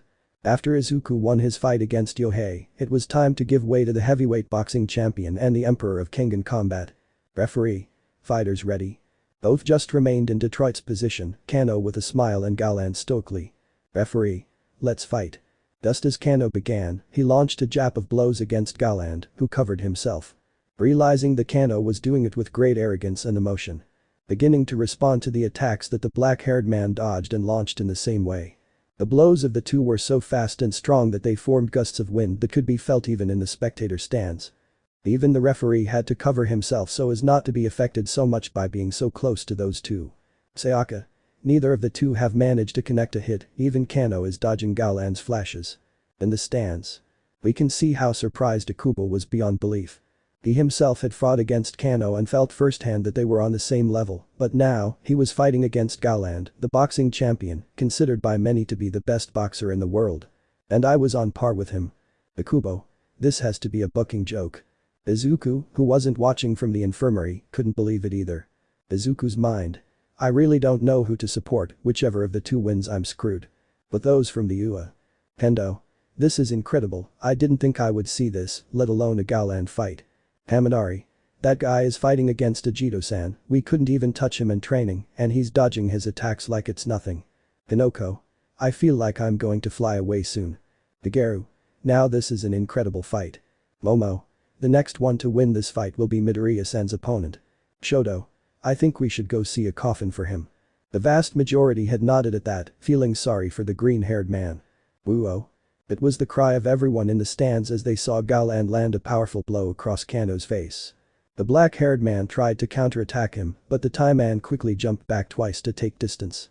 That blow had been so strong that it made the tusk wobble a little, leaving everyone speechless. Galand again launched himself at him to give him a right to his face, but Kano quickly managed to block the attack with his fists. But I don't know what I expected to receive another blow to his abdomen that left him breathless. Followed by a shower of jabs all over Kano's face, who tried to hit him with his two hands, but out of nowhere he had disappeared in front of him. But all that had been cleared away when he felt a blow knock the wind out of him. Followed by a blow that went towards his jaw that left him half stunned. To give him a left hook across his face that seemed to have affected him. But not everything was out of reality, since Kano, using the force of the blow, turned around to take distance. This had left everyone speechless. Mitsudo's Fang was being subdued against Galand, who was not a fighter. He was the boxing champion and considered by many to be the best in the world in that area. But Kano didn't show fear or tiredness at that, he just wiped the blood off his face to show that crazy smile again. Galand. What's going on, are you done boxing? Kano. Haha, I have to admit, my boxing hasn't reached yours yet. Galand. Are you not giving yourself much credit? Do you think you can surpass my boxing skills? Kano. Of course, the Mitsudo Fang transcends it, I fight, therefore I am. Galand. Talking is very easy for you. Heading into guard just like Kano, but this time he wasn't using boxing, but rather as if he was ready to charge. Launching himself fully to deliver a strong blow to Galand's forearm, which was released a little in the air by that blow. Followed by a rain that is launched against the god of boxing war. Which began to correspond to the fact that strong gusts of wind returned. Being with the intention of killing seemed being on par. But soon many realized something. The Fang was still using boxing against Galand, but it wasn't all boxing, it was a mix of techniques. The Thai sword was putting the Mitsudo Fang at bay. For any fan, victory was in their favor. For others, it was more than clear that whichever of the two was more focused without hesitation, he had victory in his hands. Until little by little, to Galand's surprise, Kano was adapting to his style. Until everyone saw how Kano began to make movements in a style that was known. But for a few who handed it in, they already knew it. It was the formless style. But Izuku's mind. Shit, this is bad, Galand has no chance now against Kano-san, once he uses the formless style, it's a victory for him, but I have something to gain, at least if I come out unscathed. Watching on TV as Galand was now being pushed to the limit for short periods of time. Kano was hitting him and making moves that were hard to predict. In the fight. Now Kano had given Galand a strong elbow blow to his neck, then put his foot down to try to punch him. But when he least expected it, Galand headbutted him, knocking him out, and he stepped away to gain some distance and think about his next moves. Kano. Haha, that's what I was waiting for, the true style of Galand boxing. Galand. I see you're still so stubborn about that. Kano. Come on champ, use your knuckles, fists, elbows, feet and teeth, give it all you've got Galand, I want to see your Muay Thai. Galand. If only I had used Muay Thai, you would be unharmed if I continued, I will show you something better than that.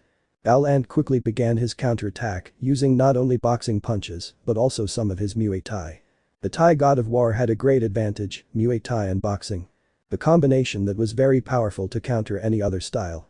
The fight had already reached a point where Gowland seemed to have Kano on the ropes again. Seeming to have victory in his grasp since not even Kano could keep up with him at the same speed of punches and kicks. But there was something that few had noticed, and that was that Kano was using the Naiko style. The same techniques as Izuku and Ome against Gowland. Some believed that Izuku had taught him something or that Kano had learned it during the tournament fights. Where Gowland hit him back hard which left him stunned. But the Fang struck back, knocking him away. Both were apparently already at their limit, breathing heavily and with many injuries. Gowland quickly threw a right hand that was covered by Kano's elbow. His fist was fractured as a result, giving Fang the opportunity to land a left hook, but Gowland didn't stop there and hit him back. Hitting each other in the face like the Alehis.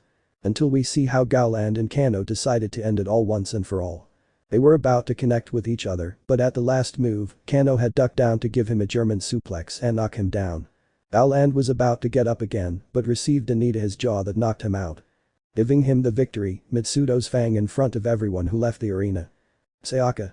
And it's over, gentlemen, the second round of the Annihilation tournament has ended, our fighters will take their day off to then go to the quarterfinals, great battles await us, I'm dying of excitement.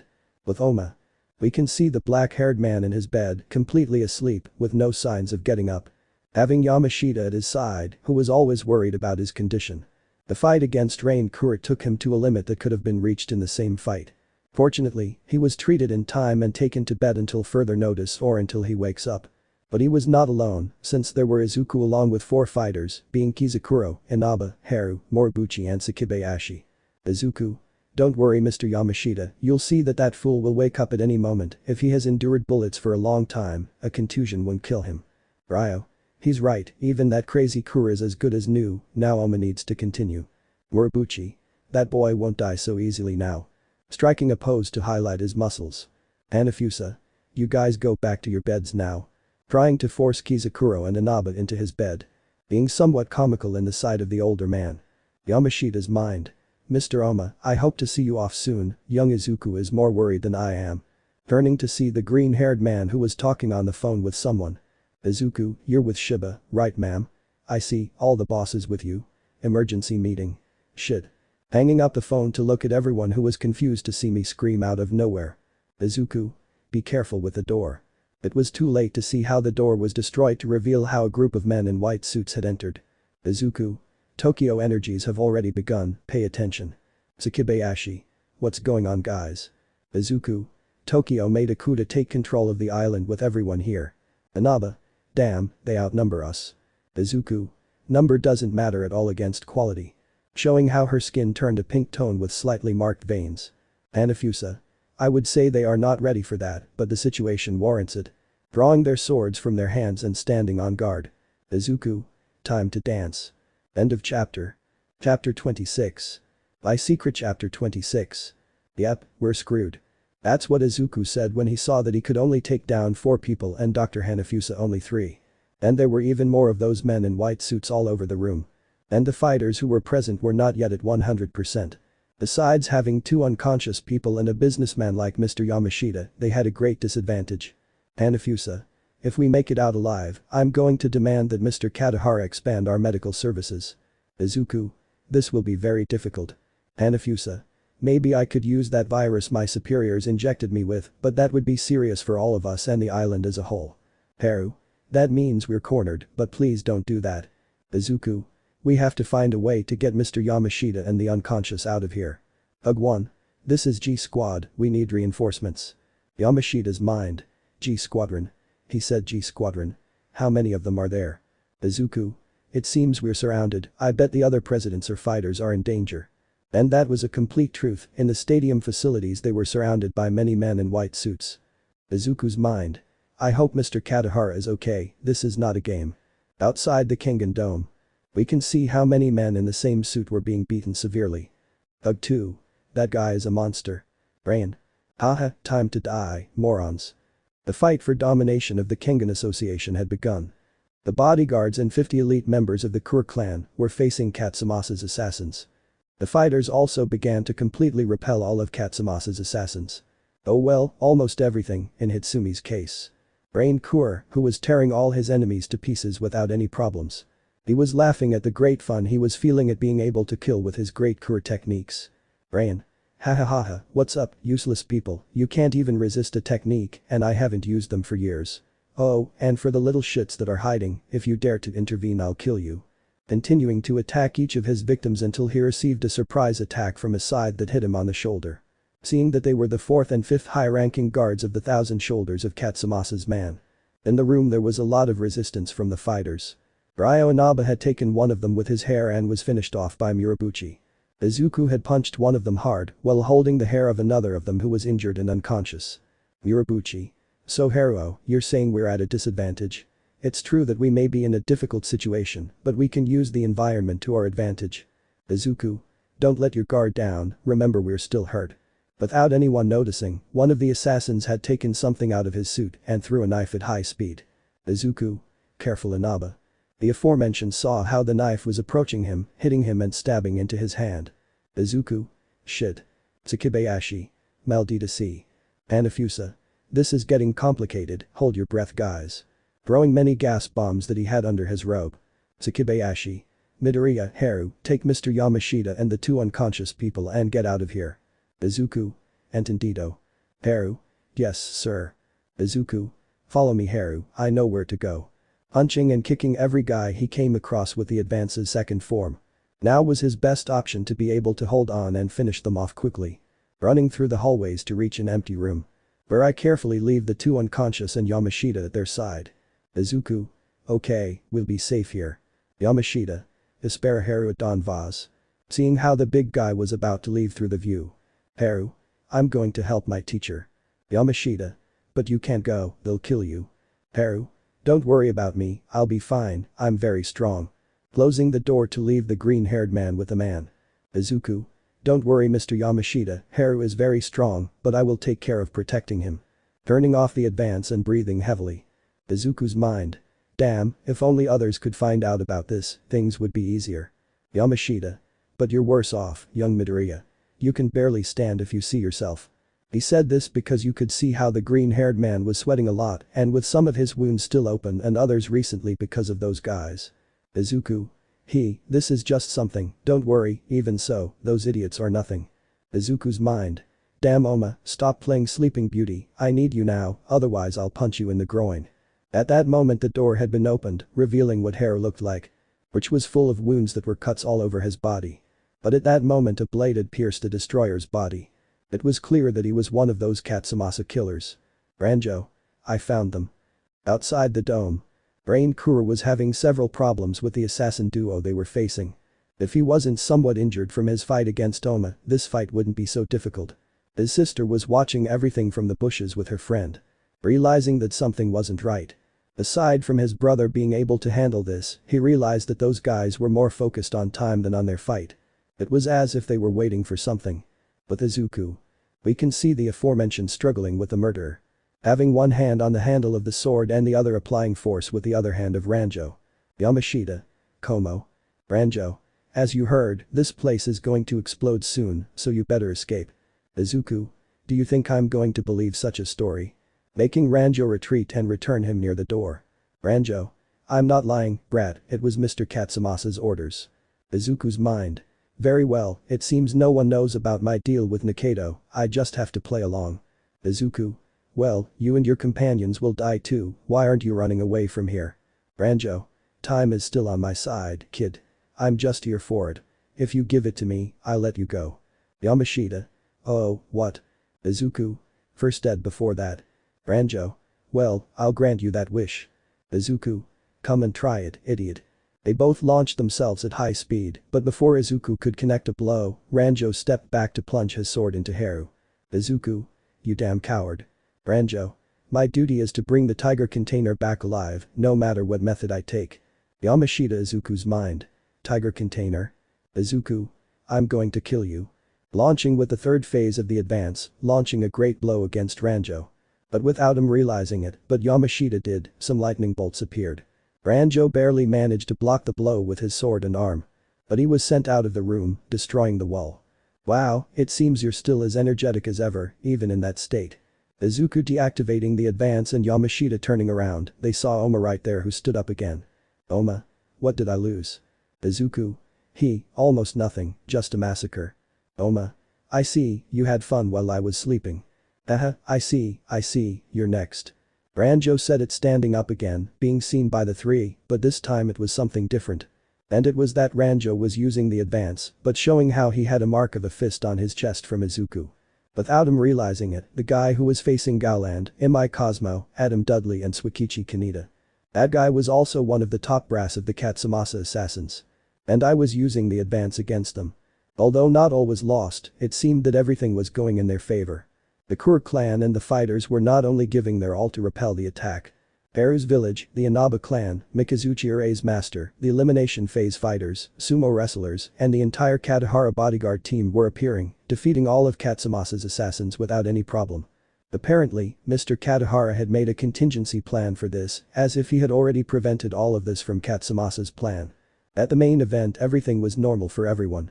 Since the entertainment girls were giving them a stunt show. Even those who had no interest in watching the show were eating the snacks they had brought. All the time that had passed the spectators had had a good time without noticing anything strange. But in the fight between the Quirk clan and the bodyguards versus the Katsumasa assassins. It was about to end since everything was against Katsumasa. Because everything was going wrong, his guards were losing against all of Katahara's mercenaries. I never thought that his whole plan could turn out like this. He couldn't even communicate with Nikaido and the Sky Wolves. His best had fallen against Minoru Takeyama, one of Katahara's personal bodyguards. Until it finally fell. Hatsumasa Hayami had fallen, his plan to take over the Kengan Association had failed. Hatsumasa. Damn you Katahara, were you able to get this far? Katahara. I think you're wrong, I wasn't the one who hired the Hasids, and I had nothing to do with your bombs. Those responsible were my son-in-law, Midoriya Izuku and Nogi Hideki. The first one was about your bombs, and the other one was the one that brought the others, it was really very clever. Hatsumasa's mind. Those two brats, that kid and that boy knew me. Izuku and Oma had defeated together that wretch who was using the advance. And the two of them didn't even have to be serious. Hatsumasa Hayami's attack on the Kengan Association dome had ended. End of chapter. Chapter 27. By Secret Chapter 27. After Katsumasa's plan failed, he was locked up along with his accomplices and the few assassins who survived. Since most of them had been killed by the Quirk clan members, fighters and guards. Plus, it barely affected anything, since this had already happened inside the facility, out of public view. Since everyone was distracted by all the girls' dance events. Luckily no one noticed and there was no uproar, and no hero or the UA will notice this disaster. Because even as heroes they would try to prevent such action, and even secure the lives of the most important people, such as world leaders. But after that, night had come, where everyone would be celebrating. To be able to get all the stress off your shoulders. At that moment, the Katahara president appeared on a screen. Katahara. Tomorrow will be the last day of the tournament, so let's drink and be merry, so we don't have any regrets. That's what President Katahara said, but in reality this was for those who protected him and the presidents from the attack. In addition to the fighters, guards, and assassins who helped protect the island. Everything was happiness among all those present. Many were talking to each other, some to the wrestlers like Kirishima and Tetsutetsu Rigido, Akubo and Kaneda. Momo, Jiru, Kinoko, Mina, Satsuna and Toru were talking with Carla and Elena Robinson. Apparently Yaoyorozu, Komori and Satsuna had gotten along well with the blonde girl. In addition to asking him about a few things about abroad. Even a pony had joined her since Elena could speak English very fluently, something that made the horned girl happy. In addition to offering his condolences for his brother's death, even though he survived. Others like Shoto and Tokoyami would be at the beginning while they watched everything in the distance in complete peace. Oma, who seemed to be fine, was eating roast beef with Izuku. Having Yamashita with a beer and making sure Oma doesn't overexert himself too much. Sayaka, who was also there, was talking to her mother-in-law Inko. Apparently, because they knew each other through their marriage contract, they had gotten along well. And at first Inko thought she was an arrogant and fussy girl for being a millionaire. But now he was more than happy that she was with her son. Without anyone noticing, Hisashi was in one of the bars with Kuroki drinking some beers and talking as if they were very close friends. Inside one of the hotel rooms were Irio Kura and Mitsudo Katahara. Irio. I can't believe it, those fools, if they knew what happened behind the scenes, they wouldn't be like this. Mitsudo. It's better this way, the threat is over. Irio. Are you sure about that? Takeyama. If I may say a few words, Mr. Irio, the Tokyo Energy faction is completely ruined. Amori. The guards called Rankers have been locked up and most of them were killed. Irio. Maybe you're right, but there's something worse. Worm is on the loose. That left an intense atmosphere in the place for mentioning that word. Irio. That would explain why Hayami was willing to stage a coup, he had a kind of alliance with Worm. But Pseudo. I see, so you knew. Beautiful managed to identify 2 members of Worm, one is in custody, the second ranked, Longmin, he is more dangerous than the first ranked. Irio. We have to find him at all costs, he might still be on the island. Amori, I'll send some guards to look for him, sir. At the party. We can see how now Izuku was with his friends talking about his performance in the tournament so far. While in the distance you could see Oma talking to Mr. Nagi. Apparently it was a topic of utmost importance for Oma to speak in a normal manner. Instead of speaking in his usual disrespectful way. Something that was even strange for both secretaries who were nearby watching everything. Hiroshima. Izu bro, you were amazing out there. Tetsu. It's true old man, you're already close to the finals. Giving him a light hit on his back, causing him to whine a little because of it. Izuku. Hey, I'm still not fully recovered, guys. Complaining a little and rubbing the place where he was spanked. Tetsu. Sorry bro. Ryuko. I see you're not fully recovered, right? Appearing behind him, scaring the green-haired boy as well as his companions. Izuku. Hey Yanagi-san, you almost gave me a heart attack. Holding his heart area next to his companions who turned pale because of it. Ryuko. Haha. The waist. Speaking of which, old man. Looking at Izuku from head to toe, are you sure you're okay? Seeing some wounds that had not yet healed and marks from blows. Izuku's mind. If only you knew what really happened. Izuku. Yes, I'm okay, I'm still breathing luckily. Hendo. You should be more cautious, Midoriya-san, remember that you can still change places with someone else, honestly your current condition leaves a lot to be desired. Izuku. I know guys, but don't worry, I have a plan that will help me improve. Ryuko. I remind you that recovery girl is not here. Being a very direct answer that was like a bucket of cold water for the boy and a joke for the others. Izuku. It's not that, Yanagi-san, as I understand it, for Kengan fighters who want to continue participating, he gives us a pill that cures us of all the damage we've received, of course, as long as it's not like a lost organ. I say this because I remember that Mr. Yashitake asked him if he wanted to leave. After all, it had already gone too far, apart from the Katsumasa coup. And more than much of his help, he prevented the dome from exploding. Hiroshima. Wow, that thing will take recovery girl's job. Endo mind. Now that I remember, when Kano-san broke his jaw, he recovered from one moment to the next. In the distance, Oma had begun to walk away, passing by everyone who was having a wonderful time. As far as he went, he reached a point in the chasm to feel the air. And spit some blood from his mouth and start staggering until he falls near a tree. Oma's mind. I don't even feel pain anymore. Starting to breathe heavily and starting to remember about the ghost of Naiko that he saw earlier in his fight against Rain. Oma. I'm slowly recovering my memories, but I can still continue, I just have to endure 3 more rounds, I can't die yet either, I have to see all of Izuku's progress until the end, he will be the new heir to the Naiko style. The next day. The tournament had started again, the spectators had returned to their seats.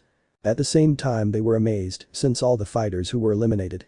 They were in the central podium, even Robinson, who had a broken neck and was in a wheelchair, was present thanks to Hanafusa. At the same time Oma was currently being attended to by members of the Quirk clan. Obviously Carla was trying to take advantage of every moment to be with Oma. But the clan doctor along with some and the clan leader. But Izuku. We can see the aforementioned as he is next to Sayaka. Being in a makeout session before the start of the 3rd round of the tournament. Sayaka. What do you think of my outfit? Now taking the green-haired man's hands to run them over his body. Izuku. Haha, you make me look like an idiot, although I don't like them seeing you dressed like that. Sayaka. But unlike them, you can only touch me and other things. Giving her one last kiss and then licking his lips. Izuku. Now I'm more motivated than before. Sayaka. See you later love, it's time to start. Giving her one last very passionate kiss and then heading off to his post. Izuku. Ah, that woman knows how to motivate me, well, time to warm up before the fight. Starting to walk towards one of the waiting rooms to warm up and think about how to win against Kano. Because otherwise he would be beaten against the Emperor. The next fight that was about to take place was between Imai Cosmo and Oma Takeda. The fight that promised a lot, as well as raising many questions. Since everyone thought that Cosmo would be replaced by another fighter. Although the pills that are made for Kengan fighters have helped him in his recovery. The trauma and physical pain he went through because of Saishu was still present. And he was going to be replaced, but apparently that idea went down the drain since the blonde was present in the arena. Although the damage from Katsumasa's attack was clearly still present. Oma, on the other hand, still only had injuries from his fight against Rain, but thanks to the medicine of a doctor from the Quirk clan, he was now fit as a cucumber, although his body didn't say the same. Izuku on the other hand was walking through the hallways to go to the living room. He hadn't realized that someone was watching him from a distance. Smiling in a crazy way. Our son is getting stronger and stronger, my dear Oma, I can't wait to see how he surpasses you and me. In the sand. Let's fight. It was the referee's shout to start the fight. Starting the fight by Oma with a flash steal. But to everyone's surprise, Oma was knocked to the ground and held in a key by Cosmo. But Oma quickly turned around and tried to punch Cosmo to get him off of him. But Cosmo managed to grab Oma's arm and began to use strength in his legs and hands to try to strangle Oma. Surprising everyone with that technique he just used. Oma tried to use a kick to try to free himself. Cosmo with incredible speed managed to get away and get behind him and grab his other leg and make him fall. The black-haired man now did a sweep and turned around to attack with a takedown. But to Cosmo's surprise, he quickly grabbed his head and smashed it against the ground, holding him from the abdomen. Cosmo. Give up now, no one can beat me. Oma. Hahaha, don't count on it. With Izuku. We can see the aforementioned arriving at the waiting room. Starting to warm up before the fight. Izuku's mind. I no longer have the one for all to increase the impact of my blows. Clenching his fists and lightly slapping his face. Izuku.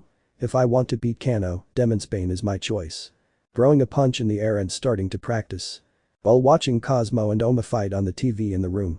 Where you could see how Cosmo was riding since Oma was moving at high speed. Trying to get rid of the blonde who was trapping him in a hold. Izuku. It seems that Cosmo is giving Sensei problems, they look very damaged, it is difficult to see who will win. In the sand. After Oma has managed to break away from the grip. And launched himself against him using the flame kata, flash fire. Being a great speed that made the blonde confused. And when he saw the opportunity, he tried to go on the attack against Cosmo. But he quickly used his elbow to block the attack and make Oma go to the other end. Making Oma angrier and quickly going on the attack, combining the water and redirection kata. But. This apparently was useless since Cosmo was managing to block and deflect all of his blows. Making Cosmo smile at the thought that he had a huge advantage over Oma. Naiko style, water kata. Although all of that went down the drain because Oma used a good technique that was perfect for fighting choke fighters. Jellyfish grab. Holding the blonde's neck tightly, he spit out blood. Water dragon vein. Being the technique to make Cosmo be at Oma's mercy. But using his legs to stretch Cosmo's back and using his arms to cause more pain. Apparently being the victory for Takeda, who was using a lot of strength to end the fight as quickly as possible. To a certain point where Cosmo breaking one of his fingers managed to free himself. Making Oma angry about that but smiling at the challenge the boy was giving him. But they launched themselves at each other again to attack. Being the perfect opportunity for Cosmo to take him down. But the pace of the fight was wearing thin their little energy. To the point where Oma and Cosmo attacked each other again. Seeing perhaps the perfect opportunity where Cosmo had Oma in his special technique, zone. Maybe giving the victory to the blonde, but all that went down the drain because Oma headbutted him. Leaving Cosmo very confused, as well as some fighters and spectators. Cosmo. How? Oma. I told you it's not like that, the same technique 2 times, it doesn't work on me. Starting to choke him with all his strength, causing Cosmo to despair as he tried to free himself. Which was useless, even some knew that this already had a winner. Sayaka. We have a winner, Oma Takeda, move on to the next round. Seeing how Cosmo was on the ground unconscious and Oma was leaving very tired. Thus ending the 3rd round fight in a great way to liven up the tournament. The next fight was also about monsters. Wakatsuki Takeshi against the late Gizenga. The wild tiger versus the genocidal one. Han Takeshi. We can see the blonde walking through the hallways. Being more than ready for his fight to begin. Until he reached a waiting room, managing to hear someone breathing heavily. Out of sheer curiosity he opened the door, seeing what his disciple looked like. Which was completely covered in sweat, even with a puddle of his own sweat. Apparently he was warming up with some kicks and punches. But he also concentrated his muscles to then launch powerful punches that left the wall with the marks of his fists. Takeshi. You seem nervous. The green-haired man turned around to see one of his mentors standing in the doorway. Izuku. Yes sensei, especially if your opponent is Kano himself. Takeshi. I understand you, and I envy you for that. Fighting against Kano is something I've wanted to do for a long time. Izuku. I don't know whether to feel flattered or cursed. Takeshi. Calm down, kid, I know it will be difficult, but at least you can boast that you came very far. Izuku. I think you're right, are you going to fight now? Takeshi. That's right, I hope you'll support me. Izuku. Your fight is against Mutiba Gizengano. It's difficult. Takeshi. That's true, but I'll give you a little lesson, so I hope you pay attention. Leaving the room and then heading to the arena. Izuku's mind. Wait and see, master, I will give you a big surprise at my meeting. Change of scene. Now we can see how the wild tiger stands in front of the genocidal mercenary. Both looking at each other seriously. Sayaka. Hey here, gentlemen, the two fighters are already here, the wild tiger and the genocidal one. It seems the bets are clearly on the favorite of this match. Takeshi. I hope you're ready, Mutiba, this won't be as difficult as the last one. Mutiba. Hahaha, don't think that because you don't have as much muscle as Julius it will be easier, I'll show you. Both of them already got into combat stance, ready to attack. Referee. Ready. They just looked at each other intently and waited for the signal to start. Referee. Let's fight. Just saying that, the first to strike was Takeshi. He leaped into the air to land a heavy blow on the sand, destroying much of the sand beneath his feet. Leaving everyone surprised by the strength of the wild tiger. And forcing Mutiba to retreat a few meters back because of it. But I don't know, I hope that when he wanted to launch his heart attack, Wakatsuki launched a powerful Seiken on his chest. Which sent me flying a few steps. But not wanting to stop right there, Takeshi chased him to continue attacking. No one really expected Takeshi to use a karate chop in such a way. And feinting to grab the killer with a very strong grip. But Mutiba quickly broke free by attacking a nerve point in Takeshi's hands. Sure of a strong blow to his knees to release the grip. Sayaka. This is incredible, Wakatsuki is now trying to grab Mutiba, do you plan to use grab to win? Everything is too strange now, Mutiba escaping and Takeshi trying to chase him. Although no one knew it, Takeshi was going to catch him and use the blast core on him to end the fight faster. I knew I had to save my energy so I could win and be ready for the next fight. Following the killer dodging the blows again and again until we're in a quick movement. He tried to hit him in the ribs, but quickly, thanks to a movement from Takeshi, he had dodged it and given him a strong elbow to his nose. Which caused him to bleed and seemed like the perfect opportunity to grab him. But that couldn't be done because it hit him square in the neck, which I'm talking to directly. Thinking that Mutiba already had victory in his hands, he prepared his other hand to attack directly at his heart. But he didn't expect a strong blow that sent him flying several meters back to the wall of the arena. Being the powerful blast core of the wild tiger that hit the assassin squarely. He barely managed to block that blow with his arm, but was left very badly injured because of it.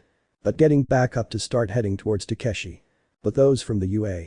Satsuna. Are you joking? Tageru. He took that hit and is still standing, you can even see that his arm can barely move. Hiroshima. What incredible resistance, not even I could withstand that blow. Satetsu. I understand you, bro. Pendo. But now what will he do? It is clear that he can barely move and Wakatsuki is on his last legs. In the sand. Laughing at me. That's what the assassin said before being attacked by Wakatsuki.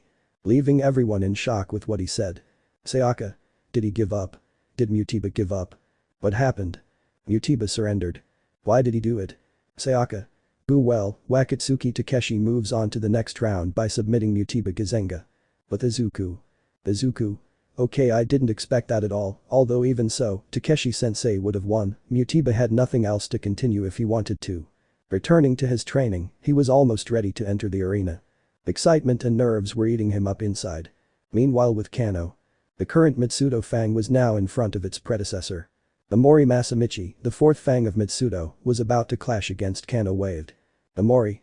After watching your fight against Galand, it was clear that you are very fragile when you are against the ropes. Kano. Day. The Mori. In accordance with the master's wishes, I will fight for your place as a fighter, do you have any objections? Kano. Heh, we guess we're being underestimated. While the fight between the current and previous Tusk was about to take place. The rest of the audience was waiting for the next fight to start. Hiroki Gensai contra Mikazuchi Ure. The Devil's Spear against the God of Thunder. The Legend against a prodigal young man. The Kuroki. We can see the bearded man standing in the corridors of the stadium on his way to the combat arena. Hisashi. Are you ready? Hiroki. See. Snapping his hands until they crack. Hisashi. That boy laughed, he is a prodigy in every sense of the word, but what do you say about him? Hiroki. The boy is strong, but he still has a long way to go. Hisashi. That boy used to be a very prestigious assassin in his clan, but as I understood until now, he practiced his martial art without any intention of killing. Hiroki. From my perspective, that boy could be on equal terms with Izuku, but without the intent to kill, I'm sure your son would win if he used all his strength, speed is something he lacks. In the sand. Sayaka. And here ladies and gentlemen, the devil's spear against the god of lightning. Who of the two will manage to take the victory? At that moment Kuroki, who had entered the area after talking to Rigido, was watching him from the tunnel with Hisashi. Hisashi. You really want to learn from him, don't you, boy? Rigido. Of course, the difference that I noticed with him and some fighters kind of inspired me. Hisashi. That's a good way young man, but you have to do a lot if you want to make Kuroki want you as a disciple. At that moment Mikazuchire arrived at the arena. Now standing in front of Kuroki, very serious, but apparently he was thinking about something else. Because before that, an assassin had attacked the 3 thugs Rinho had hired for his security and one of Mitsudo's men. Which forced several bodyguards to be by Rinho's side and protect her from that mysterious individual. In the sand. Kuroki. You better focus, don't think you can beat me if your mind is elsewhere. I laughed. I'm so sorry, I had my mind on something else, but now my main goal is against you. Heading into a fighting stance like Kuroki. I laughed. By the way, about the man you killed a long time ago with my same style I use, he was my predecessor, my father. Kuroki. Is this for revenge? I laughed. Revenge. No, everyone who enters the world of contract killing knows that death is always present wherever you go, and I will never kill again. I swore to a person I love that I will defeat you for our love. Kuroki. Love. Did you change your entire lineage and traditions for love? I can't believe how low you can fall. Referee. Let's fight. Shouting to start the fight. Being the first move on Mikazuchi's part, to Kuroki's surprise, Rei's attack had caused a wound in his left abdomen. Kuroki Gensai, the devil's spear, had fallen to the ground for the first time. Realizing his own mistake. Mikazuchi laughed, he is faster than his father, and faster than his last fight that Kuroki saw and analyzed. I laughed. You will be defeated by our love. Launching himself at high speed against Kuroki. But those from the UA. Lita. If speed is even higher than last time. Shoto. And he was able to bring the old man to his knees. Kendo. How is it possible that he has improved like this? Lad King. That's because they increase their abilities in the few moments they have until they reach their limit or beyond. Izawa. Lita, you might even be able to match that speed maybe in your second year or by the end of this year, if you put your mind to it. Uraraka. Whoever wins this will advance to the next round and maybe face Deku-kun. Seiya. But that will happen if Midoriya-kun manages to win his fight. In the sand. Rai's speed was at another level than before his previous fight. Even breaking the devil's spear fingers when I tried to attack him. Kuroki apparently had no choice but to defend himself against him until now. But even though I laughed, I had more speed than Kuroki. That couldn't guarantee him victory at all right now. It may have the most speed and effects among all Kengan fighters. But the defense of Kuroki Gensai was an impenetrable fortress.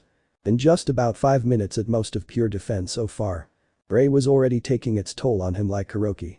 Apparently Reno's mental manipulation was already taking effect. He was sweating, his vision blurred and blood pooling in his legs. Kuroki. Anyone can see the target if they go straight ahead, boy. Giving him a strong blow with his elbow that sent the boy flying several meters back. Spitting out a lot of blood as he tried to attack again. Having the same result again, but this time with much more pain. Kuroki. You won't be able to beat me like that. I laughed. Shut up. Now yes, launching itself at him again at high speed. Only now Kuroki is completely humiliating him by blocking and evading all of his attacks. Something that the fighters and heroes realized. And that was destroying the skin on the blue-haired man's fists. Rei was trying to increase the speed of her attacks. Wanting to have the opportunity to be able to connect another blow and have the advantage in their fight. Something he couldn't achieve at all, Kuroki had everything against him to keep up with him. Kuroki. It's over. Delivering a powerful blow to his stomach that ended the fight to give the bearded man an absolute victory. Referee. It's over. Sayaka. We have a winner, Kuroki Gensai, move on to the next round. Kuroki just came back at once with Hisashi and Rigido. Rigido. You did amazing outside, but why did it take you so long? Just looking at you there, it's clear that you were able to finish him off after he attacked you at the start of the fight. Kuroki didn't say anything, he just stayed silent thinking about something. Rigido. What happened? Did something happen between Mikazuchi and you? Kuroki. No, it's not that, I just feel like he's going to take it too seriously. Hisashi.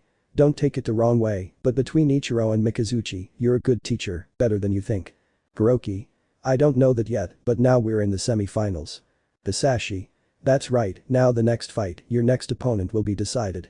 Vegito. It's true, the boy will face that monster now. Hiroki. Your son will now show his enormous potential against the Fang. Sayaka. Alright ladies and gentlemen, it's time for the final battle of the third round. Midoriya Izuku vs. Kano Waved. The Fallen Angel Lucifer vs. the Fang of Mitsudo. Who will be the winner? End of chapter. Chapter 28. By Secret Chapter 28. The most anticipated fight of all was about to begin. Kano Waved, the Mitsudo Fang. He will face it there. Midoriya Izuku, the Fallen Angel Lucifer. The public's favorites. The undefeated champion of Kengan fighting. Against the young promise of Kengan fighting. A real fight that no one wanted to miss. Although few knew how the first meeting between the two ended, it had a clear winner. Time had passed since that day at the UA. Now they were in the Tournament of Annihilation, the place where they could without fear or limitations. But Izuku. We can see the aforementioned walking through the corridors to reach the combat arena. Being covered in sweat all over his body from practicing beforehand to be ready to use that technique. Izuku's mind. Now I'm ready, maybe I don't have the one for all now to have a chance to win, but I know they will now, get ready Kano, this fallen angel is coming for you. Hey, dwarf. Turning around to see how Oma, her teacher, was there with Yamashita. Izuku. I thought you'd be in the infirmary half dead. Oma. Heh, I must remind you that I'm still a long way from dying. Izuku. Did you come to support me? How considerate of you. Oma. Your rival is the same Fang, I don't know if you're just unlucky or suicidal for not giving up and moving forward with this. Izuku. I learned that from you. Yamashita. Young Midoriya, you know very well that you don't have to take this as if it were a game, you should withdraw as soon as possible, you know what Kano is capable of, he agitated, you saw how he left Gao and Yakubo. Izuku. I know very well Mr. Yamashita, but don't worry about it, I already have a plan to use against him, with this, my victory is assured. Turning around while clenching his fist. Izuku. I'm going to get out of this alive and I'll see you in the finals, Oma. Don't think I'll make it easy for you to make Mr. Nagi the president of the association. Entering the arena and being greeted by everyone who defeated them. Oma. Heh, that guy really is a bit crazy. Yamashita. Sigh, there is no doubt that you are the same. Oma.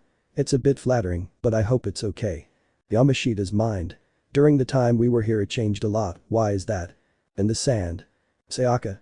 And here ladies and gentlemen, we have our young fighter, it looks like he's more than ready for action. Shouting along with the spectators who shouted his name with his teammates from the UA who supported him. But those from the UA. Haminari. Two Puids Midoriya. Zero. Do your best. Jiru.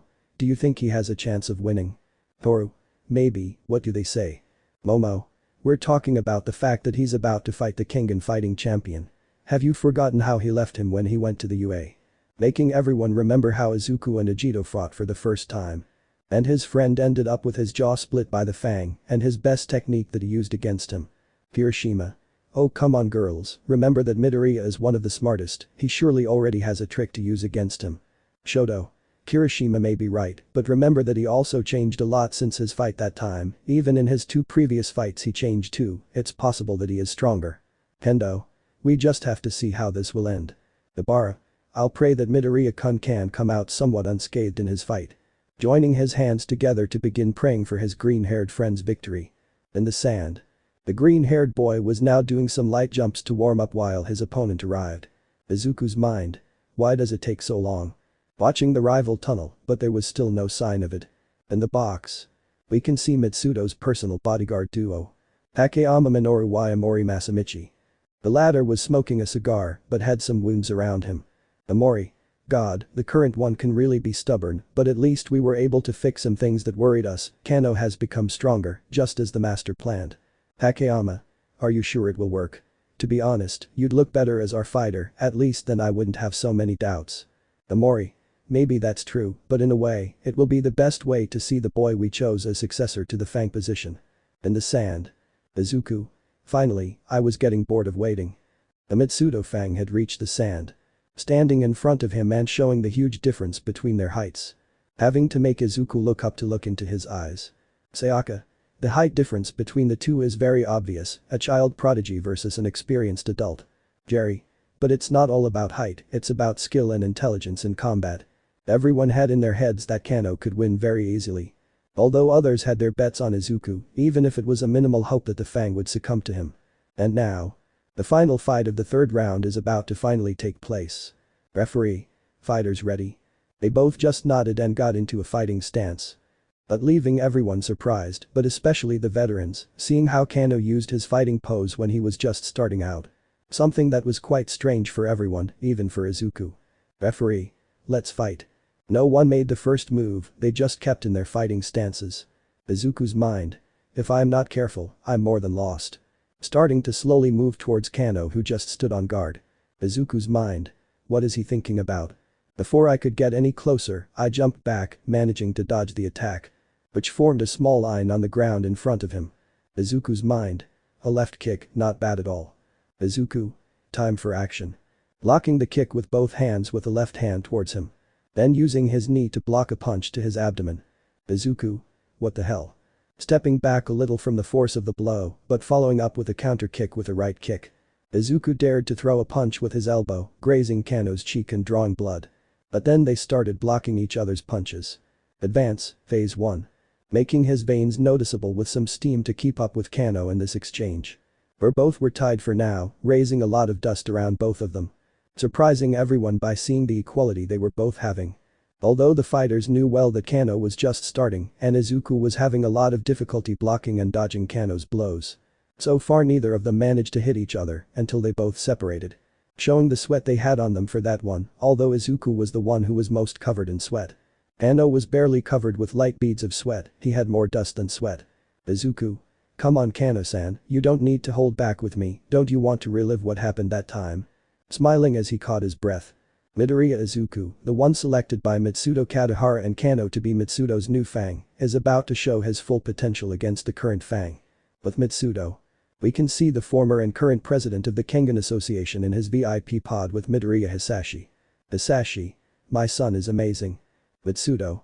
Of course he is, I'm surprised you and your wife didn't know he was a Kengan fighter. Hisashi. I had to do a lot of things abroad, I couldn't spend much time with him, I barely saw him by phone. Mitsudo. You don't have to feel that way, your son knows that you did it for the good of your family mainly, he also had to come in here to be able to help you. Hisashi. I am the luckiest to have a son like him. Mitsudo. You're right about that, his personality was what caught my attention to make him my daughter's husband. Hisashi. But apart from that, was it also because of his performance in combat? Mitsudo. That's right, being so young he won several Kengan fights, he has a natural talent for battles, even when I saw the UA Sports Festival, I am surprised how analytical he can be, the day he faced Kano I knew he was the one. In the sand. Izuku's mind. Let's see what he can do with this.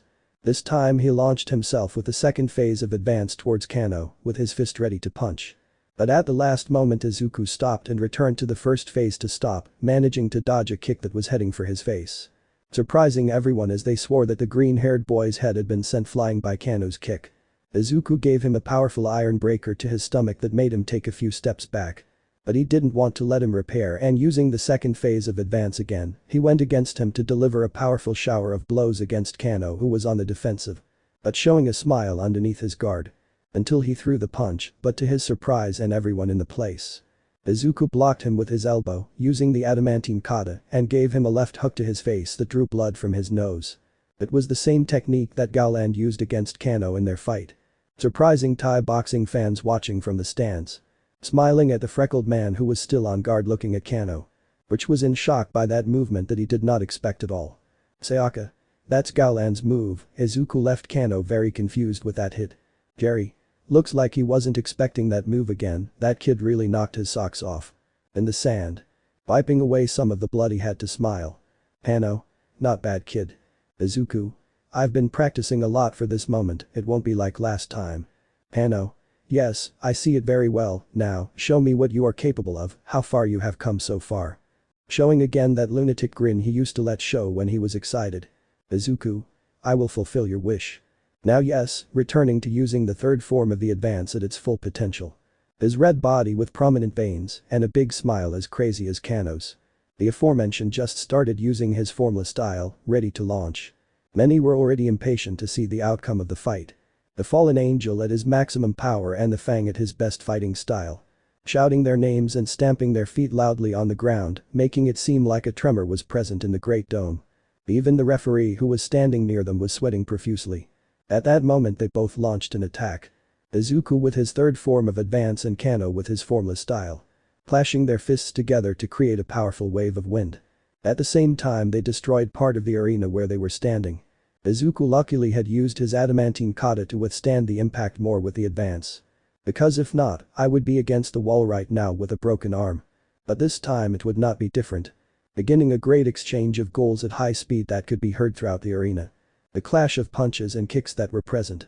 Izuku using all the katas and techniques of the Naiko style plus the advance. Kano with his full arsenal of techniques and his formless style, without any restrictions whatsoever. He knew better than anyone that if he fought like that he could kill his opponent. But Izuku wasn't just anyone, he was the young promise of Kengan combats, a prodigy in fights. I knew he would be fine. The fighters had no words to say. They could only marvel at the great synchronicity that both fighters displayed. Fighters like Takeshi, Kuroki, Julius, Akubo and Oma were speechless. For them it was seeing a beautiful dance in a high-class show that few could enjoy. Nobody knew when the sand was already full of blood and it was Izuku and Kano's. Izuku could feel how his left arm was badly injured, even his nails hurt. Kano was somewhat the same, but worse as he had a mark that would leave a scar on his hand. Izuku quickly punched him hard in the face.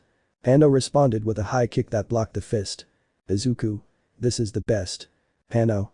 Come on guys, don't fall yet. Giving him a strong perk upon his jaw, but he used that to take him in a key to knock him to the ground. Surprising everyone, it looked like he wanted to break her arm. But at that moment Kano gave him a strong kick, but it was barely blocked, doing great damage to the green-haired man's forearm. Izuku. Let's see how this goes. Hitting Kano's eye with his finger, what a group of pain. But he couldn't complain anymore as he received a kick to his face that sent him a few meters back. Jerry. Incredible, Midoriya stuck his finger in his eye, did it work? Sayaka. If I manage to work, Kano will be at a disadvantage in this fight, will it be the end of the Fang? But those from the UA. Tetsu. This is exciting. Hiroshima. This fight is very manly. The boys screamed with excitement, as did the spectators who followed them. Uraraka. Deku-kun is at his limit. Sai. This is going to end badly. Covering his face when he saw how his friend was in a very serious condition. Satsuna. He's standing up. Pointing to Kano who stood up, removing his hand from his left eye. Sayaka. It didn't blind him, it just caused internal bleeding. Jerry. Damn, if only it had been with more strength, Midoriya would have the advantage. In the sand. Izuku.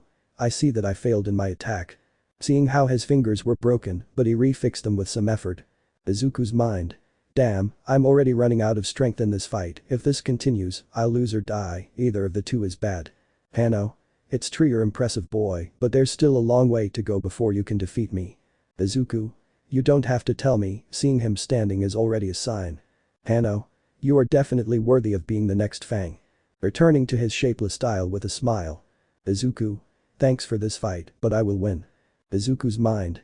I can lose my arm for that, but what else, it's better than losing to this monster. Kano launched himself at him, but Izuku was faster and feinted like he was going to throw a punch at him. I grab him by the waist and start leading him towards the wall.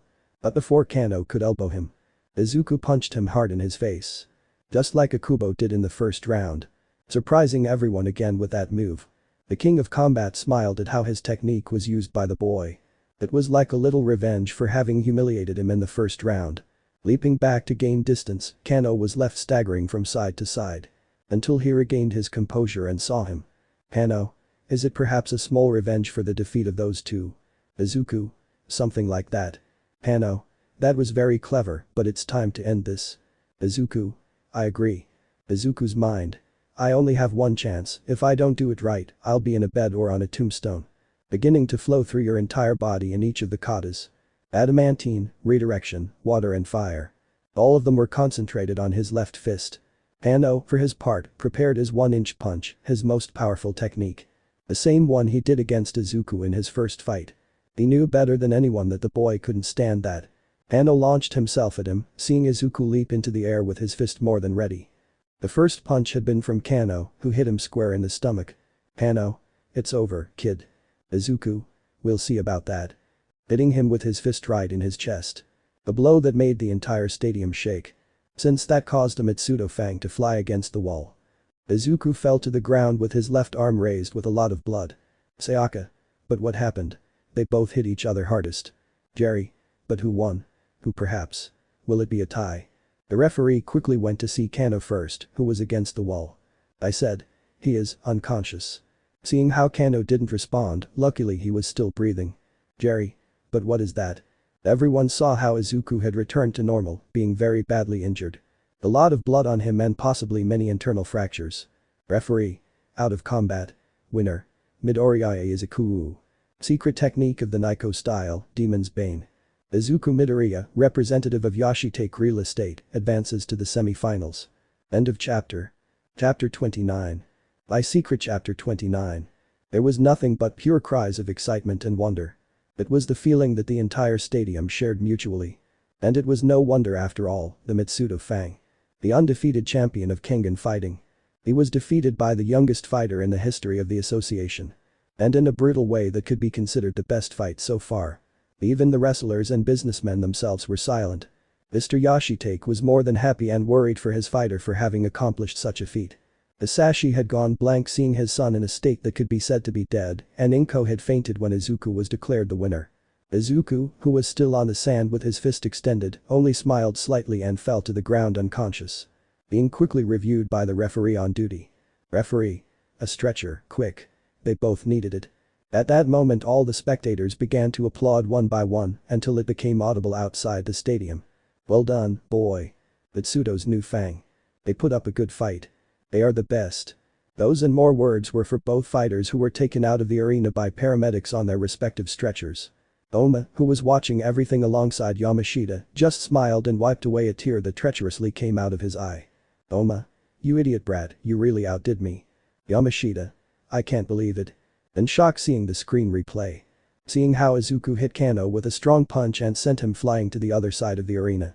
Yamashita. His arm. Looking in detail at the green-haired man's arm with which he hit Kano. Being able to see a lot of blood coming out, it was as if a small explosion had formed because of that blow. But those from the UA they were somewhat similar. Many were shouting with happiness at their friend's victory. Tetsu. Mito bro is awesome. Hiroshima. He's a real man. Jumping from one side to the other with great joy. Endo and Momo high-fived each other and laughed at each other. Almight, without realizing it, grabbed Ozawa by the neck for the celebration. Drowning the black-haired man who woke up from the fright. Sayaka. Incredible way to end the quarterfinals, the Mitsudo Fang was defeated by the young promise of Kengan fighting and now moves on to the semi-finals. The semi-finalists are seen on the screen. Oma Takeda contra Wakatsuki Takeshi. And Hiroki Gensai contra Midoriya Izuku. Sayaka. These are the men who will fight to be declared the strongest of all and see who will take the presidency of the Kengan Association. With Mitsudo. We can see the aforementioned old man in his VIP room alone because Hisashi had run to the infirmary to see his son. After all, her condition wasn't very pretty to look at. The old man just held his cane with some force with a slight smile. Mitsudo. That child was certainly a good choice, Kano, thank you for your services, it's your time to rest. With Oma. We can see the aforementioned walking through the seats to go to the exit of the place. Because I wanted to get something to eat and then go to the infirmary to see the boy. Oma's mind. Kazuo Yamashita has been delayed in the infirmary for a long time. I know the boy is important and in less than an hour the semi-final will take place. Smirking as he watches his next opponent on the screen. Oma's mind. A good way to show that kid that I'm a better teacher than the tiger. With Izuku.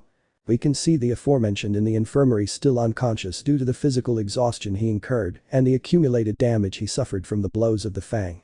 Kano was by his side as well, although he had already woken up after a few moments upon arriving at the infirmary. He is accompanied by his fellow bodyguards Takeyama and Amori. They looked at him seriously, although Takeyama had a big smile under his metal mask. Amori. You did well, he shook. Minoru. I never thought I'd see you like this, to be honest. Seeing the black-haired man who was silent and listening to everything they said. Minoru. Too bad it wasn't me who left you like this, but your successor, the same one the master had his eye on. Seeing the green-haired boy who was sleeping, having Yamashita, Hisashi and Inko next to him who was biting a handkerchief with some tears. Hanafusa and his nurse were explaining Izuku's condition, which luckily was not serious. At the same time Mr. Yashitake and Shiba arrived in the room. Hano. That boy has earned the title of Fang, he will certainly be a good successor. On Izuku's side everything seems to be somewhat calm. Hanafusa. We just have to wait for him to wake up, gentlemen. The boy is out of danger now, although I doubt he can fight now. Yamashita. This is great news, I have to tell Oma, with your permission, Mr. Midoriya. Hisashi. Thank you for coming Mr. Yamashita, good luck in the semi-final. Seeing how the older man walked out with a laugh at that last comment from the older Midoriya. Inko. My son is worse since that incident at the Uazujis. Biting harder on his handkerchief that was about to break. Yashitake. Mr. Midoriya, I really have a lot to thank the boy for being my representative in the tournament, but I'm afraid I'm going to retire from the game. I speak in a serious manner and firm in his decision. Shiba. Even though the boy tells us otherwise, he's already done a lot and we don't have a good fighter for this phase. I speak the pure truth, even he knew he couldn't go toe-to-toe with any of the semi-finalists still in the game. What's going on?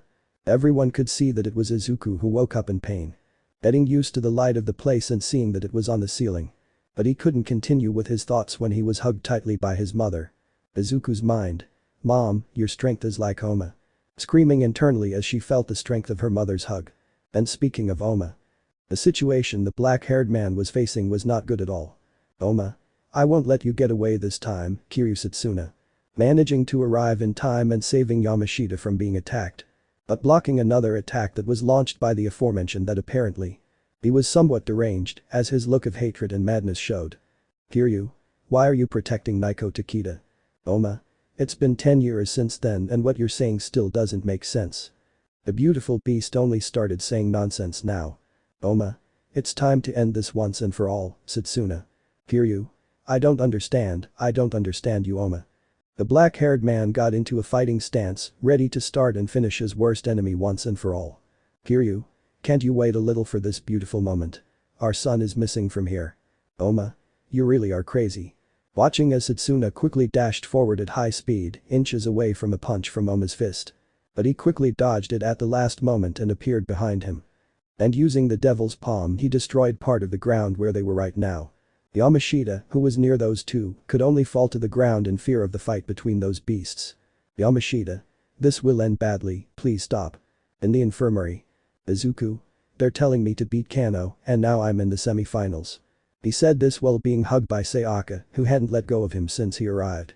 Shiba. Basically yes, although your condition is not the best for you to continue. Izuku. Haha, it's like waking up from a bad dream. Amori. It's an option if you want to continue kid. Showing a bottle containing the pills that would help him heal. Takeyama. Tell us, do you want to keep fighting? Seeing the boy who looked at him with a smile full of determination. Izuku. What time do they say the semi-final is? Hisashi. Son, are you sure about this? Inko. Your father is right. Yashitake. Although this might not affect my company that much, your parents are right, young man, you fought well. Izuku. Thank you for really caring, but yes, I'm sure I still want to fight. Ano just smiled sideways as he listened to everything, that boy was a worthy fighter and perhaps could take his place as Fang and champion of the champions of Kengan fights. Izuku. Who is my opponent? Taking a pill and a glass of water. Being able to feel the effects of these pills throughout your body. Sayaka. Kuroki Gensai, el representante de tu padre. Watching with a slight smile his father-in-law wipe away some of the sweat he had on him. Izuku. I'm sorry dad, but I'm not going to make things easy for you, Hisashi.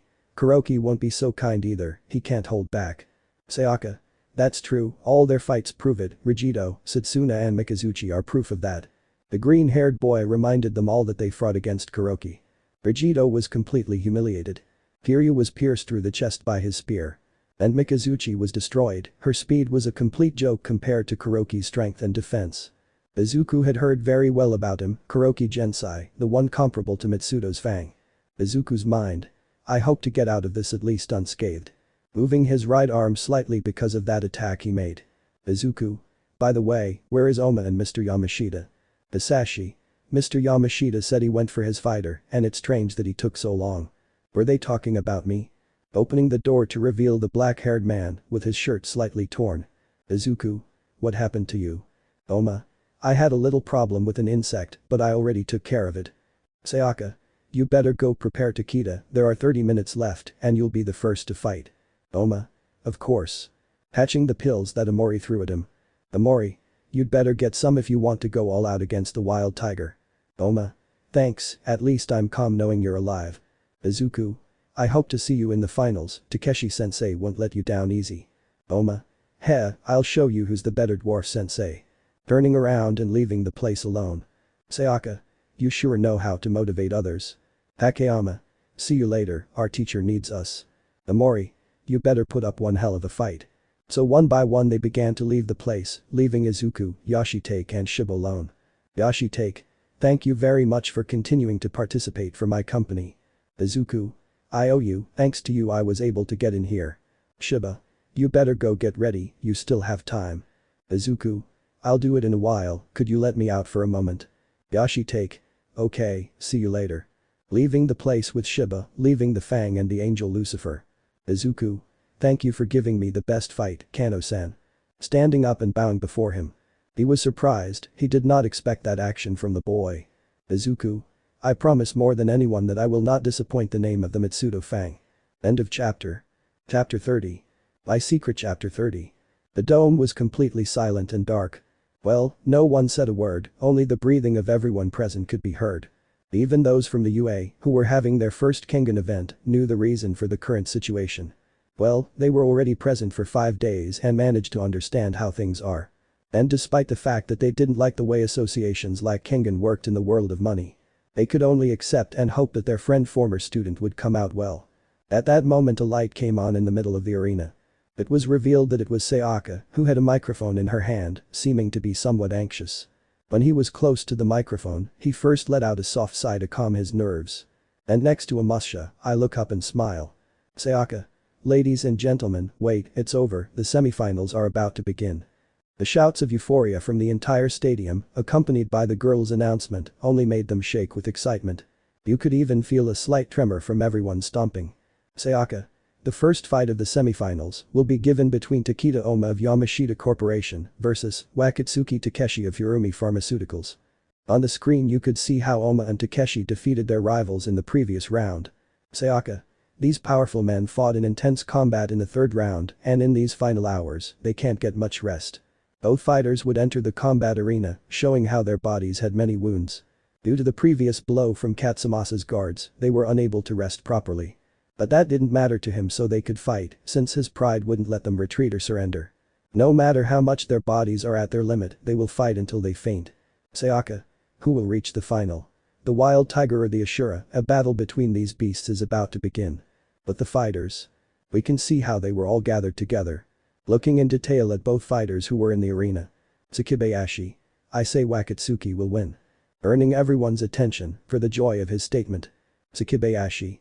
And don't get me wrong, I don't underestimate Takeda, I know firsthand what he's capable of, but he has everything against him in this fight. Balland. He has a point, Takeda Oma's injuries are serious, but Wakatsuki Takeshi is in the same state, you could say they are on par, that's my point of view, so why do you say Wakatsuki is at an advantage? Tsukibayashi. What I mean is that Takeda is not up to the task of filling a large impact for Kengan combat, but he wouldn't be the first. We've seen people like him, even his student, Midoriya Izuku, the fallen angel Lucifer, despite having been in Kengan combat longer than him, it took him a long time to fill a position that, until now, he knew how to maintain. Everyone was attentive to the Angel of Hell's explanation. They knew who he was referring to in his monologue. Tsukibayashi. But, among his 300 victories as Kengan fighters, only 2 of them managed to knock him down, the Floating Cloud and the Mitsudo Fang were the only ones that defeated him, even, do you remember the fight against Gozo Murabuchi?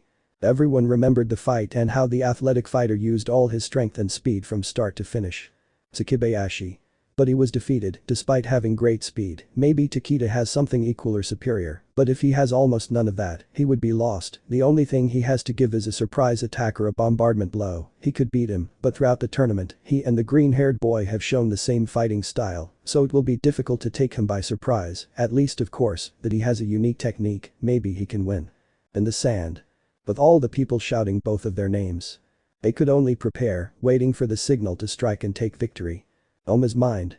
His feeling is different from that of Kiryu Satsuna, the closest to him is Naiko. The wild tiger just let out a deep sigh, even tensing his muscles. Oma's mind.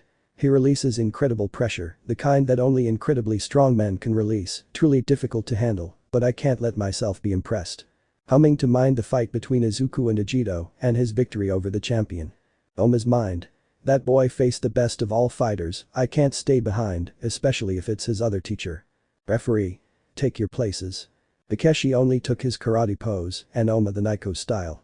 Oma's mind. If I don't use that technique ahead of time, I'm dead. Referee. Let's fight. Just as the fight began, Takeshi landed a great blow with a speed that took Oma by surprise. With great difficulty they managed to defend themselves in time, but retreating a little. But Izuku. This one was in one of the tunnels, watching how the fight started. Izuku. Shit, he's so furious, Oma-san won't get out of here unscathed. Seeing how Oma wanted to use the redirection kata against Takeshi. But it was nothing, as the wild tiger gave him a great blow that seemed to hit him squarely. But it was no use, as Oma managed to block the blow at the last moment before impact. Izuku. Well there. Although the wild tiger was not going to make things easy for the Ashura. In the fight. Takeshi kept attacking Oma again and again, who was slowly retreating from the strong blows he was receiving. Oma's mind. I can see where he learned to hit like that. Feeling his arms going numb from Takeshi's karate blows. Noticing the big difference between the strength that exists. Even if he were to use his indestructible, which would be a 10, Takeshi's strength would be a 50. Jumping back, trying to get out of range, he was sent flying into the wall of the stands. Since Takeshi didn't plan on leaving it just like that, having a great advantage at the beginning of the fight. Oma's mind. Damn, if I do it now, I'm done for, come on, a little more. Getting up, but noticing that his arms were in danger. Takeshi's mind. I'm not going to fall Takeda, let's see how much you showed Midoriya, you'll see that you're no good as a teacher. He was about to deliver a strong blow that was heading towards Oma's face, but he quickly used the second phase of advance. I managed to dodge Takeshi's attack, but I give him a knee that leaves the tiger stunned. For a few brief moments, but even if it is a perfect opportunity to attack. Oma just took distance again and deactivated the advance. Where Takeshi stood up again and looked at the black-haired man with some concern. Those short seconds where he was stunned could have been his end with a surprise attack or a lethal slash. But it wasn't like that. The entire stadium was shouting both of their names because even in deplorable conditions, they put up a great fight. In the stands. Hiroshima. Those blows, not so strong that they would break my hardening. Hinoko. They would be comparable to those of the heroine Mirko. Seeing how Takeshi was once again on the offensive, delivering very powerful blows to Takeda who was blocking and dodging. Having no choice but to use the phantom rhythm to move and not be destroyed. Kendo. This looks bad, if this continues, Wakatsuki is going to win. Watching how Takeshi gave a super kick to the black-haired man's right knee. Noticing how it was very red from the blow. But Izuku. Come on, idiot, what's wrong with you? Is that all there is to it? The green-haired man shouted from the tunnel, being noticed by Oma. Yamashita. Don't give up Oma, you can still do it. The green-haired boy and the black-haired boy could notice how Mr. Yamashita had arrived at the boy's side. Izuku's mind. How did I not notice? Seeing how the Lord began to encourage Oma not to give up. Managing to awaken something inside the black-haired man and even more so seeing how the green-haired man looked at him in amazement. The fight was at a point where neither of them was willing to give in. It looked like two wild beasts, where only one was going to be devoured by the other. Takeshi's mind. I will fulfill your purpose Takeda, just fall at once. Giving him a knee that took out a lot of air and blood. Blow after blow, both contenders continued until the air smelled of blood. Although Oma was on the defensive at all times, he managed to keep Takeshi and his powerful blows at bay. Using only phase 1 and sometimes phase 2 of the advance to escape. Takeshi was also going to fall little by little, that's why he knew that it would all end. All their friends were worried about both of them, their bosses even knew that if they stopped the fight. They will never forgive him, the heat of the battle was reaching such a point where it seemed that Takeshi was going to finish him off. But. When Oma seemed to use advance again, Takeshi was more than ready to throw a punch with his other arm. But that was a lie. When he saw his fist coming, he deactivated the advance. And the demon's bane, connected. Just like the same image from the previous round. Takeshi was lying on the ground, just as Kano was before. Oma stood, breathing as if his soul was about to leave his body. Everyone believed the battle was over, the wild tiger on the ground. With a wound that could leave him unconscious for days. But. No one could stop the will of that indomitable man. Takeshi's mind. I haven't lost yet, I can still go on, I won't lose. Watching Oma approach him with his fist raised. Oma. You're a great guy, wild tiger. Takeshi's mind. He will win, no matter what, I will win. Izuku's mind. You put up a great fight, Takeshi-sensei. Change of scene. Now we can see the green-haired man in the opposite tunnel with his combat suit. Squeezing his right wrist and letting out a deep sigh. Are you ready, kid? Turning around to see the devil's spear right there. Izuku. More than ready, Gensai-san. Kuroki. I'm not going to be nice, boy, so you better be prepared, I'm going all out. Izuku. Heh, that's right, I don't plan on letting anyone win, this fight isn't for me. Kuroki. Let's see if you can do it. Kuroki's mind. I want to see all your strength, my nephew. Sayaka. There they are, ladies and gentlemen, the devil's spear and the fallen angel Lucifer enter the arena. Finish off the Kuroki. Don't you dare look so fast, Izuku. You should have backed off, it's going to destroy you, kid. They are annoying. Izuku and Kuroki thought because of the screams of the people around them. But those from the UA. Mina. Midoriya came out to fight. Zero. He's crazy, that bearded man will annihilate him. Kendo. I hope you're okay. Momo. I say the same, he may have managed to beat the champion, but according to what they say, that guy is equal to or stronger than Kano himself. But the teachers. Almight. I don't think it was the best decision. Nezu. Young Midoriya is not one to go out without a plan, he must have something in mind. Izawa.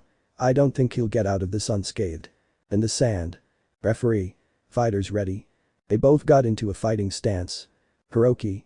Yo, Kuroki Gensai, T Desafio con todo mi poder. Izuku. And I accepted, I'll go with everything. Referee.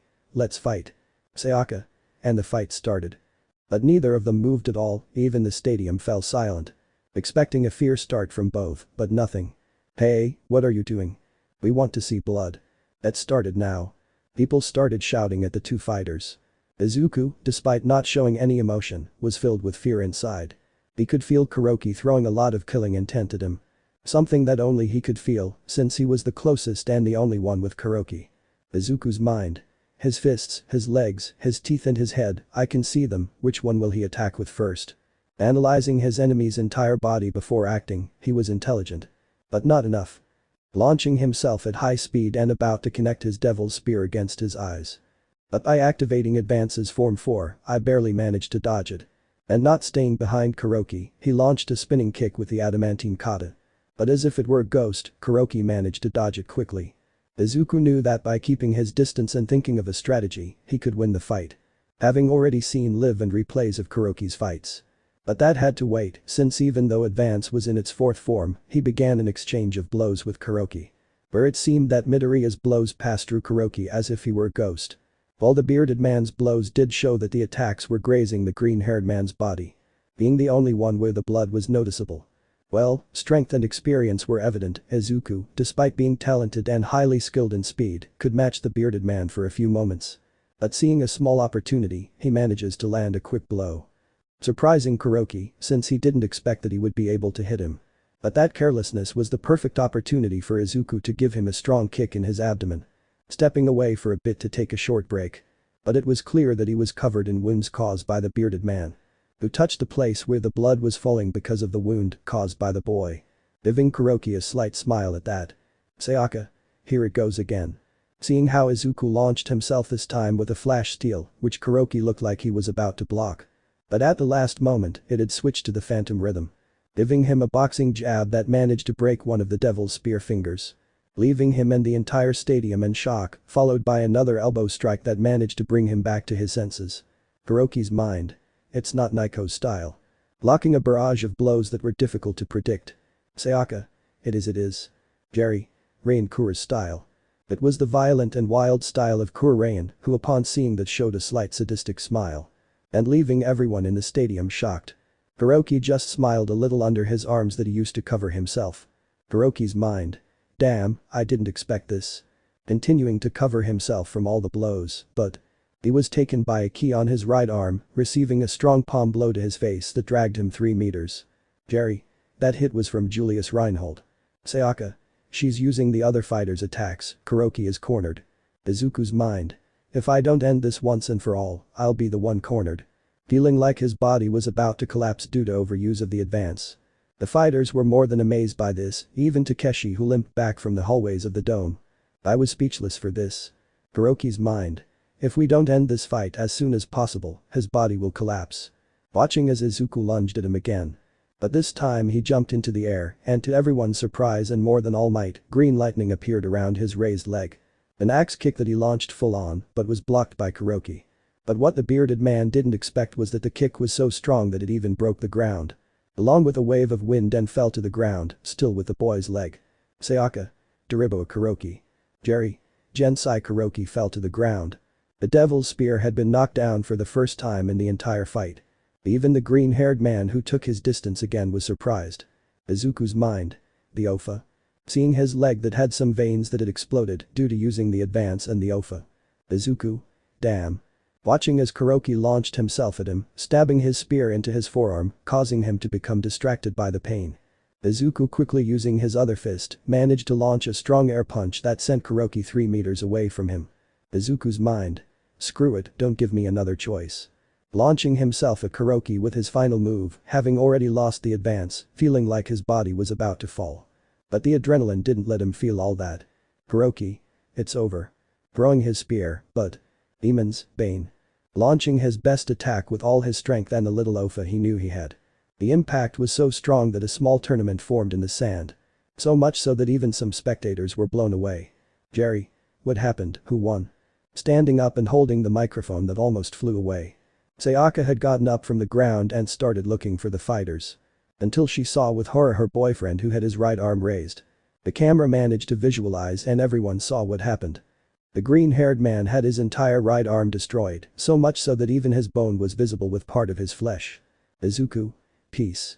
He wasn't finished when he felt a big blow that sent him against the wall. Izuku's mind. Kuroki Gensai, really, you are a monster. Hitting his face on the ground and fainting in the process. Referee. Out of combat, winner, Kuroki Gensai. Kuroki. Boy, you are really strong too, but you still have a lot to learn. End of chapter. Final chapter. My secret final chapter. Hey, open your eyes. You're not dead, kid. They really beat you up. The green-haired man, to his surprise, opened his eyes in amazement. Looking around, he noticed he wasn't in the combat arena or the infirmary. Izuku. The core of One for All. He screamed in surprise and confusion as he saw the bearers of One for All standing in front of him. Izuku. How is it possible? I was supposed to have given it to Almight the day I left. He said, still not believing and ignoring the blows on the back of the fifth bearer. Second bearer. Hey boy, did you forget what the eighth told you? Izuku. Third. One for All can only be inherited by another person if the bearer and the quirk agree. First carrier. And as you know. Izuku. They decided to stay with me. Understanding that, it was the same thing that Almight told him the day they cleaned the beach. But at that moment he received a strong blow to the head from Nana. Izuku. They don't even respect a dying person. Nana. That's what you did, idiot. If it weren't for the fifth and his black threads, you would have completely blown his arm out. Outside of Izuku's mind. The green-haired man's body was currently in the infirmary bed. Where Hanafusa and her faithful nurse could be seen at her side. Wiping the sweat from his forehead after hard work. Hanafusa. Thank goodness almost all the money in the world is here at the Kengan Association. If this had happened anywhere other than the tournament, believe me, kid, I wouldn't have an arm right now. He said, looking at the green-haired man's right arm, completely bandaged. Nurse. We are fortunate that Furumi Pharmaceuticals helped us with the restructuring of our human resources. Hanafusa. Yes, it's true, the president is very kind, and more than that Wakatsuki was the one who asked for it, now we just have to wait for him to wake up, although I doubt what he will do soon, his body was at its limit in that fight. Nurse. Too bad, he'll miss the final. With Oma. You really beat my boy up, man. Look, you just came back from a fight and you're like nothing happened. Kuroki. Believe it or not, I'm not completely unharmed. I also received a lot of damage and fatigue in that fight, even though I don't show it. Oma. I bet you already know what his style is, do you plan to tell him? If so, do it. It's not like I know the whole history of Naiko's style, my teacher never told me. Kuroki. It's true, in fact, it's inevitable that one of the two will die in the fight we're about to have, so it's better that you know the whole story once and for all, instead of asking Naiko in person. In the combat arena. Sayaka. The final is about to begin, just make the entrance of the fighters. Sayaka's mind. Gosh, I would like to go with Izuku, but I have to be professional, damn, at least I can rest assured that he's stable. He said, looking at his cell phone and the message he received from his brother, where a selfie of him and Dr. Hanafusa could be seen, with Izuku asleep in his bed in the background. Sayaka. My god. Jerry. Come on Sayaka-san, don't feel like that, you'll see that the boy will wake up and get back on his feet, although of course, let's see how he reacts, it's possible that he will be left with a trauma. Don't say what you want. Behind both of them were the rest of the fighters who came to see the final fight. Sayaka. What a surprise, all the fighters are here. Tsukibayashi. Of course, this is the most important fight of all, aren't we going to watch it from up there, where would the excitement be? With Oma. The black-haired man was next to his faithful friend Kazuo Yamashita, heading to the fighting field, while they chatted. Yamashita. I hope your talk lasted as long as you wanted, after all, thanks to a bodyguard, we have a little more time. Oma. Wow, I'm getting a good deal for being a finalist. Yamashita. Hahaha, you said it, Oma. Smiling a little, but then changing to a serious expression. Yamashita. Tell me, Oma, did you go see him before this? Oma. No, I thought I didn't have enough time for the fight, and if I go now, I'll end up disqualified, it's the most important fight. Yamashita. I see, although well, after this I could see it if you want. Oma. The only good thing is that the dwarf is still breathing, that reassures me. That alone calms you down, doesn't it? In the sand. Sayaka. The whole stadium is very excited, they themselves are making the whole place shake, and more than all the wrestlers are behind us in the front row. But those from the UA. Hiroshima. Man, what a shame, Midoriya lost, I would like to go see him, but my body won't let me move from here. I mentioned seeing her legs trembling with excitement and some sweat falling from her forehead. Tetsu. I feel the same, bro, it was a great fight, but this is. To say. The final. I screamed, hugging Kurwaro tightly by the neck, who complained of the pain because of it. Todoroki. The fight will be against Midoriya's teacher and the Devil's Spear, it seems like it will be revenge. Hendo. Seems like it, the K-1 style against the Naiko style, my parents would kill to see this fight. But the teachers. Nezu. Tell me, All Might, how is young Midoriya? He said when he saw how the blonde and Izawa had returned from the infirmary. All Might. We were told it was fine, but. Izawa. Who had already left the infirmary, they don't know where he went. Nezu. Haha, that boy will kill someone one day. Lad King. There is no doubt that he is the image of young All Might. Izawa. You can say that. Ooh. Oh my. Everyone turned to look because of the screams of Sopping and Tsukibayashi, where they saw how the Devil's Spear entered the arena. Sayaka. The first to enter the field is the Devil's Spear, and it increases the excitement of the spectators. With Oma. Izuku. Haha, I'm sorry about what happened recently, they really messed me up. Laughing while scratching his head. Oma. It's good to see you're still walking, you're lucky your hand didn't completely explode. Buck. Nana was hurt in Izuku's mind while looking at Oma. Izuku's mind. Crafty old woman. Yamashita. Boy, you should be in the infirmary, your parents must be very worried. Izuku. About that, my parents have fainted since they saw my fight against Gensai Kuroki, now they are in their personal room. Yamashita. Ah, I see. Oma. It's time for me to go to the slaughterhouse. Izuku. I'll be supporting you, put up a better fight than me. Oma. Of course, hey Yamashita, do you remember that day we met? Yamashita. What?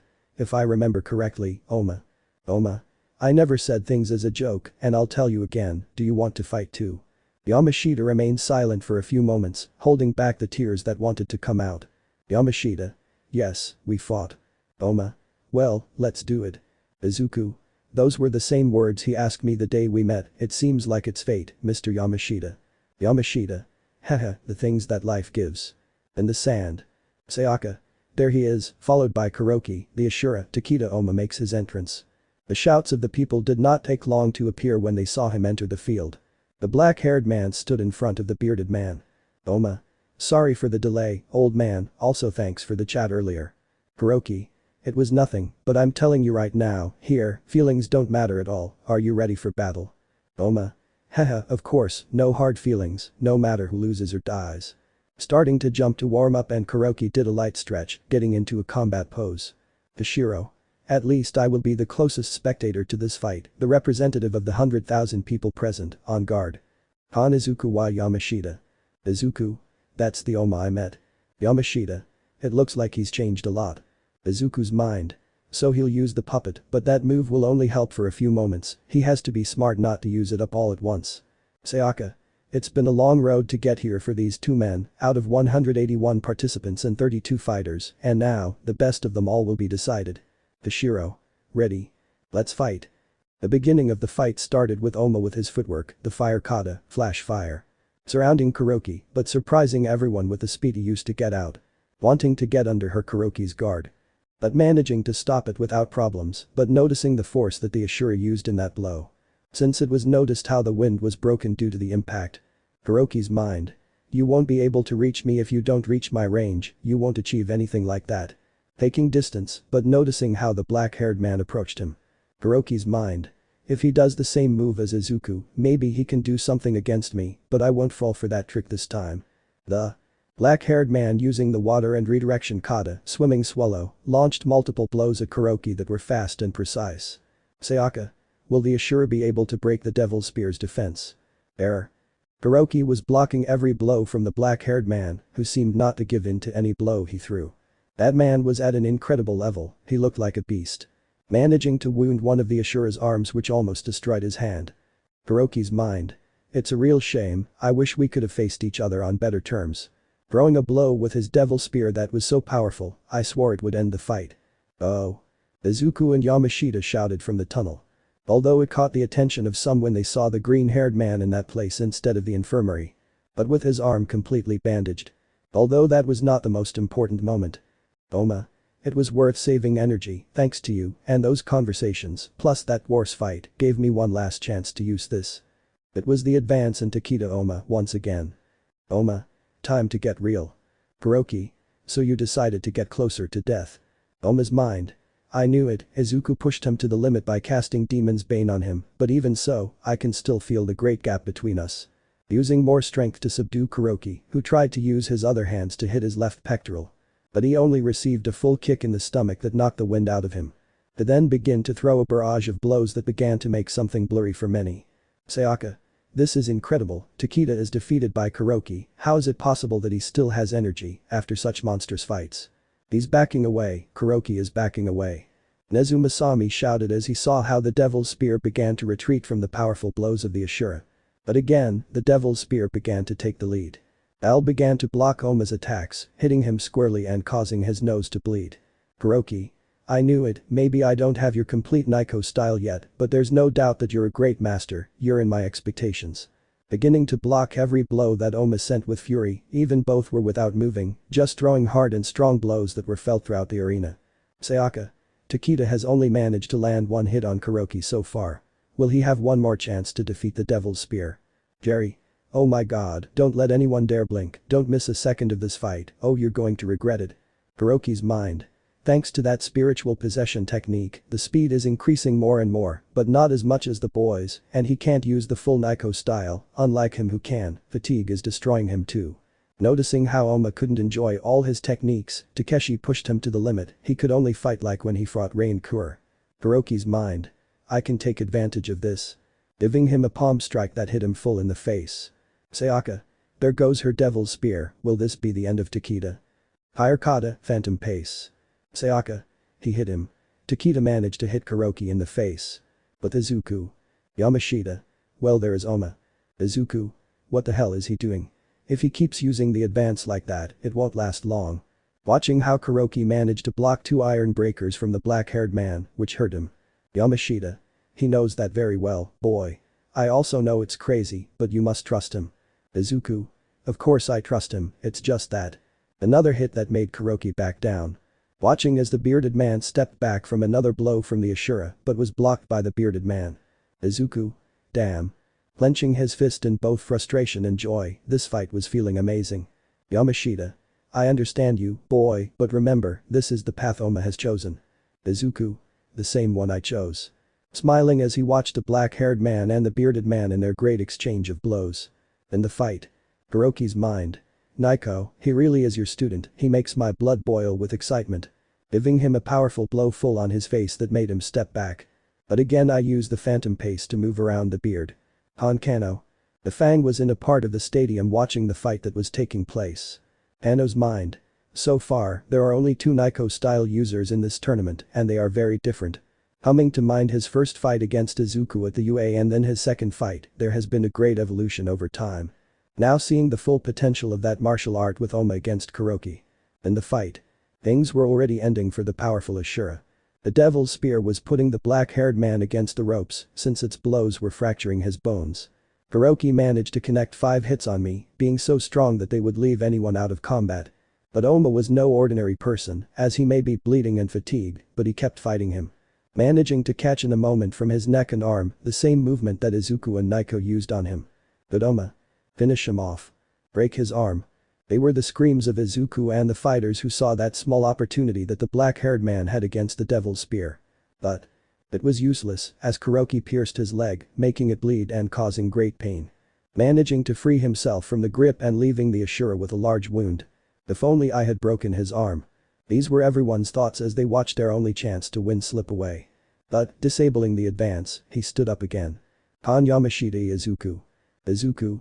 But what are you doing? Screaming in confusion as he watched his sensei deactivate the advance. Yamashita. He won't have a chance like that, what do you have in mind? In the fight.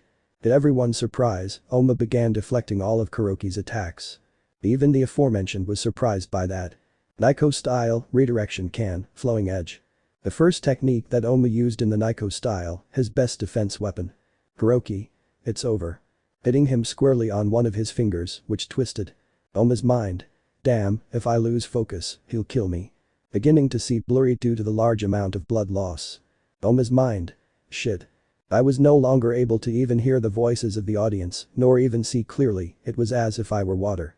Oma's mind. What the hell is going on? His vision was able to clear for a moment towards the arena tunnel. Being able to see Izuku and Yamashita, who seemed to be shouting for him. Humming to mind everything he had to go through. His childhood in hell, killing to survive, his training with Naiko until the day he died, his days of fighting, his meeting with Izuku and their long training session, the farewell he had with him, his meeting with Yamashita, and the path he had to go through in the Kengan fights. And now. I was here. If he was going to die, he wouldn't leave this world without a fight. We have a winner. It was Sayaka's scream that was heard throughout the stadium when she saw how the fight turned out. The next day. On the beach you could see how everyone was celebrating like crazy. The music was loud, even some students were in the middle of the dance floor. The Kubo. Shit, as soon as the most important fight in the history of the Kengan Association ended, they couldn't hold back any longer to celebrate.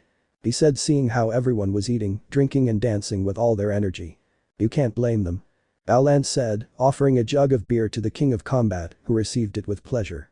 Baoland. A new king has just been crowned, a new era is about to begin after this party. The Kubo. You're right, old man. Taking a big gulp from the jug with great gusto. Baoland. Although this is also benevolent for us fighters, but we just have to wait. The Kubo. Fine by me then. Change of scene. Nagi. What do you want, Midoriya?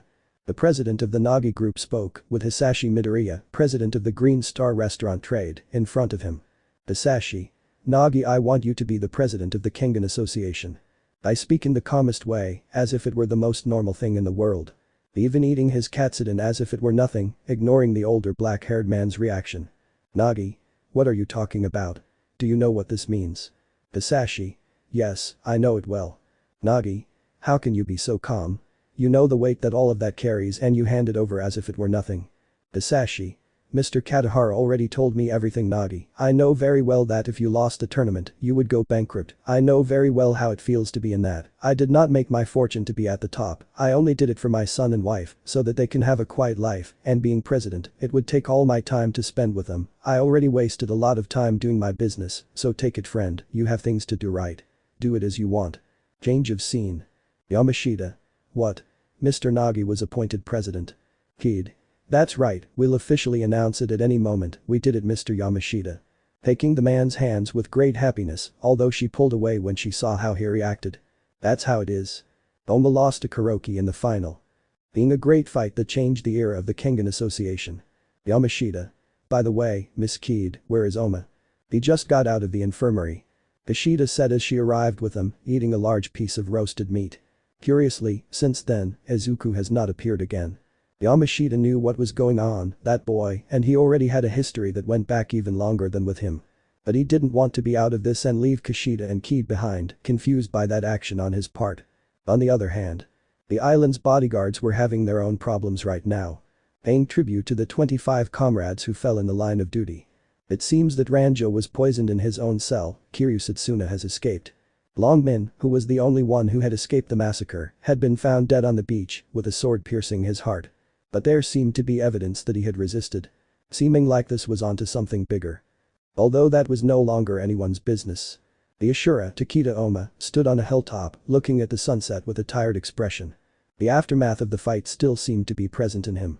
Although, something was strange about him. You were close to beating Kuroki, but you really did well, Oma. Oma. Heh, something told me you were coming, Naiko. But Izuku. In the middle of the forest you could see the boy running with a lot of sweat on his forehead. After asking all of Oma's fighters and friends where he was. And despite having some compliments and other things for him and the black-haired man. I had no choice but to go through the forest to look for him. I knew this place was perfect for him. Izuku. Senor Yamashita. The green-haired man had met the older man on the same road. Yamashita. Boy, I suppose you're looking for it too, right? Izuku. Why lie to him, yes. Being able to notice how night was already raining throughout the area. Izuku. Looks like it's time. He said this while pointing in the direction he was going, being able to notice a black head of hair lying on a tree. Izuku. We finally found you, wow, you're difficult, more than a father going out for cigarettes. Joking around to see the starry sky. Yamashita. Boy, look at all this, tomorrow we will all leave, I doubt very much that we will ever set foot on this island again. Izuku. People in public and underground life will return to their normal lives, as if nothing had happened here. Yamashita. But there are some who can't go back to that even if they want to. Izuku. Time will fly by, as if in the blink of an eye, the experience we have all felt here will simply be memories of the past. Yamashita. Maybe it's even the last time we see each other, boy, but we can say with certainty that we were here. Izuku. We'll return to our ordinary lives after this, but it was the best life experience. Yamashita. The time we spent on this island will be unforgettable memories. Yamashita. Goodbye, Oma. Izuku. Goodbye, sensei. The man who was once in the Kengan fights, called the Ashura. He has just entered into a deep sleep. End of fic, end of story. Let me know in the comments below if you guys want the next part. Also check out my other video that has been shown and left. Thank you for watching. If you enjoyed this video please like and share this video. And have a fantastic day. Bye.